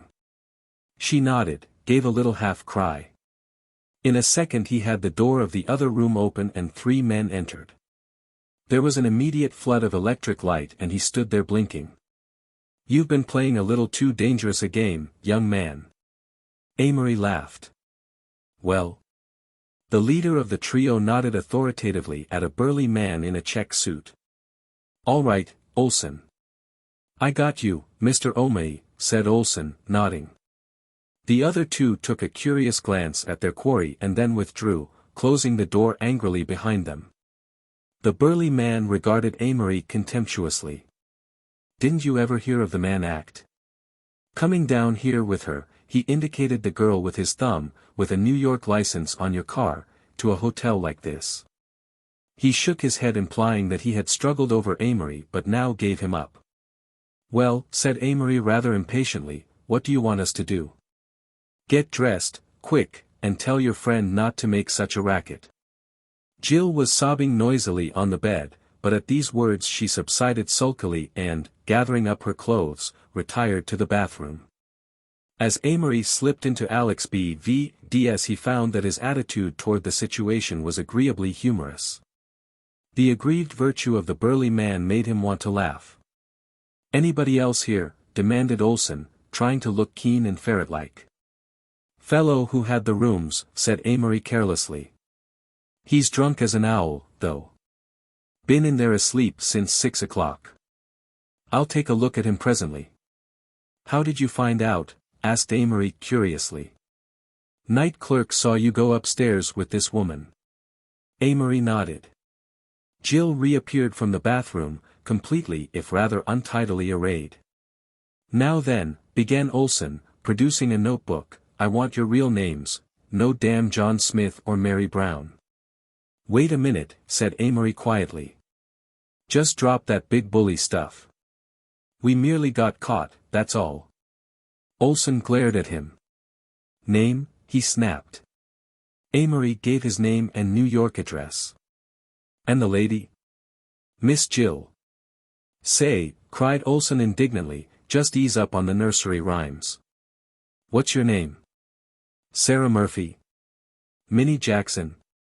Oh, my God, cried the girl cupping her tear-stained face in her hands. I don't want my mother to know. I don't want my mother to know. Come on now. Shut up, cried Amory at Olson. An instant's pause. Stella Robbins, she faltered finally. General Delivery, Rugway, New Hampshire. Olson snapped his notebook shut and looked at them very ponderously. By rights the hotel could turn the evidence over to the police and you'd go to penitentiary, you would, for bringing a girl from one state to another for immoral purpose. Yes, he paused to let the majesty of his words sink in. But, the hotel is going to let you off. It doesn't want to get in the papers, cried Jill fiercely. Let us off. Ha! A great lightness surrounded Amory. He realized that he was safe and only then did he appreciate the full enormity of what he might have incurred. However, continued Olson, there's a protective association among the hotels. There's been too much of this stuff, and we got an arrangement with the newspapers so that you get a little free publicity. Not the name of the hotel, but just a line saying that you had a little trouble in Atlantic City. See? I see. You're getting off light, damn light, but... Come on, said Amory briskly. Let's get out of here. We don't need a valedictory. Olson walked through the bathroom and took a cursory glance at Alec's still form. Then he extinguished the lights and motioned them to follow him. As they walked into the elevator, Amory considered a piece of bravado, yielded finally. He reached out and tapped Olson on the arm. Would you mind taking off your hat? There's a lady in the elevator. Olson's hat came off slowly. There was a rather embarrassing 2 minutes under the lights of the lobby while the night clerk and a few belated guests stared at them curiously. The loudly dressed girl with bent head, the handsome young man with his chin several points aloft, the inference was quite obvious. Then the chill outdoors, where the salt air was fresher and keener still with the first hints of morning. You can get one of those taxis and beat it, said Olson, pointing to the blurred outline of 2 machines whose drivers were presumably asleep inside. Goodbye, said Olson. He reached in his pocket suggestively, but Amory snorted, and, taking the girl's arm, turned away. Where did you tell the driver to go? She asked as they whirled along the dim street. The station. If that guy writes my mother. He won't. Nobody'll ever know about this, except our friends and enemies. Dawn was breaking over the sea. It's getting blue, she said. It does very well, agreed Amory critically, and then as an afterthought, it's almost breakfast time, do you want something to eat? Food, she said with a cheerful laugh. Food is what queered the party. We ordered a big supper to be sent up to the room about 2 o'clock. Alec didn't give the waiter a tip, so I guess the little bastard snitched. Jill's low spirits seemed to have gone faster than the scattering night. Let me tell you, she said emphatically, when you want to stage that sort of party stay away from liquor, and when you want to get tight stay away from bedrooms. I'll remember. He tapped suddenly at the glass and they drew up at the door of an all-night restaurant. Is Alec a great friend of yours? Asked Jill as they perched themselves on high stools inside, and set their elbows on the dingy counter. He used to be. He probably won't want to be any more, and never understand why. It was sorta crazy you talking all that blame. Is he pretty important? Kinda more important than you are. Amory laughed. That remains to be seen, he answered. That's the question. The collapse of several pillars. 2 days later back in New York, Amory found in a newspaper what he had been searching for, a dozen lines which announced to whom it might concern that Mr. Amory Blaine, who gave his address as, etc., had been requested to leave his hotel in Atlantic City because of entertaining in his room a lady not his wife. Then he started, and his fingers trembled, for directly above was a longer paragraph of which the first words were, Mr. and Mrs.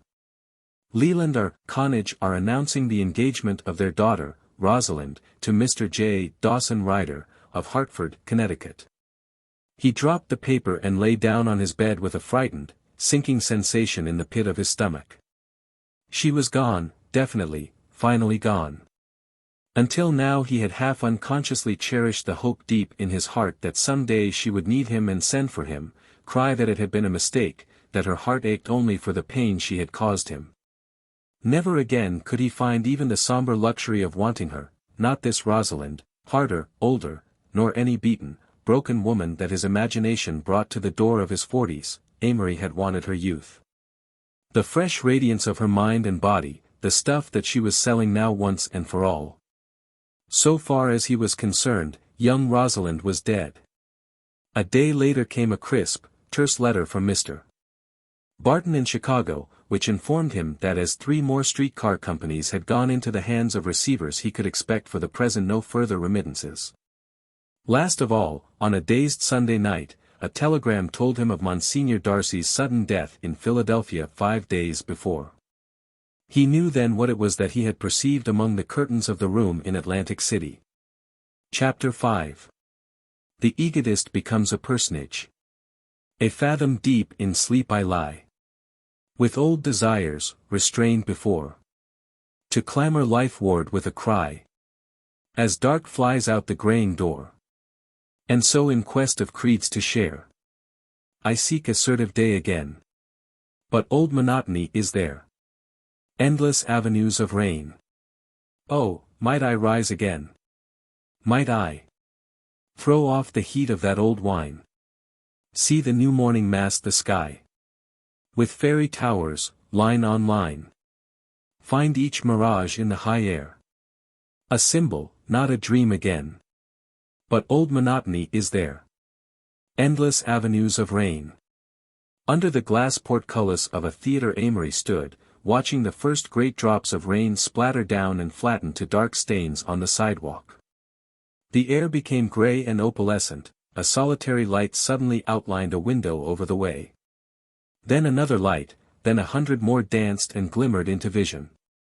Under his feet a thick, iron-studded skylight turned yellow. In the street the lamps of the taxicabs sent out glistening sheens along the already black pavement. The unwelcome November rain had perversely stolen the day's last hour and pawned it with that ancient fence, the night. The silence of the theater behind him ended with a curious snapping sound, followed by the heavy roaring of a rising crowd and the interlaced clatter of many voices. The matinee was over. He stood aside, edged a little into the rain to let the throng pass. A small boy rushed out, sniffed in the damp, fresh air and turned up the collar of his coat. Came 3 or 4 couples in a great hurry. Came a further scattering of people whose eyes as they emerged glanced invariably, first at the wet street, then at the rain-filled air, finally at the dismal sky.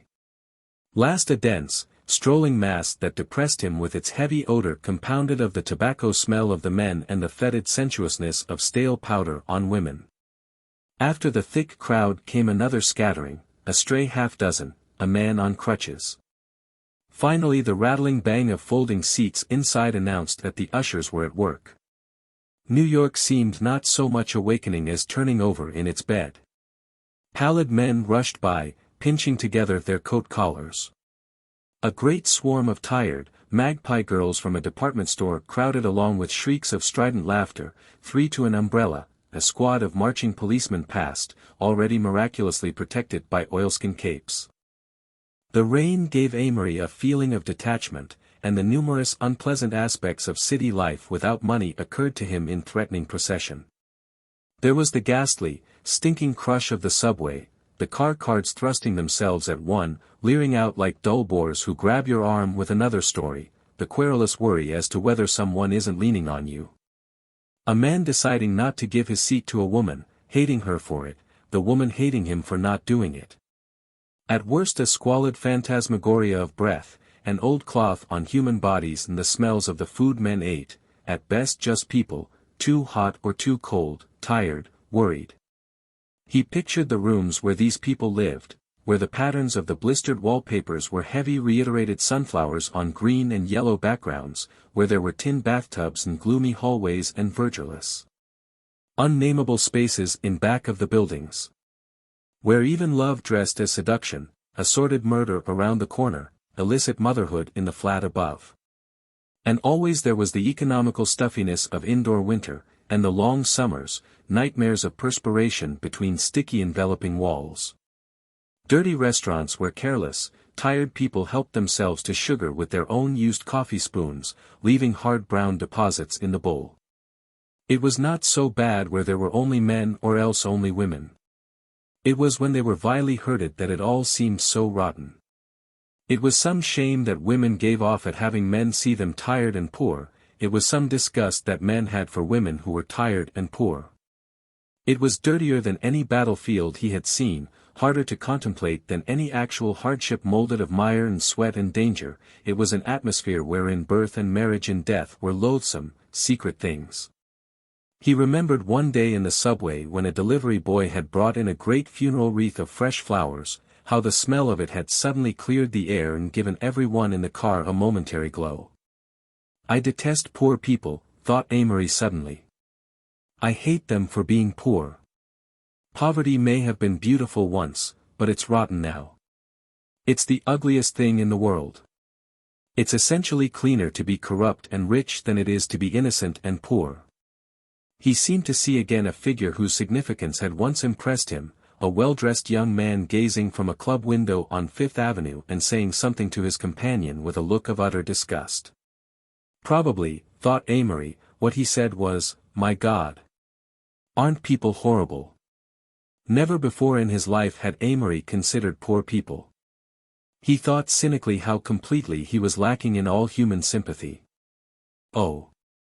Henry had found in these people romance, pathos, love, hate. Amory saw only coarseness, physical filth, and stupidity. He made no self-accusations, never any more did he reproach himself for feelings that were natural and sincere. He accepted all his reactions as a part of him, unchangeable, unmoral. This problem of poverty transformed, magnified, attached to some grander, more dignified attitude might someday even be his problem. At present it roused only his profound distaste. He walked over to Fifth Avenue, dodging the blind, black menace of umbrellas, and standing in front of Delmonico's hailed an autobus. Buttoning his coat closely around him he climbed to the roof, where he rode in solitary state through the thin, persistent rain, stung into alertness by the cool moisture perpetually reborn on his cheek. Somewhere in his mind a conversation began, rather resumed its place in his attention. It was composed not of two voices, but of one, which acted alike as questioner and answerer. Question. Well, what's the situation? Answer. That I have about $24 to my name. Q. You have the Lake Geneva estate. A. But I intend to keep it. Q. Can you live? A. I can't imagine not being able to. People make money in books and I've found that I can always do the things that people do in books. Really they are the only things I can do. Q. Be definite. A. I don't know what I'll do, nor have I much curiosity. Tomorrow I'm going to leave New York for good. It's a bad town unless you're on top of it. Q. Do you want a lot of money? A. No. I am merely afraid of being poor. Q. Very afraid. A. Just passively afraid. Q. Where are you drifting? A. Don't ask me. Q. Don't you care? A. Rather. I don't want to commit moral suicide. Q. Have you no interests left? A. None. I've no more virtue to lose. Just as a cooling pot gives off heat, so all through youth and adolescence we give off calories of virtue.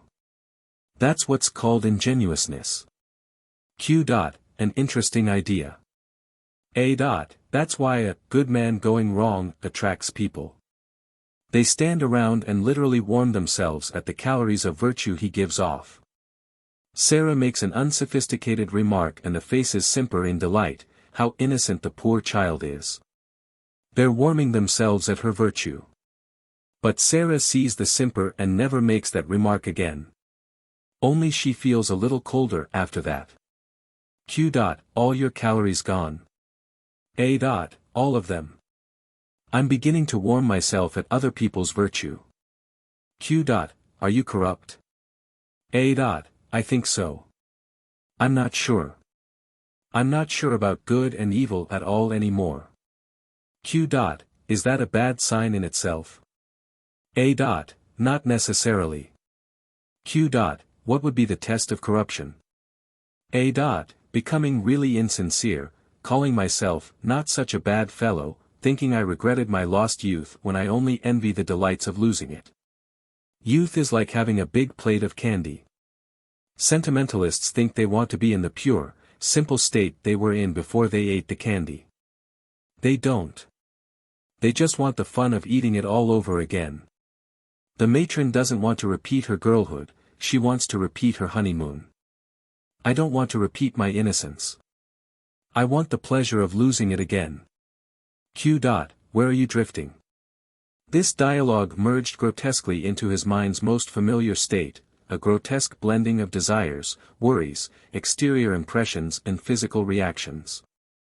127th Street, or 137th Street. 2 and 3 look alike, no, not much. Seat damp, are clothes absorbing wetness from seat, or seat absorbing dryness from clothes? Sitting on wet substance gave appendicitis, so Froggy Parker's mother said. Well, he'd had it, I'll sue the steamboat company, Beatrice said, and my uncle has a quarter interest. Did Beatrice go to heaven? Probably not, he represented Beatrice's immortality, also love affairs of numerous dead men who surely had never thought of him, if it wasn't appendicitis, influenza maybe. What? 120th Street? That must have been 112th back there. 102 instead of 127. Rosalind not like Beatrice, Eleanor like Beatrice, only wilder and brainier. Apartments along here expensive, probably $150 a month, maybe $200. Uncle had only paid $100 a month for whole great big house in Minneapolis. Question, were the stairs on the left or right as you came in? Anyway, in 12 Univ they were straight back and to the left. What a dirty river, want to go down there and see if it's dirty, French rivers all brown or black, so were southern rivers. $24 meant 480 donuts. He could live on it 3 months and sleep in the park. Wonder where Jill was, Jill Bain, Fane, sane, what the devil, neck hurts, darned uncomfortable seat. No desire to sleep with Jill, what could Alec see in her? Alec had a coarse taste in women.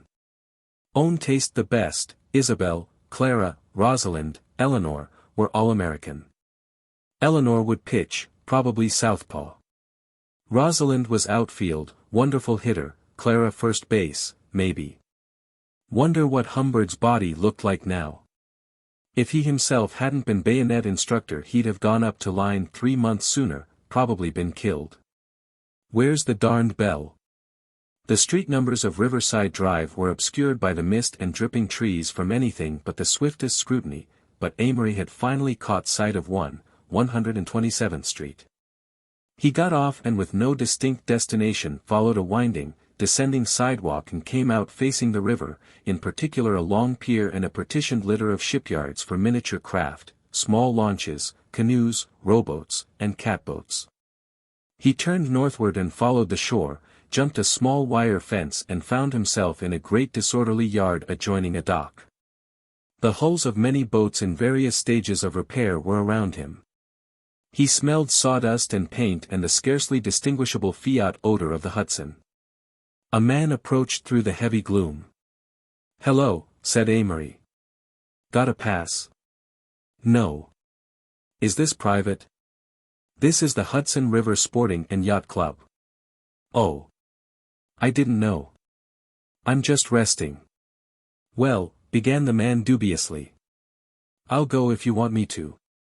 The man made noncommittal noises in his throat and passed on.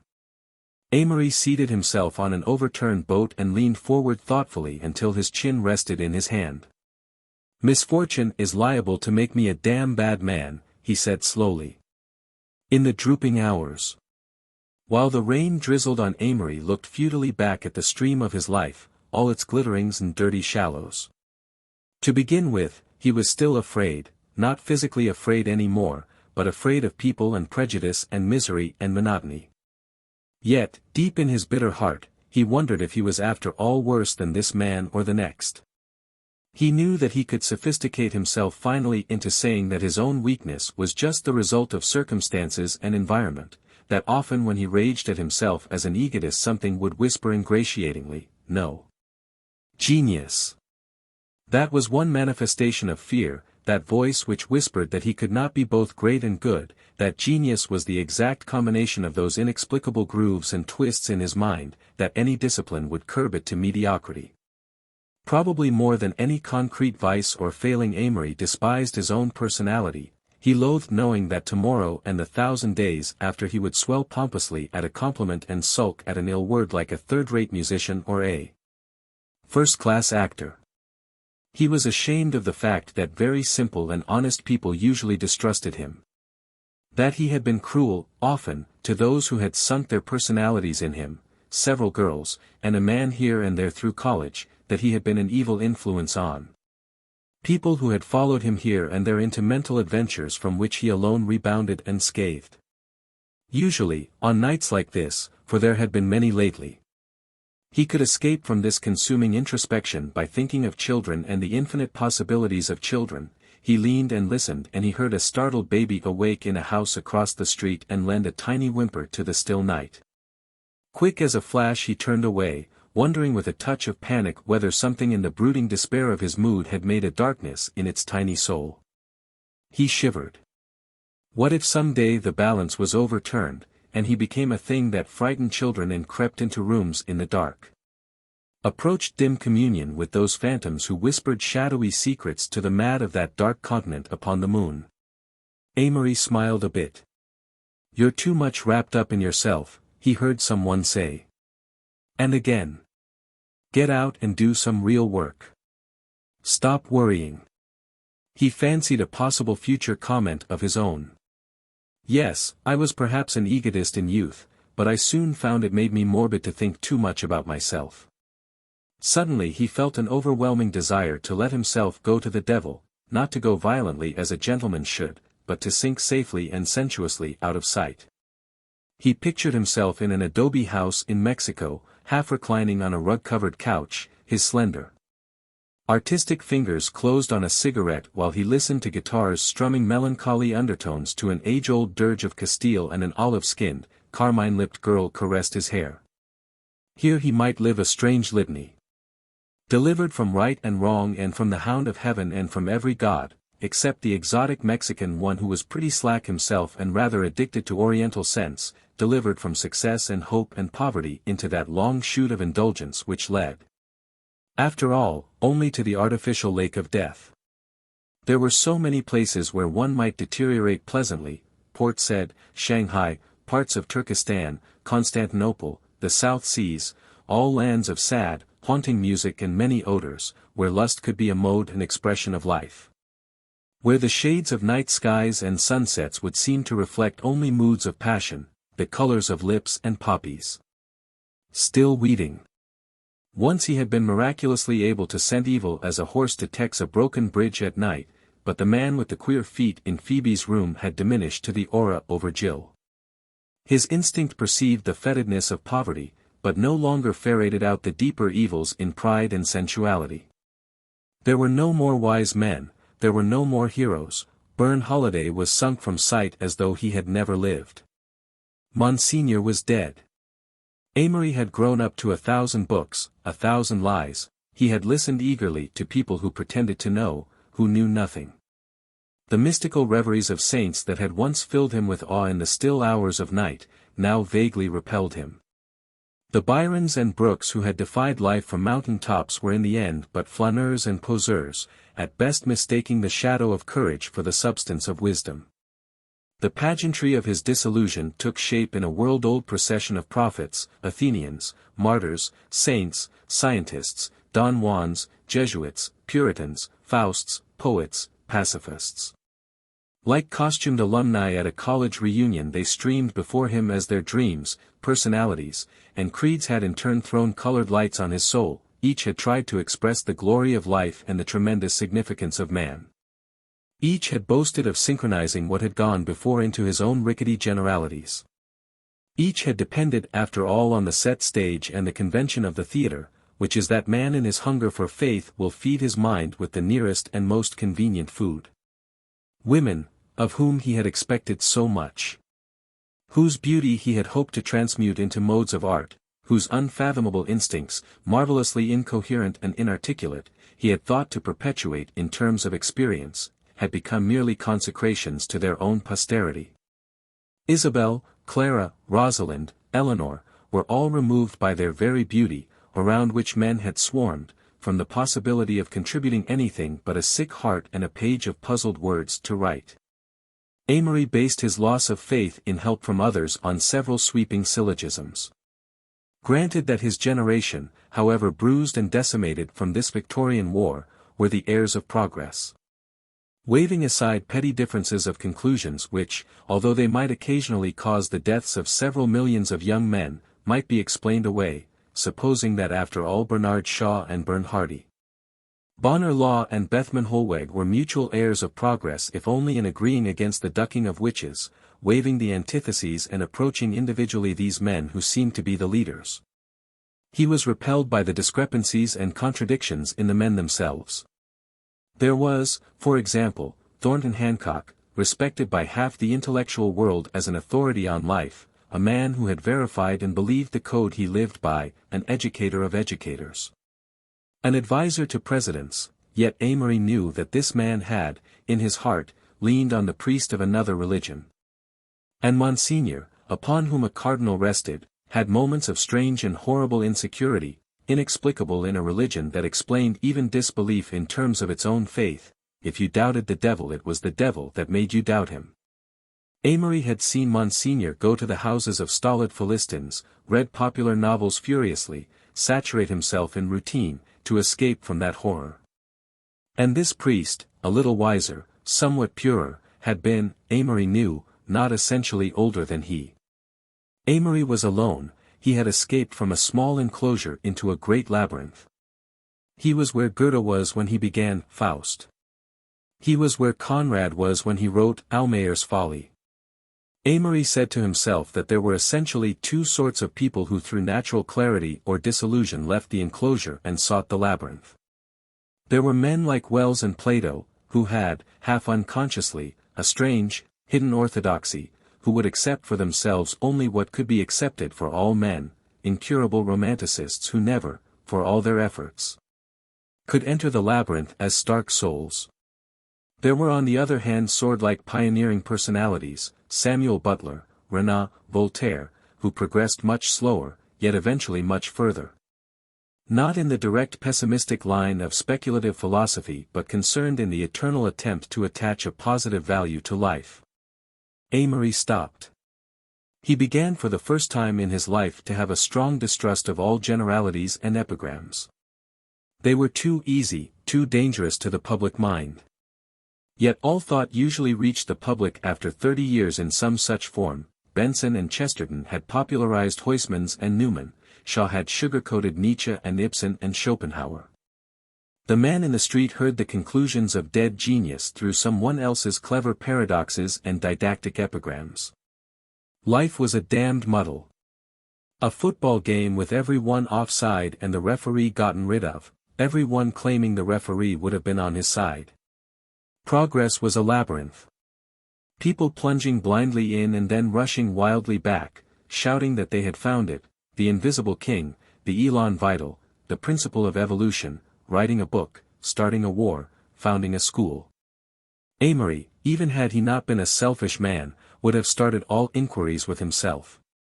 He was his own best example, sitting in the rain, a human creature of sex and pride, foiled by chance and his own temperament of the balm of love and children, preserved to help in building up the living consciousness of the race. In self-reproach and loneliness and disillusion he came to the entrance of the labyrinth.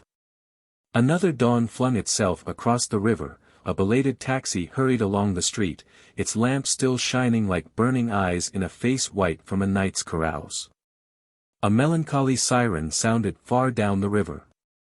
Monsignor. Amory kept thinking how Monsignor would have enjoyed his own funeral. It was magnificently Catholic and liturgical.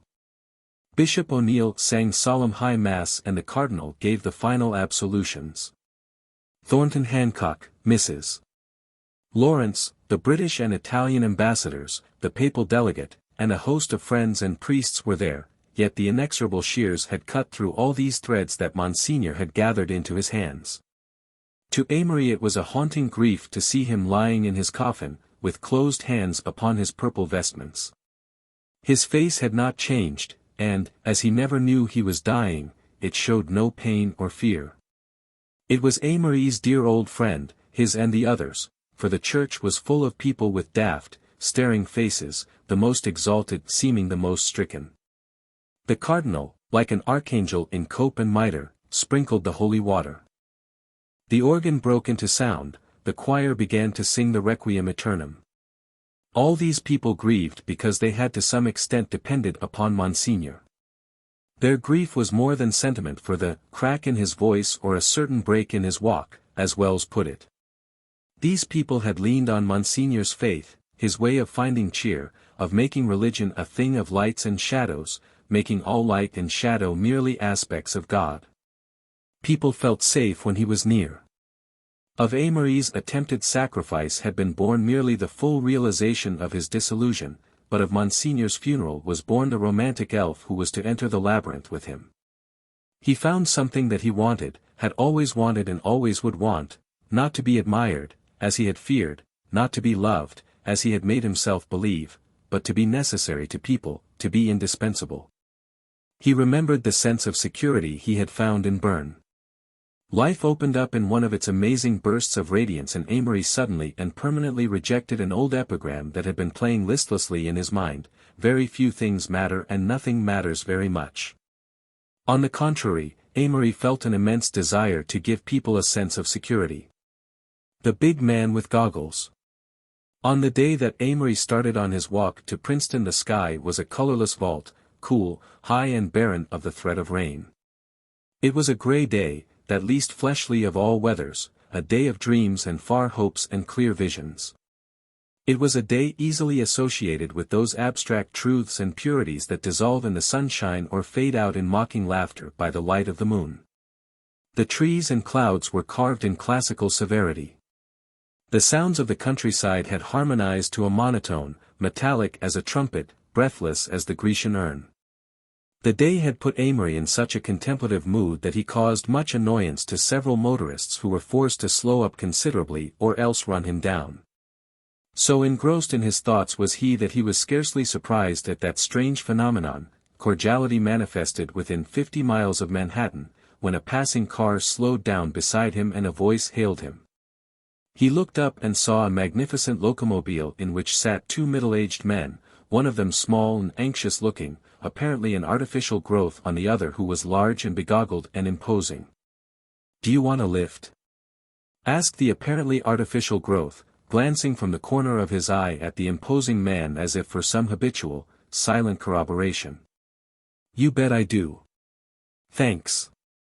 The chauffeur swung open the door, and, climbing in, Amory settled himself in the middle of the back seat. He took in his companions curiously.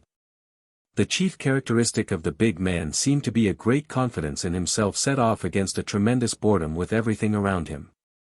That part of his face which protruded under the goggles was what is generally termed strong. Rolls of not undignified fat had collected near his chin, somewhere above was a wide thin mouth and the rough model for a Roman nose, and, below, his shoulders collapsed without a struggle into the powerful bulk of his chest and belly. He was excellently and quietly dressed. Amory noticed that he was inclined to stare straight at the back of the chauffeur's head as if speculating steadily but hopelessly some baffling hirsute problem. The smaller man was remarkable only for his complete submersion in the personality of the other. He was of that lower secretarial type who at 40 have engraved upon their business cards, assistant to the president, and without a sigh consecrate the rest of their lives to second-hand mannerisms. "Going far?" asked the smaller man in a pleasant disinterested way. "Quite a stretch." "Hiking for exercise?" "No," responded Amory succinctly, "I'm walking because I can't afford to ride." "Oh. Then again. Are you looking for work?" "Because there's lots of work," he continued rather testily. "All this talk of lack of work. The West is especially short of labor." He expressed the West with a sweeping, lateral gesture. Amory nodded politely. Have you a trade? No, Amory had no trade. Clerk, eh? No, Amory was not a clerk. Whatever your line is, said the little man, seeming to agree wisely with something Amory had said, now is the time of opportunity in business openings. He glanced again toward the big man, as a lawyer grilling a witness glances involuntarily at the jury. Amory decided that he must say something and for the life of him could think of only one thing to say. Of course I want a great lot of money. The little man laughed mirthlessly but conscientiously. That's what everyone wants nowadays, but they don't want to work for it. A very natural, healthy desire. Almost all normal people want to be rich without great effort, except the financiers in problem plays, who want to crash their way through. Don't you want easy money? Of course not, said the secretary indignantly. But, continued Amory disregarding him, being very poor at present I am contemplating socialism as possibly my forte. Both men glanced at him curiously. These bomb throwers, the little man ceased as words lurched ponderously from the big man's chest. If I thought you were a bomb thrower I'd run you over to the Newark jail. That's what I think of socialists. Amory laughed. What are you? Asked the big man, one of these parlor Bolsheviks, one of these idealists. I must say I fail to see the difference. The idealists loaf around and write the stuff that stirs up the poor immigrants. Well, said Amory, if being an idealist is both safe and lucrative, I might try it. What's your difficulty? Lost your job? Not exactly, but, well, call it that. What was it? Writing copy for an advertising agency. Lots of money in advertising. Amory smiled discreetly. Oh, I'll admit there's money in it eventually. Talent doesn't starve anymore. Even art gets enough to eat these days. Artists draw your magazine covers, write your advertisements, hash out ragtime for your theaters. By the great commercializing of printing you found a harmless, polite occupation for every genius who might have carved his own niche. But beware the artist who's an intellectual also. The artist who doesn't fit, the Rousseau, the Tolstoy, the Samuel Butler, the Amory Blaine. Who's he? Demanded the little man suspiciously. Well, said Amory, he's an intellectual personage not very well known at present. The little man laughed his conscientious laugh, and stopped rather suddenly as Amory's burning eyes turned on him. What are you laughing at? These intellectual people. Do you know what it means? The little man's eyes twitched nervously. Why, it usually means. It always means brainy and well-educated, interrupted Amory. It means having an active knowledge of the race's experience. Amory decided to be very rude. He turned to the big man. The young man, he indicated the secretary with his thumb, and said young man as one says bellboy, with no implication of youth, has the usual muddled connotation of all popular words. You object to the fact that capital controls printing? Said the big man, fixing him with his goggles. Yes, and I object to doing their mental work for them. It seemed to me that the root of all the business I saw around me consisted in overworking and underpaying a bunch of dubs who submitted to it. Here now, said the big man, you'll have to admit that the laboring man is certainly highly paid, 5 and 6 hour days, it's ridiculous. You can't buy an honest day's work from a man in the trades unions. You've brought it on yourselves, insisted Amory. You people never make concessions until they're wrung out of you. What people? Your class, the class I belonged to until recently. Those who by inheritance or industry or brains or dishonesty have become the moneyed class. Do you imagine that if that roadmender over there had the money he'd be any more willing to give it up? No, but what's that got to do with it? The older man considered. No, I'll admit it hasn't. It rather sounds as if it had though. In fact, continued Amory, he'd be worse. The lower classes are narrower, less pleasant and personally more selfish, certainly more stupid. But all that has nothing to do with the question. Just exactly what is the question? Here Amory had to pause to consider exactly what the question was. Amory coins a phrase. When life gets hold of a brainy man of fair education, began Amory slowly, that is, when he marries he becomes, 9 times out of 10, a conservative as far as existing social conditions are concerned. He may be unselfish, kind-hearted, even just in his own way, but his first job is to provide and to hold fast. His wife shoes him on, from 10,000 a year to 20,000 a year, on and on, in an enclosed treadmill that hasn't any windows. He's done. Life's got him. He's no help. He's a spiritually married man. Amory paused and decided that it wasn't such a bad phrase. Some men, he continued, escape the grip. Maybe their wives have no social ambitions. Maybe they've hit a sentence or two in a dangerous book that pleased them, maybe they started on the treadmill as I did and were knocked off. Anyway, they're the congressmen you can't bribe, the presidents who aren't politicians, the writers, speakers, scientists, statesmen who aren't just popular grab bags for a half-dozen women and children. He's the natural radical. Yes, said Amory. He may vary from the disillusioned critic like old Thornton Hancock, all the way to Trotsky. Now this spiritually unmarried man hasn't direct power, for unfortunately the spiritually married man, as a byproduct of his money chase, has garnered in the great newspaper, the popular magazine, the influential weekly, so that Mrs. Newspaper, Mrs. Magazine, Mrs. Weekly can have a better limousine than those oil people across the street or those cement people round the corner. Why not? It makes wealthy men the keepers of the world's intellectual conscience and, of course, a man who has money under one set of social institutions quite naturally can't risk his family's happiness by letting the clamor for another appear in his newspaper. But it appears, said the big man. Where? In the discredited mediums. Rotten cheap-papered weeklies. All right, go on. Well, my first point is that through a mixture of conditions of which the family is the first, there are these two sorts of brains. One sort takes human nature as it finds it, uses its timidity, its weakness, and its strength for its own ends. Opposed is the man who, being spiritually unmarried, continually seeks for new systems that will control or counteract human nature. His problem is harder. It is not life that's complicated, it's the struggle to guide and control life. That is his struggle. He is a part of progress, the spiritually married man is not.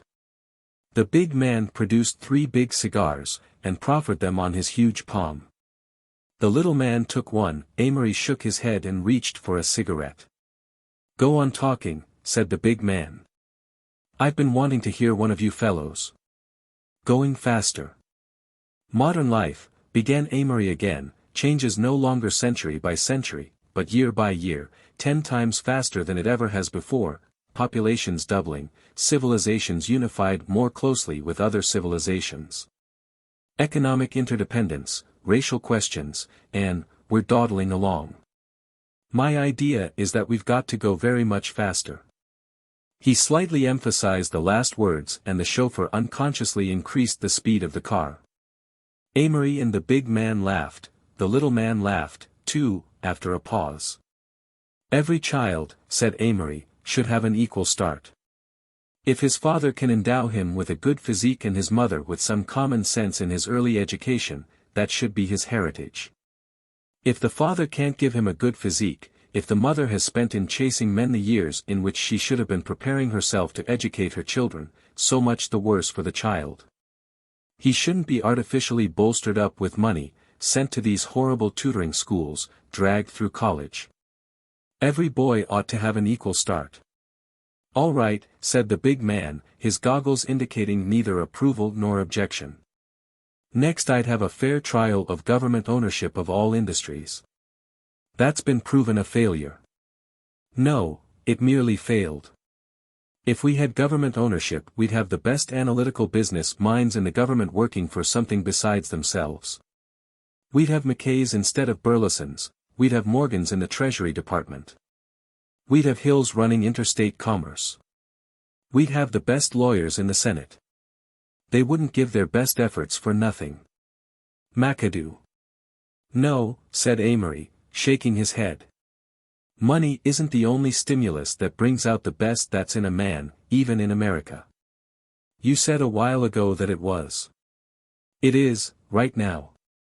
But if it were made illegal to have more than a certain amount, the best men would all flock for the one other reward which attracts humanity, honor. The big man made a sound that was very like boo. That's the silliest thing you've said yet. No, it isn't silly. It's quite plausible. If you'd gone to college, you'd have been struck by the fact that the men there would work twice as hard for any one of 100 petty honors as those other men did who were earning their way through. Kids, child's play, scoffed his antagonist. Not by a darn sight, unless we're all children. Did you ever see a grown man when he's trying for a secret society, or a rising family whose name is up at some club? They'll jump when they hear the sound of the word. The idea that to make a man work you've got to hold gold in front of his eyes is a growth, not an axiom. We've done that for so long that we've forgotten there's any other way. We've made a world where that's necessary.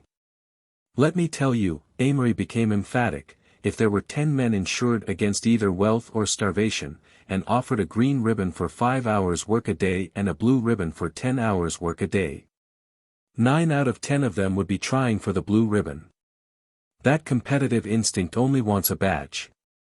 If the size of their house is the badge, they'll sweat their heads off for that. If it's only a blue ribbon, I damn near believe they'll work just as hard. They have in other ages. I don't agree with you. I know it, said Amory, nodding sadly. It doesn't matter any more though.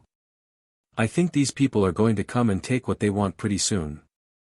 A fierce hiss came from the little man. Machine guns. Ah, but you've taught them their use. The big man shook his head. In this country there are enough property owners not to permit that sort of thing. Amory wished he knew the statistics of property owners and non-property owners. He decided to change the subject. But the big man was aroused. When you talk of taking things away, you're on dangerous ground. How can they get it without taking it? For years people have been stalled off with promises.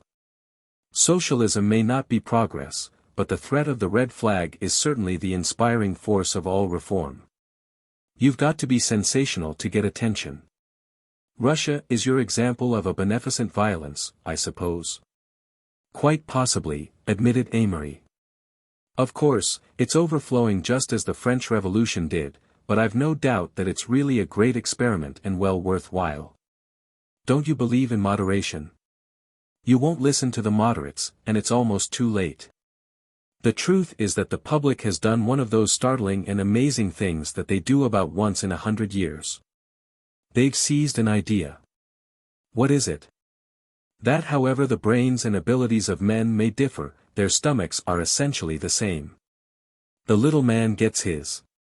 If you took all the money in the world, said the little man with much profundity, and divided it up in eq. Oh, shut up, said Amory briskly, and, paying no attention to the little man's enraged stare, he went on with his argument.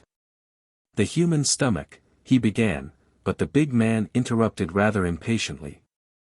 I'm letting you talk, you know, he said, but please avoid stomachs.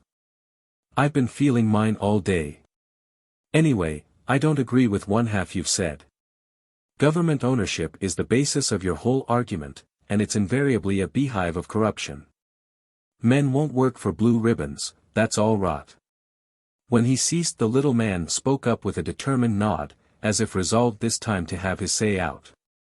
There are certain things which are human nature, he asserted with an owl-like look, which always have been and always will be, which can't be changed. Amory looked from the small man to the big man helplessly. Listen to that. That's what makes me discouraged with progress. Listen to that. I can name offhand over 100 natural phenomena that have been changed by the will of man, 100 instincts in man that have been wiped out or are now held in check by civilization.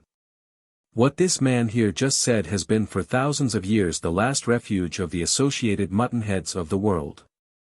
It negates the efforts of every scientist, statesman, moralist, reformer, doctor, and philosopher that ever gave his life to humanity's service. It's a flat impeachment of all that's worthwhile in human nature. Every person over 25 years old who makes that statement in cold blood ought to be deprived of the franchise. The little man leaned back against the seat, his face purple with rage. Amory continued, addressing his remarks to the big man. These quarter-educated, stale-minded men such as your friend here, who think, every question that comes up, you'll find his type in the usual ghastly muddle. One minute it's, the brutality and inhumanity of these Prussians, the next it's, we ought to exterminate the whole German people. They always believe that, things are in a bad way now, but they haven't any faith in these idealists. One minute they call Wilson just a dreamer, not practical, a year later they rail at him for making his dreams realities. They haven't clear logical ideas on one single subject except a sturdy, stolid opposition to all change. They don't think uneducated people should be highly paid, but they won't see that if they don't pay the uneducated people their children are going to be uneducated too, and we're going round and round in a circle. That is the great middle class. The big man with a broad grin on his face leaned over and smiled at the little man. You're catching it pretty heavy, Garvin, how do you feel? The little man made an attempt to smile and act as if the whole matter were so ridiculous as to be beneath notice. But Amory was not through.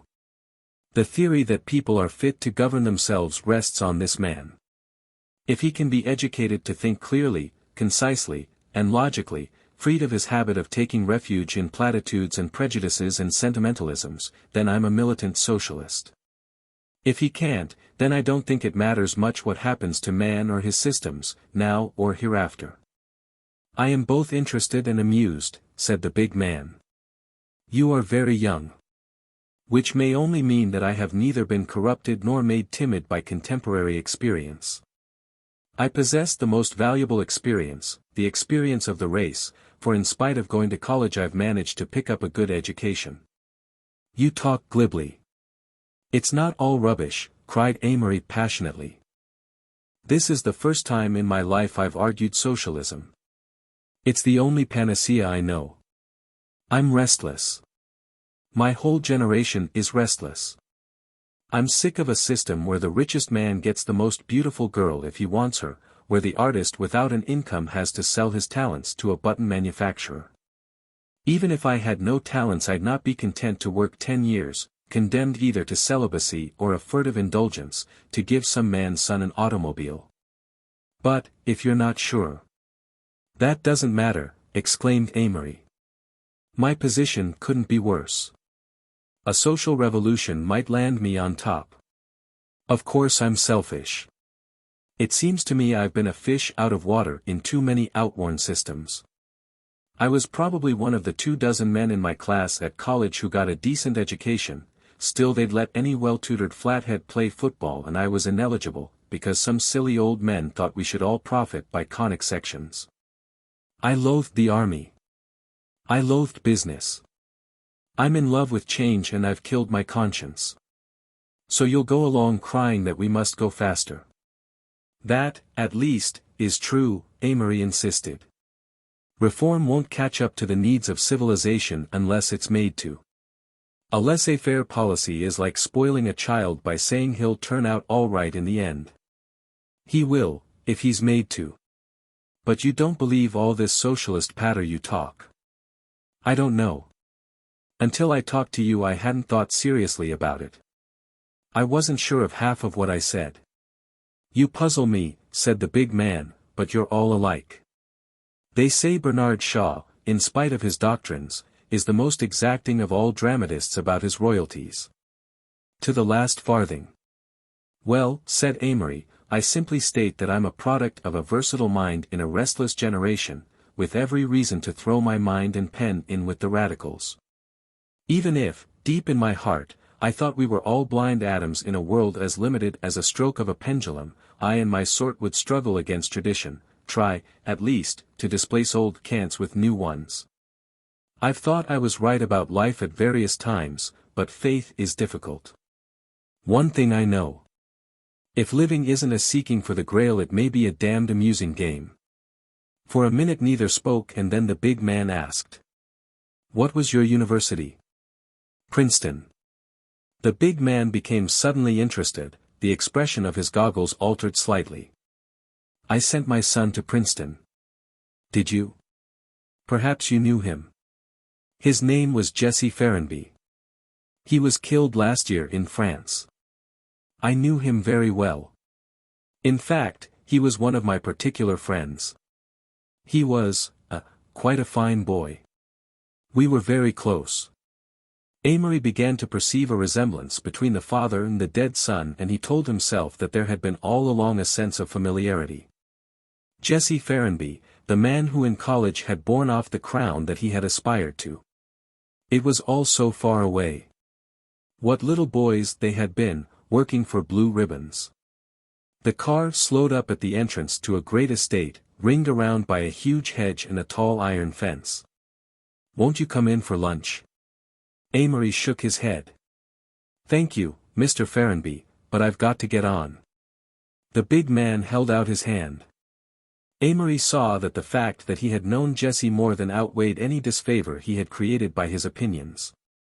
What ghosts were people with which to work? Even the little man insisted on shaking hands. Goodbye, shouted Mr. Ferrenby, as the car turned the corner and started up the drive. Good luck to you and bad luck to your theories. Same to you, sir, cried Amory, smiling and waving his hand. Out of the fire, out of the little room.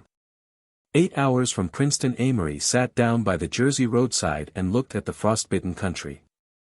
Nature as a rather coarse phenomenon composed largely of flowers that, when closely inspected, appeared moth-eaten, and of ants that endlessly traversed blades of grass, was always disillusioning. Nature represented by skies and waters and far horizons was more likable. Frost and the promise of winter thrilled him now, made him think of a wild battle between St. Regis and Groton, ages ago, 7 years ago, and of an autumn day in France 12 months before, when he had lain in tall grass, his platoon flattened down close around him, waiting to tap the shoulders of a Lewis gunner. He saw the two pictures together with somewhat the same primitive exaltation, two games he had played, differing in quality of acerbity, linked in a way that differed them from Rosalind or the subject of labyrinths, which were, after all, the business of life. I am selfish, he thought. This is not a quality that will change when I see human suffering or lose my parents or help others. This selfishness is not only part of me. It is the most living part. It is by somehow transcending rather than by avoiding that selfishness that I can bring poise and balance into my life. There is no virtue of unselfishness that I cannot use. I can make sacrifices, be charitable, give to a friend, endure for a friend, lay down my life for a friend, all because these things may be the best possible expression of myself, yet I have not one drop of the milk of human kindness. The problem of evil had solidified for Amory into the problem of sex. He was beginning to identify evil with the strong phallic worship in Brooke and the early Wells. Inseparably linked with evil was beauty, still a constant rising tumult. Soft in Eleanor's voice, in an old song at night, rioting deliriously through life like superimposed waterfalls, half rhythm, half darkness. Amory knew that every time he had reached toward it longingly it had leered out at him with the grotesque face of evil. Beauty of great art, beauty of all joy, most of all the beauty of women. After all, it had too many associations with license and indulgence. Weak things were often beautiful, weak things were never good. And in this new lowness of his that had been selected for what greatness he might achieve, beauty must be relative or, itself a harmony, it would make only a discord. In a sense this gradual renunciation of beauty was the second step after his disillusion had been made complete. He felt that he was leaving behind him his chance of being a certain type of artist. It seemed so much more important to be a certain sort of man. His mind turned a corner suddenly and he found himself thinking of the Catholic Church. The idea was strong in him that there was a certain intrinsic lack in those to whom orthodox religion was necessary, and religion to Amory meant the Church of Rome. Quite conceivably it was an empty ritual, but it was seemingly the only assimilative, traditionary bulwark against the decay of morals. Until the great mobs could be educated into a moral sense, someone must cry, "Thou shalt not." Yet any acceptance was, for the present, impossible. He wanted time and the absence of ulterior pressure. He wanted to keep the tree without ornaments, realize fully the direction and momentum of this new start. The afternoon waned from the purging good of 3 o'clock to the golden beauty of 4. Afterward he walked through the dull ache of a setting sun when even the clouds seemed bleeding, and at twilight he came to a graveyard. There was a dusky, dreamy smell of flowers and the ghost of a new moon in the sky and shadows everywhere. On an impulse he considered trying to open the door of a rusty iron vault built into the side of a hill. A vault washed clean and covered with late-blooming, weepy watery blue flowers that might have grown from dead eyes, sticky to the touch with a sickening odor. Amory wanted to feel William Dayfield, 1864. He wondered that graves ever made people consider life in vain. Somehow he could find nothing hopeless in having lived. All the broken columns and clasped hands and doves and angels meant romances.